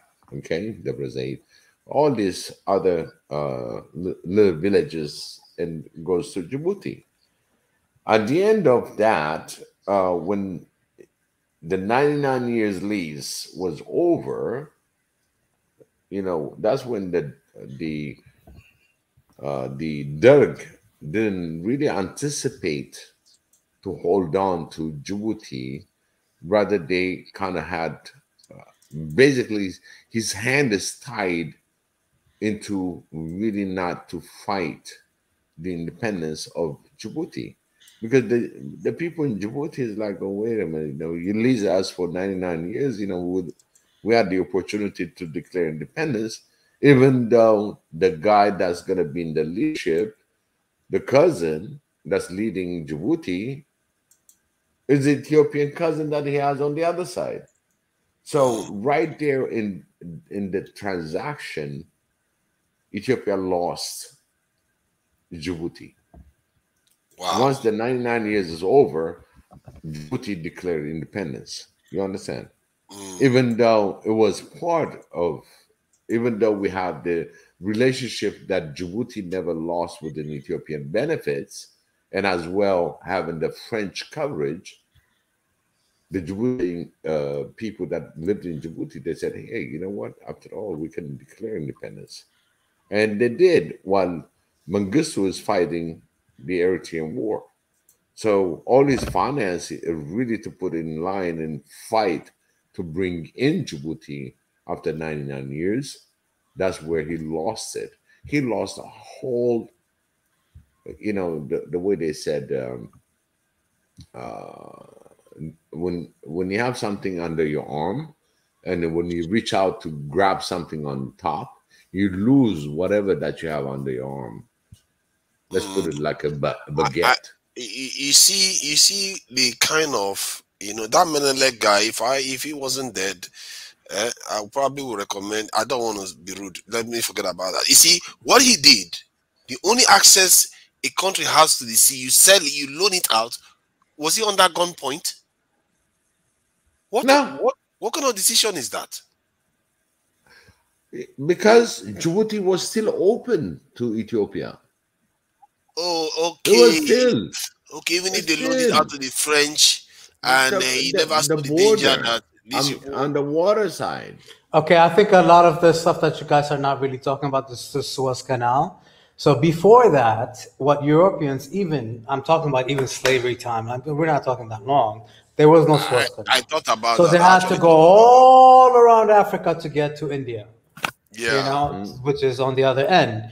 And what Suez Canal is today is what is today Eritrea, Yemen, and it's so funny because if you think about it, those are the three countries that are still so militarized and so constantly in war, right? Or being dismissed are those three. But you have to understand what today is Eritrea. It used to be part of a bigger part of what was back then Ethiopia, right? So that's Aksumite, and it went back and forth for long periods of time. Once the Suez Canal happened, Egypt became like a pawn. So the Europeans were fighting over that for years. Are they still fighting over it now? For God's sake, it's the most militarized area on the ocean is the Suez Canal, which is where Yemen, Egypt, and Ethiopia is today. To this day. because that's how you get to China quicker. Then you don't have to go all the way around the continent of Africa. So that's really why this country that we call Djibouti even exists. Never existed before. Yeah, and that's what it's about. That's why you don't have this issue in well, Ethiopia, you know, I think it's kind of a, I hate to say this, but it's kind of right. We're just like, you know what, we're religious people, we'll mind our business, we'll just don't care. But now we're trying, but that's what we did. What I'm saying is Djibouti was a part of Ethiopia. Of course it was. So was Eritrea, so was Somalia. It's a lease. It's a lease of 99 years. No, not from Ethiopia. That's not, was that lease made Djibouti? Is it? Does the lease give Djibouti was French? Leased by a Minilik. Yeah. Okay. Oh yeah, and he also kind of sold out Eritrea that way, right? Hold on. When you say lease, Eritrea was colonized. Hong Kong pops into mind when you say lease, like the way the British leased Hong Kong from I think Hong Kong from China. They got Hong Kong from China, and they were ruling Hong Kong by, you know, the Hong Kong was autonomous from China. Was that how Djibouti was from Ethiopia when they leased it to the French? No, Djibouti was part of Ethiopia. Yes, because that's how Hong Kong is. It was Ethiopia. But who was governing Djibouti? Djibouti, as the name, is the Afar and Isa land, which is in Ethiopia. What is the point of listening to the French if the French are not controlling it? Okay. When Ase Minilik gave the lease of Djibouti, right, it's in the return of building the railroad. In return, the French said, okay, you lease us the Djibouti, the area, because of the port. And at the same time, we have access to the ports. And then at the same time, they build us the railroad. Okay. Who control the territory of Djibouti? Hold on. Yeah. Okay, I'm sorry. I also want to really interrupt right now. The French. Historically, the French. Biggie, no. Because I think this question is, why did they sell it out as well? What you have to understand is what the Ethiopian kingdoms at that point were a little bit inland. And what they were trying to do is like protect. So they will give a little bit so they don't come and completely take over the country. Ethiopia did that for a long time. They played that game. Meaning they would say, oh, you know, okay, well, you know, they will fight the war, but they know that they cannot fight it to the end. So in order to protect the sovereignty of the country, what they will do is say, okay, you know what? We'll get into I think that's partially what happened to Eritrea. That is true with the Italians. It is an actual, there's papers, right? So, and then of course, the whole entire Second World War, the war that we had the second time around and the first time around was when they completely lied and tried to say that, no, then we're going to take over the country, and then they give this fault. But they eventually, in order to kind of stave off, not to say that you won't take it back eventually, but to stave it off, you say as a country, when you know you don't have the weapons to fight that kind of war, you negotiate. Yeah, if they were very good at negotiating Djibouti away, maybe they should have negotiated a territory through Eritrea to get access to the sea. Why have they stopped negotiating? Because when I look at that map right now, I believe that Ethiopia should have access to the sea. Right. Check this out. Ethiopia had access to the sea all this time. Nobody wanted to discuss about it. Is that at the time of Ase Minilik, okay, Eritrea was colonized, and it was part of the colonization and has his own ports, his own thing. But at the time, Minilik is trying to get his transportation for the rich of the sea and bringing the goods in Ethiopia. So in order to do that, he leased it to the French in return to build the Lagar. Lagar is not the real name, it's Lagar. Lagar means is the train station. So they built the train station from Addis Ababa to Djibouti, and Ethiopia had all her import, whatever that's coming in and out. Remember now, this is during the Minilik time. That's when we're talking about 4 million people. Okay, so the goods that comes in from the sea to the country was good. There was no problem. But at the same time, he took the advantage of the French to build the railroad to get that such good. So his intention is, okay, whatever you want to be doing on the port is for you, fine. But at the same time, I'm getting my goods in and out, because he never had his good coming from the Red Sea, even though there was access back and forth in different way from the port of Asabs and getting those relations, but it's under the Italians. So the Djibouti side having this train station built, that means bringing goods. Remember now, this is not a heavy cargo or whatever that you can think of. Okay, these are small things that's coming in, and Menelik was smart enough to get this thing, because in 99 years of the lease of the ports, okay, of the port of Djibouti, okay, that was the lease. So the French can have that corridor of the Red Sea again. So the Italian on the north, the French in the south. Okay, and sorry, I wanted to ask you a question. Sorry, I wanted to ask you a very quick question. When was the lease? When did they go into the lease? When did they agree the lease? This was during the dark time, so we're talking about in the 80. That's when they expired. So let's give a rough time, a rough estimate. Let's say 99. It's in the 1800. 1800, 18, let's say 1870, 1880. Okay, now look at this. Guess what? Look at this. Say the British government was strongly opposed to its construction. Planning the Suez Canal officially began in 1854. Mm-hmm. So they knew what was going to happen with that area. Absolutely. Already. Absolutely. And they're getting prepared for that Red Sea. Went and gave access away to the sea, to a territory that was going to be crucial to them in the future.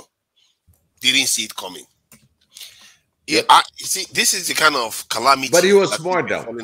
You see, Azam Menelik was smart.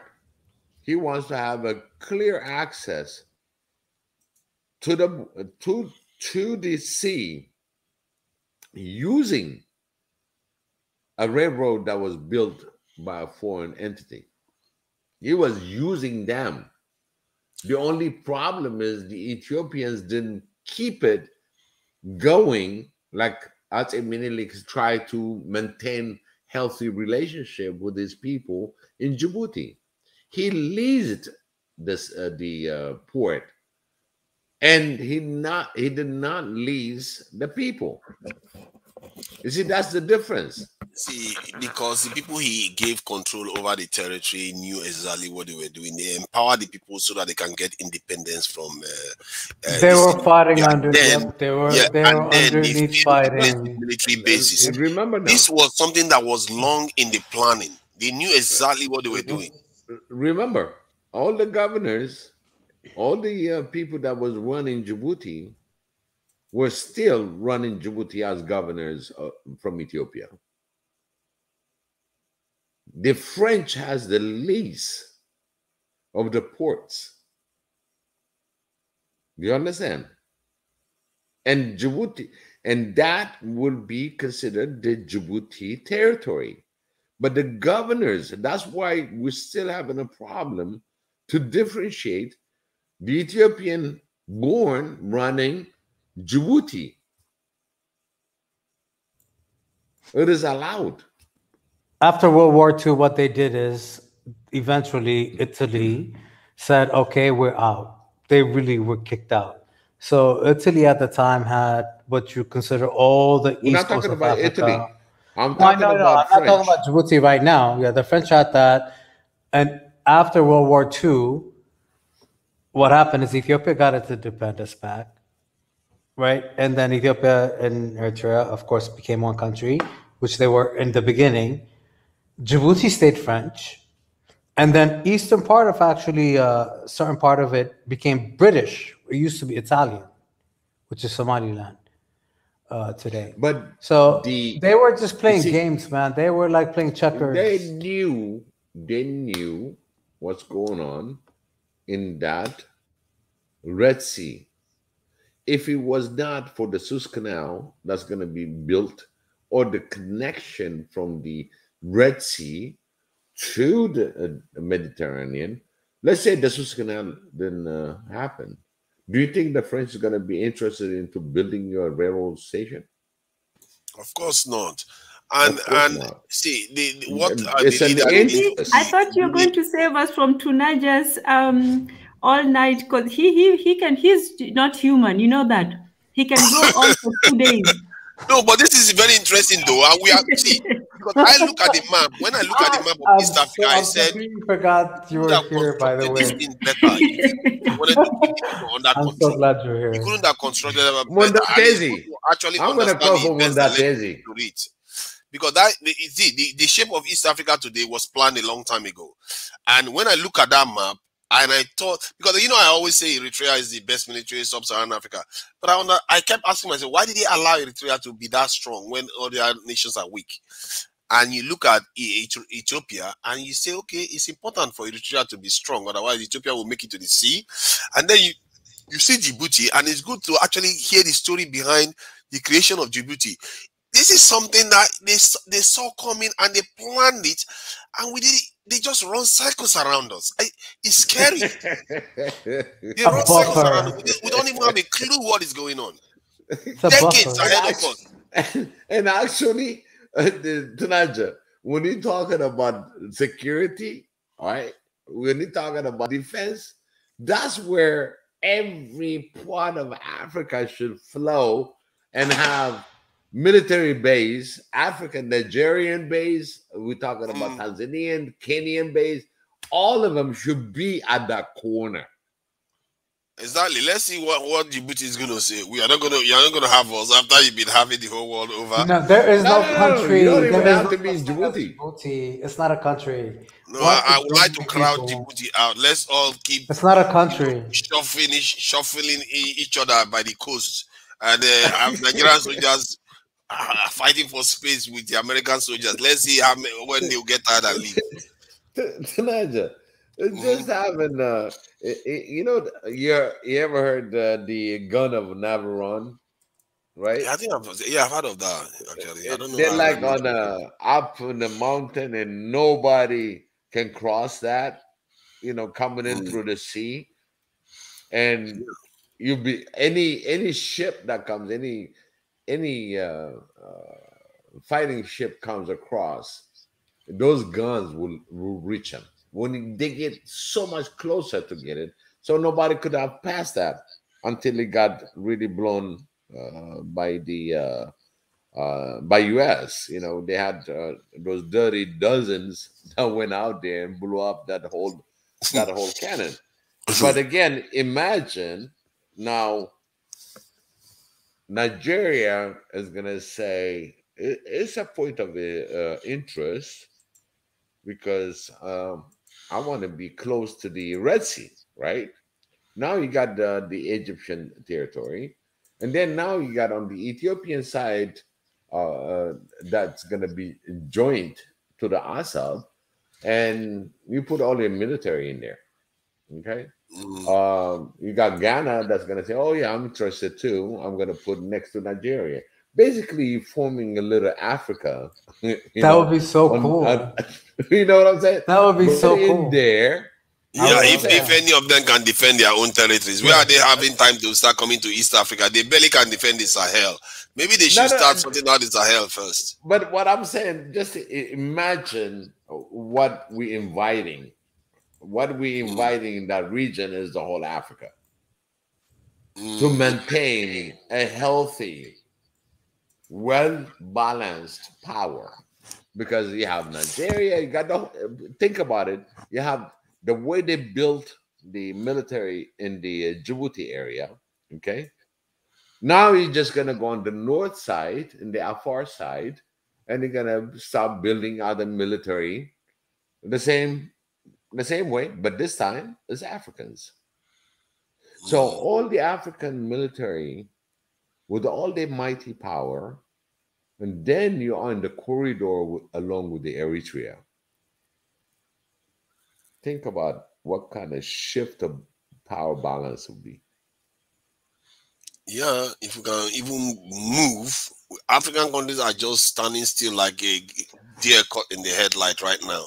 And everything then guess what? tell them, they are just saying yes, yes, yes, yes. I've never seen one really refuse any major stuff.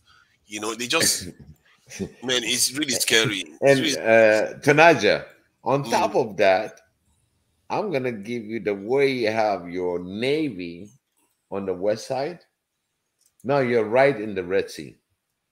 Then you have a place to dock. Every coastal African land have access to the Red Sea through Eritrea. What happened? It's only you know, the US doesn't need the rest. It's only Europeans that are really worried about that one. US, they are real issue. The only reason why they care about the rest is because of the Europeans. US will be fine if they lose that play. They don't care too much for it. It's because of their NATO allies that they are doing. They care about the Suez Canal. As a matter of fact, the US stopped the Europeans from invading Egypt because of the Suez Canal, because they know they don't need it. Do you think if that route was heading towards the US, they would have invaded Egypt a long time ago to take over But that? remember, US have their own invisible trade. Yeah. They still need the Suez Canal because US is actually the one that wanted the security of the Red Sea. They wanted. Do you guys know, like 400 years ago, there was really no United States. There was like literally Europe is like way behind even what Africa is today. This is 400 years ago. 1,000 years ago in Africa, we were way ahead than what like you could even imagine. And 20, 30,000 years ago, Africa was already building pyramids. Like, I just find it ridiculously, hilariously funny that we even sometimes even have to argue with these people. And this is why I agree with Mr. I Can Fire earlier. Yeah, we have to say enough is enough. Like, I don't want to have to. And the idea that as Africans, that whether we're there or we're here, we have to ask these supposed leaders. I mean, enough is enough, you know? And I think people have a say. So sometimes this argument, this kind of conversations that we're having, I completely understand Ike. I'm gonna throw whatever. that.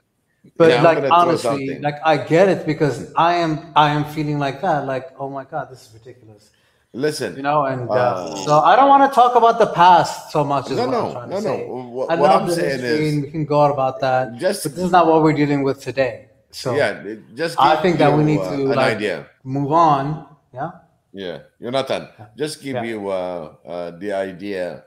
Have you noticed they've been excavating Egypt? By now, there should be 12 miles in the core, the way they dig on to Egypt, like gonna find something miraculous or anything, because they still have to understand why those pyramids were built. It's not just the pharaoh cemetery, put it that way. Or they put this tunnel, this they are really digging into that. And at the same time, it's a shadow that everybody else is going to be so focused. Oh, what did they find in Egypt? It was so much news. Oh, they found this, tunnel. Oh, we found this Ramsey, this pharaoh. The whole world is following all this, what's happening in Egypt.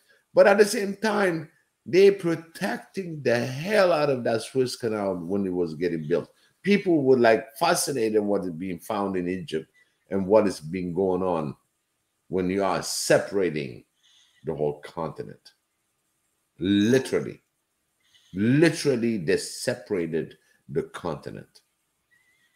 and nobody said anything. Oh, it's a canal and everything. Their intention is that our northeastern Africa was lost permanently. They carve it and make sure that we have nothing to say about it. So do you think now, as an Africans, anything that's going to happen in Palestine happens as one Africa? Hell no. Because, somebody else is invading it. But again, we got this canal. Well, there's a Suez Canal. We just left it as Egypt. But that territory was much bigger. The aim and the way they calculated on the way we are now, okay? If you really look at the timeline on how they used all the narratives, short narratives, it was not even, you don't need a big deal, because I don't know if you remember when you go to movies, before the movie starts, they give you the little highlight, the Nazi went this and that and this happened, and you get a preview of a little news that's narrated by the West. And people in the movies like, oh, I don't know that. Oh, because that was the only way they can grab the audience. People that go to the movies are people really educated, that can read, that can listen, whatever the language that's being propagated. If it is not the language, they're going to read it. So here you go. Oh, this is what happened to the world. That's all they get as the international information, because through those movies, the Hollywoods, they play so much damage in the continent, and that people were not aware. Oh, that's a news. They had, the wars that comes in Ethiopia. The oldest movie theater is they call it Setanbit, because they call it Setanbit because it was a vast room, but the way you're gonna drop the screen is supposed to be in the middle. So some people that looking on behind of it, they see the really reverse projection, and the people that are on the other side, they see the real direction.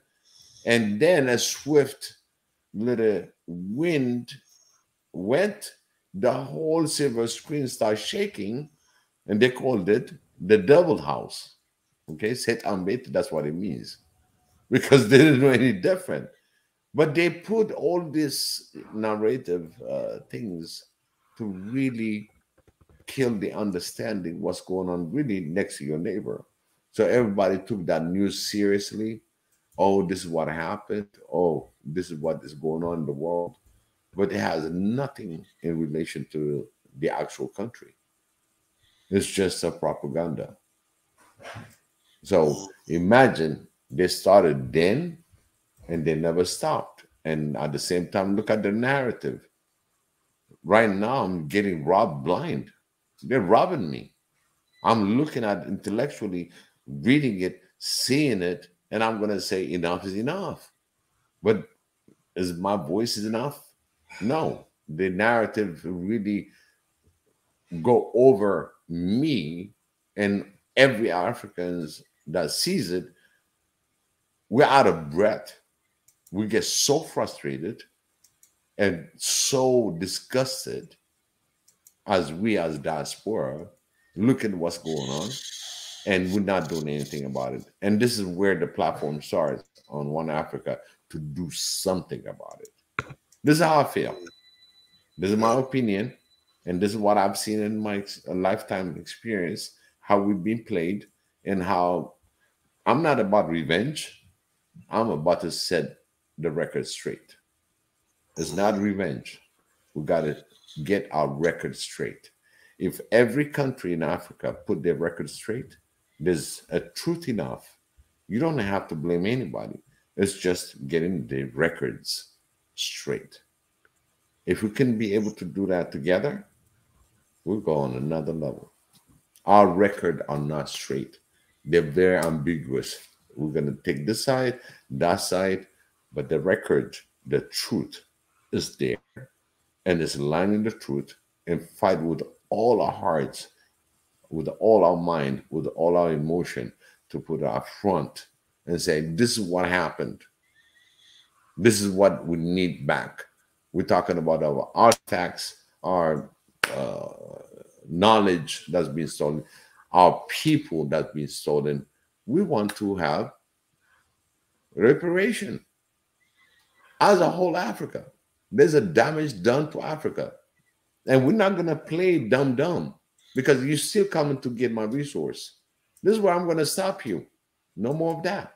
Why they don't stop Russia from not getting the oil? Because they need the oil. Don't they need our resources? They do. This is what we're going to say. This is the timeline. This is what happened. And this is what we want. If the reparation is not there, then we have the negotiation time to say, oh, then you're going to get this at this cost because it's going to be inclusive. And now Fire said it. We're not fighting for ourselves. We, this generation that is in this panel, talking and understanding, we're going to have to look for our children that are not even born. They're not even born. We're going to set the record straight for our grandchildren's. The way to change it is to start educating people on the need to start and create a stronger defense. That's the beginning. That's the beginning. If we start creating stronger defense forces, and especially in numbers, that is a start. And and the way to win the argument is like in the case of Somalia. I say, look at Ethiopia. You say, look at how we went through the civil war. If we have a strong military, the state will be strong and they will be able to enforce rules.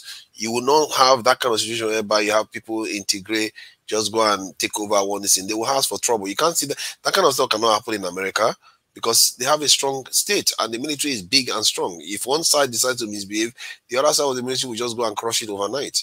So this is how standard nations behave.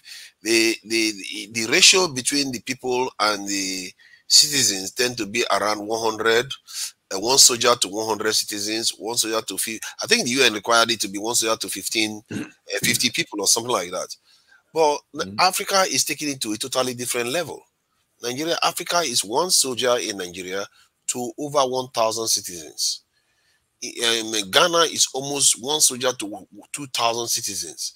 So we need to change that ratio to around one soldier to 50 or 100 or 150. Anything beyond that is a failure. And and when we said that, we had this discussion about our ratio on the military base. One of the things that we said, every African soldier got to go to Eritrea through Sawa, and by the time you get done with Sawa, if you're Nigerian, you'll be a better Nigerian. You will understand what you stand for, because Eritrea doesn't play in tribal. Eritrea doesn't play with religion. You're a soldier, it doesn't matter. You're the soldier of your country. It's Eritrea. So anybody that goes through that training, it's like, the most powerful army is a powerful that united. It doesn't care about his creed. He doesn't care about his religion. The only thing he died for is his country. And I was ready to go, Biggie. I was waiting to be called. I was like, I would have gone. I feel that. I completely feel what you're saying, bro. I really do. I was ready to go. Like somebody, I was like, yo. I'm just saying. So I get that. That's being African. That's true. That's one thing that is gonna teach you that you are African at the end of the day. Okay? Because when it comes to Eritrea, the first thing they abolished is the religion differences, and as well where your tribe or your nation, actually they're nations, okay, you're from. It's one Eritrea and you're Eritrean before you even speak about it.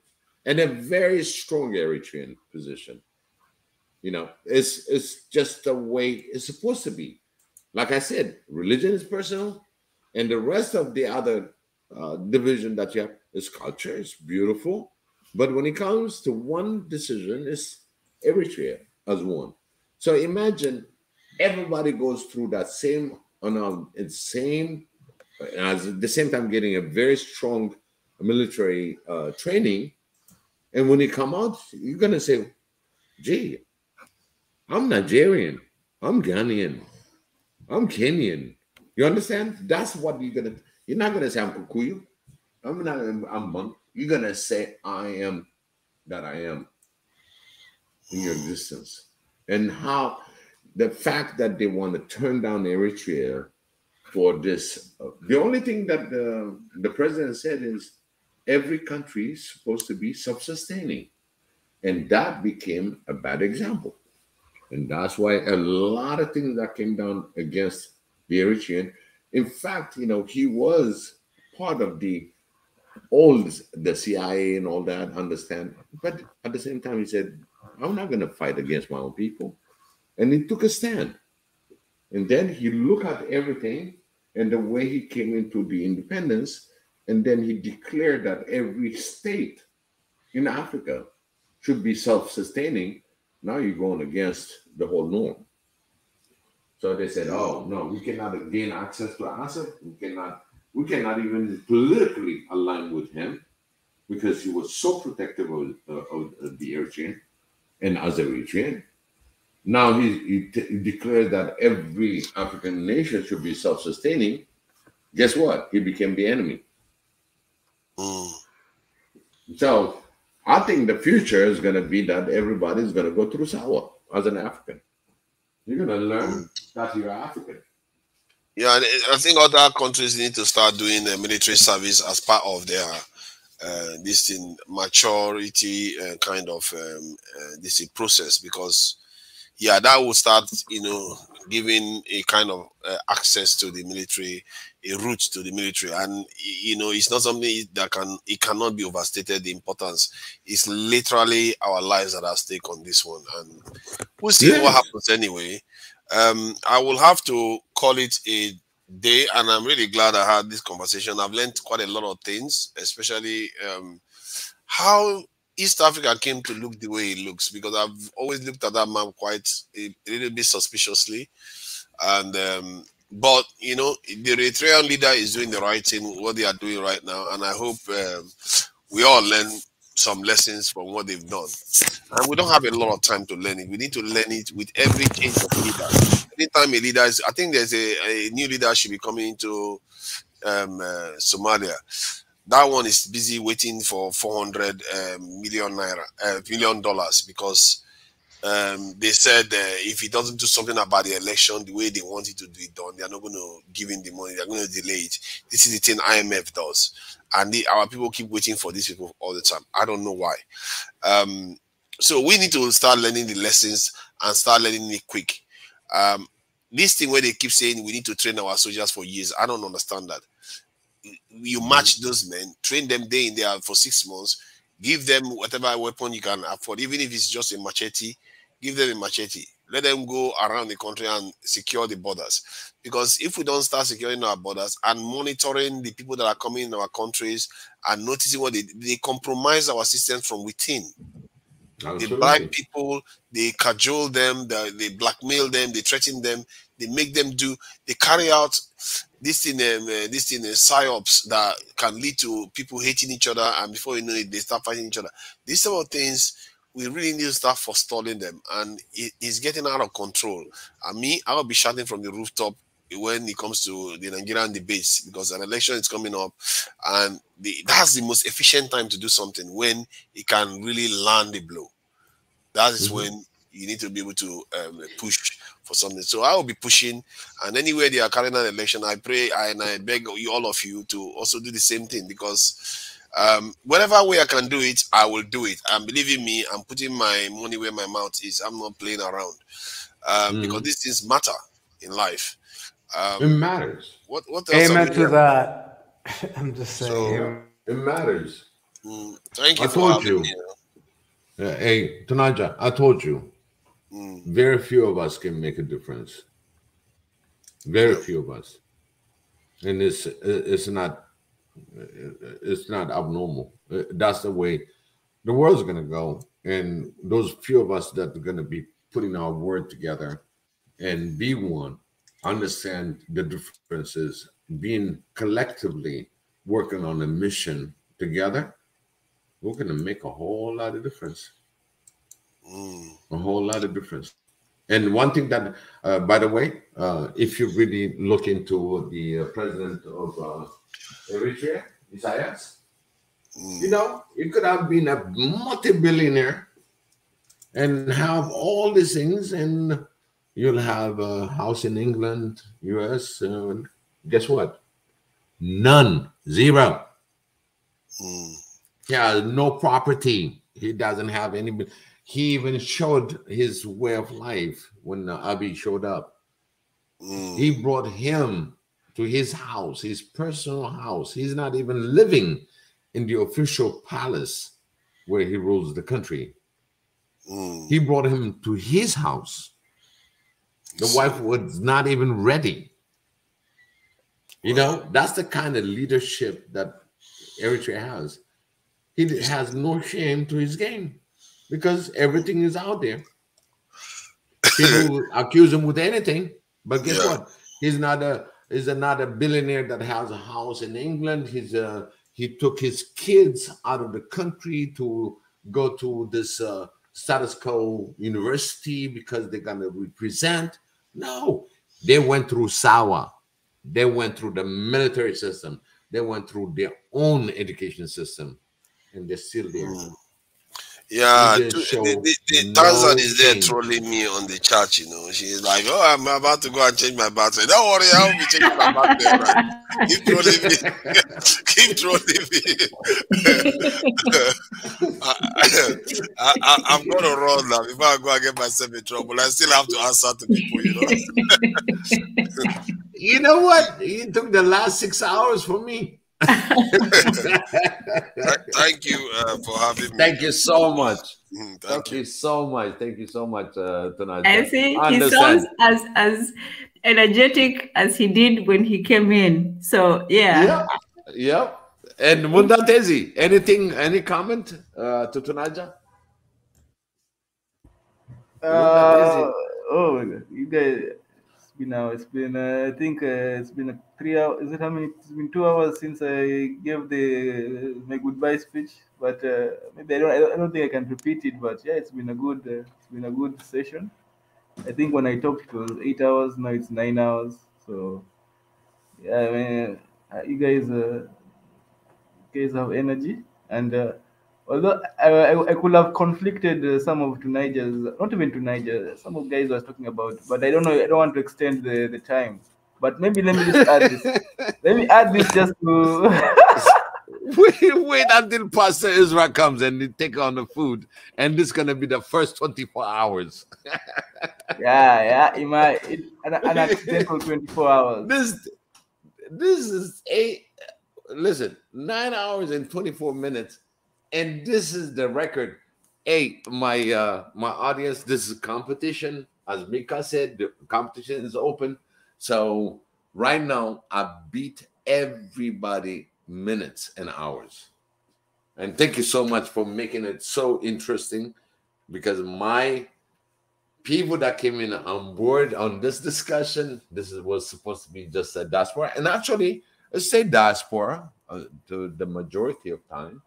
And on the comment and everybody else that joined, hey, it's a record.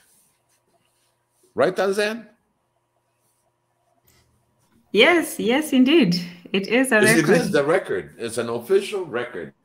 Mika, remember, when you hear this conversation is the longest. And this one is actually public. And Mundatezi didn't tell you, but we also had another long one with him the last time. Yep. Yeah. We did that before. So I've been on all the records. I've beaten them all. Yeah, that was also long. I don't know how long it was though. Yeah, that one was another one. No, you left. You left. That was me, Tanaja, and Tanzania. Mm-hmm.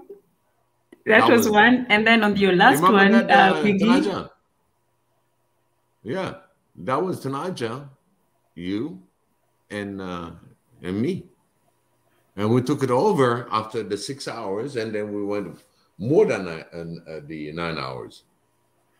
Yeah, offline. And then on your last one, last week, we had one with Mondatevi too for another 12 hours or something. Oh my God. Yep. All in Swahili, by the way. No, I saw that. No, I caught in between, but I could not get in. I remember that. Yeah, we had no power. We just went off. Yep, I could not get in. I remember that. Oh. Well, yeah, that was another epic one. So I'm looking forward to the 24-hour one. Yeah. Yeah, Tanaja left us. He's like going, I gotta go before he gets in trouble. He's just going to recharge. He'll be up and about again. That guy doesn't sleep. Yeah, he just put a great points, and you know, that's our family. You know, it's a family. Yeah, it's a beautiful thing. You know, we came into this hours and putting it together, and people suggesting. We had some heated conversation. Oh my Lord, I'm very blessed. I'm very grateful that I have these conversations. And tonight, I just want to make sure that everybody that participated are much appreciated.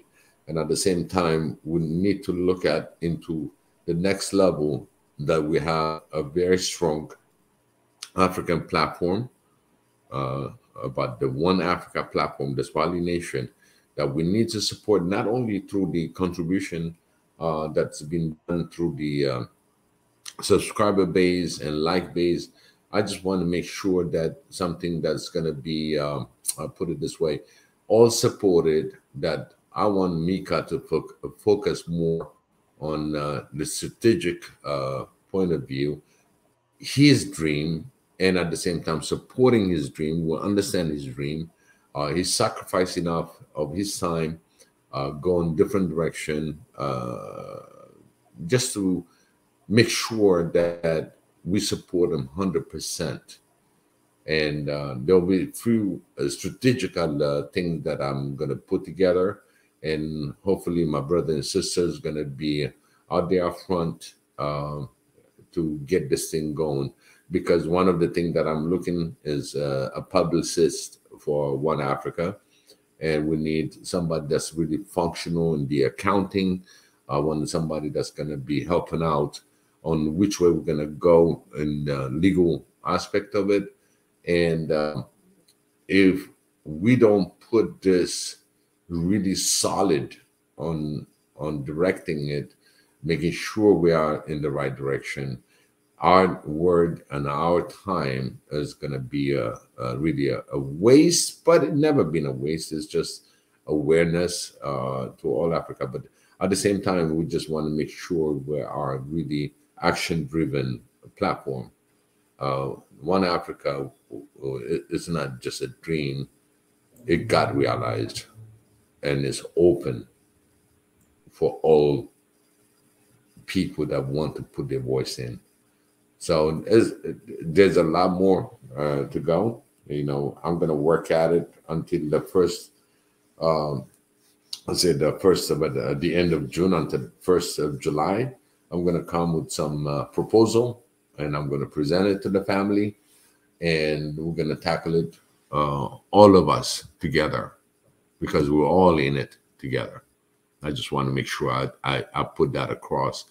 Just think about it on how we're going to help. Again, like I said, we need the principal, Mika, that needs to put his dream put together, because this dream is in realization for the betterness of African citizen, African nations, descendant of Africa. And it helps also something that we're going to be focusing on children, mothers, healthcare, is so many things in upcoming month for this year. So at the end of the year, we're going to say, okay, this is what we have accomplished, and it cannot be accomplished without you. We're going to need all your support. It's not just a like and a subscribing only, but there's other parts that we want to put together, and we need all your supports. And we'll define it, and we'll give you all the information before you putting yourself into investing your time, money, and emotion, love toward the continent, that we are helping ourselves to be really independent and self-sustaining. Until then, we're going to fight it. We're going to work it. We're going to make sure that it's understood this is for our grandchildren at this level, because it takes about 1 and 2 generations down to really make it very effective in how we can put this education. And especially now, we're going to have a very advanced, within the next 10 years, we're going to have far more advanced way of putting those information out. So I'm looking forward into that length, and from there, I'll let the younger ones that's going to be taking over, and then how we can pass on the batons that we started today, and it goes forward. So hopefully everybody understand that we have a long way to go. Anybody else on that one, that Daisy? Since he came in, you got a high energy.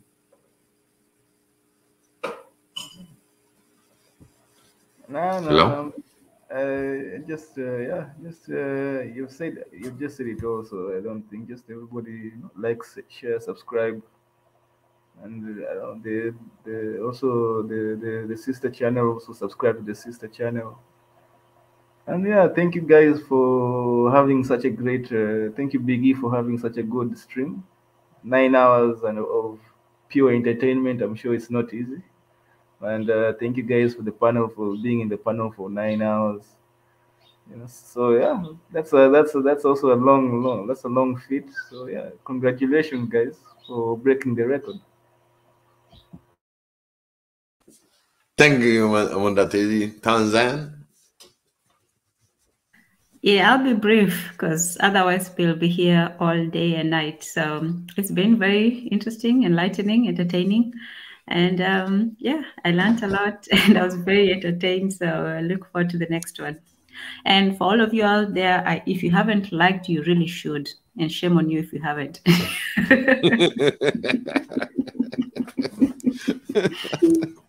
I like the way you put it.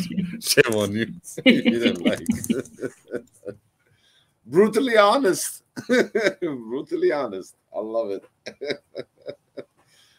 And thank you, Tanzan. Thank you so much. Well, no, thank you, Biggie. And thank you actually for being very cool-headed. And, I know Yonatan didn't, was not for it, but I think we do need, all kinds of different voices. I know sometimes, it seems, somebody's saying too much and too loudly and all of that stuff.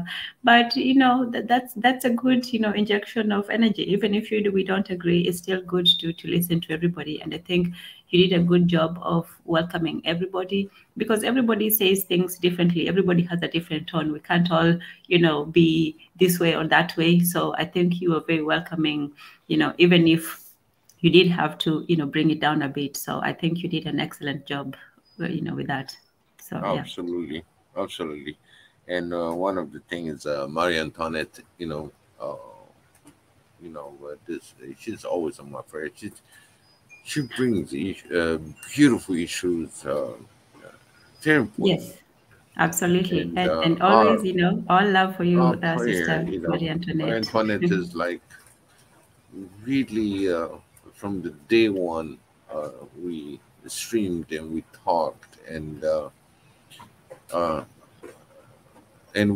today she really, it's my show today, but at the same time, it's her show. and she got to do whatever she need to do because she had to rest a little bit.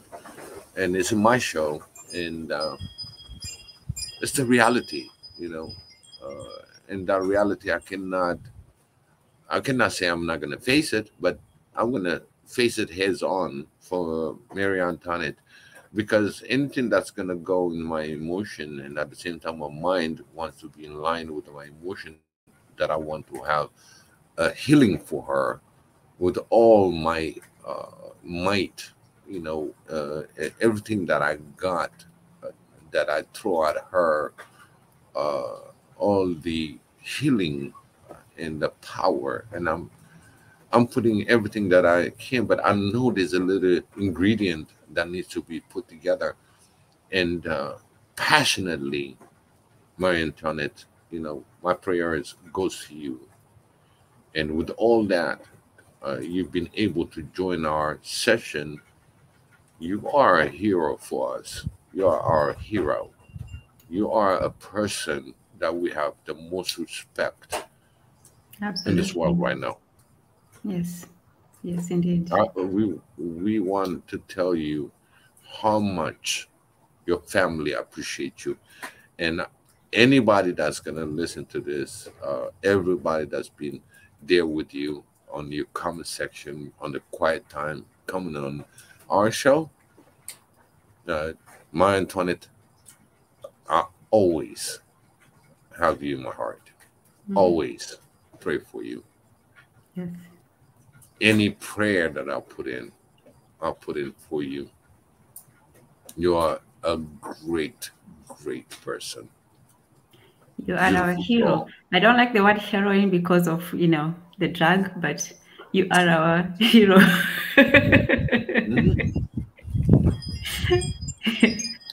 Yes. It tires you, on her situation. I want her to get more energy. I want to hear her. It's very important that family, that we support our own. Nobody will but us. Let's stick together, make sure the well-being of our Marie Antoinette is there. And I really appreciate for all of you that listen to this moment, because this is a moment that I really want to take and appreciate Marie Antoinette all the time. And you heard her, and she makes a lot of sense. She's a very powerful woman that we really, really need to pray for. She's got a beautiful heart. Beautiful. Sam, you know that anyway. Sam knows, your interaction. And there's a Marine Duet that also knows that. Sanuti knows that. They've been communicating with Marie Antoinette. The whole family knows Marie Antoinette. I pray for you, Marie Antoinette. May Xavier bless you, gives you the fastest the healing upon you. It becomes normal for you to inhale, exhale on every day that you're going to come upon this world, opening your eyes, being a brand new day again. I bless you, Marie Antoinette. I bless Kaku. Same thing. My brother, very strong, making it through the things. Kuku, she asked for prayers. I never deny, because I pray for those that I ask. I pray for Dr. Sedega. I still do. Mika, in a big way, that I pray for him. And I want the family to know that he's doing everything he can to put this one Africa together. And with everything that he's got on his side, he asks for the prayers, the strength, and I pray for him too. And for those of you who are silent, that never requested, but I know you're out there. Everybody needs a little prayer. And I bless you all in the name of the Father, the Son, the Holy Spirit. Xavier is out there looking upon you. May he bless you in everything that you're going to go. May he covers you with all his strength. because he gave you the free will. But within the free will, he's got the free blessing that hovers upon you. Very few of us, and those who've been blessed, I am grateful, my Lord, for giving us the strength to be together. We're still talking, we're still moving, we're still doing something, and give us the opportunity by being in front of our quest, eliminate all the evil stuff that's intercept to make us achieve on what we want to achieve for one Africa. Africa is the land that you created us, and Africa is going to be one. Always praise you, always glorify you. We are victorious. We are the ambassadors to the world. And I thank you, my Lord, for giving us that opportunity. Amen. Well, this is how I conclude my session. Thank you so much for all of you that joined us in the session. May Xavier bless you all. And have a good night, or good morning, or maybe sometime somewhere good evening. I don't know about Pi. Jonathan, have a good night. Mondatezi, have a good night. Tanzan, have a good night. And Marie Antoinette. Good night, Biggie. And we still have to wake up and join Mondate's stream. So yes. Let's catch some Z's before then.